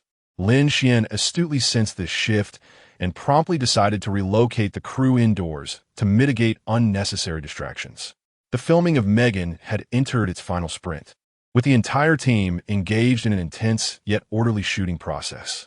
Within the studio, the lighting technician meticulously adjusted the illumination from every angle, ensuring the visual perfection of each shot. The props master carefully scrutinized every detail, guaranteeing that not a single flaw would mar their work. Meanwhile, the actors rehearsed their lines repeatedly, striving to deliver their finest performances on camera. Despite the rampant curiosity surrounding the rumors between Lin Xuan and Taylor, Lin Xuan maintained his silence, appearing unperturbed. His demeanor left the eager staff and media reporters at a loss, as they sought clues from his actions but returned empty-handed each time. After all, as the director, he wielded absolute authority over the entire crew. On Taylor's side, she had deleted the ambiguous post that had incited widespread speculation, seemingly responding silently to the myriad conjectures circulating outside. Lin Xuan opted for a strategy of aloofness, choosing not to publicly address the matter, allowing time to quell the storm. After 25 days of intense shooting, the production of Megan was finally nearing completion. On this final day, Lin Xuan stood on set, observing the bustling crew, his heart filled with reflection. Throughout this period, he had not only to complete the film, but also to engage in a game of hide-and-seek with the gossip media, honing his skills in evading covert photography. Following the conclusion of filming, the crew held a modest celebration to honor their diligent efforts and the impending completion of the film. Producer John raised his glass. Addressing Lin Xuan, Director Lin, we thank you for your hard work. We are confident that Megan will become a classic. Lin Xuan raised his glass in return, smiling as he replied, thank you all for your efforts. Without your support, the completion of this film would have been impossible. Let's raise our glasses in a toast to the success of Megan. Cheers! Cheers! Cheers! The crowd jubilantly lifted their glasses in celebration. Dee stood to the side, her gaze filled with admiration for Lin Xuan. She observed as people flocked towards him, each eager to exchange a few words with the exceptionally talented director, or, at the very least, to capture his attention. I was the first to recognize Lin Xuan's brilliance, she thought with a subtle smile. Wisely, she refrained from inquiring about the occurrences involving Lin Xuan and Taylor Swift, or Jenna. She understood that within the entertainment industry, everyone harbors their own stories and secrets. She was acutely aware that no one could remain untainted in this vast melting pot, especially someone as remarkable and promising as Lin Xuan. Lin Xuan offered no extensive explanations either. A tacit understanding seemed to have developed between him and Dee. During breaks in filming, they would occasionally take leisurely strolls, distancing themselves from the clamor of the crowd to relish moments of tranquility. As night fell, they would seek out a quiet restaurant near the filming location, ordering a few exquisite dishes to enjoy while conversing, filming, sleeping, and savoring this rare world for two. Time flew by. The Oscar ceremony arrived as scheduled. Chapter 065. The curtain rises for Oscar Leon, over here. Thomas, when is your new film set to premiere? Sloan, you need to get a bit closer to the gentleman beside you. On a star-studded night in Los Angeles, it seemed as though the entire galaxy had descended upon the city.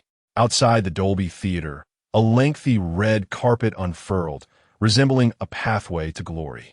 Flanking the carpet were throngs of media reporters and enthusiastic fans from around the globe, armed with cameras and smartphones, eagerly anticipating the capture of every exhilarating moment. The flash of cameras erupted like the brightest stars in the night sky, adding a unique brilliance to the evening. The grandeur of the Oscar ceremony continued to captivate the attention of the world. There he is, the Asian director. Quick, we finally caught him today. One of the focal points this year was Lin Xuan, the Chinese director who received 4 nominations for Knives Out. He became the first Chinese director, aside from Ang Lee, to receive multiple Oscar nominations, naturally drawing the attention of numerous media outlets worldwide. Furthermore, the recent surge in gossip surrounding Lin Xuan had significantly elevated his profile. Dressed in a well-tailored black suit adorned with an exquisite silver brooch, Lin exuded an air of elegance and humility. The moment he stepped onto the red carpet, the flashes of cameras erupted, with media lenses converging upon him. As a burgeoning star in the Chinese film industry, Lin Xuan's appearance undoubtedly became a highlight of the event. "Lin, look this way," the reporters clamored, striving to capture his every expression. Lin smiled and waved at the cameras, his demeanor calm and confident. Beside him were the lead actors of Knives Out, Daniel Craig and Chris Evans. The trio walking together on the red carpet drew countless gazes. "Director Lin, congratulations on Knives Out receiving 4 nominations. Do you feel confident about tonight's awards?" A reporter inquired loudly. Lin paused, smiling as he replied, "Thank you all for your support. Being nominated is already a tremendous honor. Regardless of the outcome, I shall continue to strive forward." "Lin, are you dating Taylor Swift?" Another reporter seized the moment to ask. "No," Lin Xuan replied with a smile. "We merely collaborated on a song, and I believe everyone will hear it soon. If you were to win the Little Golden Man, would you dine with Jenner?" A female reporter posed. "I have no such plans for now. I am not a reality TV star," Lin Xuan jested, eliciting knowing laughter from the gathered journalists. "Daniel, have you noticed that our spotlight seems to have been stolen by Lin?" Evans whispered to Craig. Casting a glance at Lin Xuan, who was facing a barrage of cameras, Daniel replied nonchalantly, "I think that's a good thing, don't you?" "Ha! Indeed," Evans responded. A representative from the media then posed a rather ambiguous question. "If Taylor and Jenna both asked you out on a date, whom would you choose?" The question was laden with intrigue, prompting several journalists to direct their microphones toward Lin Xuan, eagerly anticipating his response. However, just then, a hand extended to shield the media from the stars. "I apologize, sir, but we cannot linger here for too long." The red carpet imposes strict time limits on each celebrity's appearance, and before a minute had passed, staff members were already guiding them away. Lin Xuan wore a look of helplessness before the reporters. It was not that he was unwilling to respond. Rather, it was the official mandate that restrained him. He had narrowly escaped a predicament. As the stars gracefully traversed the red carpet, each smile and wave radiated confidence and allure. The cheers and screams of fans reverberated as they rallied for their idols, hoping to etch unforgettable memories on such a splendid night. Journalists busily documented every detail, from the celebrities' attire to their expressions, knowing that each fleeting moment could become tomorrow's headline. Lin Xuan brushed past numerous Hollywood luminaries. Leonardo DiCaprio approached him with a warm handshake, exclaiming, "Director Lin, your Knives Out was extraordinary. I watched it twice." Lin Xuan courteously replied, "Thank you, Leonardo. Your works have always been a source of inspiration for me." Elsewhere, Scarlett Johansson also came over to greet Lin Xuan, saying, "Director Lin, congratulations. Your film left a profound impression on me." Lin Xuan smiled, responding, "Thank you, Scarlett. Your performances have always garnered my admiration." A man clad in a black tang suit gently tapped Lin Xuan on the shoulder. Turning in surprise, Lin Xuan exclaimed, "Brother Chunlong." Chunlong beamed his signature smile, saying, "Hello, Director Lin." It turned out that Chunlong was also an invited guest for this year's Oscar ceremony. Months prior, he had received the honorary award, Lifetime Achievement Award, and was now attending as a presenter. As Lin Xuan continued to mingle, he encountered numerous stars and high-ranking executives from film production companies, taking half an hour to finally enter the inner venue. Inside the theater, opulent chandeliers cast a soft glow, illuminating the faces of every guest. Dressed in their finest, whether elegantly or fashionably, they gathered from all directions to collectively witness this annual cinematic gala. As the ceremony unfolded, awards were announced one by one, with winners ascending the stage to express their heartfelt acceptance speeches. Their words brimmed with passion for the art of filmmaking and respect for their peers. Those who did not win, though bearing a hint of disappointment, still radiated determination for their craft and hope for the future. The Oscars were more than a mere award ceremony. They represented a grand celebration of cinema, a stage showcasing the allure of film artistry, and a platform for global filmmakers to connect and learn from one another. On this night, the starlight of Los Angeles intertwined beautifully with the glory of the Oscars. As the show commenced with a charismatic black host, a palpable tension enveloped the audience, who collectively held their breath. Lin Xuan found himself increasingly anxious. Although he was aware that, due to the efforts of Universal and the exceptional quality of Knives Out, there was a significant likelihood of winning an award tonight, it remained merely a probability, until the results were unveiled. The contents of the small card would remain a mystery to nearly everyone present, including Lin Xuan himself. Confronted with the pinnacle of cinematic accolades, even someone like Lin Xuan, who had lived a full life, felt his heart race with anticipation and anxiety. Ding! As the last vestiges of twilight faded away, the lights of the theater gradually dimmed, immersing the audience in a hushed reverence, eagerly awaiting this annual cinematic celebration. Suddenly, a brilliant spotlight pierced the darkness, illuminating the center stage, followed by a cascade of vibrant colors that enchanted the entire venue. From the opulent chandeliers hanging from the ceiling to the twinkling lights adorning the edges of the stage, and the gentle glimmers beside each seat in the audience, the theater transformed into a fantastical realm of light and shadow. As the illumination shifted, the atmosphere in the venue intensified, with applause and cheers from the audience rising and falling like a thrilling symphony. The Oscar ceremony had officially begun. Chapter 66. An unexpected turn within the splendid Dolby Theater. The lights dazzled, and every seat was filled. As the illumination dimmed, the presenter for the first award, Best Animated Short Film, ascended the stage. The atmosphere of the Oscars gradually intensified with each award presented, each revelation stirring the hearts of everyone present.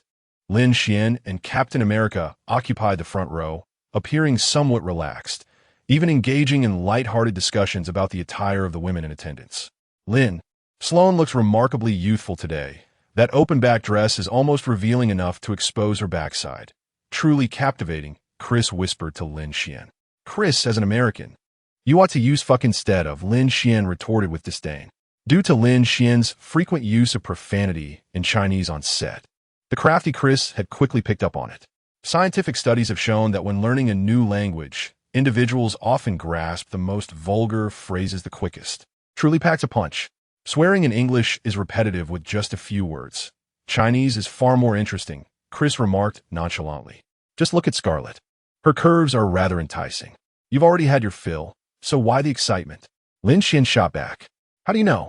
Chris's face reflected a moment of panic. Quickly realizing Lin Xuan might be teasing him, he hastily corrected himself. I haven't. I'm not. Don't spread rumors. As the ceremony progressed, the host announced the next award, Best Art Direction. Next, we welcome our award presenter, Chun Long. The host's voice resonated through the hall, met with enthusiastic applause. Dressed in a striking red tang suit, Chun Long strode confidently onto the stage, further elevating the fervor of the event. The camera skillfully directed its focus toward the creative team of Knives Out. It was apparent that the audience collectively believed this award should belong to them. The moment of one Chinese individual presenting an award to another would undoubtedly become a cherished anecdote. As clips of the nominated films played on the big screen, the exquisite scenes and lavish visual designs garnered fervent applause from the audience. Lin Xuan took a deep breath, his gaze resolute. Clearly, he too believed that this award was within their reach. On stage, Chun Long smiled as he opened the envelope, casting a glance at the list of winners. However, his smile faltered, replaced by a look of awkwardness. The camera captured Chun Long, stealing a quick glance at Lin Xuan. As the award music played, Chun Long had to regain his composure and, with fluent English, announced the award for Best Art Direction goes to La La Land. A sudden hush fell over the venue. What? La La Land? But soon, applause and cheers erupted as the creative team of La La Land jubilantly embraced one another. Yet, the camera inadvertently swept over Lin Xuan's team.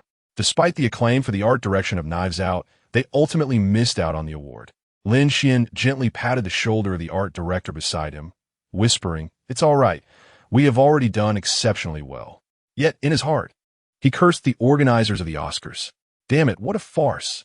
Immediately following, the award for Best Original Score was announced. Lin Xuan's Knives Out, with its distinctive musical style and emotional expression, received yet another nomination. The presenter took to the stage, opened the envelope, and declared, "The award for Best Original Score goes to La La Land." The venue erupted in enthusiastic applause once more. But Lin Xuan's team fell into silence. The disappointment of missing 2 consecutive awards cast a pall over the atmosphere. Good grief.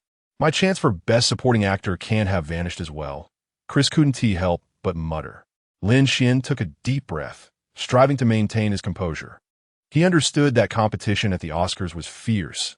Not only did the film need to be of exceptional quality, but the efforts behind the scenes were equally crucial. Lin Xuan turned his gaze toward the executives of Universal Pictures. Noticing his glance, one executive forced a strained smile. According to their plans, the award for Best Art Direction was meant for Knives Out. However, the awarding process had clearly spiraled beyond their control. "Director Lin, we still have a chance," whispered the producer, sitting beside him. Lin Xuan nodded, his gaze resolute. "Yes, we still have a chance." Next, the award for Best Supporting Actor was announced. Chris Evans, through his remarkable performance in Knives Out, shattered the audience's preconceived notions of his wholesome image, becoming a prominent contender. The presenter ascended the stage, opened the envelope, and proclaimed, "The award for Best Supporting Actor goes to Mahershala Ali for Moonlight." The audience erupted in fervent applause, and the Moonlight team was ecstatic, celebrating their first award. "Damn it, that's not me," Chris lamented. Daniel, who had remained silent throughout, chimed in, on the bright side. "I didn't even get a nomination." Chris rolled his eyes in response. "You truly have a talent for consolation. But perhaps it's best if you refrain from speaking next time." Despite Chris's failure to win, he still smiled and congratulated the recipient. Lin Xuan quietly said, "Chris, your performance was impeccable. We are all proud of you." Chris smiled wryly and replied, "Thank you, Lin. But mere compliments won't suffice. Could you please consider me for your next film?" Lin. As the awards ceremony progressed, the tension in the room escalated. The lights dimmed gradually, and the spotlight focused on center stage, with the audience holding their breath, eagerly awaiting the announcement of each award. Lin Xuan's Knives Out had only 1 nomination left, Best Original Screenplay. All eyes were glued to the big screen, anxiety palpable. Next, let us welcome the award presenter, Charlize Theron. As the host's voice faded, the audience erupted into enthusiastic applause. Charlize Theron, clad in a shimmering silver gown, gracefully ascended the stage. Her iconic smile and confident stride captivated everyone in attendance. "It is indeed exhilarating. I declare Charlize Theron the best dressed of the evening." Chris made a jest, but soon realized that no one responded, as the creative team of Knives Out was intently focused on the stage, eagerly awaiting the announcement of the Best Original Screenplay. Even the typically composed Daniel was no exception. Chris awkwardly chose to disregard his own remark. Before the formal award presentation commenced, Charlize Theron humorously engaged with several of the nominated film teams, playfully teasing them about their works and creative processes, which significantly lightened the initially tense atmosphere. Her words exuded a profound love for the art of cinema and respect for these creators, instilling warmth and encouragement in the filmmakers present. With a smile, she opened the envelope, glanced at the list of winners, and allowed her gaze to wander among the creative teams of the nominated films. She appeared to relish this moment, sharing the joy of this significant occasion with such talented individuals. The audience held their breath, anticipating her announcement. The camera closely followed the expressions of the nominees, capturing their moments of anxiety and hope. Lin Xuan and his team were no exception. They nervously clutched their program, silently praying. In that instant, time seemed to stand still, and all sound faded away, leaving only Charlize Theron's clear and powerful voice resonating in the air. Taking a deep breath, she proclaimed, "The award for Best Original Screenplay goes to Chapter 067, the most spectacular film in Huagua." It was February 27th, 1:30 p.m. In Los Angeles, it was February 26th, 9:30 p.m. The sun hung majestically in the sky, casting a serene glow over the expansive campus of the North Film Academy. Apart from the occasional rustle of leaves and the melodious chirping of birds, an almost profound silence enveloped the surroundings. Every corner of the campus exuded an unusual tranquility, as if time itself had momentarily frozen. In the security booth at the campus entrance, several middle-aged men were huddled inside, their eyes fixated on the screens of their phones. Their brows furrowed in concentration, they occasionally glanced up at the deserted campus before returning to the information flickering on their devices. "Why haven't they announced the awards yet?" broke the silence. A voice from one of the guards echoed. "Isn't the ceremony underway?" "Why the rush?" replied another guard, seemingly more seasoned, as he lounged in his chair with a tone of mild reproach. "Really? Did Lin Xuan win anything? I thought he was nominated for 4 awards. How come he hasn't secured any?" "Bah, you crow. Who says he hasn't tea? There's still 1 award left to announce," the experienced guard interrupted, taking a drag from his cigarette. "Indeed, why speak so negatively, given that Lin Xuan often shares his cigarettes with us when passing by the security room?" "We ought to support him," chimed in another guard. "How could I not support him? Lin Xuan is still a student of our school. Of course I stand by him," came the response. "They're about to announce the awards. Let us keep quiet," one of them cautioned.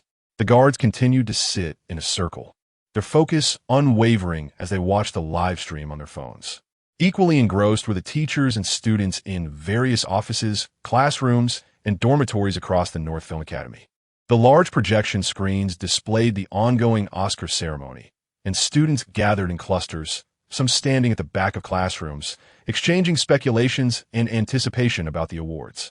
In the dormitories, certain students connected their laptops to projectors for a clearer view of the live broadcast. Throughout the North Film Academy, from classrooms to dormitories, both teachers and students awaited the final moments of the award announcements with bated breath. In the girls' dormitory, the atmosphere was charged with a mix of tension and excitement. "Ziyi, are you nervous?" Her roommate, Lu Qingqing, clutched Ziyi's arm tightly. "A little," Ziyi replied, her gaze unwaveringly fixed on the phone screen, as if she were unwilling to miss a single detail of the unfolding event. "Is that so? How can you not be nervous?" Lu Qingqing's words stumbled out, her heartbeat quickening. I'm so anxious." "What are you nervous about?" Ziyi inquired. "I don't know. I just feel really tense." "Do you think Lin Xuan will win an award this time?" Lu Qingqing asked. "He will," Ziyi asserted confidently. After a brief pause, she elaborated, "He should. It's the last nominated award, and there shouldn't be any issues. Just look at how far he has come. His talent and popularity are both remarkable. This award is well within his grasp. They're announcing it now. It's happening." Lu Qingqing gazed at the content on her phone screen, excitedly shaking Ziyi's arm, exclaiming, "The presenter has taken the stage. She is absolutely stunning, like a queen." Ziyi offered no reply, merely tightening her grip, her heart racing with anticipation. In that breathless moment, all eyes were fixated on the elegant figure of Charlize Theron.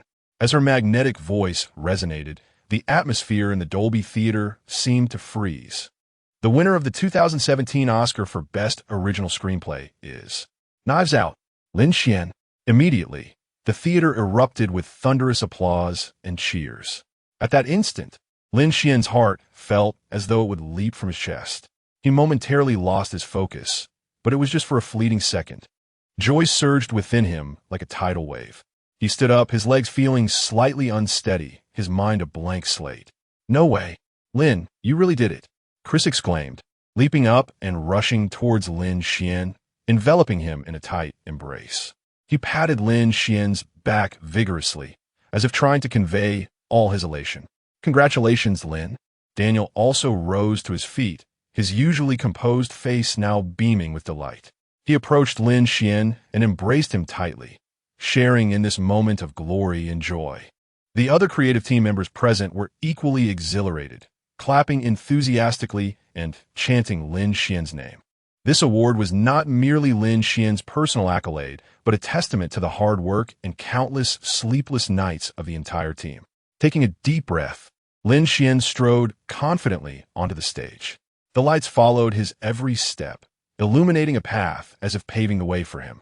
On the big screen, clips from Knives Out played, showcasing the work he had poured his heart and soul into, with every frame bearing witness to his dedication and effort. This was his moment, a scene he had envisioned countless times before. Now, standing in the spotlight, he had become the center of attention. The applause surged like a tidal wave, enveloping him, and he could feel the weight of honor and recognition. Congratulations, Lin.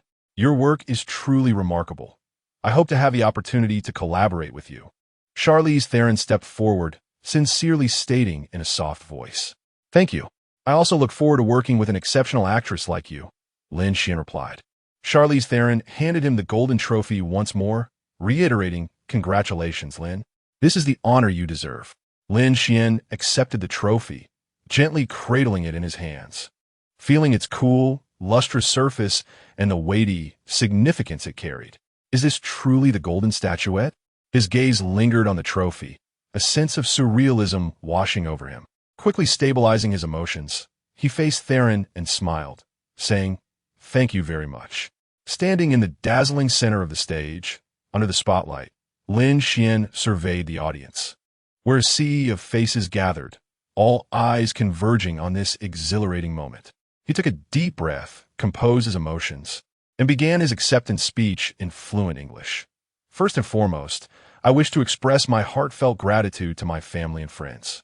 Your selfless support and encouragement have enabled me to persevere in the face of adversity and challenges, leading me to this moment. Your love and trust are my most treasured assets. He then turned his gaze towards the dedicated members of a Knives Out crew, continuing with a tone filled with appreciation. Secondly, I extend my sincere thanks to the entire team of Knives Out.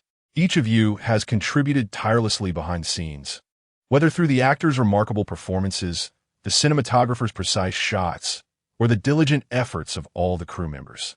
It is your collective dedication that has brought this film to fruition and made its success possible. Without you, this achievement would not exist. Lastly, he directed his attention to the audience, speaking with genuine emotion. Finally, I am grateful to all who have supported and viewed my film. Your affection and recognition have imbued this work with meaning.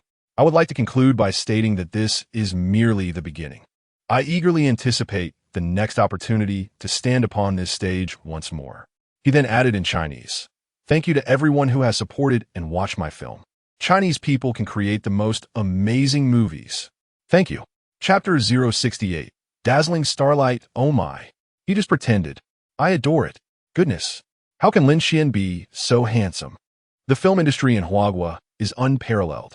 At the instant the awards were announced, the entire campus of Beidian was enveloped in an immense wave of joy. Students surged from every corner, converging in the central square, their faces radiating uncontainable excitement and pride. Cheers erupted in a crescendo, echoing throughout every nook of the campus. Lin Xuan, a student of Beidian, won the award, bringing honor to all. Knives Out clinched the Oscar for Best Original Screenplay. Incredible. The spotlight shines on Lin Xuan. Remarkable. Huagua produces the most exceptional films. Astonishing. News of Lin Xuan's triumph swiftly traversed the globe, with domestic and international media reporting on this historic moment. Lin Xuan received the Oscar for Best Original Screenplay for Knives Out. Huagua Film News. Lin Xuan became the first Huagua director to win the Oscar for Best Original Screenplay. Global Times. Lin Xuan's acceptance speech moved the audience, his bilingual expression garnering applause. Hollywood Reporter. On social media, Lin Xuan's name rapidly ascended the trending charts. Netizens flooded the comments section, expressing their support and congratulations. Weibo. After enduring the tireless efforts of countless programmers, ultimately succumbed to the overwhelming traffic. This marks the first instance of a mainland individual receiving an Oscar in the main competition category. This is the first time a Huagua director has guided a Hollywood film to victory. This is the youngest recipient of a mainstream global screenwriting award in the history of Huagua cinema. Lin Xuan has made history. At the Oscar Awards ceremony banquet, Lin Xuan re-entered the venue clad in a deep blue suit, once again facing a barrage of flashing cameras. He appeared even more composed and confident. Lin, having won the Oscar for Best Original Screenplay today, how do you feel at this moment? A reporter eagerly inquired. Lin Xuan smiled and replied, I feel wonderful, much like the sunny and warm weather in Los Angeles today, bringing an immense sense of comfort and joy. Following closely, another reporter asked, Director Lin, do you have any upcoming film plans? He nodded and responded, yes, I should have 2 films released this year. One is already wrapped up successfully, while the other is set to begin filming soon. I eagerly anticipate these 2 works meeting the audience and hope for extensive attention and coverage. Lin Xuan, will you share this joy with Taylor? Another reporter curiously inquired. Lin Xuan's face brightened with a warm smile as he said, of course, Taylor has already conveyed her congratulations to me via text. We're good friends, and sharing this joy comes naturally. Will you be going on a date with Jenna? Lin Xuan politely answered, I have yet to meet Jenna, but I have heard she is an outstanding model, and I greatly admire her talent and charm. However, we have not yet crossed paths, and while I look forward to the possibility of meeting her in the future, I do not plan to date her. At the banquet, crystal chandeliers cast a soft glow, illuminating a long table adorned with exquisite dishes and champagne, while the air was filled with a subtle fragrance and the sound of laughter. Lin Xuan, holding a glass of champagne, engaged in conversation with various prominent Hollywood stars. Congratulations, Lin. Leonardo DiCaprio approached, raising his glass in a toast. Your Knives Out is truly remarkable. Lin Xuan smiled in response. Thank you, Leonardo. Your work has always been a source of inspiration for me. Scarlett Johansson gracefully joined them, raising her glass as she said, Lin, your film left a lasting impression on me. Congratulations. Lin Xuan nodded politely, replying, Thank you, Scarlett.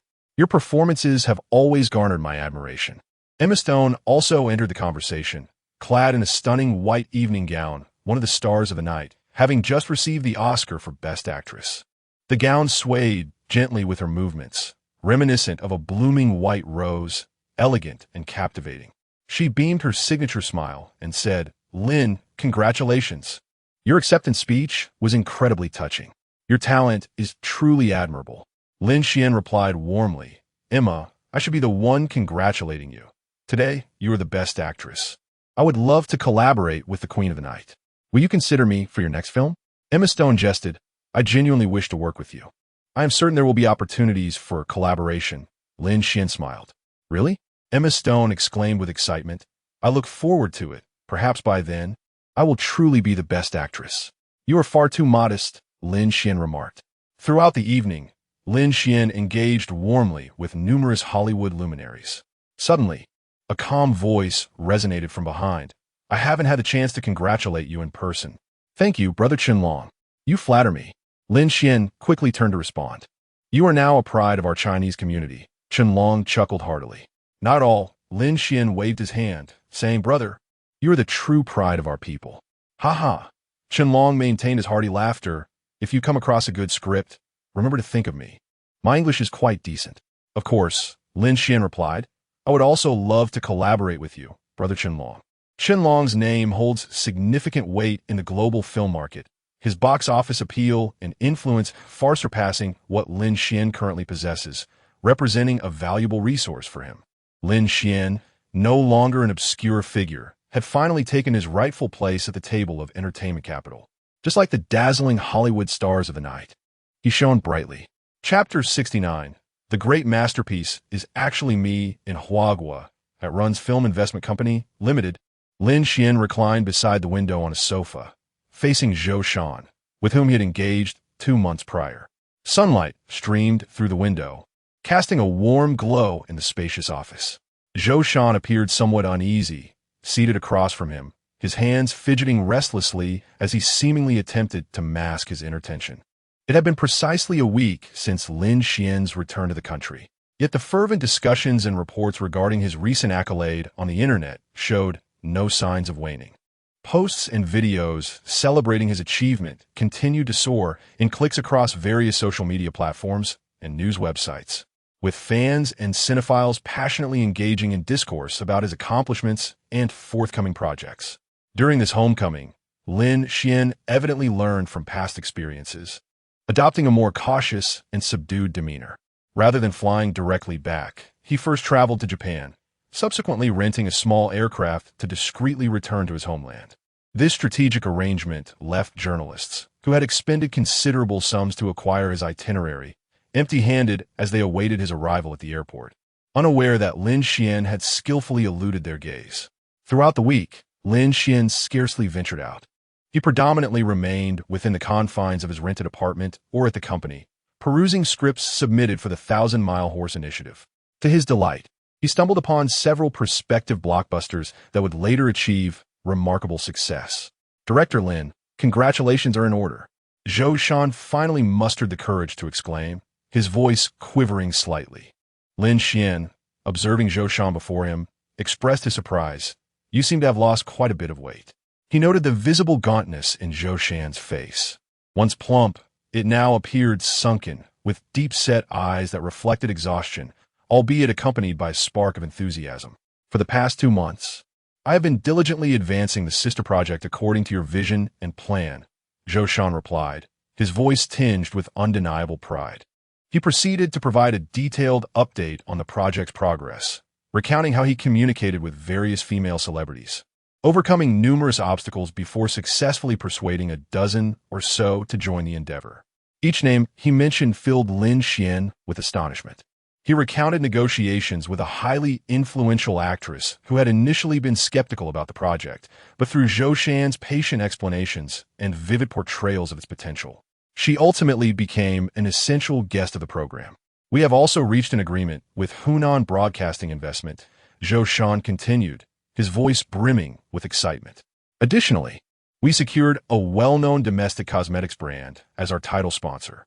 The CEO of that cosmetics company, upon learning of your involvement, expressed immense trust in your business acumen and reputation, leading to a swift agreement for sponsorship.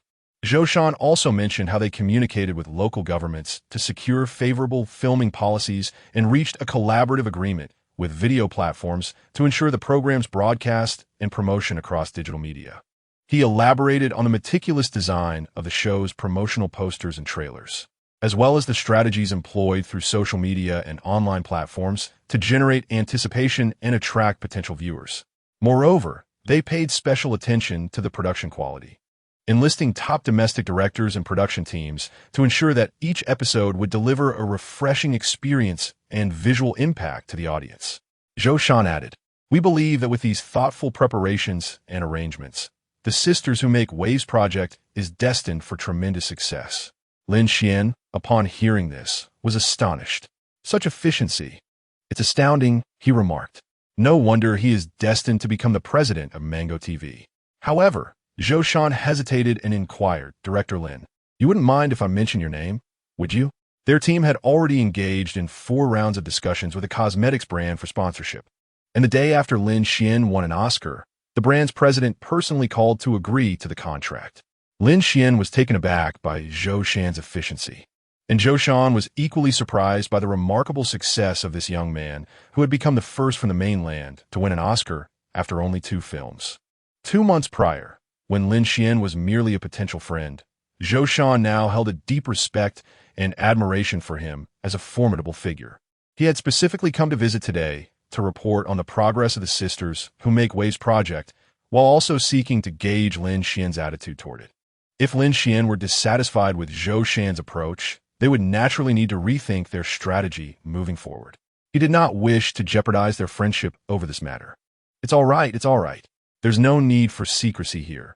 As long as it benefits the program, feel free to use my name for fundraising. Lin Xuan said generously, waving his hand. As long as it generates profit, everything is negotiable, especially given Zhou Shan's dedication. The two then continued their discussion regarding the next steps for the Sisters Who Make Waves project. When the topic of the group witness arose, Lin Xuan hesitated slightly. Director Lin, do you think Huang Xiaoming is not suitable? Zhou Shan asked, noting that the show's participants were predominantly female and that a few male figures were necessary for visual balance. Lin Xuan had no objections concerning roles like stage director or dance instructor, but he remained uncertain about Huang Xiaoming serving as the group witness, akin to a host. It wasn't that he held any prejudice against Huang Xiaoming. Rather, he believed that, purely from a programmatic perspective, Huang Xiaoming's subsequent online reviews might not be favorable. Who else could be the master of ceremonies but Huang Xiaoming? However, I feel he might be a bit too seasoned. Younger audiences may not resonate with him. Lin Xuan responded, I believe we must seek an individual who possesses high emotional intelligence, a commendable reputation, substantial audience approval, youthful vigor, and exceptional personal qualities. Moreover, this person should exude confidence, commanding the stage effortlessly. Ideally, they should have a natural charisma that draws attention the moment they step into the spotlight. It would also be advantageous if they can engage in playful banter with the sisters, ensuring no one feels slighted. Naturally, their appearance should not be lacking. A male star with a charming little wolf dog aura would be perfect for this role. Lin Xuan enumerated a myriad of criteria in one breath. Zhou Shan initially listened intently, but as he continued, a sense of unease began to creep in. He started to question whether Lin Xuan was describing an utterly unattainable ideal or perhaps hinting at a particular individual.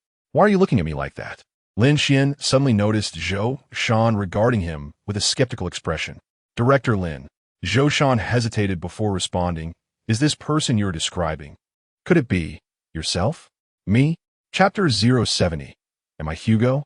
Lin Xuan responded, attempting to mask a hint of embarrassment. If possible, he would swear that. Although the individual he referenced was indeed somewhat exceptional, it was certainly not himself. He began to clarify, stating that he was merely describing an ideal candidate, someone capable of captivating the audience while simultaneously demonstrating leadership within the program. However, Zhou Shan remained unconvinced and pressed on. But Director Lin, aside from perhaps not meeting the aesthetic criteria, you actually embody all the other qualities you just mentioned. What do you mean by that? Lin Xuan retorted, a hint of jest in his tone. Zhou Shan continued, Director Lin, have you ever considered that if you were to assume this role, it would undoubtedly bring unexpected results to the show? Your renown and influence, combined with your understanding of the program, would surely invigorate it. Lin Xuan paused in contemplation. Truthfully, the candidate he envisioned was Hugo. Hugo's outstanding performance in Nirvana in Fire had liberated him from the realm of mere pretty faces, establishing him as a candidate with both talent and a low risk factor. However, according to Zhou Shan's plan, the program was set to be recorded in September. And following his completion of The Shape of Water, Lin Xuan had no immediate filming commitments. Participating in a variety show could indeed be an appealing option. He began to weigh the feasibility of this proposal, not wishing to miss an opportunity to mingle with various prominent figures. Most importantly, his popularity could serve as a significant asset to the program. Lin Xuan recognized his own appeal and influence. If he were to participate, the show's attention and ratings would undoubtedly experience a marked increase. Moreover, considering all the criteria he had mentioned, Zhou Shan's immediate thought of him was telling. Rounding it off, could it be that I am Hugo? He mused. Shall I get a try? Lin Xuan asked tentatively. No need to try. Director Lin, you can definitely do it. Zhou Shan exclaimed, slapping his thigh in excitement. With your involvement, the number of advertisers for the program would at least increase by 5. Zhou Shan's tone brimmed with confidence and anticipation, believing that Lin Xuan's participation would yield tremendous commercial value and market potential. At that moment, Lin Xuan had an important dinner engagement to attend, so he brought Zhou Shan along. They were headed to a discreet private club in the capital. Upon their arrival, the Wang brothers had been waiting for some time. As they entered, they were greeted by the presence of 4 female celebrities, creating a particularly lively atmosphere. Such gatherings had become commonplace in the entertainment industry. They served not merely as social occasions, but also as platforms for exchanging resources and connections. Here, relationships, resources, and opportunities were often traded and shared amidst the conviviality of clinking glasses. Casting a glance around, Lin Xuan recognized all 4 of the female celebrities. The first to catch his eye was Zhong Chuxi, a burgeoning actress currently involved in the filming of Feng Kuzi's latest project. The highly anticipated film is set to premiere at the end of 2017. One of the newcomers is Miao Miao. Despite her previous acting experience, she is essentially akin to a novice, merely older in age. Similarly, Zhong Chuxi is diligently working on Feng Kuzi's new project. The 2 newcomers occupy the periphery of the banquet. Subsequently, Lin Xuan's gaze fell upon a starlet named Lan Yin, who had recently signed with Huai.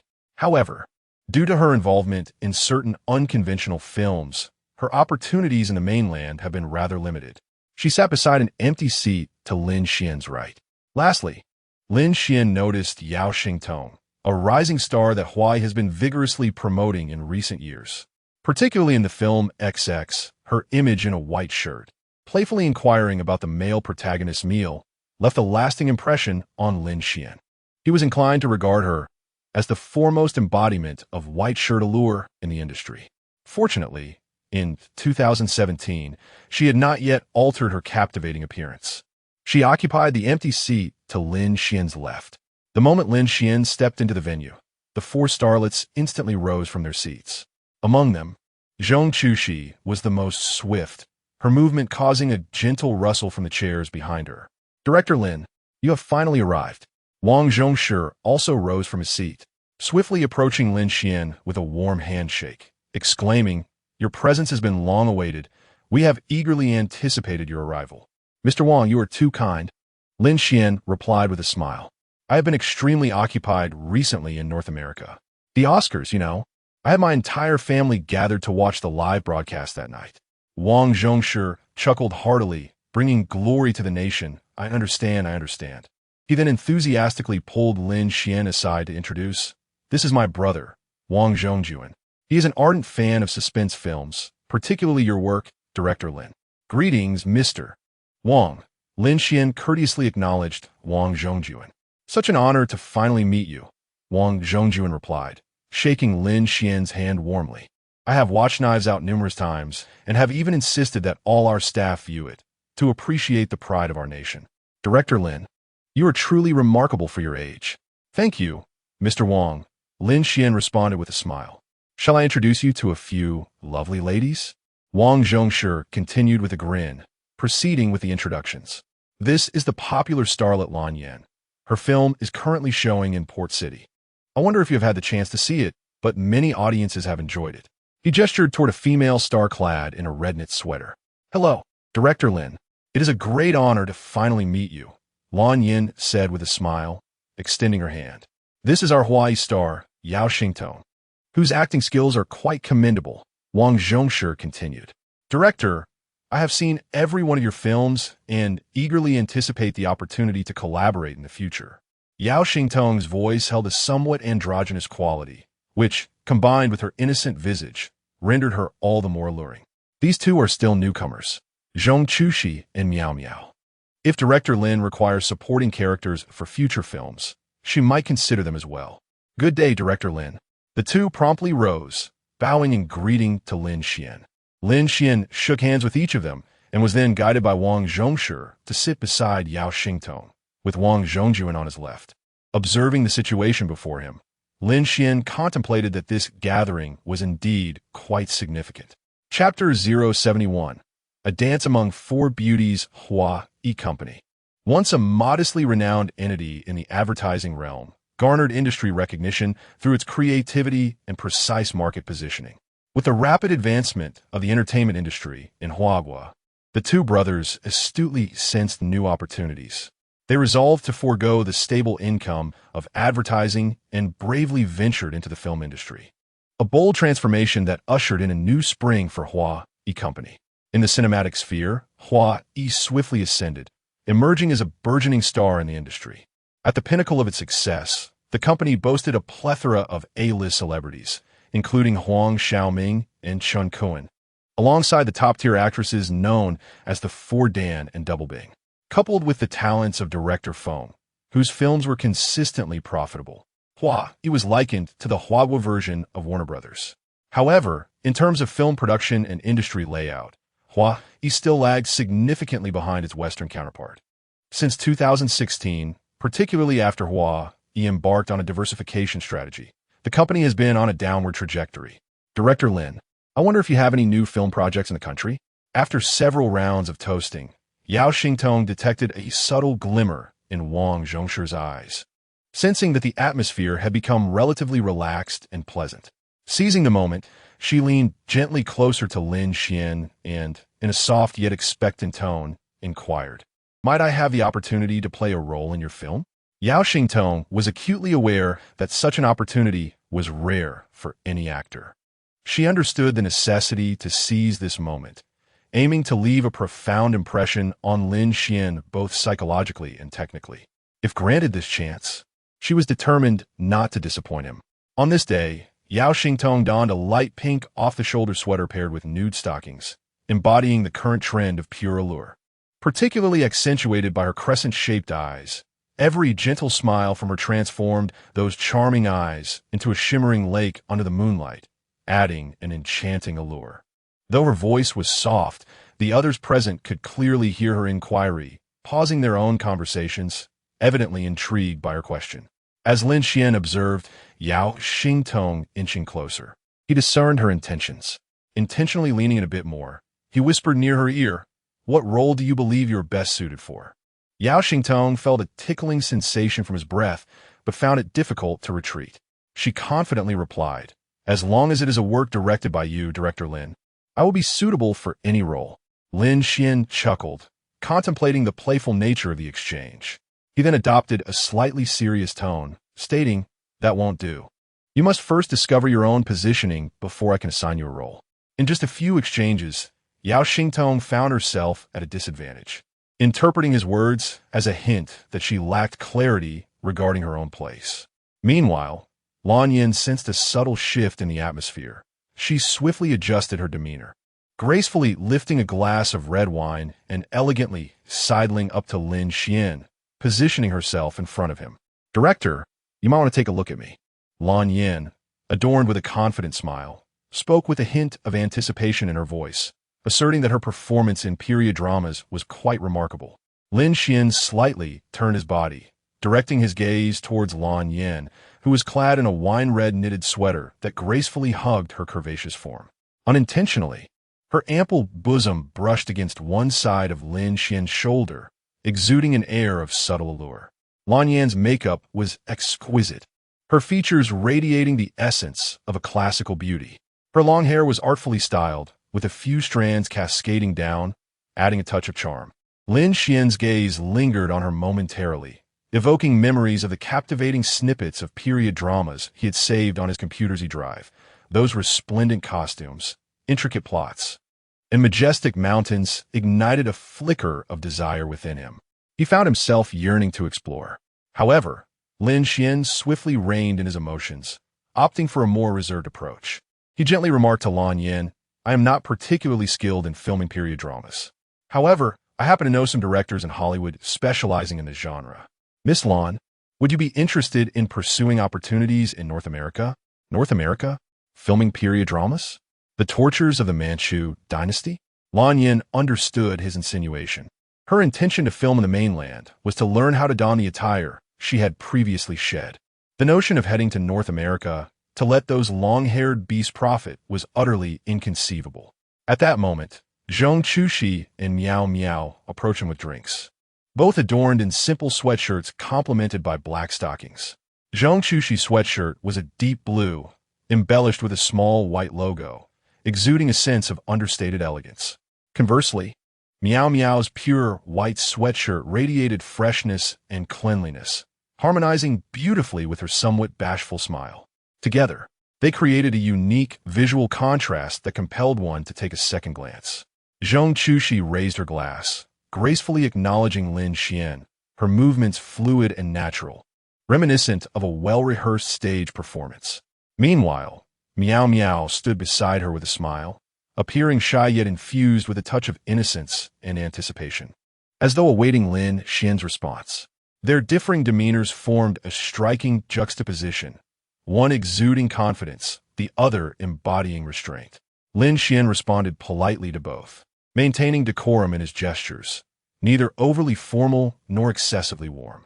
Before long, the two were swiftly ushered away. However, Zhong Chushi, emboldened, took advantage of the moment to discreetly slip her business card into the pocket of his coat. Ahem. Sensing that the situation might spiral out of control, Wang Zhongshi and Wang Zhongjuan exchanged glances, clearly unprepared for Lin Xuan's level of difficulty, as he revealed not a single crack in his composure. They hastily cleared their throats and smiled, saying, Come, have some more dishes. Director Lin, do try this 8 treasures gourd duck. I specifically sought a chef from Yangzhou for this." Zhou Shan sat nearby, witnessing the entire exchange, her heart filled with awe.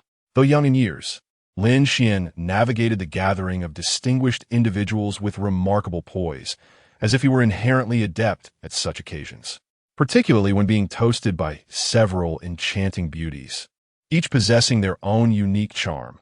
Lin Xuan appeared utterly composed and responded with grace, as if everything lay firmly within his grasp. Zhou Shan observed this scene with profound admiration, realizing why he had achieved such success. Chapter 072. The Bed on Hawaii. As the evening descended, the warm glow of the lights in the private room of the club reflected off the glass walls, seemingly striving to dispel the harshness of the northern winter and usher in the spring. At this moment, Wang Zhongshi was indeed feeling a sense of urgency, acutely aware of the challenges facing Hawaii Company. Each day, as he scrutinized the financial statements, the incessantly declining profit curve seemed to mock his helplessness. This year's financial forecast was particularly agonizing. There was a significant likelihood that the company would plunge into the quagmire of losses. Such a predicament kept him awake at night, consumed by anxiety. He exchanged glances with a few enchanting women, who gracefully excused themselves to the restroom.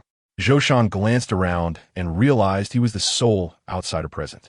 He remarked, "This club is quite charming, imbued with a sense of national elegance and antiquity.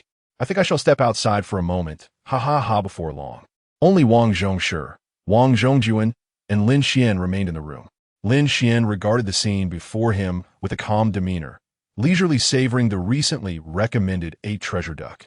"Indeed, it's quite delightful. Mr. Wang, you should give it a try too," he encouraged. "Absolutely," Wang Zhongshi responded with a smile. Wang Zhongshi had come to this dinner with a clear purpose in mind. He intended to engage Lin Xuan in a profound discussion, aspiring to forge some form of collaboration. As the most celebrated director in Huagua at present, Lin Xuan's name had nearly become synonymous with box office success. If he could replicate the prior successful gamble with Feng Kuzi, incorporating Lin Xuan's company into Hawaii's portfolio, and signing a bet agreement to have Lin Xuan join Hawaii, it would undoubtedly mark a monumental leap for the company. Furthermore, once the news of Lin Xuan's affiliation with Hawaii was made public, it would inevitably capture media attention, serving as a powerful stimulant for Hawaii's stock. The market's expectations and confidence in Lin Xuan would directly translate into a resurgence in stock prices. The machinations of the capital market often require eye-catching spectacles to attract the attention of investors, and Lin Xuan was certainly the perfect choice. Wang Zhongshi also contemplated a more long-term strategy. Through capital maneuvers, such as issuing new shares and mergers and acquisitions, Hawaii might be able to extricate itself from its current plight and reclaim its position as an industry leader. He firmly believed that a successful collaboration with Lin Xuan would herald a bright future for Hawaii. "Director Lin, may I inquire if you are acquainted with Director Feng Xiaokong?" Wang Zhongshi cautiously asked. "Director Feng? I have seen his film, Mobile Phone, which was quite remarkable. I hear he is planning to shoot Mobile Phone too soon?" Lin Xuan replied with ease. Wang Zhongshi nodded, a satisfied smile gracing his face as he continued, "Yes, Director Feng has been our collaborator for many years. He has transformed from an obscure cinematographer into a nationally renowned director. Objectively speaking, we at Hawaii have played a significant role in his success." "Oh, is that so?" Lin Xuan feigned curiosity. "Indeed, you may look into it. We have invested in the vast majority of the films directed by Feng Xiaokong," Wang Zhongshi elucidated. "Just 2 years ago, we spent $1 billion to acquire 70 of the shares in the film company he recently established. Indeed, Mr. Wang is quite the magnate," Lin Xuan praised, albeit with a hint of skepticism lingering in his heart. He was aware of the wager between Hawaii and Feng Xiaokong, and possessing memories from his previous life rendered him acutely cognizant of the outcome. The terms were stipulated. Feng Xiaokong was to fulfill a performance agreement spanning 5 years, with the company's annual post-tax net profit not falling below 100 million yuan, accompanied by a 15% increase each year. Should he fail to meet these targets, he would be required to compensate the shortfall in cash. In 2016, 2017, and 2019, Feng Xiaokong successfully met the obligations of the agreement, incurring no penalties.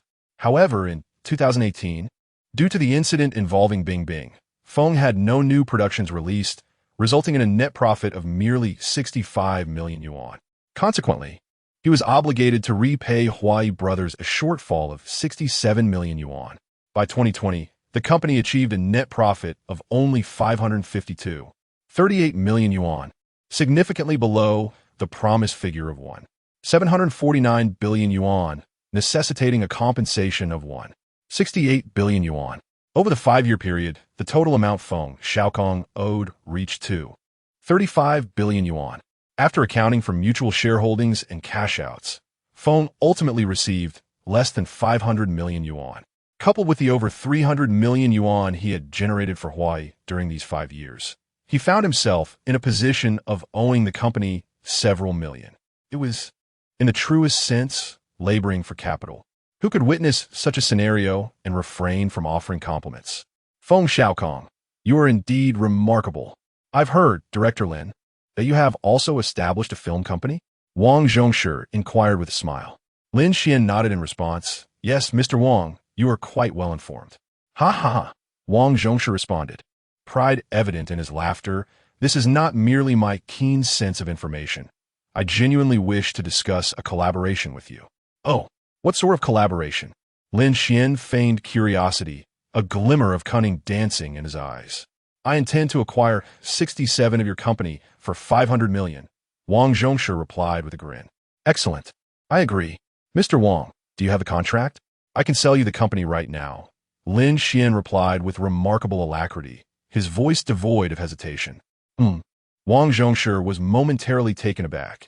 He had not anticipated Lin Xuan's direct acceptance. Why is he not following the conventional script? However, he mused, although this company was under my name, the films I produce bear no relation to it whatsoever, Lin Xuan remarked nonchalantly. Wang Zhongshi exchanged a glance with Wang Zhongjuan, nearly cursing under his breath. They had initially presumed Lin Xuan's film career to be his core asset, only to discover it was an empty triumph. If you're not making films, what use do I have for your company? Director Lin, this acquisition must come with conditions. We can draft a performance agreement. Wang Zhongshi strove to maintain his composure as he patiently elucidated. Lin Xuan appeared to listen earnestly, but internally he could not suppress his scorn. Did he truly believe he could acquire absolute control of my company for 500 million? Expecting me to generate $1 billion for you annually for 3 consecutive years? Such delusions were absurd. The forthcoming release of Wolf Warrior 2 alone could yield 600 million in revenue for Lin Xuan's company. This does not even account for the profits from the sisters who make Wave's program. Furthermore, he has already identified several promising scripts. The value of Run's corporation may very well exceed that of Huai. Upon hearing this, Lin Xuan feigned a struggle, hesitating before he spoke. Mr. Wang, I am tentatively inclined to agree with your proposal. Really? Wang Zhongshi exclaimed with excitement, taken aback by Lin Xuan's swift concession. Of course, Lin Xuan affirmed, however. However what? However, the subject must be altered. Lin Xuan sat upright and declared, I shall invest 1 billion to acquire 4 of Huai's shares. Should Huai report a positive profit this year, my stake will be reduced to 2. Conversely, if Huai incurs a loss, I will require 5 billion to repurchase my shares. What do you think? Chapter 073. Zhong Chushi becomes a wingman Miao Miao. Your recent performance was rather inadequate.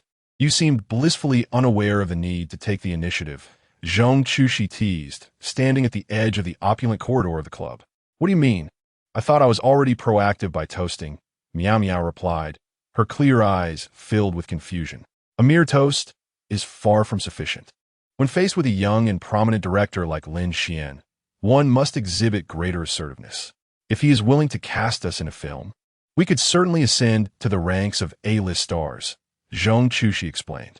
So, what would constitute being more proactive? Miao Miao inquired, her curiosity piqued. Zhong Chushi smiled mysteriously and lowered her voice. During the toast, I discreetly slipped my business card into his pocket. What? Miao Miao gasped, her mouth agape. Is that really appropriate? Why would it not be? The more proactive one is, the better the chances of seizing an opportunity, Zhong Chushi answered with a smile. Will Director Lin reach out to you? Miao Miao asked cautiously, her heart brimming with doubt. If he finds me interesting, he will definitely get in touch, Zhong Chushi replied confidently. recalling how Lin Xuan had cast a fleeting glance her way during the toast. Even if he does contact you, it might come at a cost, Miao Miao remarked. Though her innocence was tempered by her understanding of the entertainment industry, she knew what such covert exchanges implied.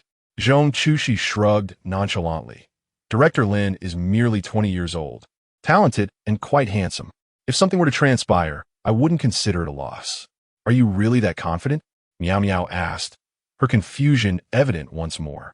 I am well aware of my own allure, Zhong Chushi replied, brimming with self-assurance. Her graceful demeanor and confident smile seemed to silently convey to Miao Miao that she possessed her own survival strategies in this intricate world of entertainment. The film industry, while ostensibly an avenue for public entertainment, fundamentally operates as a capital game. Are we betting against you? Wang Zhongshi found himself momentarily stunned, utterly taken aback. He had originally devised plans to cleverly exploit Lin Xuan's talents and influence to alleviate the company's financial strains, having even envisioned various strategies to benefit from Lin Xuan's success. Yet, reality presented an unexpected twist. Lin Xuan had not only eluded their grasp, but had transformed into a shareholder? Wang Zhongshi's mind raced as he began to reassess this unforeseen predicament. What would it mean if Lin Xuan truly invested in Hawaii? A myriad of possibilities flashed through his thoughts. Currently, Hawaii's market value hovers around 30 billion, a figure derived from the existing stock price. Lin Xuan's 1 billion investment for a 4 stake, amidst declining stock prices, does not signify an undervaluation of Hawaii. Conversely, considering Lin Xuan's influence domestically, this price could even be deemed quite fair. When one weighs Lin Xuan's current prominence, it is undoubtedly a lucrative deal for Hawaii. After all, once the news of Lin Xuan's investment in Hawaii is disclosed, the retail investors in the A-share market will surely rush to buy, thereby inflating the market value. Wang Zhongshi indeed finds himself in a quandary. If he expresses optimism about Hawaii, he simultaneously believes that the company will struggle to turn a profit this year. Conversely, if he conveys skepticism, he still shows a willingness to purchase Hawaii stocks. At that moment, Wang Zhongshi glanced at Wang Zhongjuan beside him, realizing that the current situation has transcended his capacity for unilateral decision-making. After a prolonged silence, Wang Zhongjuan finally shattered the stalemate, gently inquiring, Director Lin, I am genuinely curious about what prompted your inclination to invest in Hawaii. If you have intentions for collaboration, aside from the betting agreement, we can certainly explore alternative avenues for partnership. What are your thoughts? If Lin Xuan were not acutely aware of Hawaii's current predicament, he might mistakenly assume that Wang Zhongjuan was subtly declining his proposal. However, the reality is that Hawaii is facing immense financial strain, particularly due to their investment in the Hainan Film City project, which has nearly depleted the company's cash flow. Did anyone truly believe that the real estate business was merely a matter of reaping profits effortlessly? Because I have unwavering confidence in Hawaii, Lin Xuan explained with a smile. It is precisely because I foresee a promising future for Hawaii that I am inclined to invest. Furthermore, I currently have no plans for filming in the domestic market. Allowing Hawaii to invest in my company seems less favorable than directly investing all my resources into Hawaii. Wouldn't such a collaboration be more intimate?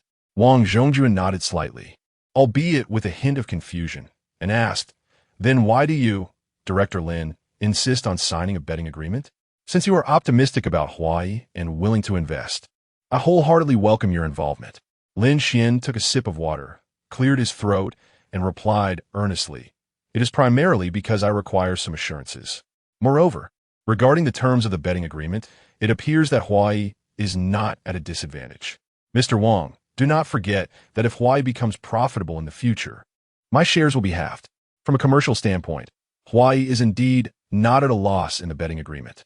Nevertheless, Lin Xuan's sudden proposal left Wang Zhongjuan and Wang Zhongshi somewhat perplexed and struggling to comprehend the essence of the matter. The two exchanged several glances, yet they could not pinpoint the crux of the situation. Ha ha, I truly appreciate your regard, Director Lin, Wang Zhongjuan responded with a hearty laugh.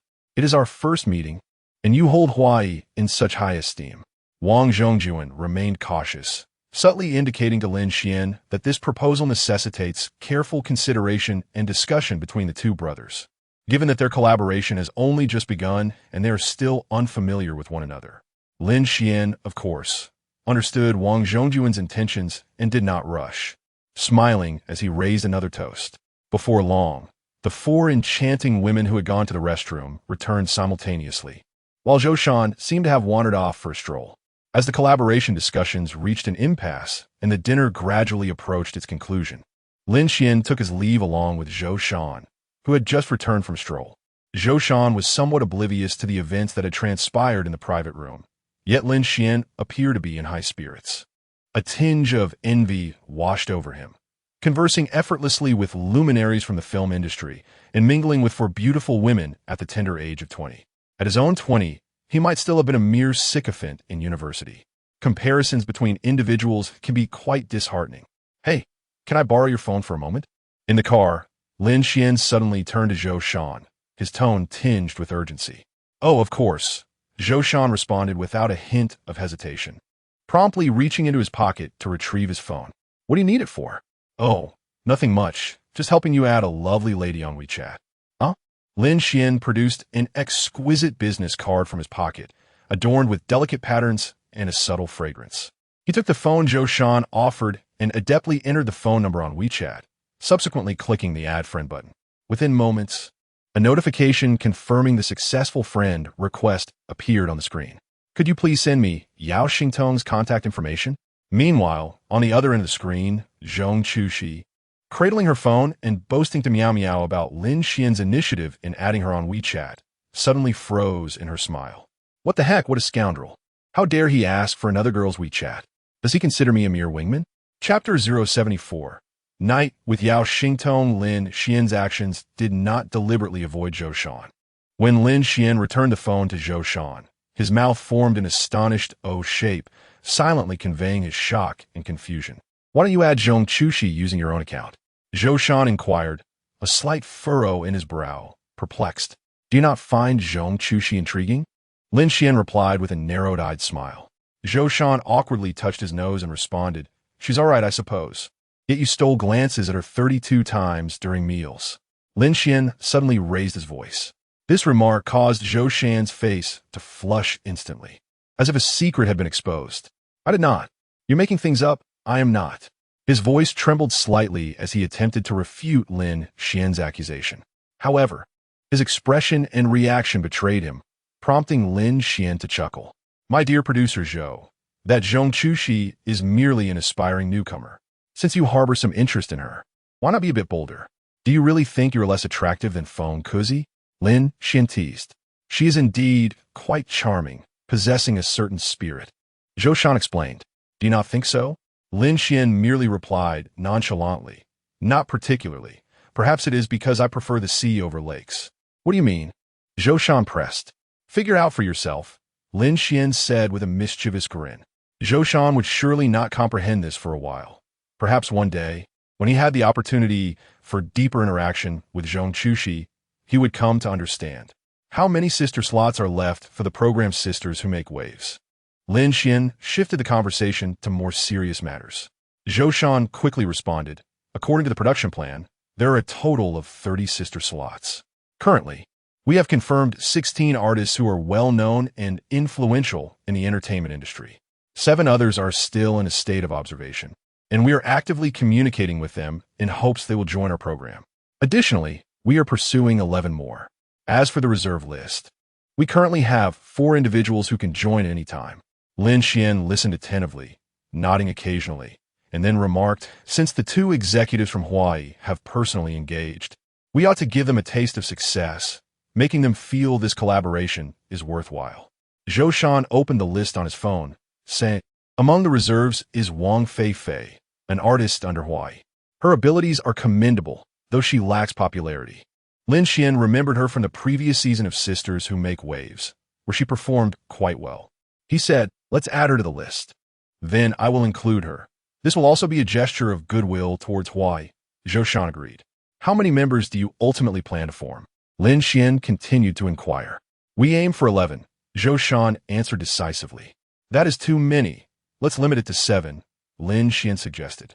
Zhou Shan explained with some difficulty. However, those are all celebrities of considerable standing. If they are eliminated from the competition, they may be reluctant to sign contracts. After all, for these artists, participating in the program is an opportunity to showcase themselves. If they cannot make it to the end, they might choose not to participate. Better to have fewer than to have many. Lin Xuan pondered for a moment before resolutely stating, "It's all right.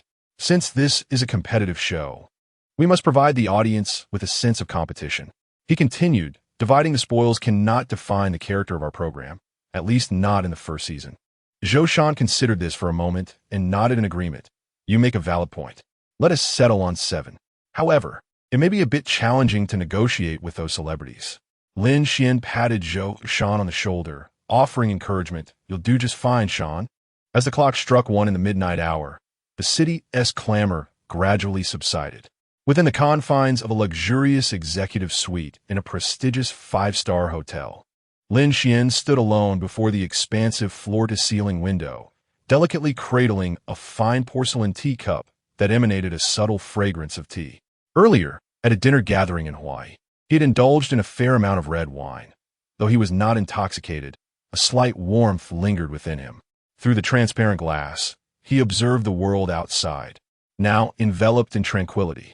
The once bustling streets dimmed, the neon lights no longer blazed as brightly, appearing somewhat muted in the night, as if the city's splendor had momentarily retreated into slumber. Lin Xuan seemed to revel in the serenity of the night, his gaze meandering through the darkness like a solitary wolf stalking its prey. He settled onto the balcony, holding a cup of tea that released a gentle aroma, the steam rising slowly into the vastness of the night air. The surroundings were unusually quiet. Suddenly, the doorbell rang, shattering the stillness. Lin Xuan was momentarily taken aback, then placed his teacup down and leisurely approached the door. His steps were unhurried, as if he were in no rush to discover who awaited him. Upon opening the door, he found a stunning woman clad in a camel-colored coat standing outside. She was tall and exuded an extraordinary aura beneath the coat. A glimpse of a delicate white blouse hinted at her graceful form. Even in the dim light, her fair, toned legs captured attention, compelling one to steal a few extra glances. Her long hair cascaded casually over her shoulders, swaying gently in the breeze, adding an air of effortless allure. Director Lin. Her voice was soft and melodious, her crescent moon smile evident in her eyes. "Please come in." Lin Xuan nodded slightly, inviting her inside. The woman moved with a lightness, following closely behind him. With a soft thud, the door closed, enveloping them in an indescribable atmosphere. In the quiet of the night, a new resonance filled the air, akin to a poignant melody of life, vibrant and lingering. Chapter 075. The Game of Power at dawn the next day. As the first light of morning pierced the veil of night, the sun gradually ascended, dispersing the delicate layers of mist. Lin Xuan awoke quietly and glanced at the time, 8:34 a.m. It was still early. Beside him, Yao Xingtong remained in slumber, a sweet smile gracing her face. She was still clad in the white shirt she had worn upon entering the room the previous evening, though her shorts had long since vanished into an unknown corner of the room. It seemed that the stockings would not be donned again today.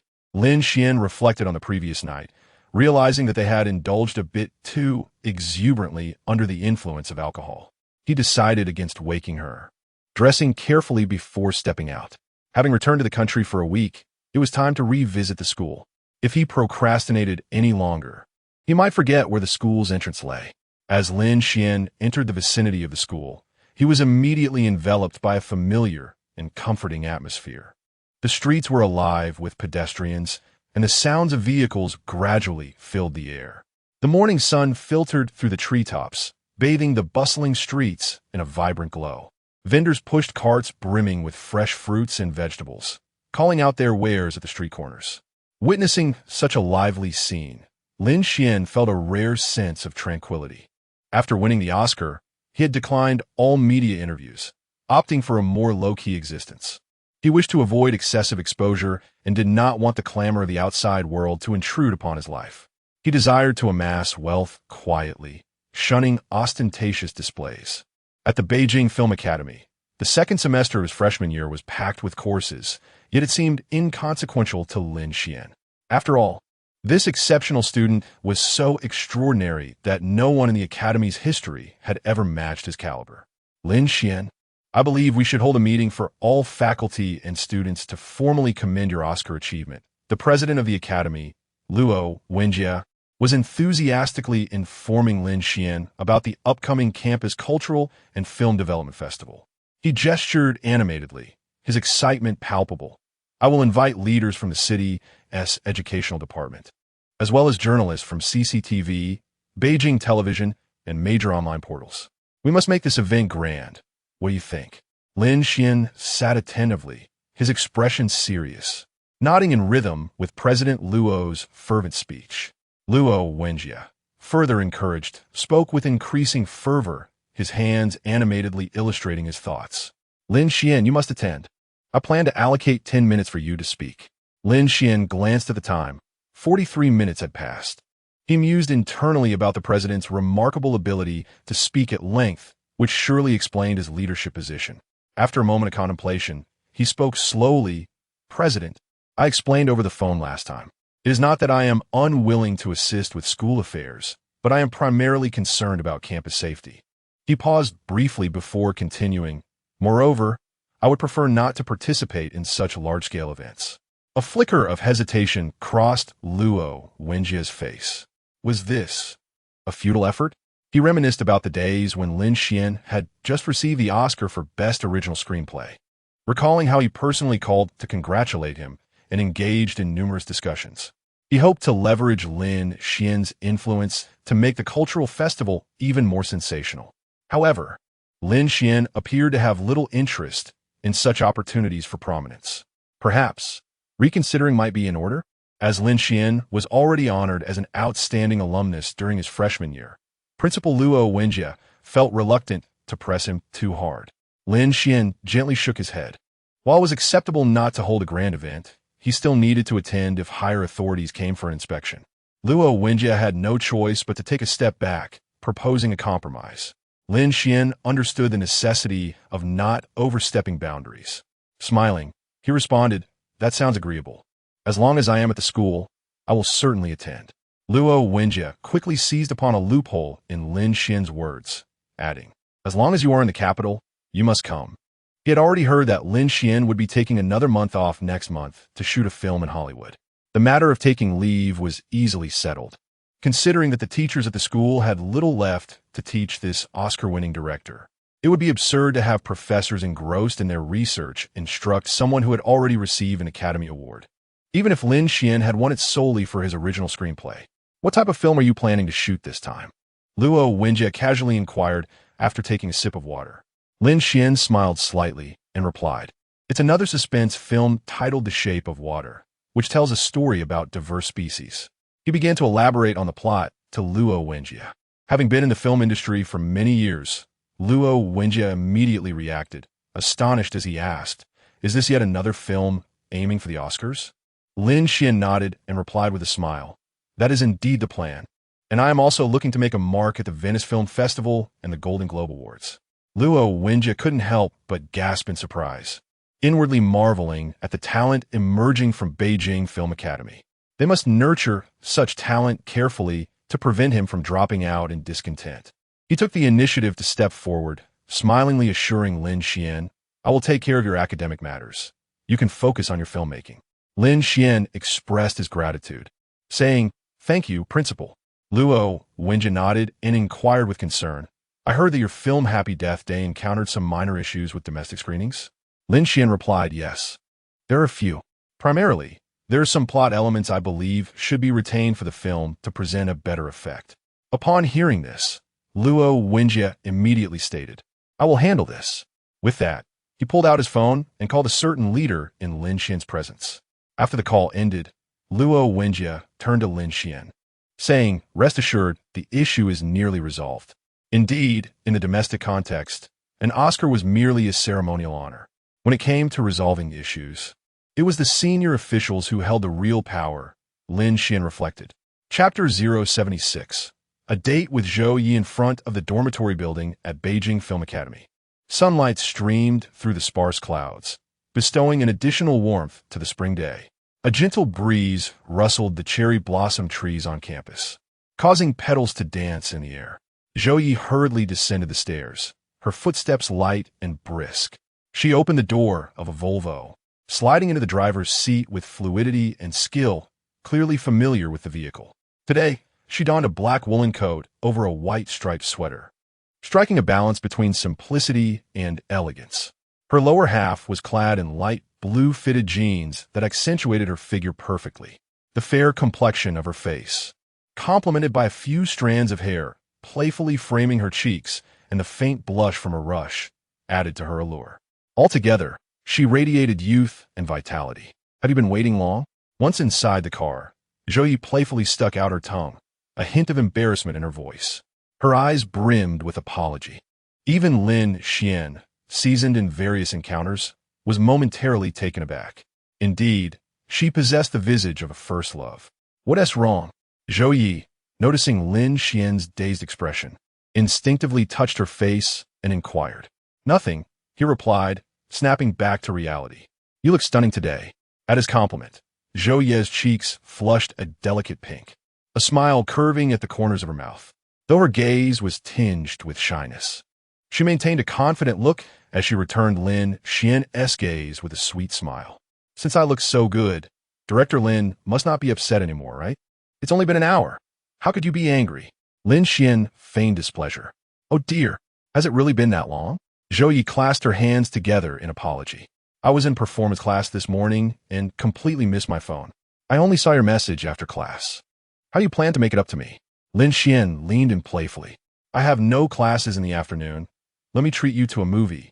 Ziyi replied, stealing a quick kiss, her joy evident. Is that all? Lin Xuan raised an eyebrow. Ziyi shrugged in response. I would love to go shopping with you, but given your notoriety in the country, if we step outside together, I'm sure we'd make the front page of the news by tomorrow. Lin Xuan chuckled helplessly. There's no helping it. I'm too popular. At this stage, he found it nearly impossible to engage in normal social activities or outings in the country. Going to the movies was one of the few remaining options for a date. They could enter late and leave early. In the dimness of the cinema, they were less likely to attract unwanted attention. Perhaps I'll be heading back to America in a few days, so you should keep me company in the evenings, Lin Xuan continued as he drove. All right, Ziyi replied, a hint of disappointment in her voice. After all, their time together was limited. Having just returned from America a few days ago, he was now preparing to leave again. Yet, she understood. Lin Xuan's circumstances were vastly different from her own. As a nameless student, she had opportunities to see him that many of her classmates could only dream of. They quickly enjoyed a simple lunch together. Fully armed, the two arrived at the cinema.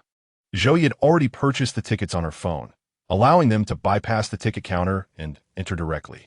Along the way, they also picked up popcorn and cola at the cinema's concession stand. From a distance, they appeared to be just another young couple on a date. This realization lifted Ziyi's spirits significantly, dispelling the earlier gloom that had clouded her heart. The film they chose was Logan, a quintessential Hollywood blockbuster. It featured grand spectacles, intense action, and thrilling narratives. Logan marked the final installment of Hugh Jackman's personal series. As the iconic scene of Wolverine walking against the sunset unfolded, gasps of awe erupted from the audience. Ziyi was no exception, exclaiming, Hugh Jackman is truly handsome. Lin Xuan nodded in agreement. Indeed, Jackman's charisma and acting infused the character with a soul, elevating Wolverine beyond the confines of comic book lore to become a cinematic icon. The success of personal hero films largely hinges on casting. A suitable actor can vividly portray a character, captivating the audience's belief and fascination. In Lin Xuan's view, only Hugh Jackman could genuinely breathe life and soul into Wolverine. His performance transcended mere portrayal, embodying a solitary hero, making each action scene an emotional outburst resonate with authenticity and power. After the film, Lin Xuan took her to an elegant restaurant, tranquil and upscale. They had not made any deliberate effort to dress up, which rendered them somewhat out of place amidst the refined surroundings. Fortunately, Lin Xuan had reserved a private dining room, ensuring an intimate meal for just the two of them. The afternoon date had uplifted Zhou Ye's mood, a smile gracing her face throughout. Lin Xuan, do you have a chance to take on a superhero film? Zhou Yi clearly remained immersed in the cinematic experience. Lin Xuan pondered for a moment before responding. I have indeed read the script for Wonder Woman 2. Warner has considered involving me in the project. Really? Zhou Yi asked excitedly. Did you agree? Lin Xuan shook his head slightly, saying, I haven't responded yet, but it's unlikely I will take it on. I probably only have one more film project this year. Wow, that's impressive. Can you really just decline Hollywood films? Zhou Yi said in admiration. Lin Xuan chuckled, replying, Don't think of Hollywood films as superior. They're merely games of capital. That's easy for you to say since you've already won an Oscar, Zhou Yi remarked. If I ever win an Oscar, I'll certainly tell the reporters with nonchalance that Chinese cinema is the best. You're asking for it. Lin Xuan playfully tapped Zhou Ye's head with his chopsticks, clearly catching her teasing reference to his speech at the Oscars. Ouch! Zhou Yi feigned injury, collapsing onto Lin Xuan. They were situated in a meticulously arranged private room, where the soft and warm lighting created an intimate and cozy atmosphere. The soundproofing of the room was impeccable, ensuring that no one outside could hear the commotion within. Thus, Zhou Yi's actions were emboldened. Does it hurt? Let me see, Lin Xuan said, instinctively wrapping his arms around her, playfully teasing her. It tickles. It tickles. Ziyi exclaimed. Taken aback by Lin Xuan's sudden assault, pleading, Don't tickle me, please. I'm sensitive to tickling. Lin Xuan was not one to relent easily. His hands began to wander with increasing mischief. Meow. It tickles. Zhou Ye's voice took on a delicate tone. Please stop tickling me, all right? Have you ceased to be mischievous? Lin Xuan inquired. I am no longer mischievous, Zhou Yi replied, her gaze dreamy as she looked up, catching sight of Lin Xuan's pronounced Adam's apple and the faint stubble that had yet to be shaved. The intoxicating allure of hormones enveloped her. Thinking back to the wildness of a few months prior, Zhou Yi couldn't resist leaning in for a kiss. Don't move, he murmured. Meow. Chapter 077, Counting Money. After spending a few days in shameless abandon with Zhou Yi, Lin Xuan finally recalled an important task that he had yet to attend to, counting money. On his way to the office, he could not help but reminisce about the delightful moments he had experienced at the hotel. In the car, he couldn't resist reflecting on the wisdom of Lin Xuan, who remarked that women are the graves of heroes. Nevertheless, youth truly is a blessing, filled with boundless energy. Upon arriving at the company, the initial awkwardness of entering his own establishment had dissipated. At the very least, his information was now registered in the facial recognition system. As he stepped through the entrance, a charming young lady rose from her seat and graciously greeted him. Good morning, Mr. Lin. Lin Xuan nodded slightly, though he was still unaccustomed to this form of address. Good morning. Outside the company, he was referred to as Director Lin, but within these walls, he enjoyed the title of Mr. Lin. The company, Run's Film and Investment Company Limited, had significantly expanded, not only adding a reception area, but also establishing offices, a finance room, a human resources department, a security department, and an investment planning office, totaling 5 distinct divisions. The staff had grown to around 30 individuals. Although the number of employees seemed modest, they managed assets and investments worth billions. Has Mr. Wei arrived? Lin Xuan inquired. The receptionist nodded and replied sweetly, Mr. Wei has been here for quite some time. Lin Xuan acknowledged this with a nod, not surprised. Generally speaking, Wei Yu was the first to arrive at the office.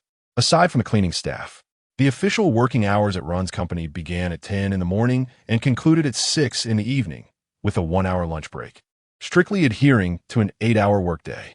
Of course, in a small enterprise like this, overtime was not uncommon.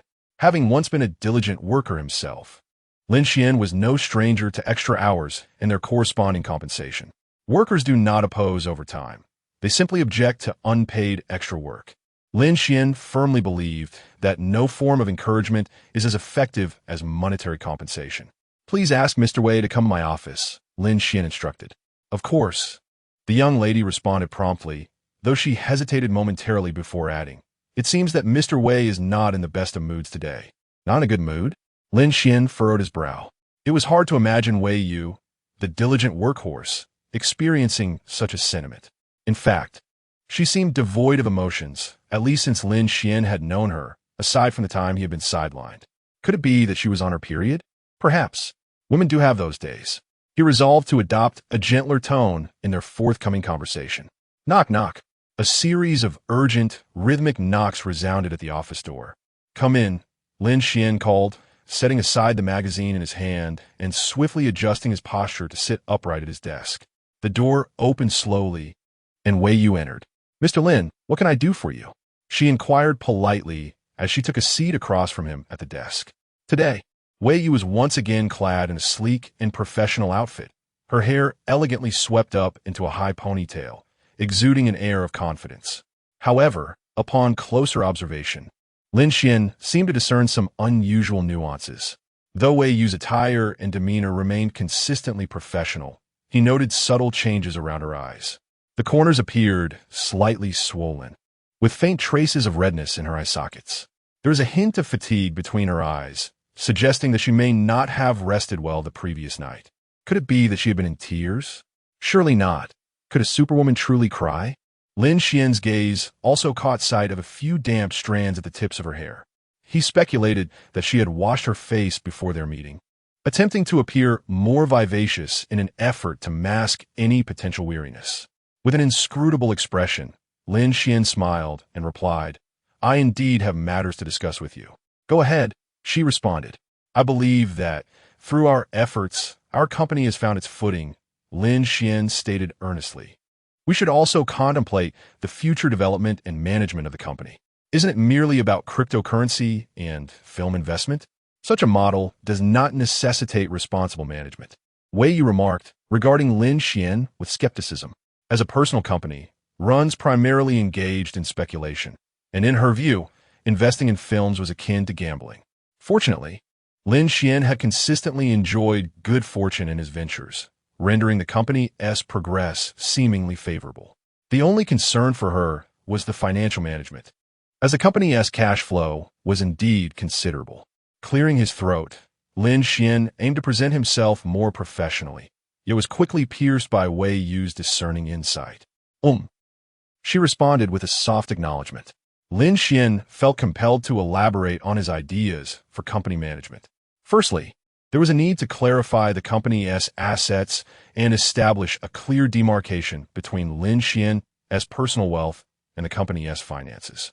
Secondly, he proposed the establishment of a film investment department dedicated to investing in promising scripts and directors as part of the Thousand Mile Horse Initiative, currently focusing on the Wolf Warrior 2 project. Thirdly, he suggested creating a variety show investment department aimed at funding future popular entertainment programs, primarily involving sisters who make waves.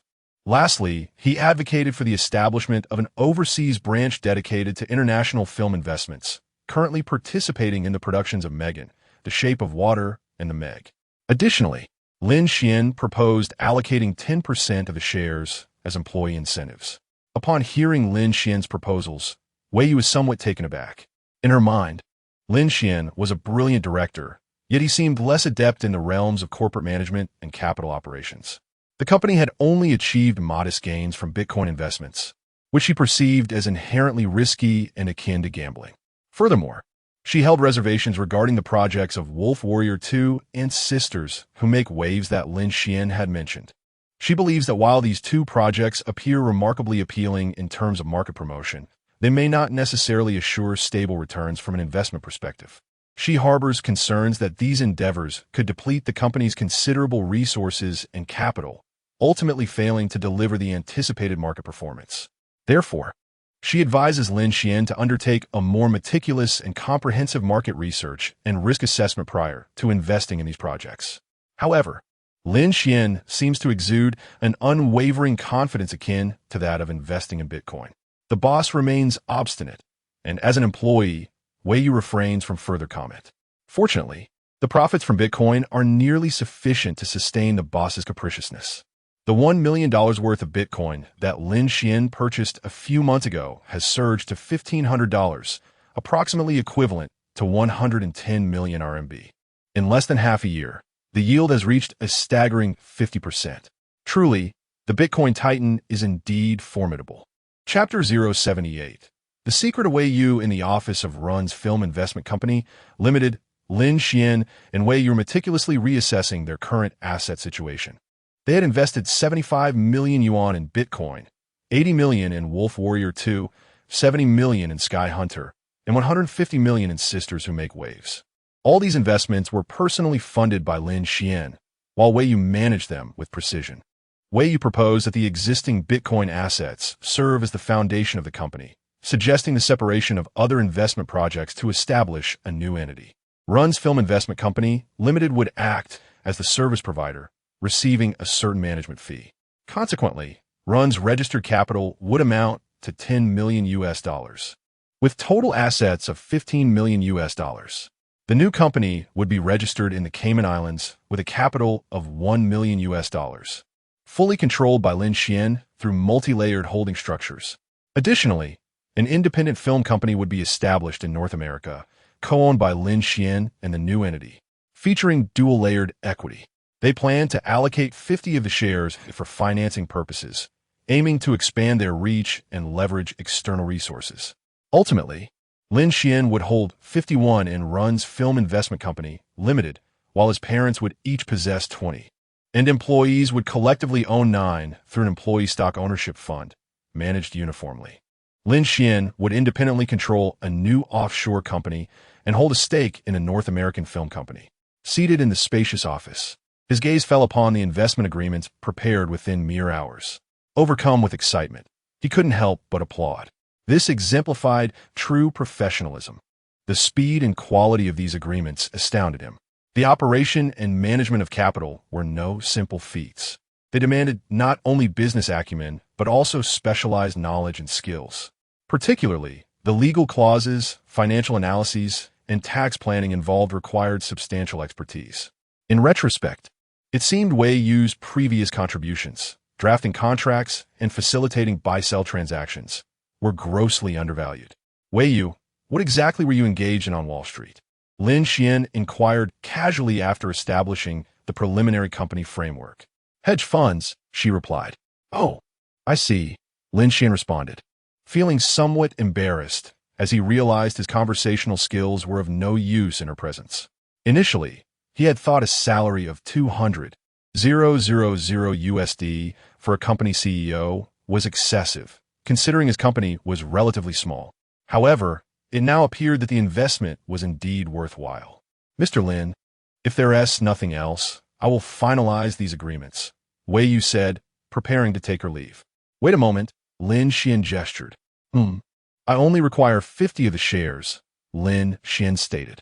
Considering the need for absolute control, I recommend you retain 51, Wei Yu advised. Lin Xuan shook his head, replying, 50 suffices.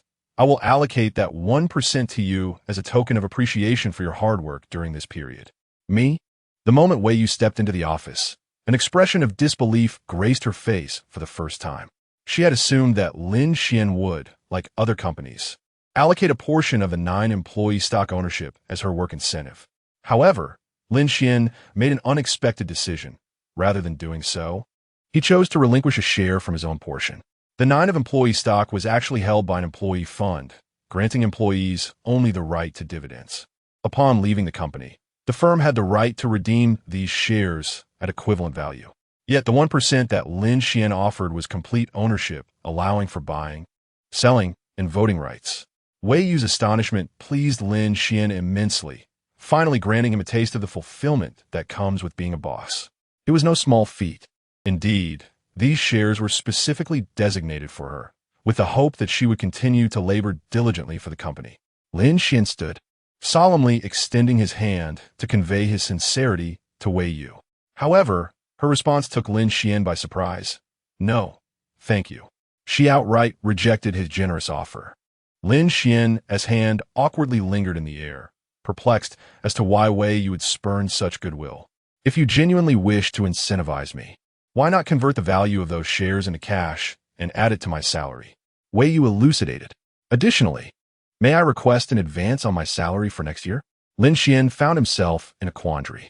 Even at current market value, that one of shares could only amount to approximately 150,000. Yet, he understood that, given the company's growth potential, It was not inconceivable for that one to be worth 5 million in a few years. He believed that way you, as a professional, must be acutely aware of the true worth of that one stake. Are you in urgent need of funds? Lin Xuan inquired with concern. Yes, I truly am, Wei Yu affirmed. Lin Xuan fell into contemplation, unable to grasp Wei Yu's reasoning. However, being a person of equal intellect, he recognized a fundamental truth. If someone does not disclose, it is best not to pry. Very well. You may advance your salary for next year, and I will convert the stock value for you, totaling 350,000. Will that suffice? Lin Xuan decided not to delve deeper, responding plainly. That will be enough. Thank you very much, Wei Yu replied with a slight bow, expressing her gratitude. Lin Xuan could distinctly sense her relief. I will return to work now, she added, turning to leave. Oh, by the way, Wei Yu paused at the door, turning back with a hint of curiosity and anticipation. What do you intend to name the new company? Lin Xuan, seated behind his desk, pondered for a moment before raising his head, his eyes glimmering with confidence. He smiled, as if an amusing thought had crossed his mind. How about Capybara? Capybara Investment Company, he slowly articulated. Capybara? Wei Yu blinked in surprise at the name. However, she quickly regained her composure, firmly believing that Lin Xuan's decisions were always grounded in reason. She succinctly declared, all right. After uttering those words, Wei Yu turned and exited the office, leaving Lin Xuan alone in the room, lost in contemplation. His gaze drifted to the sky outside the window, and his thoughts wandered far away. Something is amiss. This is highly unusual. My Wei Yu must be facing some troubles. Chapter 079. The grand entrance of me Lin Xuan caressed his stubble, deep in contemplation. What stories lay hidden behind Wei Yu? As an international student who had successfully secured an offer from a top-tier Wall Street firm, she had undoubtedly proven her remarkable capabilities. Although she was just embarking on her career, the future appeared exceptionally bright. According to John, she had not only excelled in financial analysis, but had also exhibited extraordinary talent in teamwork and project management. However, at this pivotal juncture in her career, she made an unexpected decision to return to her homeland. This choice left her colleagues and friends bewildered, for the experience and connections amassed on Wall Street were coveted by many. While Lin Xuan's salary was comparable to hers on Wall Street, he understood that this was not the reason for Wei Yu's return. Moreover, had Wei Yu been crying today? This revelation astonished Lin Xuan. What person or circumstance could provoke the usually composed Wei Yu to lose her composure at work? The more he pondered, the more he sensed something amiss. From a professional standpoint, this was Wei Yu's personal affair, and, as a colleague, Lin Xuan should not intrude excessively. Yet, from a familial perspective, were not her matters also his? What? Since when had they become family? Naturally, it was from the moment Wei Yu joined the company, a decision made unilaterally by Lin Xuan. With this thought, he resolved to take action. He first retrieved Wei Yu's resume and meticulously studied her background and experiences. Next, he contacted the 3 most renowned headhunting firms in the country. Disguising himself as the owner of another entertainment company, he claimed he intended to poach Wei Yu with a generous offer. He requested the headhunters to conduct a background check on her, promising substantial remuneration, even if the poaching attempt ultimately failed. After years of liberation, there was no profession of private investigator in the country. Even if there were, reliability was questionable given the legal ramifications. However, there were alternatives to detectives. Engaging several headhunters for background checks would suffice. With adequate funds, one could uncover almost anything. Upon completing this task, Lin Xuan signed dozens of documents. Glancing at the clock, he noted it was already 3:11 p.m. From the moment he arrived at the office at 10 a.m., he had been working for an astonishing 5 hours. How is it that I am so wealthy yet work so diligently? Lin Xuan mused to himself. It was time to clock out. Humming a cheerful tune, he made his way to the underground parking lot. To reward himself for his hard work, he decided to take the next 3 days off from the office. I will pick you up at the airport, Lin Xuan texted He. The airing of the television drama 10 Miles of Peach Blossoms swept through the entire entertainment industry like a spring breeze, catapulting the name He into stardom, making her a household name. Her popularity and recognition were on the verge of elevating her into the ranks of first-tier actresses in the country. Her smile, her acting skills, and every gesture she made became topics of delight among her fans. Behind all of this, beyond the inherent allure of Hetty herself, lies the meticulous operation of Jiahong Media. As a relatively new player in the Chinese entertainment industry, Jiahong Media has exhibited commendable performance. The most significant contributor within its ranks is undoubtedly its leading lady, Mimi. I plan to arrive in the capital around 5 o'clock, and Mimi will be with me. We shall dine together in the evening. I miss you dearly. Do you miss me? The flight is about to take off. We will converse more upon arrival. Lin Xuan gazed at the incessant stream of messages with a playful smile, contemplating the moment when he could finally meet this formidable woman. Deep within, he harbored a profound admiration for Yangmi. Since her days as a child star, she has emerged in the entertainment sphere with remarkable tenacity and talent. Her journey has not been devoid of challenges, facing mockery over her appearance and disdain for her perceived ambition, both of which constituted significant public scrutiny. Yet, through relentless effort and a keen understanding of her roles, she has ascended to the pinnacle of stardom.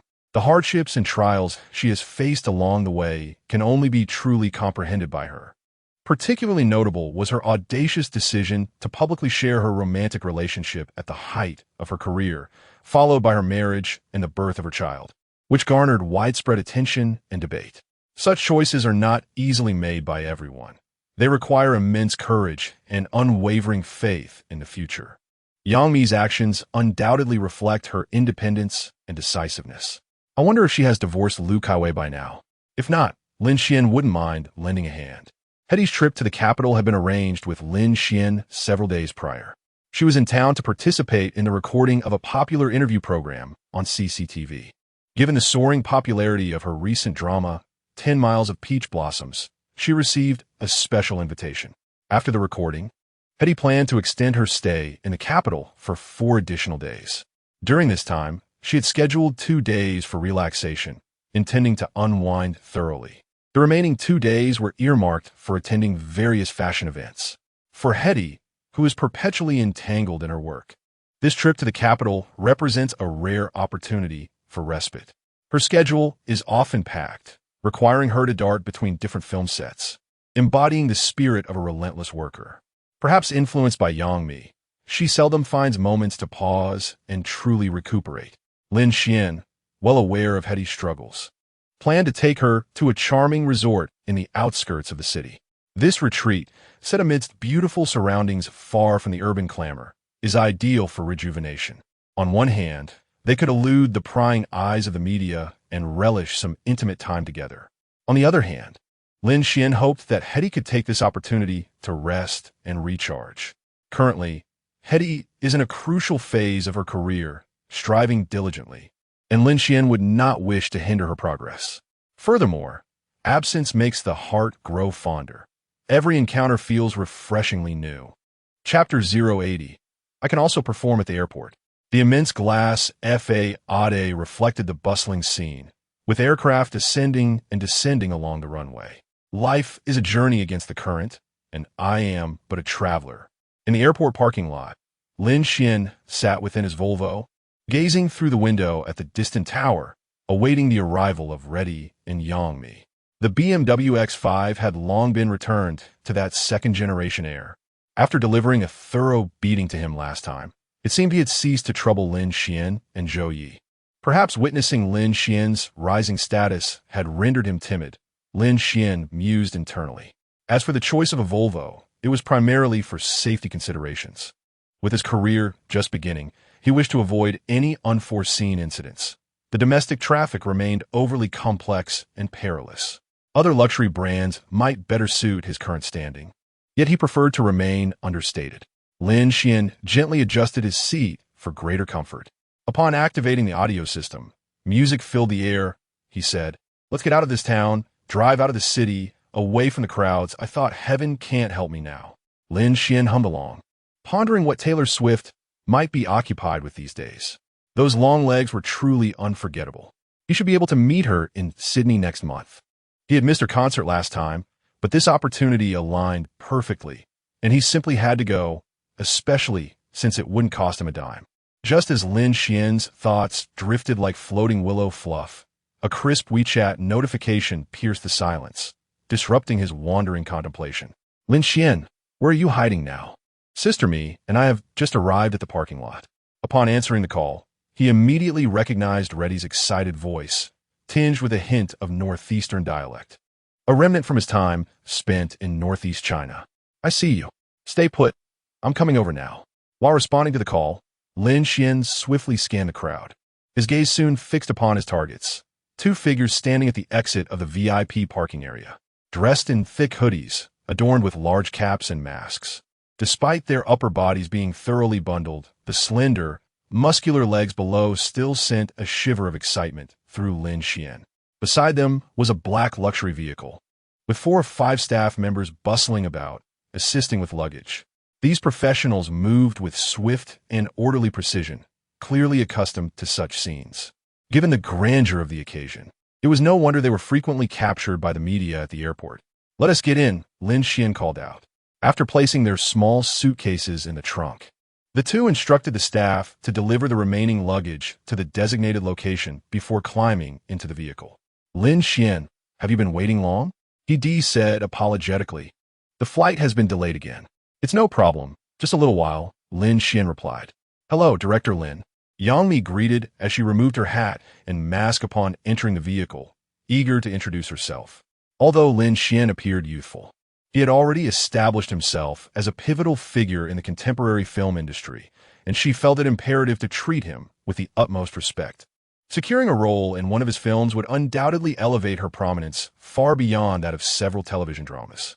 Just look at the stars he collaborates with: James Bond, Captain America, and it's rumored he will soon work with Jason Statham, a truly international director. Thus, Yang Mi was cautious and respectful. This opportunity to dine with Lin Xuan had come about thanks to He. Hello, Sister Me. Lin Xuan greeted warmly, jesting, just call me Lin Xuan. No need for formality. He added, if it weren't for 10 miles of peach blossoms, I might not have made my debut.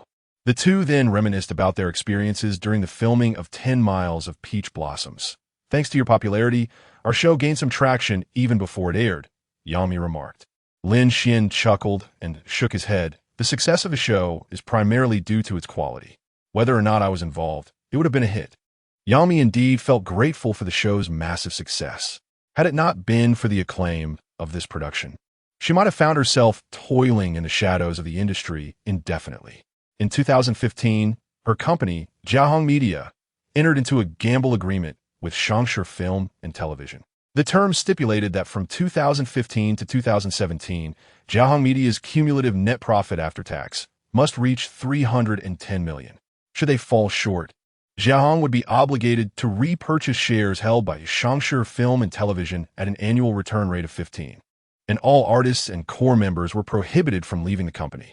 In pursuit of these ambitious targets, Yang Mi transformed into a tireless worker, taking on 13 film and television projects and 2 variety shows between 2015 and 2017. Ultimately, thanks to the explosive success of the early 2017 television drama 10 Miles of Peach Blossoms, Jiahong Media's net profit soared to approximately 400 million, surpassing their goals. And the company's valuation skyrocketed from 25 million to 5 billion. In retrospect, the entertainment industry certainly offers swift financial rewards. Yang Mi initially thought Lin Xuan was being modest, and she continued, by the way, the problematic Wang Shun has been dismissed by the production team of 10 Miles of Peach Blossoms. I can assure you that our company will never collaborate with him again. This was her way of repaying a small favor to Lin Xuan. Oh, thank you, Lin Xuan replied politely. Had Yang Mi not mentioned it, he might have forgotten about Wang Shun entirely. To Lin Xuan, Wang Shun had become so insignificant that he hardly considered him a rival, and naturally, he had no concern for his well-being. However, those in the entertainment industry eager to befriend Lin Xuan would not risk offending him by associating with Wang Shun. Indeed, Nurisai was right. Once one crosses the threshold, great scholars will defend my arguments. Lin Xuan couldn't help but reflect on this in his heart, further solidifying his resolve to become a significant capital player. Lin Xuan, when will Megan finally be released? He seized the opportunity to interject. Ever since the filming of Megan concluded last month, He has been closely monitoring the latest developments surrounding the film. despite the immense popularity of The Journey of Flower, which has catapulted her into the limelight as one of the most sought-after emerging actresses in the country. She still feels overshadowed when compared to established stars like Yang Mi and Lu Shishir. Should Megan achieve remarkable box office success, Hedi might have the chance to surpass her peers, leveraging the film's triumph to elevate her own status and influence. She envisions this film as a stepping stone to propel her career to greater heights, perhaps even securing her a place on the international stage. Within the entertainment industry, the status of television stars is often regarded as inferior to that of film stars. Hence, Hedi is acutely aware of the significance of starring in a Hollywood production. The post-production is nearing completion, and it is anticipated that the film will premiere next month, Lin Xuan replied with a smile. Yang Mi, seated in the back, felt a spark of excitement upon hearing this news, marveling at Lin Xuan's audacity. As one of the producers, she was aware of Hedi's signing for Megan and had even perused the script. She was astonished that Lin Xuan would cast Hedi, a second-tier actress, as the lead in a Hollywood film, a coveted opportunity that every actress in the country dreams of. If this news were to leak, the queue of aspiring actresses lining up for auditions outside Lin Xuan's door would stretch all the way to Paris. Simultaneously, Yang Mi felt a twinge of envy towards Hedi. She couldn't help but ponder how different her circumstances might be had she encountered Lin Xuan during the filming of The Journey of Flower. Glancing down at her own figure, she thought, I am no less capable than her. I could portray such a role as well. Chapter 081. Which youngster does not boast? The trio chatted and laughed as they swiftly arrived at their chosen dining destination, a Japanese restaurant nestled in a bustling district. The establishment sign, adorned with elegant script, read Huffing Yazwa, exuding a distinct Japanese charm. It was a selection made by Hedi, as maintaining their figures and managing caloric intake is an indispensable aspect of daily life for stars like them. Japanese cuisine, renowned for its exquisite and delicate presentation, perfectly aligns with their stringent culinary standards. Inside, the decor featured minimalist wooden structures complemented by soft lighting and refreshing greenery, creating a serene and sophisticated ambience. They were escorted to a window-side private room, where the scenic garden outside could be admired, while gentle background music further enhanced the atmosphere of relaxation. Lin Xuan, however, felt rather indifferent towards the light fare. A few rice balls and plates of sashimi were no match for a hearty bowl of Longjiang pig trotter rice. As the three took their seats, Lin Xuan finally had the opportunity to thoroughly observe Yang Mi before him. Although he had encountered her a few times during work in his past life, he had never been so close. While public opinion about her varied, her reputation within the industry remained quite favorable. At this stage, Yang Mi had shed her earlier round face, her facial contours now more refined and pronounced. Her face was small with a strong, three-dimensional quality, appearing nearly flawless from every angle and effortlessly accommodating various hairstyles and makeup styles. She possessed a pair of bright, large eyes with dark, full irises and well-defined under-eye bags. The sharpness of her inner and outer eye corners, with the latter slightly lifted, gave her a typical peach blossom eye shape. As Lin Xuan gazed at Yang Mi, she too was examining him, her demeanor open and composed. A subtle smile graced her lips, the curve of which was perfectly proportioned, radiating an inviting crescent moon-like charm. This, combined with her ample bosom that even her sweatshirt could not conceal, left Lin Xuan inwardly marveling at her allure. Director Lin, what are you looking at? Yang Mi inquired softly, a hint of shyness flickering in her expressive eyes. Such an appropriately captivating gaze could easily disarm any man. Fortunately, Lin Xuan was no stranger to the world and remained unperturbed by Yang Mi's sudden display of charisma. He smiled gently, exuding a mix of appreciation and admiration. Yet he was acutely aware of the reality. She was a mother, after all. It was merely a case of stealing a glance at a beautiful woman. Just admiring the lovely scenery, Lin Xuan responded graciously. Yang Mi chocolate, har lafte vinging like silverbells. Director, you truly have a way with words. Just then, their ordered dishes were served, ranging from fresh sashimi to various sushi, steaming ramen, and exquisite Japanese set meals, each presentation more delightful than the last. Lin Xuan thought to himself that the plating alone was worth a fortune. Come, let me toast you with tea instead of wine. Congratulations, Director Lin, for becoming the first mainland director to win an Oscar. Yang Mi beamed. Lin Xuan raised his teacup, smiling as he replied, Thank you, and I wish your work, 10 Miles of Peach Blossoms, continued success. Director Lin, having already secured an Oscar, what are your plans next? Yang Mi inquired curiously. Well, I intend to win awards from the 3 major international film festivals. Lin Xuan responded thoughtfully. Really? Yang Mi exclaimed in surprise, nearly losing her composure. She had merely asked out of politeness, not expecting Lin Xuan's response to be so candid and audacious. A ripple of intrigue stirred within her. This man always managed to bring her unexpected delight. The 3 major film festivals are the Cannes Film Festival in France, the Berlin International Film Festival in Germany, and the Venice Film Festival in Italy, each holding immense prestige and influence within the global film industry. In China, only Zhang Yimou has ever won awards from all 3 festivals. If Lin Xuan, having already achieved an Oscar, were to win accolades from these festivals, would his accomplishments not surpass those of the national master? Such an achievement would be unprecedented and unlikely to be replicated. Yang Mi's initial reaction was disbelief, thinking he was joking. Yet, observing Lin Xuan's seemingly casual yet profoundly earnest demeanor, her heart wavered. Her intuition suggested that this individual might genuinely be capable of such feats. If that were the case, it would be a life devoid of regrets, she mused. In her mind, this represented the ultimate aspiration of a filmmaker. She envisioned Lin Xuan standing on the podium, cradling a series of heavy trophies. It would be a moment of unparalleled glory. A lifetime? Lin Xuan felt a moment of disorientation.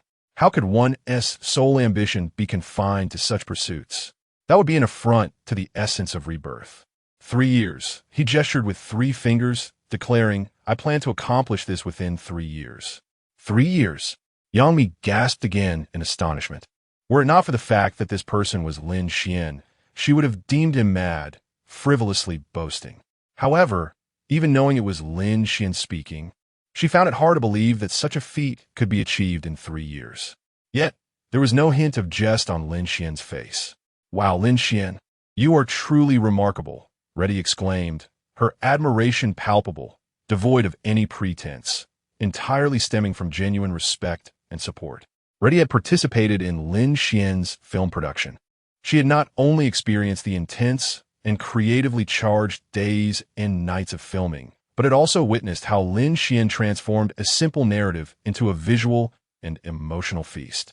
She had read the script for The Shape of Water, and from her perspective, it was not merely a tale of harmonious coexistence between humanity and nature, but rather a masterpiece where art and technology melded seamlessly, a film undoubtedly of Oscar caliber.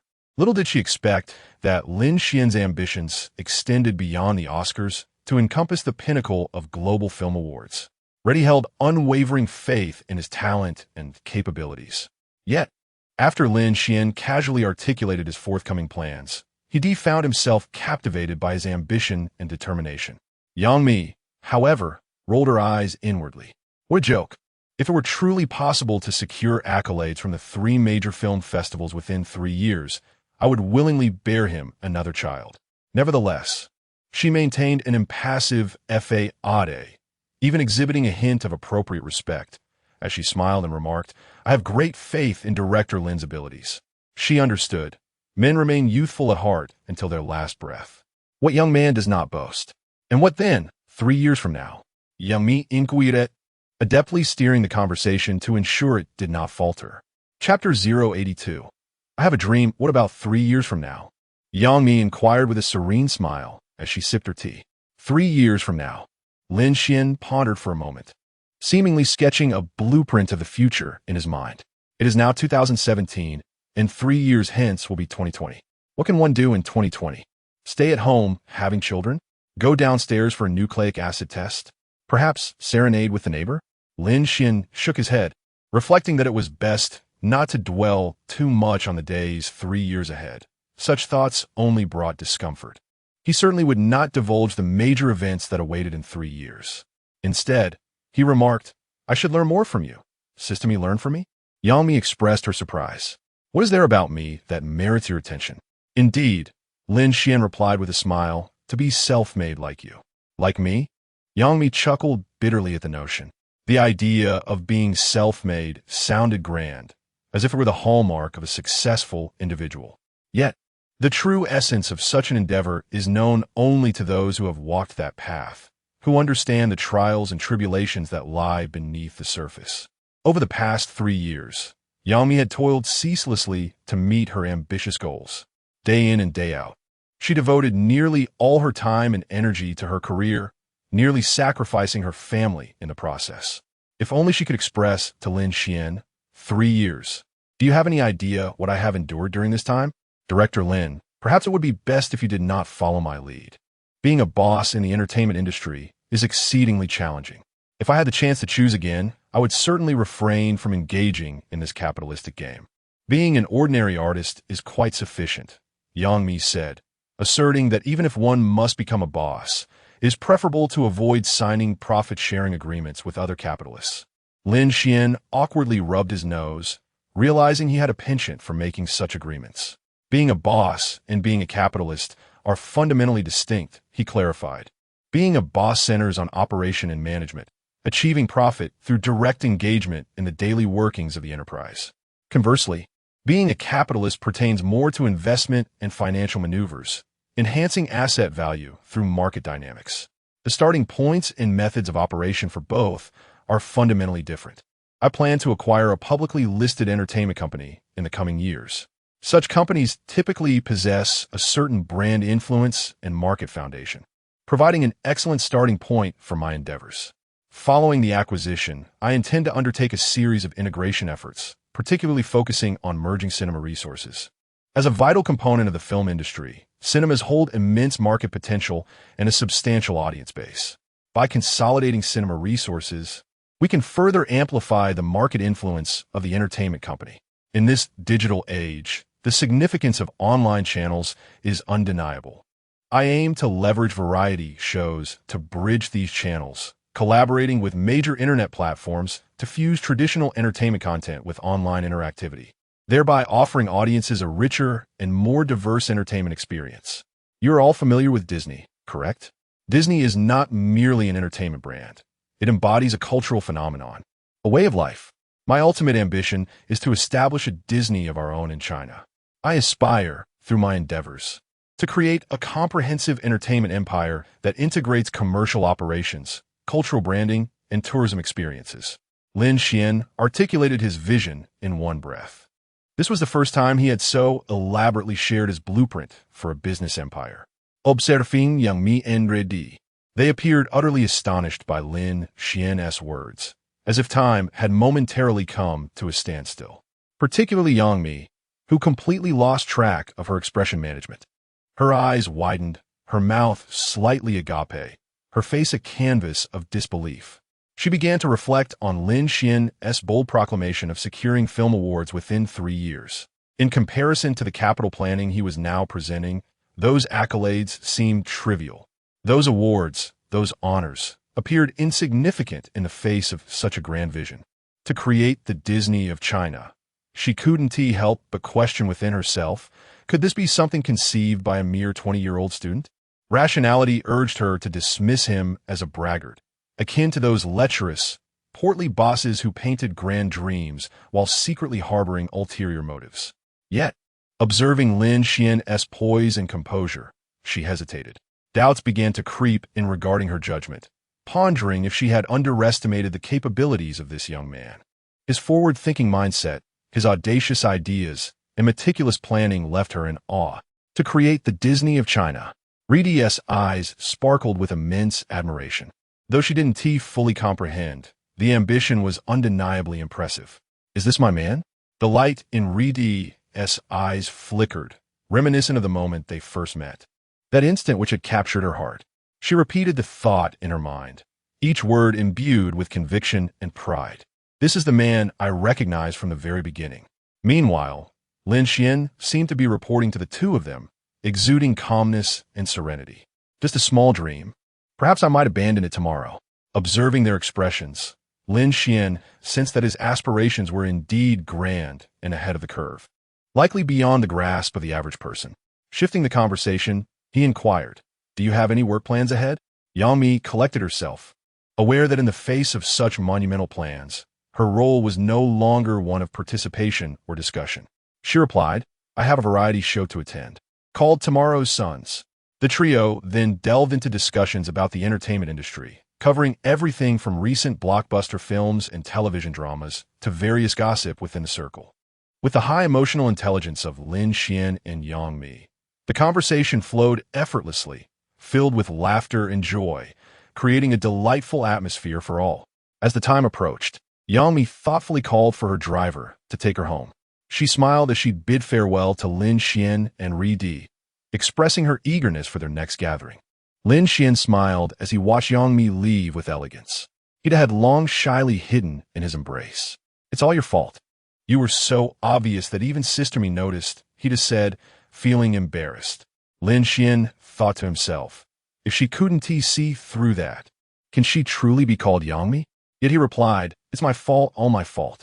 Upon arriving at the hotel, Lin Xuan was pleasantly surprised to find that after their trip to Hollywood, he'd seemed to be much more proactive than before. Could it be true that environment changes a person?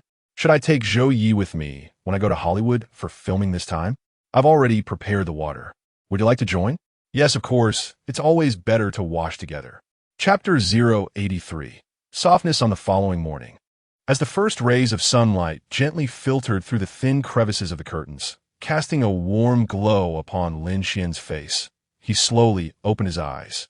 Instinctively reaching out beside him, he was met with an unsettling emptiness, a sensation he found somewhat unfamiliar. Typically, he would rise earlier than the females, yet this time, he had surprisingly overslept. It seemed he needed to enhance his discipline. He could not afford to indulge simply because of his youth, Lin Xuan mused internally. Rubbing his bleary eyes, he glanced at his phone, noticing it was nearly 10 a.m. Breakfast awaited him outside, undoubtedly ordered by He Di before her departure to record a program at the CCTV early that morning. The hotel they had chosen was conveniently located nearby, facilitating their comings and goings. After enjoying breakfast, Lin Xuan made his way to the hotel gym. He donned his workout attire and commenced his exercise regimen for the day. The gym was outfitted with a comprehensive array of equipment, including treadmills and strength training apparatus. Lin Xuan began with a light jog on the treadmill, gradually increasing his pace as sweat began to trickle down his forehead, relishing the exhilaration and vitality that exercise bestowed upon him. "Director Lin?" Just then, a voice of surprise emerged from behind him. Turning his head, he beheld a striking woman clad in a form-fitting blue workout outfit, accentuating her alluring curves. Particularly captivating were her prominent features, which were undeniably attention-grabbing. Recognizing her familiar visage, Lin Xuan instantly identified her as Lan Yan, whom he had encountered a few days prior to banquet. "Director Lin, you're staying here too?" she inquired. Lin Xuan nodded in affirmation, replying, "Yes, what a coincidence." Lan Yan, clearly aware of Lin Xuan's gaze, slightly arched her back and flashed a charming smile. "I was about to go for a run as well. May I join you?" Delighted, Lin Xuan agreed, and together they commenced their morning run. As they jogged on the treadmills, their conversation flowed effortlessly, encompassing topics ranging from work to personal lives. Fortunately, the gym was sparsely populated at that hour, allowing their activity to go largely unnoticed. However, perhaps due to the rapid pace, Lan Yan's speech began to take on a peculiar cadence. "Director Lin, how are you? Staying here, in the capital." "Ah, is there no place to stay?" Lin Xuan found her speed of speech somewhat overwhelming and quickly pressed the stop button, stating, "I think I've run enough for now. I'll head back." "Is it only 11 o'clock, and you're already leaving?" Lan Yan also ceased her workout, though her breathing remained somewhat erratic from exertion, causing her upper body to sway unpredictably. Lin Xuan couldn't help but steal a few glances, marveling at the rapid motion. "Indeed, I have work in the afternoon, so I need to tidy up," Lin Xuan explained with a sense of resolve. "What a pity," Lan Yan said, leaning closer to Lin Xuan, rising onto her toes to dab his brow with her hand. "I wonder when there might be another opportunity to exercise together with you." "Director Lin?" The tone of Lan Yan was laced with a hint of playful reproach. particularly emphasizing the word exercise. This so soft. He distinctly felt a gentle impact against his chest, an indescribable sensation of softness, as if touched by a delicate cloud of cotton. Though the collision was slight, it sent ripples across the lake of his heart. He could only repeatedly remind himself, there's still Ridi at home. There's still Ridi at home. Next time for sure, Lin Xuan quickly replied. Then, shall we add each other on WeChat? Lanyan giggled. Lin Xuan initially intended to decline, but upon reflection, it dawned on him that there was a role that suited her perfectly. In the spirit of artistic sacrifice, he reluctantly shared his QR code. Ready? Upon returning to his room, Lin called out a couple of times towards the door. Hey! A surprise response from Ridi echoed within. You're back. Yes. I just went to the gym, Lin Xuan explained. Despite having seen her numerous times, Ridi's presence always brightened Lin Xuan's day. In stark contrast to the venomous allure of Lan Yin, Ridi radiated innocence like a pristine little rabbit. Today, she donned a sweet ensemble, wearing a fitted white knitted dress paired with a soft cream long coat, making her resemble a well-mannered neighbor's daughter, one who was cherished and pampered at home. Did you finish recording the show?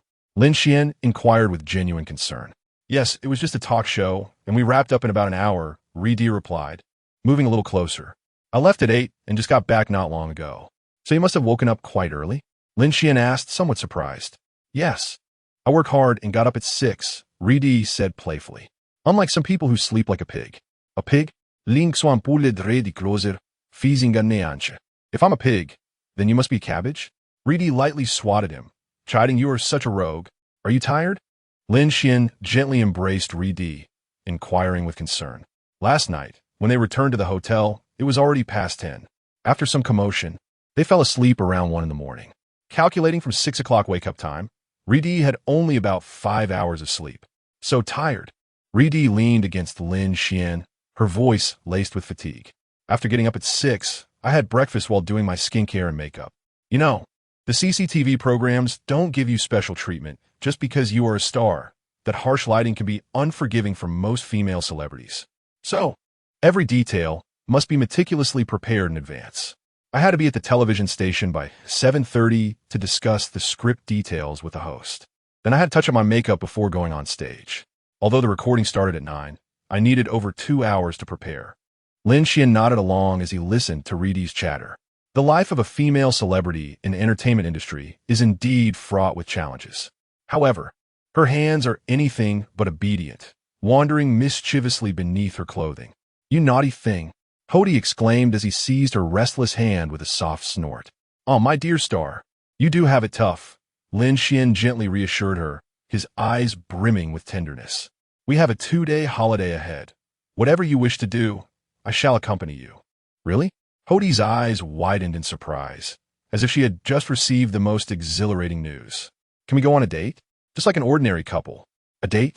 Lin Xuan hesitated, his brow slightly furrowing. After all, their identities were not suited for public outings. Being public figures, every move they made was under the scrutiny of the media and fans. Yes, we could go to the movies, Hody exclaimed joyfully. I haven't been to a cinema in ages. Going to the movies? That sounds delightful. Lin Xuan finally relaxed, a faint smile gracing his lips. Having accompanied Ziyi to the cinema just a few days prior, he felt quite at ease with the idea. What film shall we watch? Lin Xuan inquired. Wolverine 3. Hody responded excitedly, her eyes sparkling with anticipation. Wolverine is so cool. Oh, that again. Wolverine? Lin Xuan scratched his head awkwardly. I've booked a retreat at a mountain lodge. Why don't we head there directly? The setting is exquisite, the air is fresh, and we can escape the city's clamor to enjoy our serene world together. That's fine. We can go after the movie, can't we?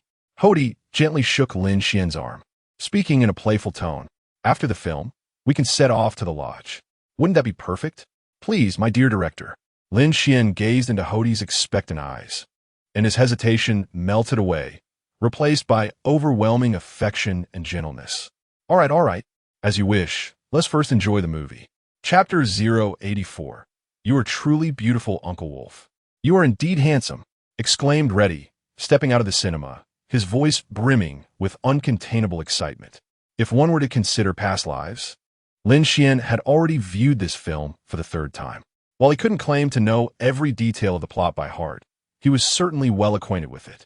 Ah, yes, Lin Xuan replied dismissively, seemingly preoccupied with thoughts unrelated to Reddy's enthusiasm. However, the exuberant Reddy remained oblivious, continuing joyfully. Hugh Jackman walking against the sun was simply breathtaking, and those muscle lines, absolutely perfect. His abs, his chest, they resemble a sculpture. Do you have a penchant for muscular men? Lin Xuan suddenly halted, a hint of wariness in his tone. Somewhat Reddy stammered, startled by Lin Xuan's abruptness, uncertain of the sudden shift in conversation. Nervously, he added, I only like Uncle Wolf, not all muscular men. Lin Xuan nodded slightly, a glint of intensity flashing in his eyes. Internally, he mused, I must find a way to suppress Huang Jinyu in the entertainment industry, ideally relegating him to a life as a mere son-in-law in Hangzhou. What's wrong with you? Reddy inquired, noticing the fierce glint in Lin Xuan's gaze. Concern etched on his face. Lin Xuan snapped back to reality, clarifying, nothing. I just suddenly thought of a brilliant plot for my upcoming film. What plot? Reddy asked, curiosity piqued. The son-in-law of a wealthy woman in Hangzhou falls in love with me. Lin Xuan replied with a grin. What nonsense! Reddy playfully slapped him, saying, You shouldn't be making such frivolous films. You could win an Oscar. You should create something deeper and more meaningful. He elaborated, I don't like muscular men. I prefer someone like my father, who can provide me with a profound sense of security. Lin Xuan recalled the image of his father-in-law. Indeed, he exuded a profound sense of safety. The two drove to a tranquil villa on the outskirts of the city, nestled in a picturesque valley. It comprised an array of uniquely styled lodges. These lodgings were artfully scattered across the hillside, each boasting its own distinctive design and decor, akin to the charming cottages of a fairy tale. Guests could choose to stay in these cozy lodges, each room equipped with fresh ingredients and complete cooking facilities. Here, visitors could not only relish the joy of preparing their own meals, but also opt to dine in the main hotel restaurant, savoring exquisite dishes meticulously crafted by professional chefs. In front of the villa lay a vast expanse of lush green grass. The hotel provided horses for guests to ride, allowing them to experience the exhilarating sensation of galloping across the meadow under the guidance of professional equestrian instructors, merging with nature in a wonderful embrace. The moment Reddy stepped into this spacious villa, he was captivated by the stunning scenery, his spirits soaring with unparalleled delight. She excitedly surveyed her surroundings, exclaiming, It is simply breathtaking here, akin to a paradise on earth. This mountain lodge held profound significance for Lin Xuan. In a previous life, he had once accompanied an industry magnate here to discuss a collaboration. At that time, Lin Xuan was but an inconspicuous figure, and when he inquired about the hotel rates, the exorbitant prices left him daunted, silencing his desire to stay. Yet that experience had sown a seed in his heart. He vowed to achieve great things and return to spend a night here one day. Now, he could effortlessly purchase an entire guest house, let alone stay for a night. Shall we go horseback riding? Lin Xuan suggested to Hetty, a light and joyful smile gracing his face. Hetty's eyes immediately sparkled with excitement as she replied, Absolutely. I've longed to relive the exhilaration of galloping across the grasslands. She swiftly grasped Lin Xuan's hand, and together they raced eagerly toward the riding arena. As they traversed lush meadows, sunlight filtered through the foliage, casting dappled shadows upon them. A gentle breeze caressed their skin, bringing with it a hint of coolness and the earthy aroma of soil. Hetty's long hair danced in the wind, her spirit as unrestrained as the freedom of the breeze. Side by side, they mounted their horses and gradually emerged from the riding arena. With the rhythm of hoofbeats as their tempo, they quickened their pace, their steeds seemingly mirroring their excitement as they began to gallop. On horseback, Hetty and Lin Xuan felt the wind's roar, their heartbeats syncing with the cadence of the hooves, as if the entire world belonged to them. Observing the scene before him, Lin Xuan recalled Hetty's interview, feeling a wave of sentiment wash over him.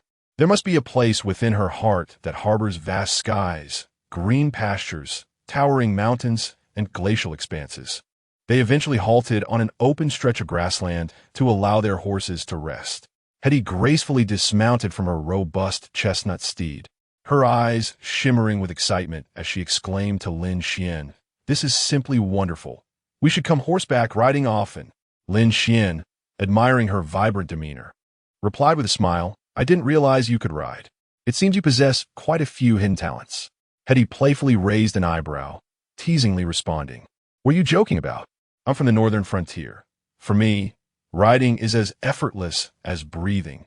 It's an innate ability." She continued, "Shouldn't the question of riding prowess be directed at you?" Lin Xuan, refusing to be outdone, mimicked Hetty's tone and retorted, "I am from Hua country too. Riding comes naturally to me as well. Why do you enjoy mimicking my speech?" Hetty pretended to be annoyed, playfully chasing after Lin Xuan. He evaded her while laughing, and the two engaged in a delightful game of tag across the verdant fields, their joy palpable. After a while, Hetty finally caught up with Lin Xuan. As he turned around, he instinctively embraced her, and in a moment of lost balance, they tumbled onto the soft grass, rolling over in laughter. In an instant, Lin Xuan found himself atop Reddy, their faces nearly touching, each breath distinctly perceptible. Sunlight streamed through the sparse clouds, casting a golden glow upon their features. Mischief and joy sparkled in Reddy's eyes, while Lin Xuan wore an expression of adoration and mirth. Their breaths quickened, drawing them even closer, so much so that Lin Xuan could taste the fruity sweetness of Reddy's lip gloss. "You are truly beautiful. How annoying." At that moment, they seemed to forget time, forgetting everything in the outside world, and simply relishing each other's company and the joy of the moment. Chapter 085. Wei Yu's secret 2. As they journeyed to the airport, Reddy occupied the passenger seat, her body angled slightly to one side, yet her hands delicately rested beside Lin Xuan's, seemingly seeking a silent solace and companionship. Outside the window, the tranquility of the suburbs gradually gave way to the bustling chaos of the city. "Are you preparing to shoot The Shape of Water in Los Angeles next?" Reddy inquired with genuine concern. "Not quite.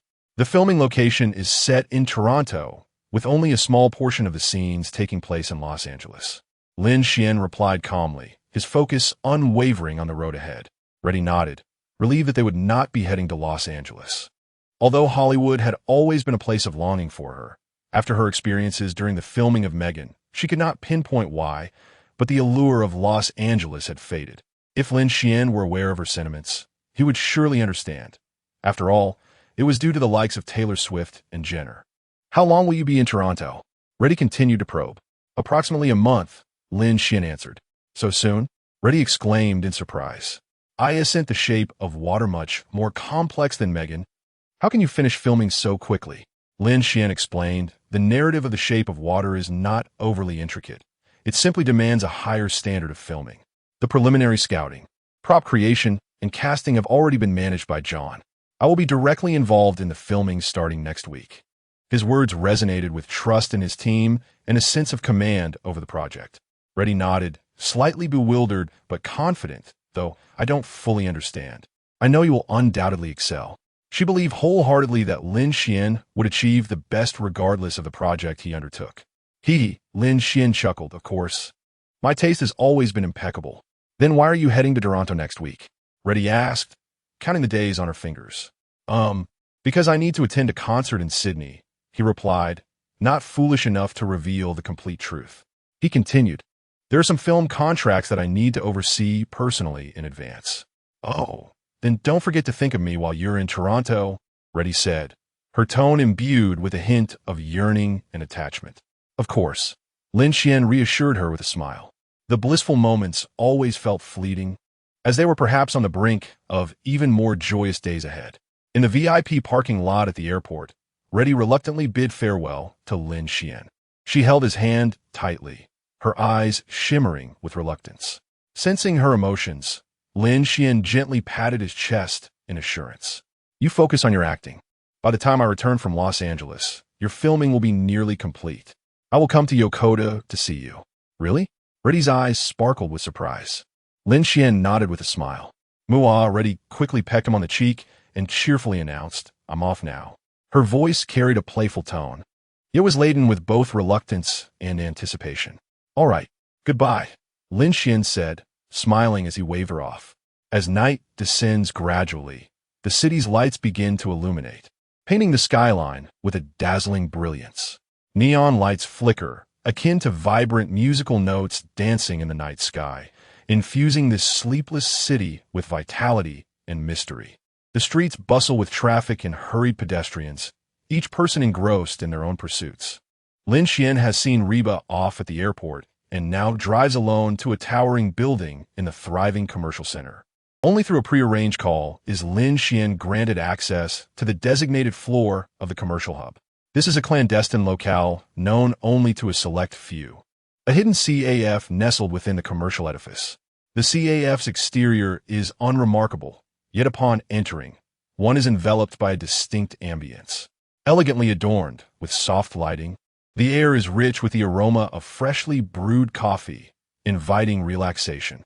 In the corners of the CAF, a few exquisite wooden tables and chairs are arranged, each table graced with a small lamp radiating a warm glow. Abstract artworks adorn the walls, infusing the CAF with a touch of artistic flair. The gentle, melodious music seems tailor-made for this space, enhancing the serene environment.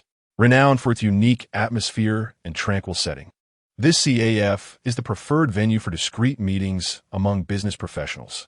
Upon locating the designated private room, Lin Xuan gently opens the door to find a figure already seated in anticipation. The individual is clad in a sharply tailored suit, adorned with silver-rimmed glasses. His hair is impeccably styled, and his polished shoes gleam, exuding an air of professionalism. "Mr. Lin, good day," the man greets, rising promptly to welcome him, his tone imbued with respect and anticipation. Lin Xuan, donning oversized sunglasses, nods slightly, exuding an aura of mystery. He leisurely takes a seat on the opposite sofa, surveying his surroundings before removing his sunglasses, his gaze piercingly fixed on the man before him as he inquires, "Do you know who I am?" The man displayed no signs of anxiety or impatience. He nodded slightly, maintaining an air of humility and composure, and replied sincerely, "I have come across reports about you online. Mr. Lin, I have also watched the film you directed, and it was splendid." Lin Xuan was quite pleased with the man's demeanor and continued, "I hope you can keep this a secret from me. Rest assured, maintaining client confidentiality is our company's foremost principle," the man explained. Lin Xuan then directly addressed the matter at hand, asking, "Have you investigated everything thoroughly?" "Indeed." The man displayed a professional smile as he retrieved a stack of printed documents from his briefcase and presented them forward. His movements were both adept and swift, clearly indicating his familiarity with such situations. Lin Xuan accepted the documents and began to peruse them leisurely. Initially, his expression remained composed, but as he delved deeper into the material, his brow gradually furrowed, revealing a look of astonishment on his face. His posture became notably more upright, as the contents of the documents compelled him to take them seriously. "Is this for real?"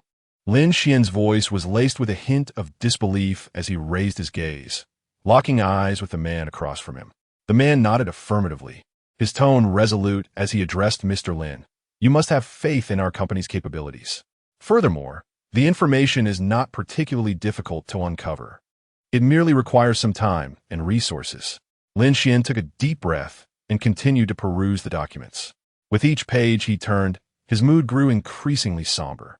The material's meticulously chronicled Wei Yu's academic journey, her upbringing, work background, and even included some intimate details from her personal life. "Hiss!"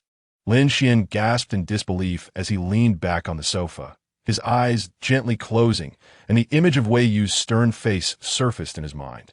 "So it turns out, my dear Wei Yu has endured such hardships?" Chapter 086. The Game of Power 2 within the confines of a quaint CF. Lin Xuan occupied a table by the window, engrossed in a substantial dossier that he meticulously scrutinized page by page. Beside him sat a half-consumed latte, the rim adorned with remnants of frothy milk. Occasionally, he paused to sip the coffee, allowing its subtle bitterness to invigorate his palate and sustain his alertness. Wei Yu, female, unmarried, age 27, a graduate student in finance from Harvard Business School. On Wall Street, she had once served as a management trainee in an investment bank, where her intelligence and relentless diligence distinguished her remarkably in a brief span. Her supervisors and colleagues praised her performance, recognizing her potential to ascend to the role of project leader. However, just as this opportunity was within her grasp, she made an unexpected choice, resigning to return to her homeland. Upon her return, Wei Yu did not pursue a career in finance, but transitioned into the entertainment industry, taking on the role of deputy general manager at Run's Film Investment Company, Limited. In this new realm, she showcased extraordinary talent and leadership, steering numerous projects to commendable success. Yet, her familial background starkly contrasted with her personal achievements. Her father, Wei Guqing, aged 53, was once the proprietor of a shoe and bag factory with annual profits exceeding $1 million. An inveterate gambler, he had previously faced administrative detention due to gambling offenses. Investigations revealed that his current debts exceeded 3 million yuan. Wei Yu's mother, Zhang Jinghua, 49, was unemployed and had suffered from uremia for many years, requiring ongoing dialysis treatment. This chronic illness not only inflicted considerable physical anguish, but also imposed immense financial strain on the family. Wei Yu's younger brother, Wei Guang, 22, a graduate from a prestigious university, was sentenced to 3 years in prison for causing grievous bodily harm, having inflicted injury upon their father, Wei Guqing, a son who assaulted his father, leading to the father's decision to incarcerate him. What an astonishingly tragic beginning to their saga. Lin Xuan perused the background check on Wei Yu, his brow furrowing deeply in concern. "Are you certain of the accuracy of your investigation?" He couldn't help but inquire once more. "Mr. Lin, please trust in our professionalism," the man explained. "This information is not difficult to ascertain. Much of it can be found through public records." The grim reality of a gambling-addicted father, a drug-affected mother, and an incarcerated brother weighed heavily on Lin Xuan's mind, prompting a bitter smile. "Very well. I shall transfer the remaining funds to your company's designated account within the day," Lin Xuan replied succinctly, wishing to avoid further entanglement in this matter. Having secured the assurance he sought, he intended to courteously conclude their meeting. "One moment, Mr. Lin," the man interjected, rising from his seat with a tone of earnestness. Lin Xuan turned, his expression querying as he acknowledged, signaling his willingness to listen. The man seized the moment to present a meticulously crafted business card, slightly bowing his body with an air of profound humility. He introduced himself, saying, "My name is Guo Chuan. This card not only contains my company information, but also my personal phone number. Should Mr. Lin have any relevant needs in the future or wish to acquire further insights into the industry, he may consult with me at any time. I have navigated the entertainment industry for many years, amassing a wealth of experience and resources, and I believe I can provide you with valuable information and advice." Preparing for private dealings? A flicker of realization crossed Lin Xuan's mind as he immediately grasped Guo Chuan's intentions. He seemed to insinuate a desire to cultivate a private relationship with Lin Xuan, transforming him from a major client into a more direct and intimate associate. However, this approach carried significant risk. If Lin Xuan reported his actions to the headhunting firm he represented, dismissal would be the least of his concerns, with potential industry blacklisting looming. Yet, the potential rewards were equally substantial. A high-caliber client like Lin Xuan was akin to a talent agent in the entertainment world capturing a star of immense promise.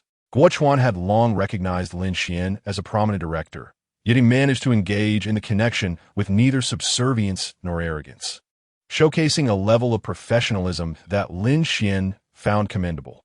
During their initial meeting, Guo Chuan had relinquished the power of choice to Lin Xuan, while simultaneously revealing his vulnerabilities. Such audacity was not commonplace. Lin Xuan, too, preferred dealings with astute individuals. After a moment's contemplation, he accepted the card, allowing a faint smile to grace his face as he politely responded, "Very well, Guo Chuan." Upon hearing Lin Xuan's affirmative reply, Guo Chuan visibly relaxed, smiling as he said, "I look forward to our next collaboration." As they exited the CAF, a light rain began to fall from the sky. The raindrops glistened upon the lights, reflecting a kaleidoscope of colors, reminiscent of the city's neon dancing in the rain. Pedestrians hurriedly opened umbrellas or quickened their pace in search of shelter from the downpour. Rainwater drummed against car windows, creating delicate rivulets that blurred the outside world. Lin Xuan stood at the CAF entrance, inhaling deeply to savor the moist air, before tightening his coat and briskly making his way to the vehicle parked by the roadside. Once inside the car, Lin Xuan did not hasten to start the engine. He sat in the driver's seat, his hand resting lightly on the steering wheel, gazing through the windshield at the rain-drenched scenery. The raindrops pattered against the roof, producing a gentle, fragmented sound, as if whispering secrets. The interior was enveloped in silence, save for the soothing sounds of the rain and his own breathing. Yet, Lin Xian's mind was far from tranquil. He had finally unraveled the secrets surrounding Wei Yu. The company's enigmatic beauty concealed a surprisingly intricate narrative. Reflecting on Wei Yu's typically understated demeanor and the occasional flicker of melancholy in her gaze, Lin Xuan felt a surge of sympathy. Instead of relief, it felt as though a heavy stone had settled in his heart. He held firm confidence in her capabilities. Her talent and diligence in her work consistently left a lasting impression. The entertainment industry is rife with superficial individuals, yet it is precisely such a woman who captivates him in an extraordinary manner. Despite her family's complex circumstances, it does not place Lin Xuan in an uncomfortable position. He contemplates that, whether from the perspective of the company's growth or his personal feelings, it is imperative to resolve her issues promptly. The company requires talents like Wei Yu, and Lin Xuan is eager to assist her in overcoming her predicaments. He retrieves his mobile phone and dials a number. Hello, Principal Luo. I may need to trouble you with a matter. Are you acquainted with the leaders of the Judicial Bureau in the capital? Chapter 087, Guofan and One Mai. Run's film investment company in a conference room. Sunlight streamed through the glass windows, enveloping the entire space in a warm glow. This radiant light illuminated several renowned film posters and images of prestigious awards adorning the walls, showcasing Lin Xian's esteemed position and influence within the film industry. Two gentlemen sat poised on the plush sofas, appearing somewhat diminutive in the vastness of the conference room. One, with a stern visage clad in a fitted leather jacket, exuded an air of unyielding composure. The other, adorned with refined black-framed glasses, projected a scholarly demeanor. They had been seated in the conference room for a while. Having arrived at the company at the unanticipated hour of 9 a.m., an hour ahead of their scheduled meeting at 10. This not only demonstrated their seriousness regarding the meeting, but also reflected the inner tension and anticipation they both felt. Upon encountering each other, the intensity of these emotions peaked, their eyes revealing a mix of surprise and apprehension, clearly indicating that neither had anticipated the other's presence. Director Gua, are you here to meet Director Lin as well? Indeed. Director Wan, is that the case for you as well?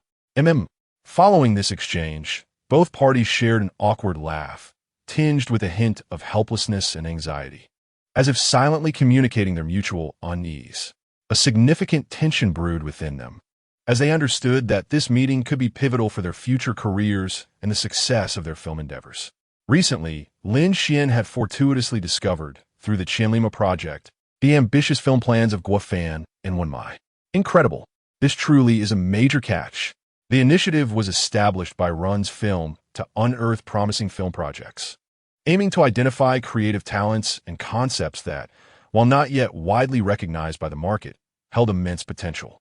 To his astonishment, he had indeed stumbled upon two remarkable prospects. Armed with insights from his previous life, Lin Xuan brimmed with anticipation for the cinematic projects of Guofan and One Mai. Both works showcased unprecedented breakthroughs in theme and creativity. He was aware that these films were destined not only for box office success, but also for critical acclaim, becoming the center of discussion among audiences and critics alike. It was no exaggeration to assert that both films would significantly contribute to the advancement of the Chinese film industry. Thus, Lin Xuan was eager to meet them and swiftly arranged a gathering, inviting both Guofan and Wen Mai. For him, such an opportunity felt like a sumptuous feast laid before him, one he could not afford to overlook. He hoped to seize this moment, enabling his company to serve as a catalyst for their success.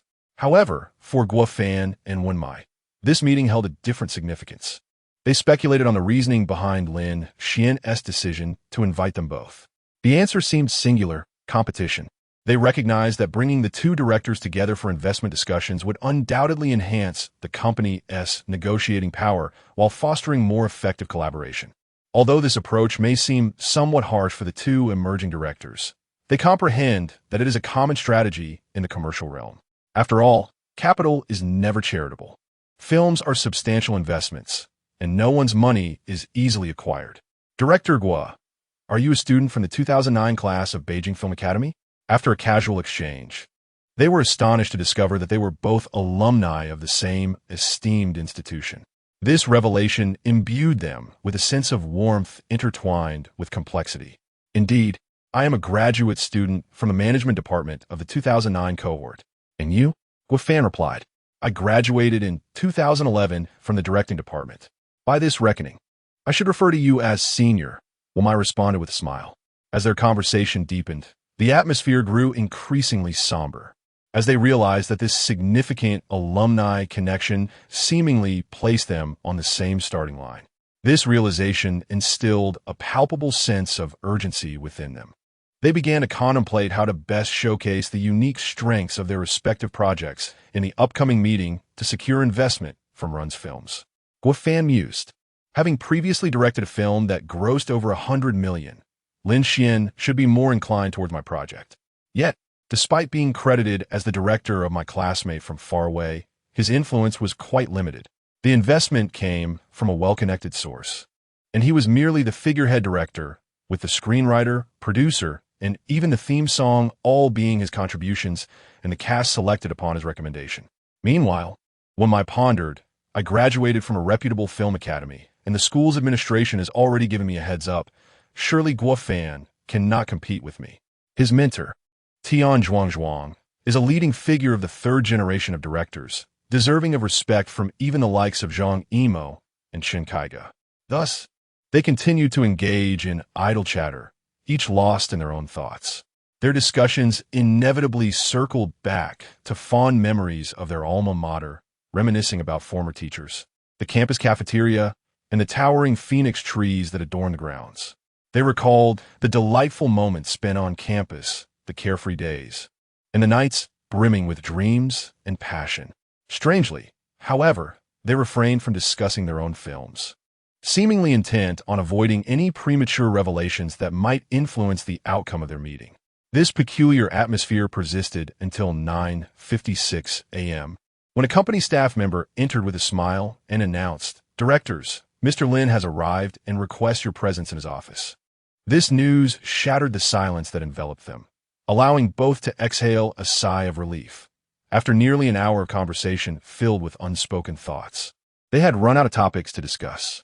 Chapter 088, Accomplishing the Wandering Earth. Knock, knock, knock. Please enter. As a rhythmic knocking sound resonated, the door to Lin Xuan's office slowly creaked open. A staff member stepped inside with utmost caution, moving delicately as if afraid to disrupt the tranquility within. Following closely were Guofan and Wenmai, their heartbeats seemingly quickening with each step, a mixture of trepidation and anticipation guiding their entrance into Lin Xuan's office. Director Lin, the two directors have arrived. Lin Xuan's office was meticulously organized, bookshelves brimming with various professional texts, and landscapes adorning the walls, exuding a professional yet warm ambience. Sunlight streamed through the Venetian blinds, casting a gentle hue across the room. Senior. Upon spotting them, Lin Xuan sprang to his feet, his face radiating an uncontainable excitement as he hurried towards them. Senior Guo, Senior Mai. Before either could fully comprehend the moment, Lin Xuan rushed forward, enveloping them both in warm embraces. You arrived so early, Lin Xuan exclaimed with enthusiasm. I asked my secretary to schedule it for 10? As he spoke, he gestured for them to sit in the sofa area of the office, his tone laced with a hint of apology, seemingly chiding himself for not being better prepared. Really, knowing that my seniors were here, why didn't anyone call to inform me?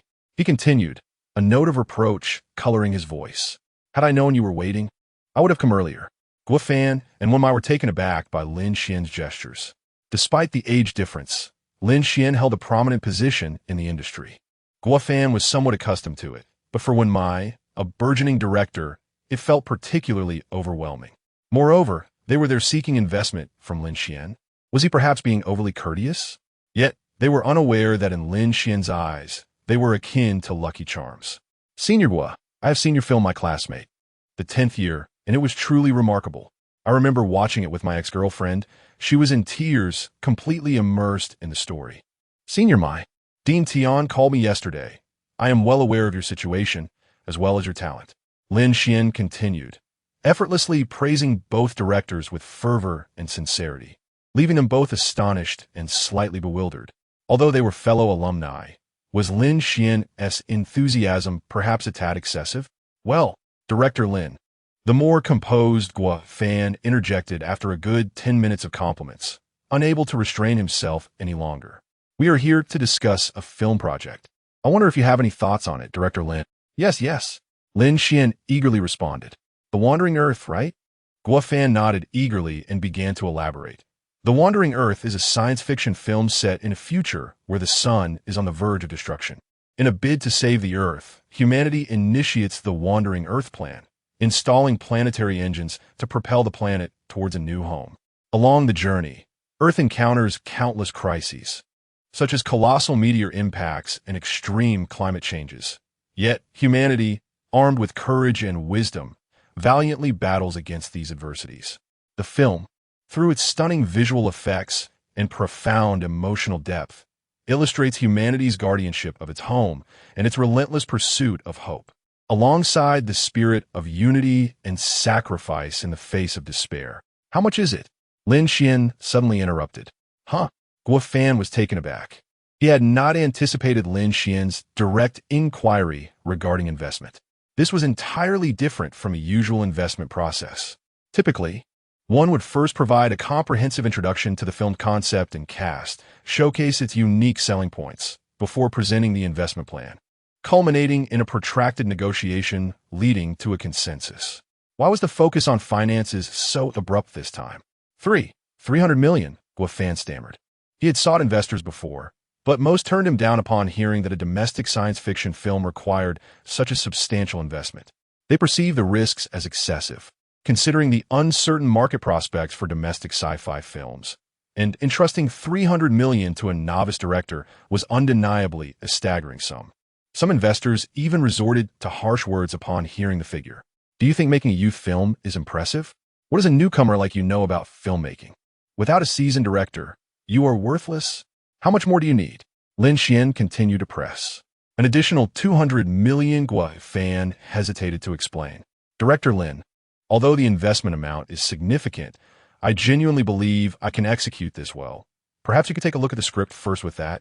He began rummaging through his backpack to retrieve the printed script and the storyboard sketches he had meticulously crafted.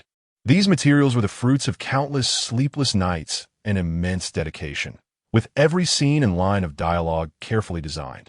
Lin Xian took the script and flipped through a few pages, his brow slightly furrowed as if contemplating something.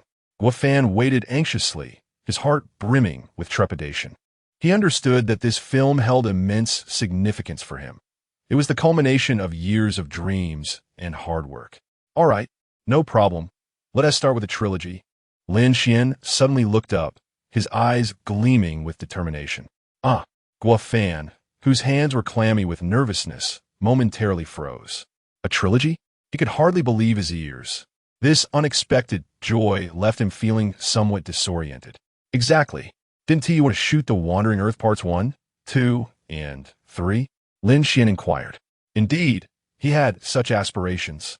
But they had yet to even commence the first installment. Guo Fan replied nervously. Senior Guo. Lin Xian grasped Guo Fan's hands with both of his, their warmth merging in an affirming gesture. He spoke with unwavering conviction and profound emotion. I believe in you. In that moment, Guo Fan was so overwhelmed with excitement that he could hardly articulate his thoughts. He clasped Lin Xian's hand tightly, reflecting on the mockery and neglect he had endured during this time, as well as his dreams and unwavering resolve. Tears nearly sparkled in his eyes. Is 3 feasible? Lin Xuan once again sought confirmation. Yes, it's settled. Lin Xian's heart soared with joy as he retrieved the investment contract for the Wandering Earth from an unknown place behind him. He then turned to the side where Wenmai sat. Senior one, Lin Xuan said with deep emotion. Wenmai gazed at the intensely passionate Lin Xuan and, for reasons unbeknownst to him, felt a flicker of fear. He sensed that behind Lin Xian's smile lay a pair of yearning hands eager to grasp him tightly, like a wolf that had spotted a lamb. Lin, Jr. He stammered, please don't do this. I'm frightened. Chapter 089. I want all. Additional update. Life is replete with surprises, often emerging in unexpected forms within our daily existence, bestowing upon us experiences that defy belief. Some surprises can be so grand that they evoke a sense of unreality, as if a dream has suddenly materialized in the realm of reality. At this moment, Guofan felt as if he were enveloped in a fantastical scene. The Wandering Earth has finally garnered recognition. I, Guofan, have also received affirmation. As a former student of the prestigious law school, he was so overwhelmed with excitement that he hastily signed the film contract without meticulously scrutinizing its contents. A scholar is willing to die for a true friend. He had not comprehended this before, but now he finally understood. Conversely, Wenmai found himself in a different emotional state. Prior to arriving at Run's film investment company, he brimmed with confidence. After all, he held considerable faith in the film set to commence production. Firstly, the screenplay itself was exceptionally robust. Secondly, as a graduate of the directing department, he believed in his own talent and diligence. Moreover, before his arrival, his mentor had already made a phone call to Lin Xuan, paving the way for him. Given his esteemed background from Beijing, securing investment should have been a near certainty. However, upon his arrival, he discovered he was not only competing against juniors, but also facing off against seniors from the Film Academy. This revelation instilled doubt in his mind regarding whether his work would secure the necessary funding. He began to contemplate whether his preparations were sufficient and which aspects could be improved. An unprecedented pressure enveloped him. Having just witnessed Lin Xuan engaged in fervent conversation with Guofan, he was even struck by a fleeting impulse to retreat. He felt as though he were being overlooked, as if his efforts and talent had, at that moment, become insignificant. After all, when faced with a choice between 2 films, the decision was glaringly evident. Lin Xuan had chosen Guofan, had chosen The Wandering Earth. The very title, The Wandering Earth 123, seemed to mock his failure. Yet, just as he felt himself plummeting into despair, Lin Xuan suddenly gazed at him with fiery red eyes. What about your dying to survive? Huh? Wenmai was equally taken aback. What does this mean? Is there still hope? Those words pierced through the darkness in Wenmai's heart like a ray of light, allowing him to glimpse a renewed sense of hope. He hurriedly explained, Dying to Survive is a film based on true events. It tells the story of Cheng Yong, a small vendor who sells oil, who, in an effort to assist patients with chronic myeloid leukemia, smuggles low-cost cancer medications from India, ultimately becoming a god of medicine in the eyes of the patients. Throughout this journey, Cheng Yong grapples with inner turmoil and personal growth, and the film profoundly reflects the survival dilemmas faced by patients, the contradictions within the medical system, and the complexities of human nature, sparking widespread societal attention and deep contemplation regarding medical issues. How much do you need? Just name your price, interrupted Lin Xuan with a generous wave of his hand, as if to convey that money was not a concern. Huh? Wenmai was momentarily taken aback, clearly unprepared for such directness and generosity. Could this be the demeanor of a distinguished director? He pondered to himself. Why did it feel reminiscent of a wealthy nouveau riche? Yet there was a certain charm in that wave of the hand. What was that about? How much investment is required for dying to survive? Lin Xuan inquired, observing Wenmai's daze. My film doesn't require a substantial investment. Wenmai adjusted his glasses, appearing somewhat uneasy, yet he mustered the courage to say, approximately 60 million yuan. He added, as if fearing Lin Xuan might misunderstand. Excellent. Lin Xuan replied without hesitation, as though it were but a trifling sum. He then produced a contract from an unknown location behind him and presented it to Wenmai, stating, I'm also investing in dying to survive. Really? Wen Mai asked in astonishment, his voice laced with disbelief. Indeed, I have great faith in you, Wen Mai, Lin Xuan expressed eagerly, just as I do with Guxiuchang. I am filled with confidence in both of you. A twist of fate, a glimmer of hope, a whirlwind of emotions. Wen Mai felt a complex surge of feelings. The sudden joy rendered his typically gentle demeanor a bit flustered. Lin Xuan continued, moreover, I have signed on for your next 5 films. What? Wen Mai's eyes widened in surprise, hardly able to believe his ears. Is there more good news? This means I am signing contracts for 5 films with you. Regardless of the genre you choose, I will wholeheartedly support you, Lin Xuan generously replied. A sense of kinship enveloped Wen Mai, as warmth flooded his heart. He finally comprehended Gua fans' earlier sentiments. The feeling of being understood and supported was indeed precious and rare. Without a moment's hesitation, he inscribed his name upon the contract.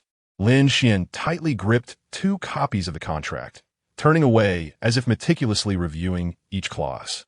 Yet, the smile on his face was nearly impossible to conceal, the corners of his lips stretching towards his eyes, revealing the excitement and satisfaction within.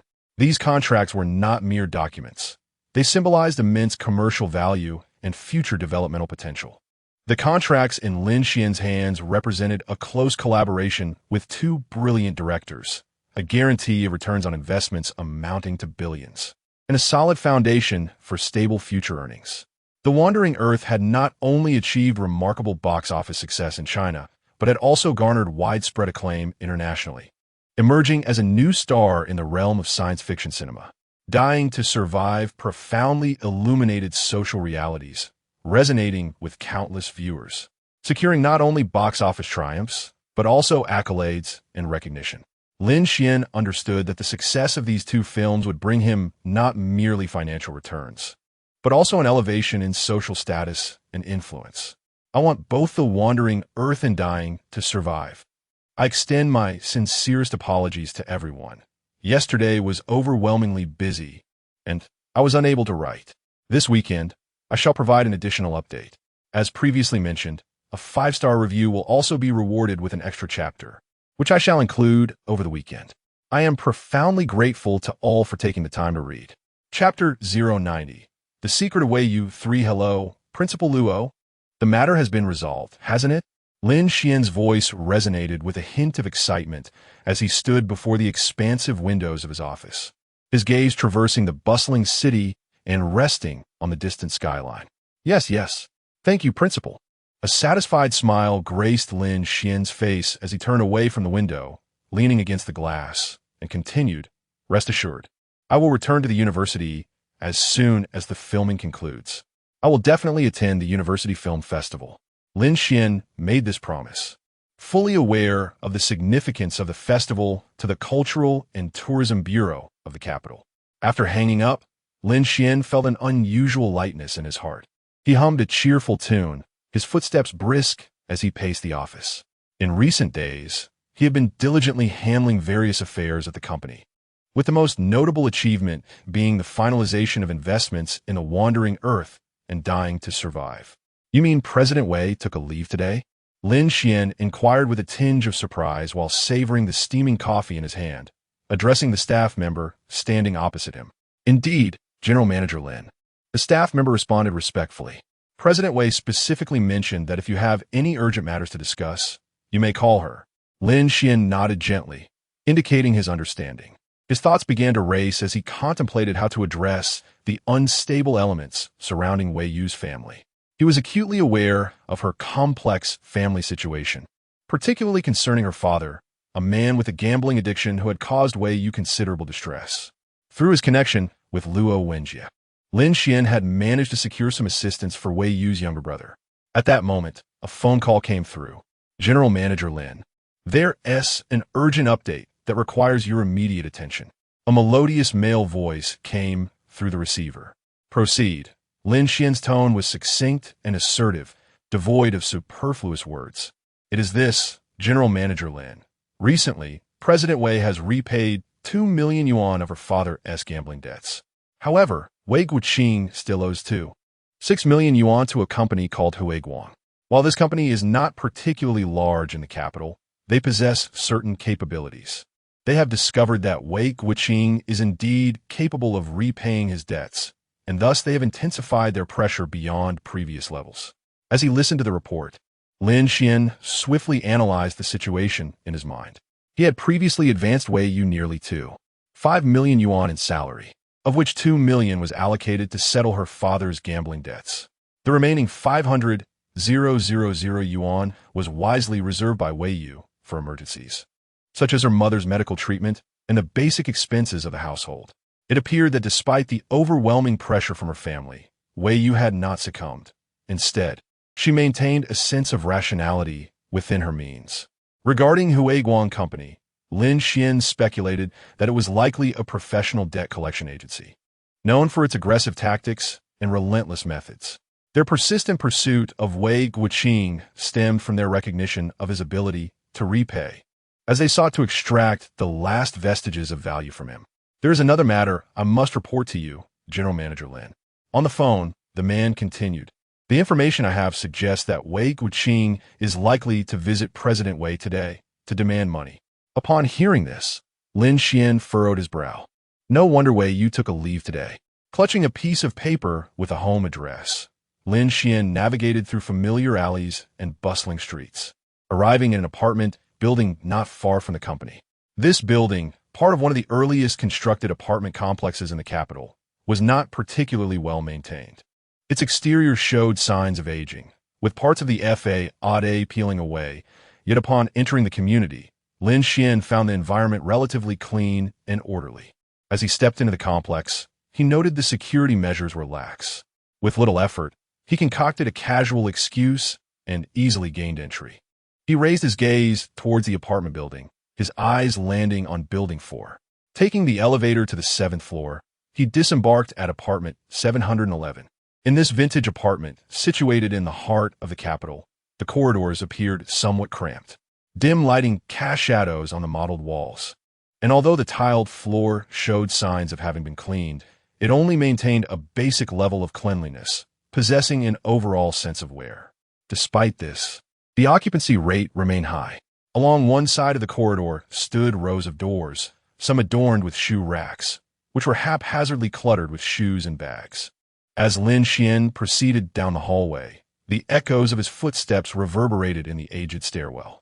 Counting the door numbers on the wall, he was taken aback to find the door to 711 ajar. Suddenly, a sharp sound of shattering ceramic reached his ears, followed by the faint clinking of glassware colliding. The unexpected noise startled Lin Xuan, prompting him to halt at the threshold and listen intently. "Shall you? Just give your father a little more money. You have no idea how ruthless those people are. They plan to cut off your father's hands." A voice, as if rasped by sandpaper, emerged from within the room, each word laden with heavy breath. "I have no money left. I will not give you any more. Well, I gave you 2 million last time. We agreed that once you took that money, our relationship would end," Wei Yu replied, her tone as cold and restrained as ever, yet tinged with noticeable fatigue. Lin Xuan surmised that the raspy male voice belonged to Wei Guiqing. "You, didn't you secure a good job in the country? I heard your boss is a renowned director, quite wealthy. Why not borrow some from him?" Wei Guiqing beseeched desperately. "Have you been investigating me?" Wei Yu raised her voice, filled with indignation. "It wasn't me. It was that debt collection agency that informed me. They said your boss is young, affluent, handsome, and quite talented. You are the vice president of his company. As soon as you speak, he will undoubtedly lend you money," Wei Guiqing hastily explained. Outside the door, Lin Xuan awkwardly touched his nose. Although Wei Yu's father is a scoundrel, his words were sincere and largely reflected the truth. "That 200,000 has already been borrowed from my boss," Wei Yu replied candidly, her voice tinged with resignation. "My boss, though young, is remarkably shrewd. Thanks to you, I have effectively sold myself to him. He is so wealthy, and you are young, attractive, well-educated, and highly capable. Marrying him is not out of the question." To Wei Guiqing's surprise, his tone hinted at delight, as if he were orchestrating a transaction for his daughter. You are so exceptional. If you could just temper your temperament and dress more elegantly, what man wouldn't be enamored?" Just think, if you marry him, our family would rise in stature. Wei Guoqing's voice rang out again, laced with a repugnant greed. Huh? Lin Xuan, eavesdropping outside the door, froze in place. Could it be that this gossip has come back to haunt him? What does this mean? This old man. Are you not satisfied with draining your daughter's resources? Do you now wish to drain mine as well? Chapter 091. Wei Yu secrets. For what nonsense are you spouting? Wei Guoqing? Wei Yu exclaimed with evident anger. Wei Guoqing intended to persuade her further, but Wei Yu's voice sliced through the air with an undeniable resolve. If your purpose for coming here today is merely this, then please leave my home. Wei Guoqing was momentarily at a loss for words. He had expected this request to elicit the usual support from his daughter. Yet he was taken aback by Wei Yu's steadfastness. After a brief hesitation, he attempted to change the subject. Yeah, please help your father just this once. Yes, you. It will be the last time. If you lend me money this time, I promise I will never trouble you again. The last time. Came a faint sound from within, the delicate clinking of glassware colliding, mingled with the harsh crunch of shoes on shards, creating an especially jarring noise in the stillness. Following this, another voice emerged. It was Wei Yu's mother, Zhang Jinghua. Wei Guoqing, how many times have you uttered that line? We shall no longer believe you. Her voice, though frail, resonated with anger and disappointment. Mom, how did you come out? Wei Yu immediately responded with concern, hastening towards her mother in an attempt to assist her back to the room.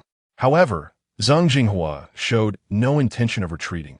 She faced Wei Guoqing, her eyes filled with reproach. What kind of family are we? When you called the police and had Guangguang arrested, did you think of familial bonds then? Her words were punctuated by violent coughing.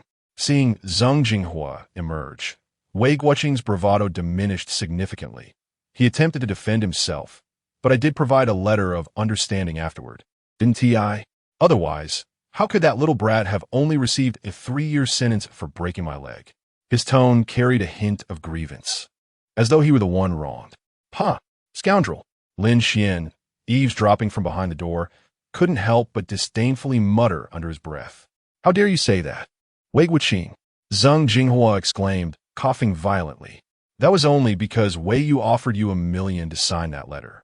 Her voice brimmed with contempt and fury toward Wei Guoqing. You have squandered all the family's money, lost the house, sent your son to prison, and forced your daughter to return home. Do you still consider yourself human? You are a beast.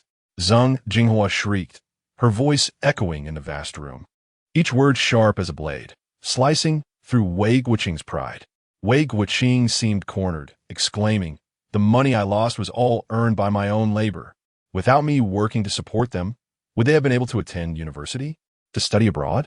It's merely a few million. Don't make it sound as if I have committed some heinous crime. Wei Guoqing, you should leave. I have already given you nearly 7 million altogether. If you feel any gratitude towards me, that amount should suffice to repay your debt. Moreover, with Wei Guang now in prison, consider it settled.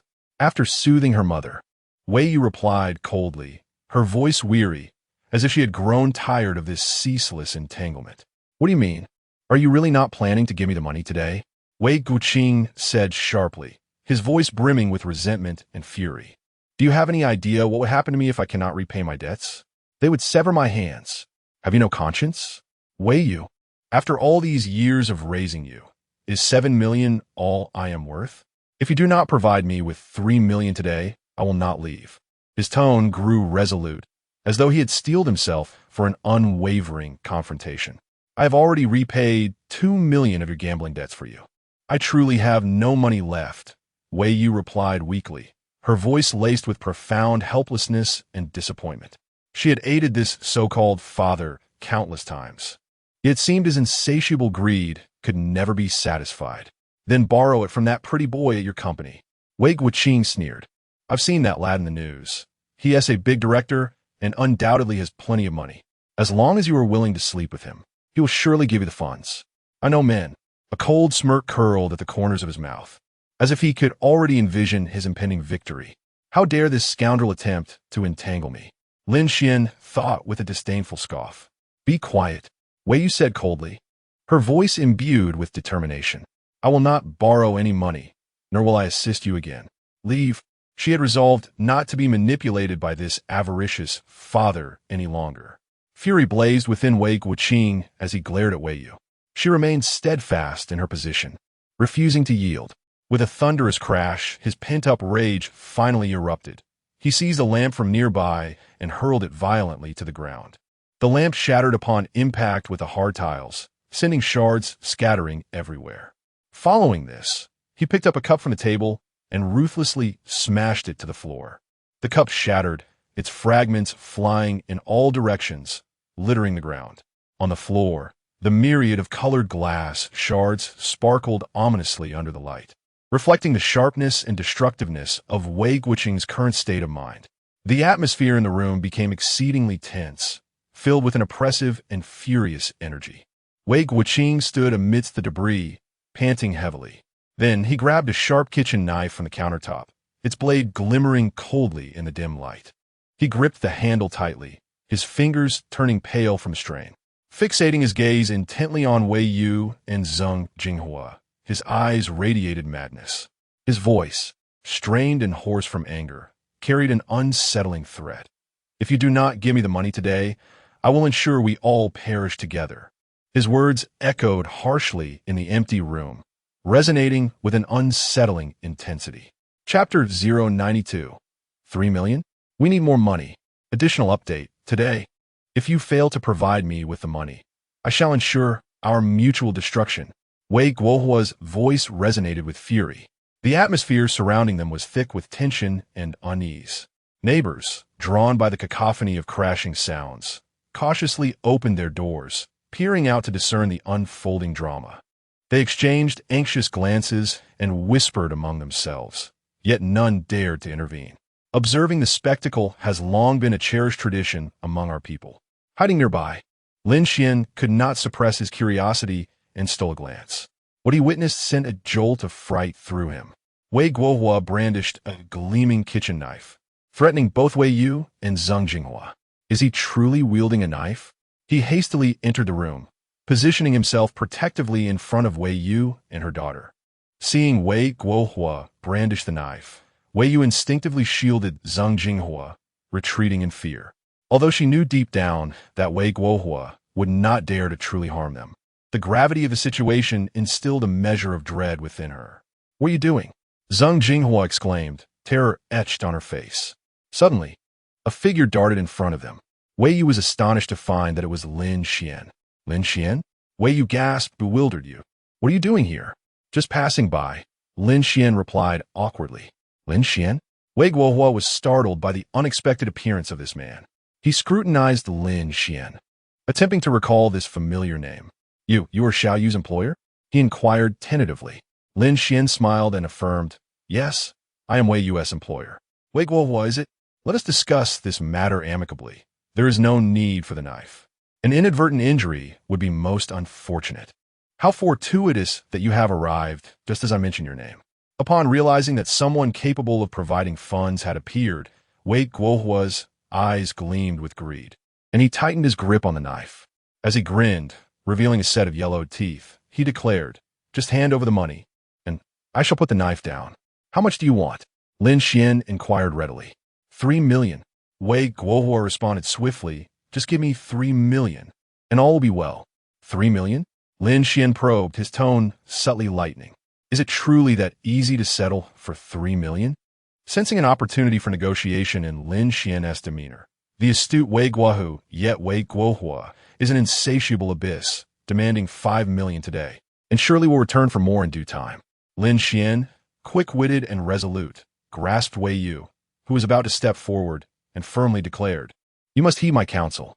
If Wei Yu is not promptly restrained, she might act impulsively." He then turned to Wei Guoqing and said, "I can provide you with the funds, but I cannot transfer such a substantial amount immediately. Please grant me 3 days, and I shall deposit the money into your account." "What?" Wei Guoqing was taken aback by such unexpected fortune. 5 million. This sum was undoubtedly a windfall for him. He could settle all his gambling debts, and even have 2 million left over. With this money, he could venture to Macau once more, perhaps even winning back even more.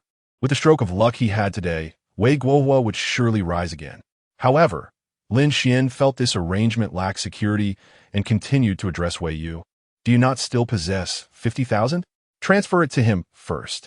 What? Wei Yu exclaimed, astonished. Have you been bewitched by him? He wouldn't dare to move. She was perplexed by Lin Xuan's decision, fully aware of Wei Guoqing's character and fearing that this money would merely fuel his gambling addiction. She believed Lin Xuan should not so readily assist Wei Guoqing. Listen to me, Lin Xuan shouted, his voice startling everyone present. Wei Guoqing, witnessing the scene, found himself struggling to comprehend. He could not fathom why Lin Xuan was so eager to bestow money upon him. Yet, confronted with such unexpected generosity, he knew he must not let Lin Xuan and Wei Yu's rapport falter. Mr. Lin, there is no need for such haste. Wei Guoqing attempted to ease the tension, but Lin Xuan was unyielding. Silence. He retorted sharply at Wei Guoqing. Wei Guoqing was genuinely bewildered. How could there be someone so eager to deliver money? For our safety, you must first transfer the 50,000 to him. Lin Xuan insisted resolutely to Wei Yu. Lin Xuan, I appreciate your good intentions, but you are unaware of the circumstances at hand. Wei Yu sought to elucidate, but Lin Xuan promptly interrupted her. Transfer, he reiterated firmly. Seeing Lin Xuan's unwavering determination, Wei Yu was filled with considerable doubt. Although Lin Xuan appeared somewhat naive, he could not be foolish enough to think that money alone could resolve their predicament. Had he been rendered senseless by fear? Reluctantly acquiescing to Lin Xuan's demand, she thought to herself, it is not my money. If you wish to transfer it, then do so. You shall regret this later. Under Lin Xuan's witness, Wei Yu completed the transfer of the last 50,000 to Wei Guoqing's account via her mobile phone. See, Wei Guoqing, I did not deceive you. Lin Xuan remarked with a smile. The funds have been deposited. You may verify it. I shall provide you with 50,000 today, and the remaining 450,000 later. Is that acceptable? Wei Guoqing hastily set down his knife and checked his banking app, discovering that indeed, 50,000 had arrived. His heart soared with joy, and he found Lin Xuan increasingly agreeable. Yes, of course, that is acceptable. Ha ha ha. With a hearty laugh, Wei Guohua remarked, General Lin, you truly possess a magnanimous spirit. I can rest easy knowing you will look after my daughter. Lin Xuan, suppressing the last vestiges of his good humor, replied, Can you leave now? Indeed, indeed, Wei Guoqing exclaimed with mirth. Having received the payment, he even felt inclined to inquire about Wei Yu and her mother. Yeah, be sure to take good care of your mother. Her health is fragile, and she must rest well. Leave me alone, Wei Yu retorted vehemently. All right, Wei Guoqing said, hobbling away, still chuckling as he exited the apartment. A crowd of onlookers had already gathered at the entrance. Lin Xuan stepped forward to close the door. With a deep sigh of relief, he mused that this matter had finally reached a resolution. Chapter 093. With vulnerabilities comes armor as the door closed. Lin Xuan genuinely sighed in relief. This sigh was one of exasperation. Had it not been for the concern of disrupting his inner plans, he would have relished the opportunity to break the other leg of that scoundrel, Wei Guoqing. Turning back, Lin Xuan anticipated meeting Wei Yu's grateful gaze, only to be met with her continued indifference, as if to say, this is none of your business. At that moment, a weak and hoarse voice shattered the silence. Are you Lin Xuan? Following the voice, Lin Xuan saw a weary middle-aged woman half reclining in a chair. Her complexion was strikingly pale, as if all color had been drained from her face, rendering it nearly translucent, with a faint hue of ashen gray, shrouded in an unshakable gloom. Yes, Auntie, I am Lin Xuan, he replied courteously, not daring to delay. Thank you. Zhang Jinghua's voice, though faint, was filled with gratitude. You're welcome, Auntie, Lin Xuan responded awkwardly, rubbing his nose. Mom, let me help you inside. Wei Yu finally spoke, breaking the brief silence. She approached her mother and carefully assisted her into the inner room. With a moment to himself, Lin Xuan began to scrutinize the layout of the apartment. The area was approximately 40 square meters. Though not spacious, it had been ingeniously divided into 3 sections. The outer public area felt somewhat cramped, yet was neatly arranged, brimming with the essence of life. The inner space had been transformed into a cozy bedroom, which belonged to Zhang Jinghua.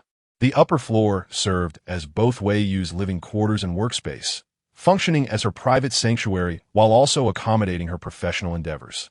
Though slightly congested, it was still sufficient for 2 occupants. Lin Xuan, what brings you to my home? Wei Yu emerged from the inner room, holding a broom and meticulously sweeping up shards of glass scattered across the floor. Lin Xuan's gaze followed her movements closely.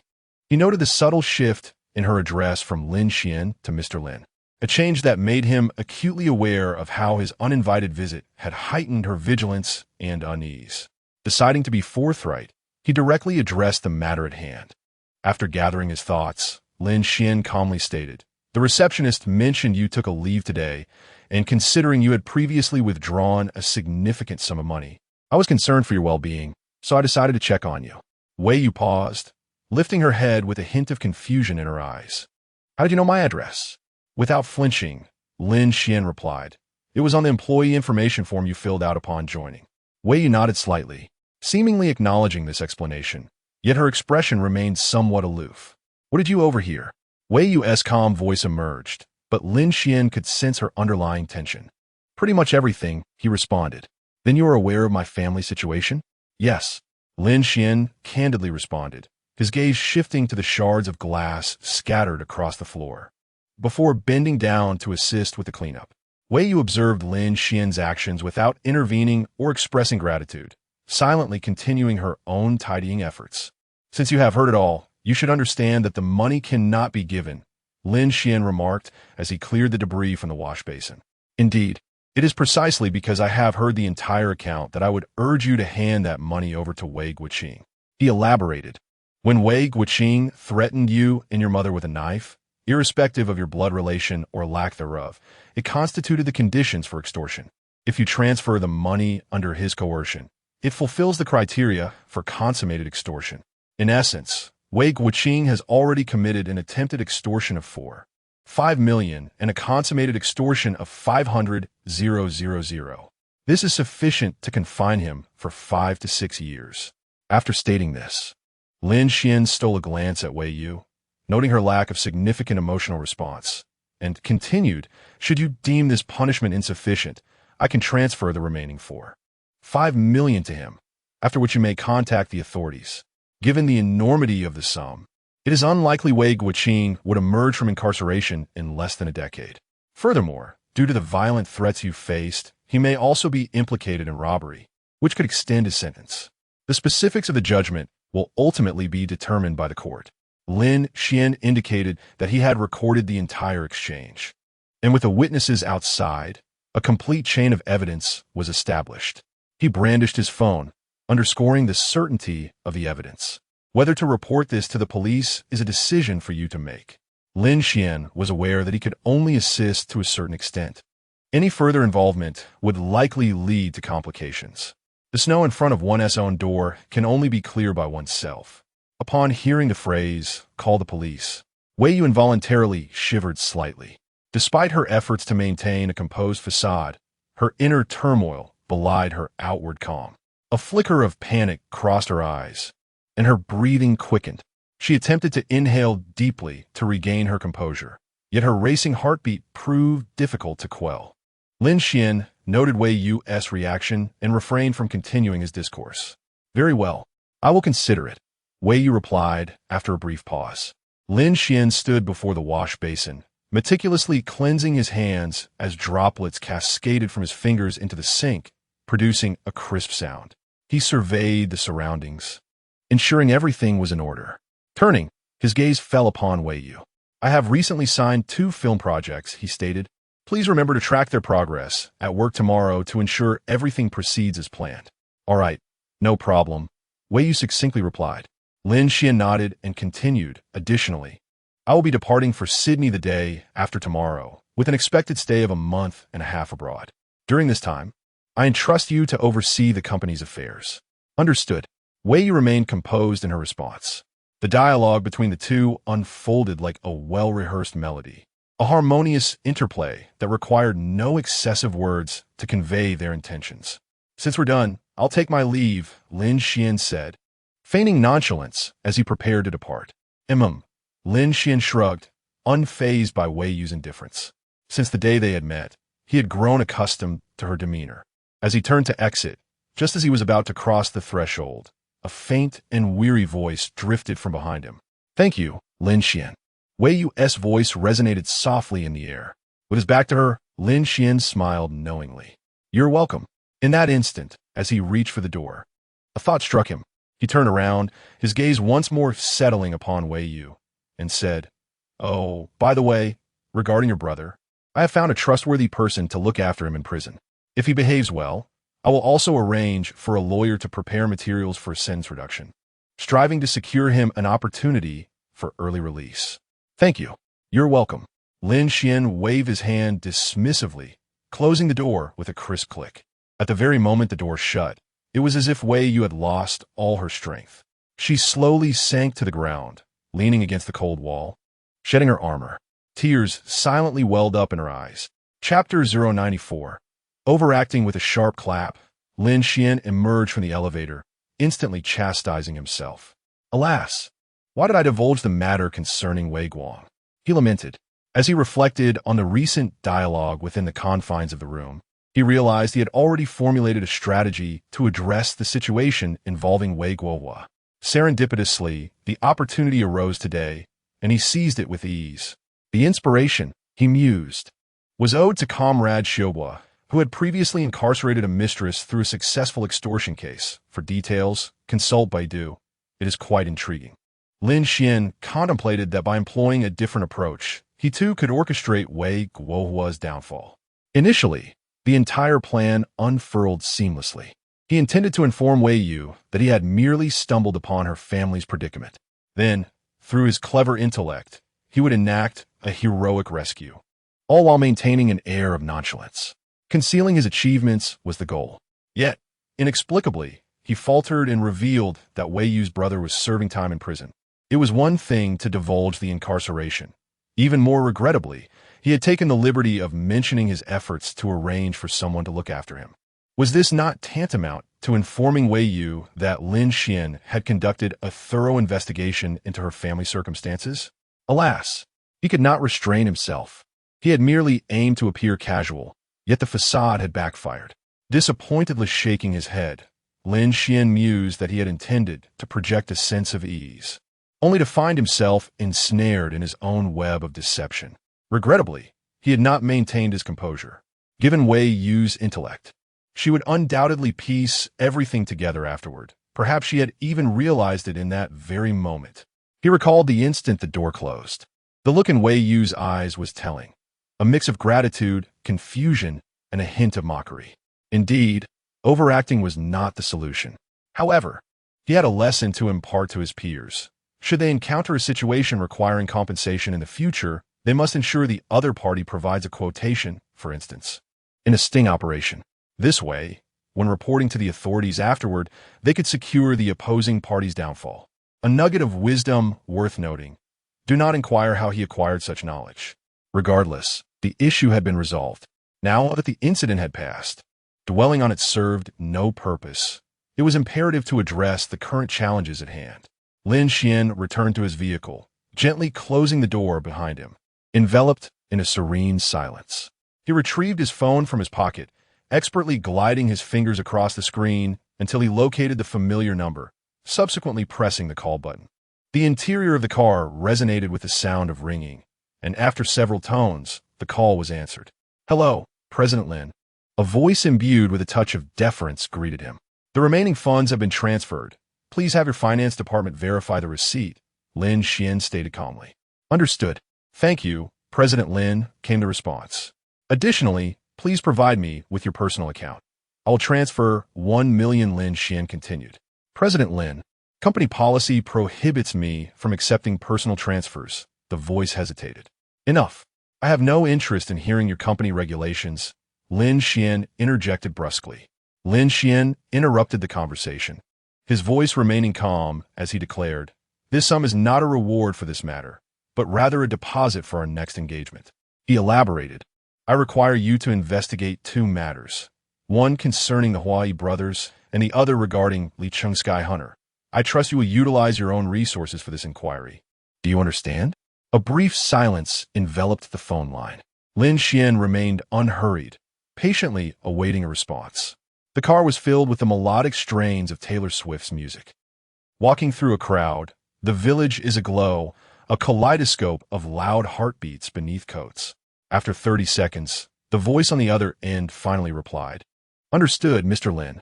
Lin Xuan nodded in satisfaction, a subtle smile gracing his lips. Pleasant collaboration, Guochuan. Thank you for your trust in me.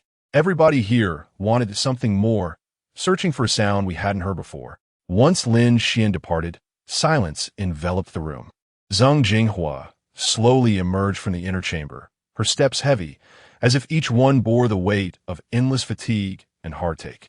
Her gaze expressed profound helplessness and disappointment. This was not the first time she faced such a situation. Mom, Wei Yu's voice trembled, hastily wiping away tears from her eyes as she rose from the sofa and hurried to support her. Yeah, call the police. Zhang Jinghua's voice, though weary, conveyed a resolute determination. If you cannot bear to do it, I shall make the call.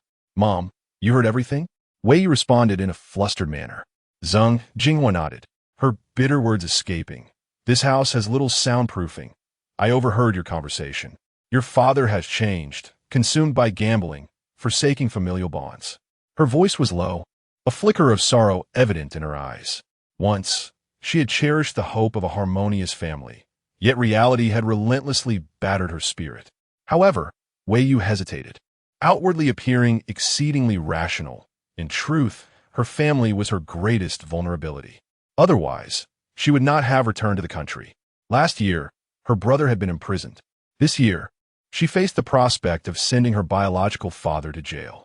The thought weighed heavily on her, leaving her reluctant and fearful of taking action. A fit of coughing abruptly interrupted Wei Yu's contemplation. Zhang Jinghua, having just undergone dialysis, felt particularly frail, and the troubling events of the day rendered her complexion even paler. Mom, Wei Yu felt a surge of anxiety, her heart brimming with concern. Zhang Jinghua gently patted Wei Yu's hand, signaling her to remain calm, and continued. For your own sake, for your brother, and for this family, a resolution must be reached. Otherwise, while we assist him in repaying his gambling debts, he may succumb to the temptation of gambling again. It is akin to a bottomless pit, endlessly insatiable. Wei Yu did not respond immediately. Her eyes were filled with turmoil and anguish. She cast a glance at the camera mounted in the corner, then at the meticulously organized desk that Lin Xuan had just tidied. Tears began to flow uncontrollably down her cheeks. Very well, I shall report it to the authorities. Chapter 095. The dispute between Taylor and Jenna resurfaces. Additional update. Upon disembarking from the plane, Lin Xuan removed his eye mask and stretched, feeling the protest of his muscles after the prolonged flight. The stiffness in his body was palpable, yet as he gazed out the window at the vast expanse of azure sky and drifting white clouds, his spirits lifted remarkably. After a grueling 13-hour journey, he had finally set foot on this long-anticipated land. Lin Xuan's visit to Sydney was driven by several objectives. Primarily, he had accepted Taylor's invitation to attend her concert. Additionally, with the global release of Megan coinciding with his arrival, he seized the opportunity to attend its premiere in Sydney. Lastly, as a film director, he intended to scout locations for his upcoming film Meg, set to begin shooting next year. Although the tasks seemed substantial, Lin Xuan regarded the trip as a leisurely vacation. Upon exiting the VIP terminal, he spotted a Western woman holding a sign with his name, Lin Xuan, waving at him. He recognized her immediately. She had made quite an impression on him during their brief encounter at Taylor's gathering. The 2 light bulbs she wore around her neck were simply dazzling. As he entered the car, the voluptuous woman promptly explained, Director Lin, Taylor had intended to pick you up herself. But with the concert imminent and her schedule packed with rehearsals, she arranged for me to greet you. How considerate, Lin Xuan replied, surprised by Taylor's earnestness regarding his presence. It seemed the rumors of Taylor's exceptional kindness towards her friends, often surpassing that towards her romantic interests, were indeed true. Apologies for the trouble, he added politely. Not all, she smiled warmly. Director Lin, you remain the most gentlemanly Asian I have ever encountered. Thank you, Lin Xuan responded courteously, aware that North Americans often employed hyperbole in their compliments. The sincerity behind them was subjective. Noticing Lin Xuan's understated reaction, the woman assumed he was skeptical and elaborated, "Truly, you are among the few men who seem to avert their gaze from my chest." Lin Xuan, having just taken a sip of water, sputtered in surprise. "Cough, cough. Is that what makes one a gentleman?" he thought, bemused by her reasoning. "Fortunately, you are here for Taylor's concert. Otherwise, she would be even more distressed. The pressure she has been under recently worries me greatly. I fear for her mental health," she continued, a note of concern lacing her voice. "Is something wrong?" Lin Xuan inquired. Wiping the water from his lips, curiosity piqued. "Director Lin, you truly are unaware?" She responded incredulously, her hands clutching her hair dramatically. The lights swayed with her movements, drawing attention effortlessly. "Because Lin Xuan averted his gaze, adopting a serious demeanor. "Indeed, are you truly unaware of what transpired?" Lin Xuan found himself increasingly perplexed. Should I know?" he replied, somewhat confused. "I've been in Huagua lately and haven't paid much attention to recent events in my Legion. OMG, the origin of this matter lies with you, and you remain oblivious," exclaimed the voluptuous beauty, shaking her ample assets, her expression one of incredulity. "Stop, stop," Lin Xuan interjected, raising a hand to halt her. "Let us communicate properly. Please refrain from swaying about. I suffer from motion sickness." Subsequently, the voluptuous beauty elaborated on the entire series of events within the confines of the vehicle. The genesis of the situation indeed traced back to Lin Xuan himself. In North America, the film Megan premiered a week earlier than in Sydney. Lin Xuan, preoccupied with the aforementioned matters, did not attend the premiere. Thanks to Lin Xuan's involvement and influence, Megan achieved an opening box office performance that surpassed expectations, exhibiting remarkable strength. However, the film's reception was notably polarized. Some viewers and critics lauded Megan for its ingenious amalgamation of artificial intelligence and horror elements, creating the unprecedented persona of a murderous AI doll, which not only provided a thrilling experience, but also provoked profound reflections on the future of artificial intelligence. This theme is relatively rare within the horror genre, thus possessing a certain level of innovation. Conversely, numerous viewers and critics criticized the film for its mundane and cliché storyline, lacking sufficient dramatic tension and surprise elements. The narrative adhered closely to the traditional arc of a robot being invented, gaining self-awareness, ultimately betraying humanity, which retaliates and annihilates the machine. Due to the overly predictable plot, audiences could easily anticipate subsequent developments, thereby diminishing the film's allure. Overall, this was the most contentious work among Lin Xuan's directorial ventures. Particularly, the decision to cast Huagua actors in leading roles sparked considerable controversy in Hollywood. Despite Reddy's appearance leaning toward a Western aesthetic, many viewers seemed unconvinced, questioning her performance and the character's portrayal. In no time, the internet was flooded with a plethora of negative reviews aimed at the film. Although the film faced relentless criticism, as long as its box office performance remained robust, it seemed inconsequential. However, Jenna, whom Lin Xuan had previously chosen to overlook, began to stir trouble once more. She audaciously declared on social media that Megan was the worst suspense horror film ever. As Lin Xuan's close friend, Taylor Swift could not remain passive. She promptly shared the ticket stub from Megan on Twitter, dramatically proclaiming it as one of her favorite thrillers. The two globally influential starlets, due to Lin Xuan, once again engaged in a heated debate online. Other entertainment media, upon witnessing this delightful spectacle, were eager to capitalize on the unfolding drama. Nature will undoubtedly seize this captivating opportunity. Whether it be Taylor Swift or the Kardashians, both are exceptional sources of traffic. Consequently, major media outlets are vying to cover the story, causing the debate to escalate rapidly. Within mere days, news regarding the dispute between Jenner and Swift over Megan has repeatedly graced the front pages of international publications. Just yesterday, Jenner seemingly chose to abandon all restraint, unleashing a powerful counterattack. She resurrected the previous PhoneGate incident involving Swift and accompanied it with 3 green snake emojis on social media, insinuating that she is a deceiver. This action immediately triggered a chain reaction, inundating Taylor's social media comment section with a flood of green snake emojis. Faced with such a situation, Taylor had no choice but to temporarily disable comments. Upon hearing this, Lin Xuan bore an expression reminiscent of an elderly person struggling to navigate a smartphone.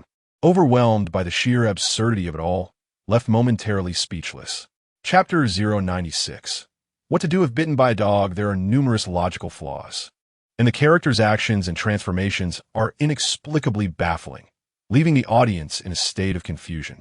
Under the guise of science fiction horror, the film fails to deliver on both fronts. Its scientific premise is lackluster, and the horror element lacks atmosphere, rendering the thematic potential futile. As a thriller, it is utterly devoid of suspense. Is this truly the caliber of an Oscar-winning screenwriter? It is no wonder that an Asian director would inject personal agendas into the narrative. Lin Xuan sat in his car, phone in hand, the screen displaying scathing reviews of his new film, Megan. As he perused these comments, a surprising calmness enveloped him. Indeed, some criticisms from netizens were not entirely baseless. Megan, a low-budget film, was never intended to be an art piece. It was crafted as a commercial thriller. And while the premise was innovative, the film's core allure lay in its ability to evoke tension and excitement. However, it was evident that the film fell short in its thriller design. Had another director helmed this project, audiences and critics might not have harbored such lofty expectations. After all, with an investment of merely $12 million, what more could be anticipated? Yet, for Lin Xuan, who had recently won an Oscar, the stakes were different. Audiences naturally held him to a higher standard. He then clicked on the box office statistics page and discovered that Megan had garnered $80 million in its opening week, a figure far exceeding the projected $30 million. This indicated that the film had recouped its costs and began turning a profit within just a week. Despite the relentless criticisms online, it was evident that these remarks had not deterred audiences from flocking to theaters. Lin Xuan shrugged, self-deprecatingly mused. Perhaps being criticized is simply another avenue for profit. Next, he opened Jenna's social media account, where the recent posts, aside from a few soft advertisements, were predominantly about Taylor Swift and Megan. Lin Xuan had to concede that the Kardashian family's promotional prowess was indeed exceptional. Not only did he carry the label of being Asian, but he had also recently secured an Oscar, and with Megan freshly released, coupled with his enigmatic relationship with Swift, these elements rendered him a focal point of media attention. Jenna's tweets, though simple, were rife with topical relevance, swiftly capturing the gaze of global media and millions of online users. The Kardashian family seemed adept at seizing public interest, transforming each update into considerable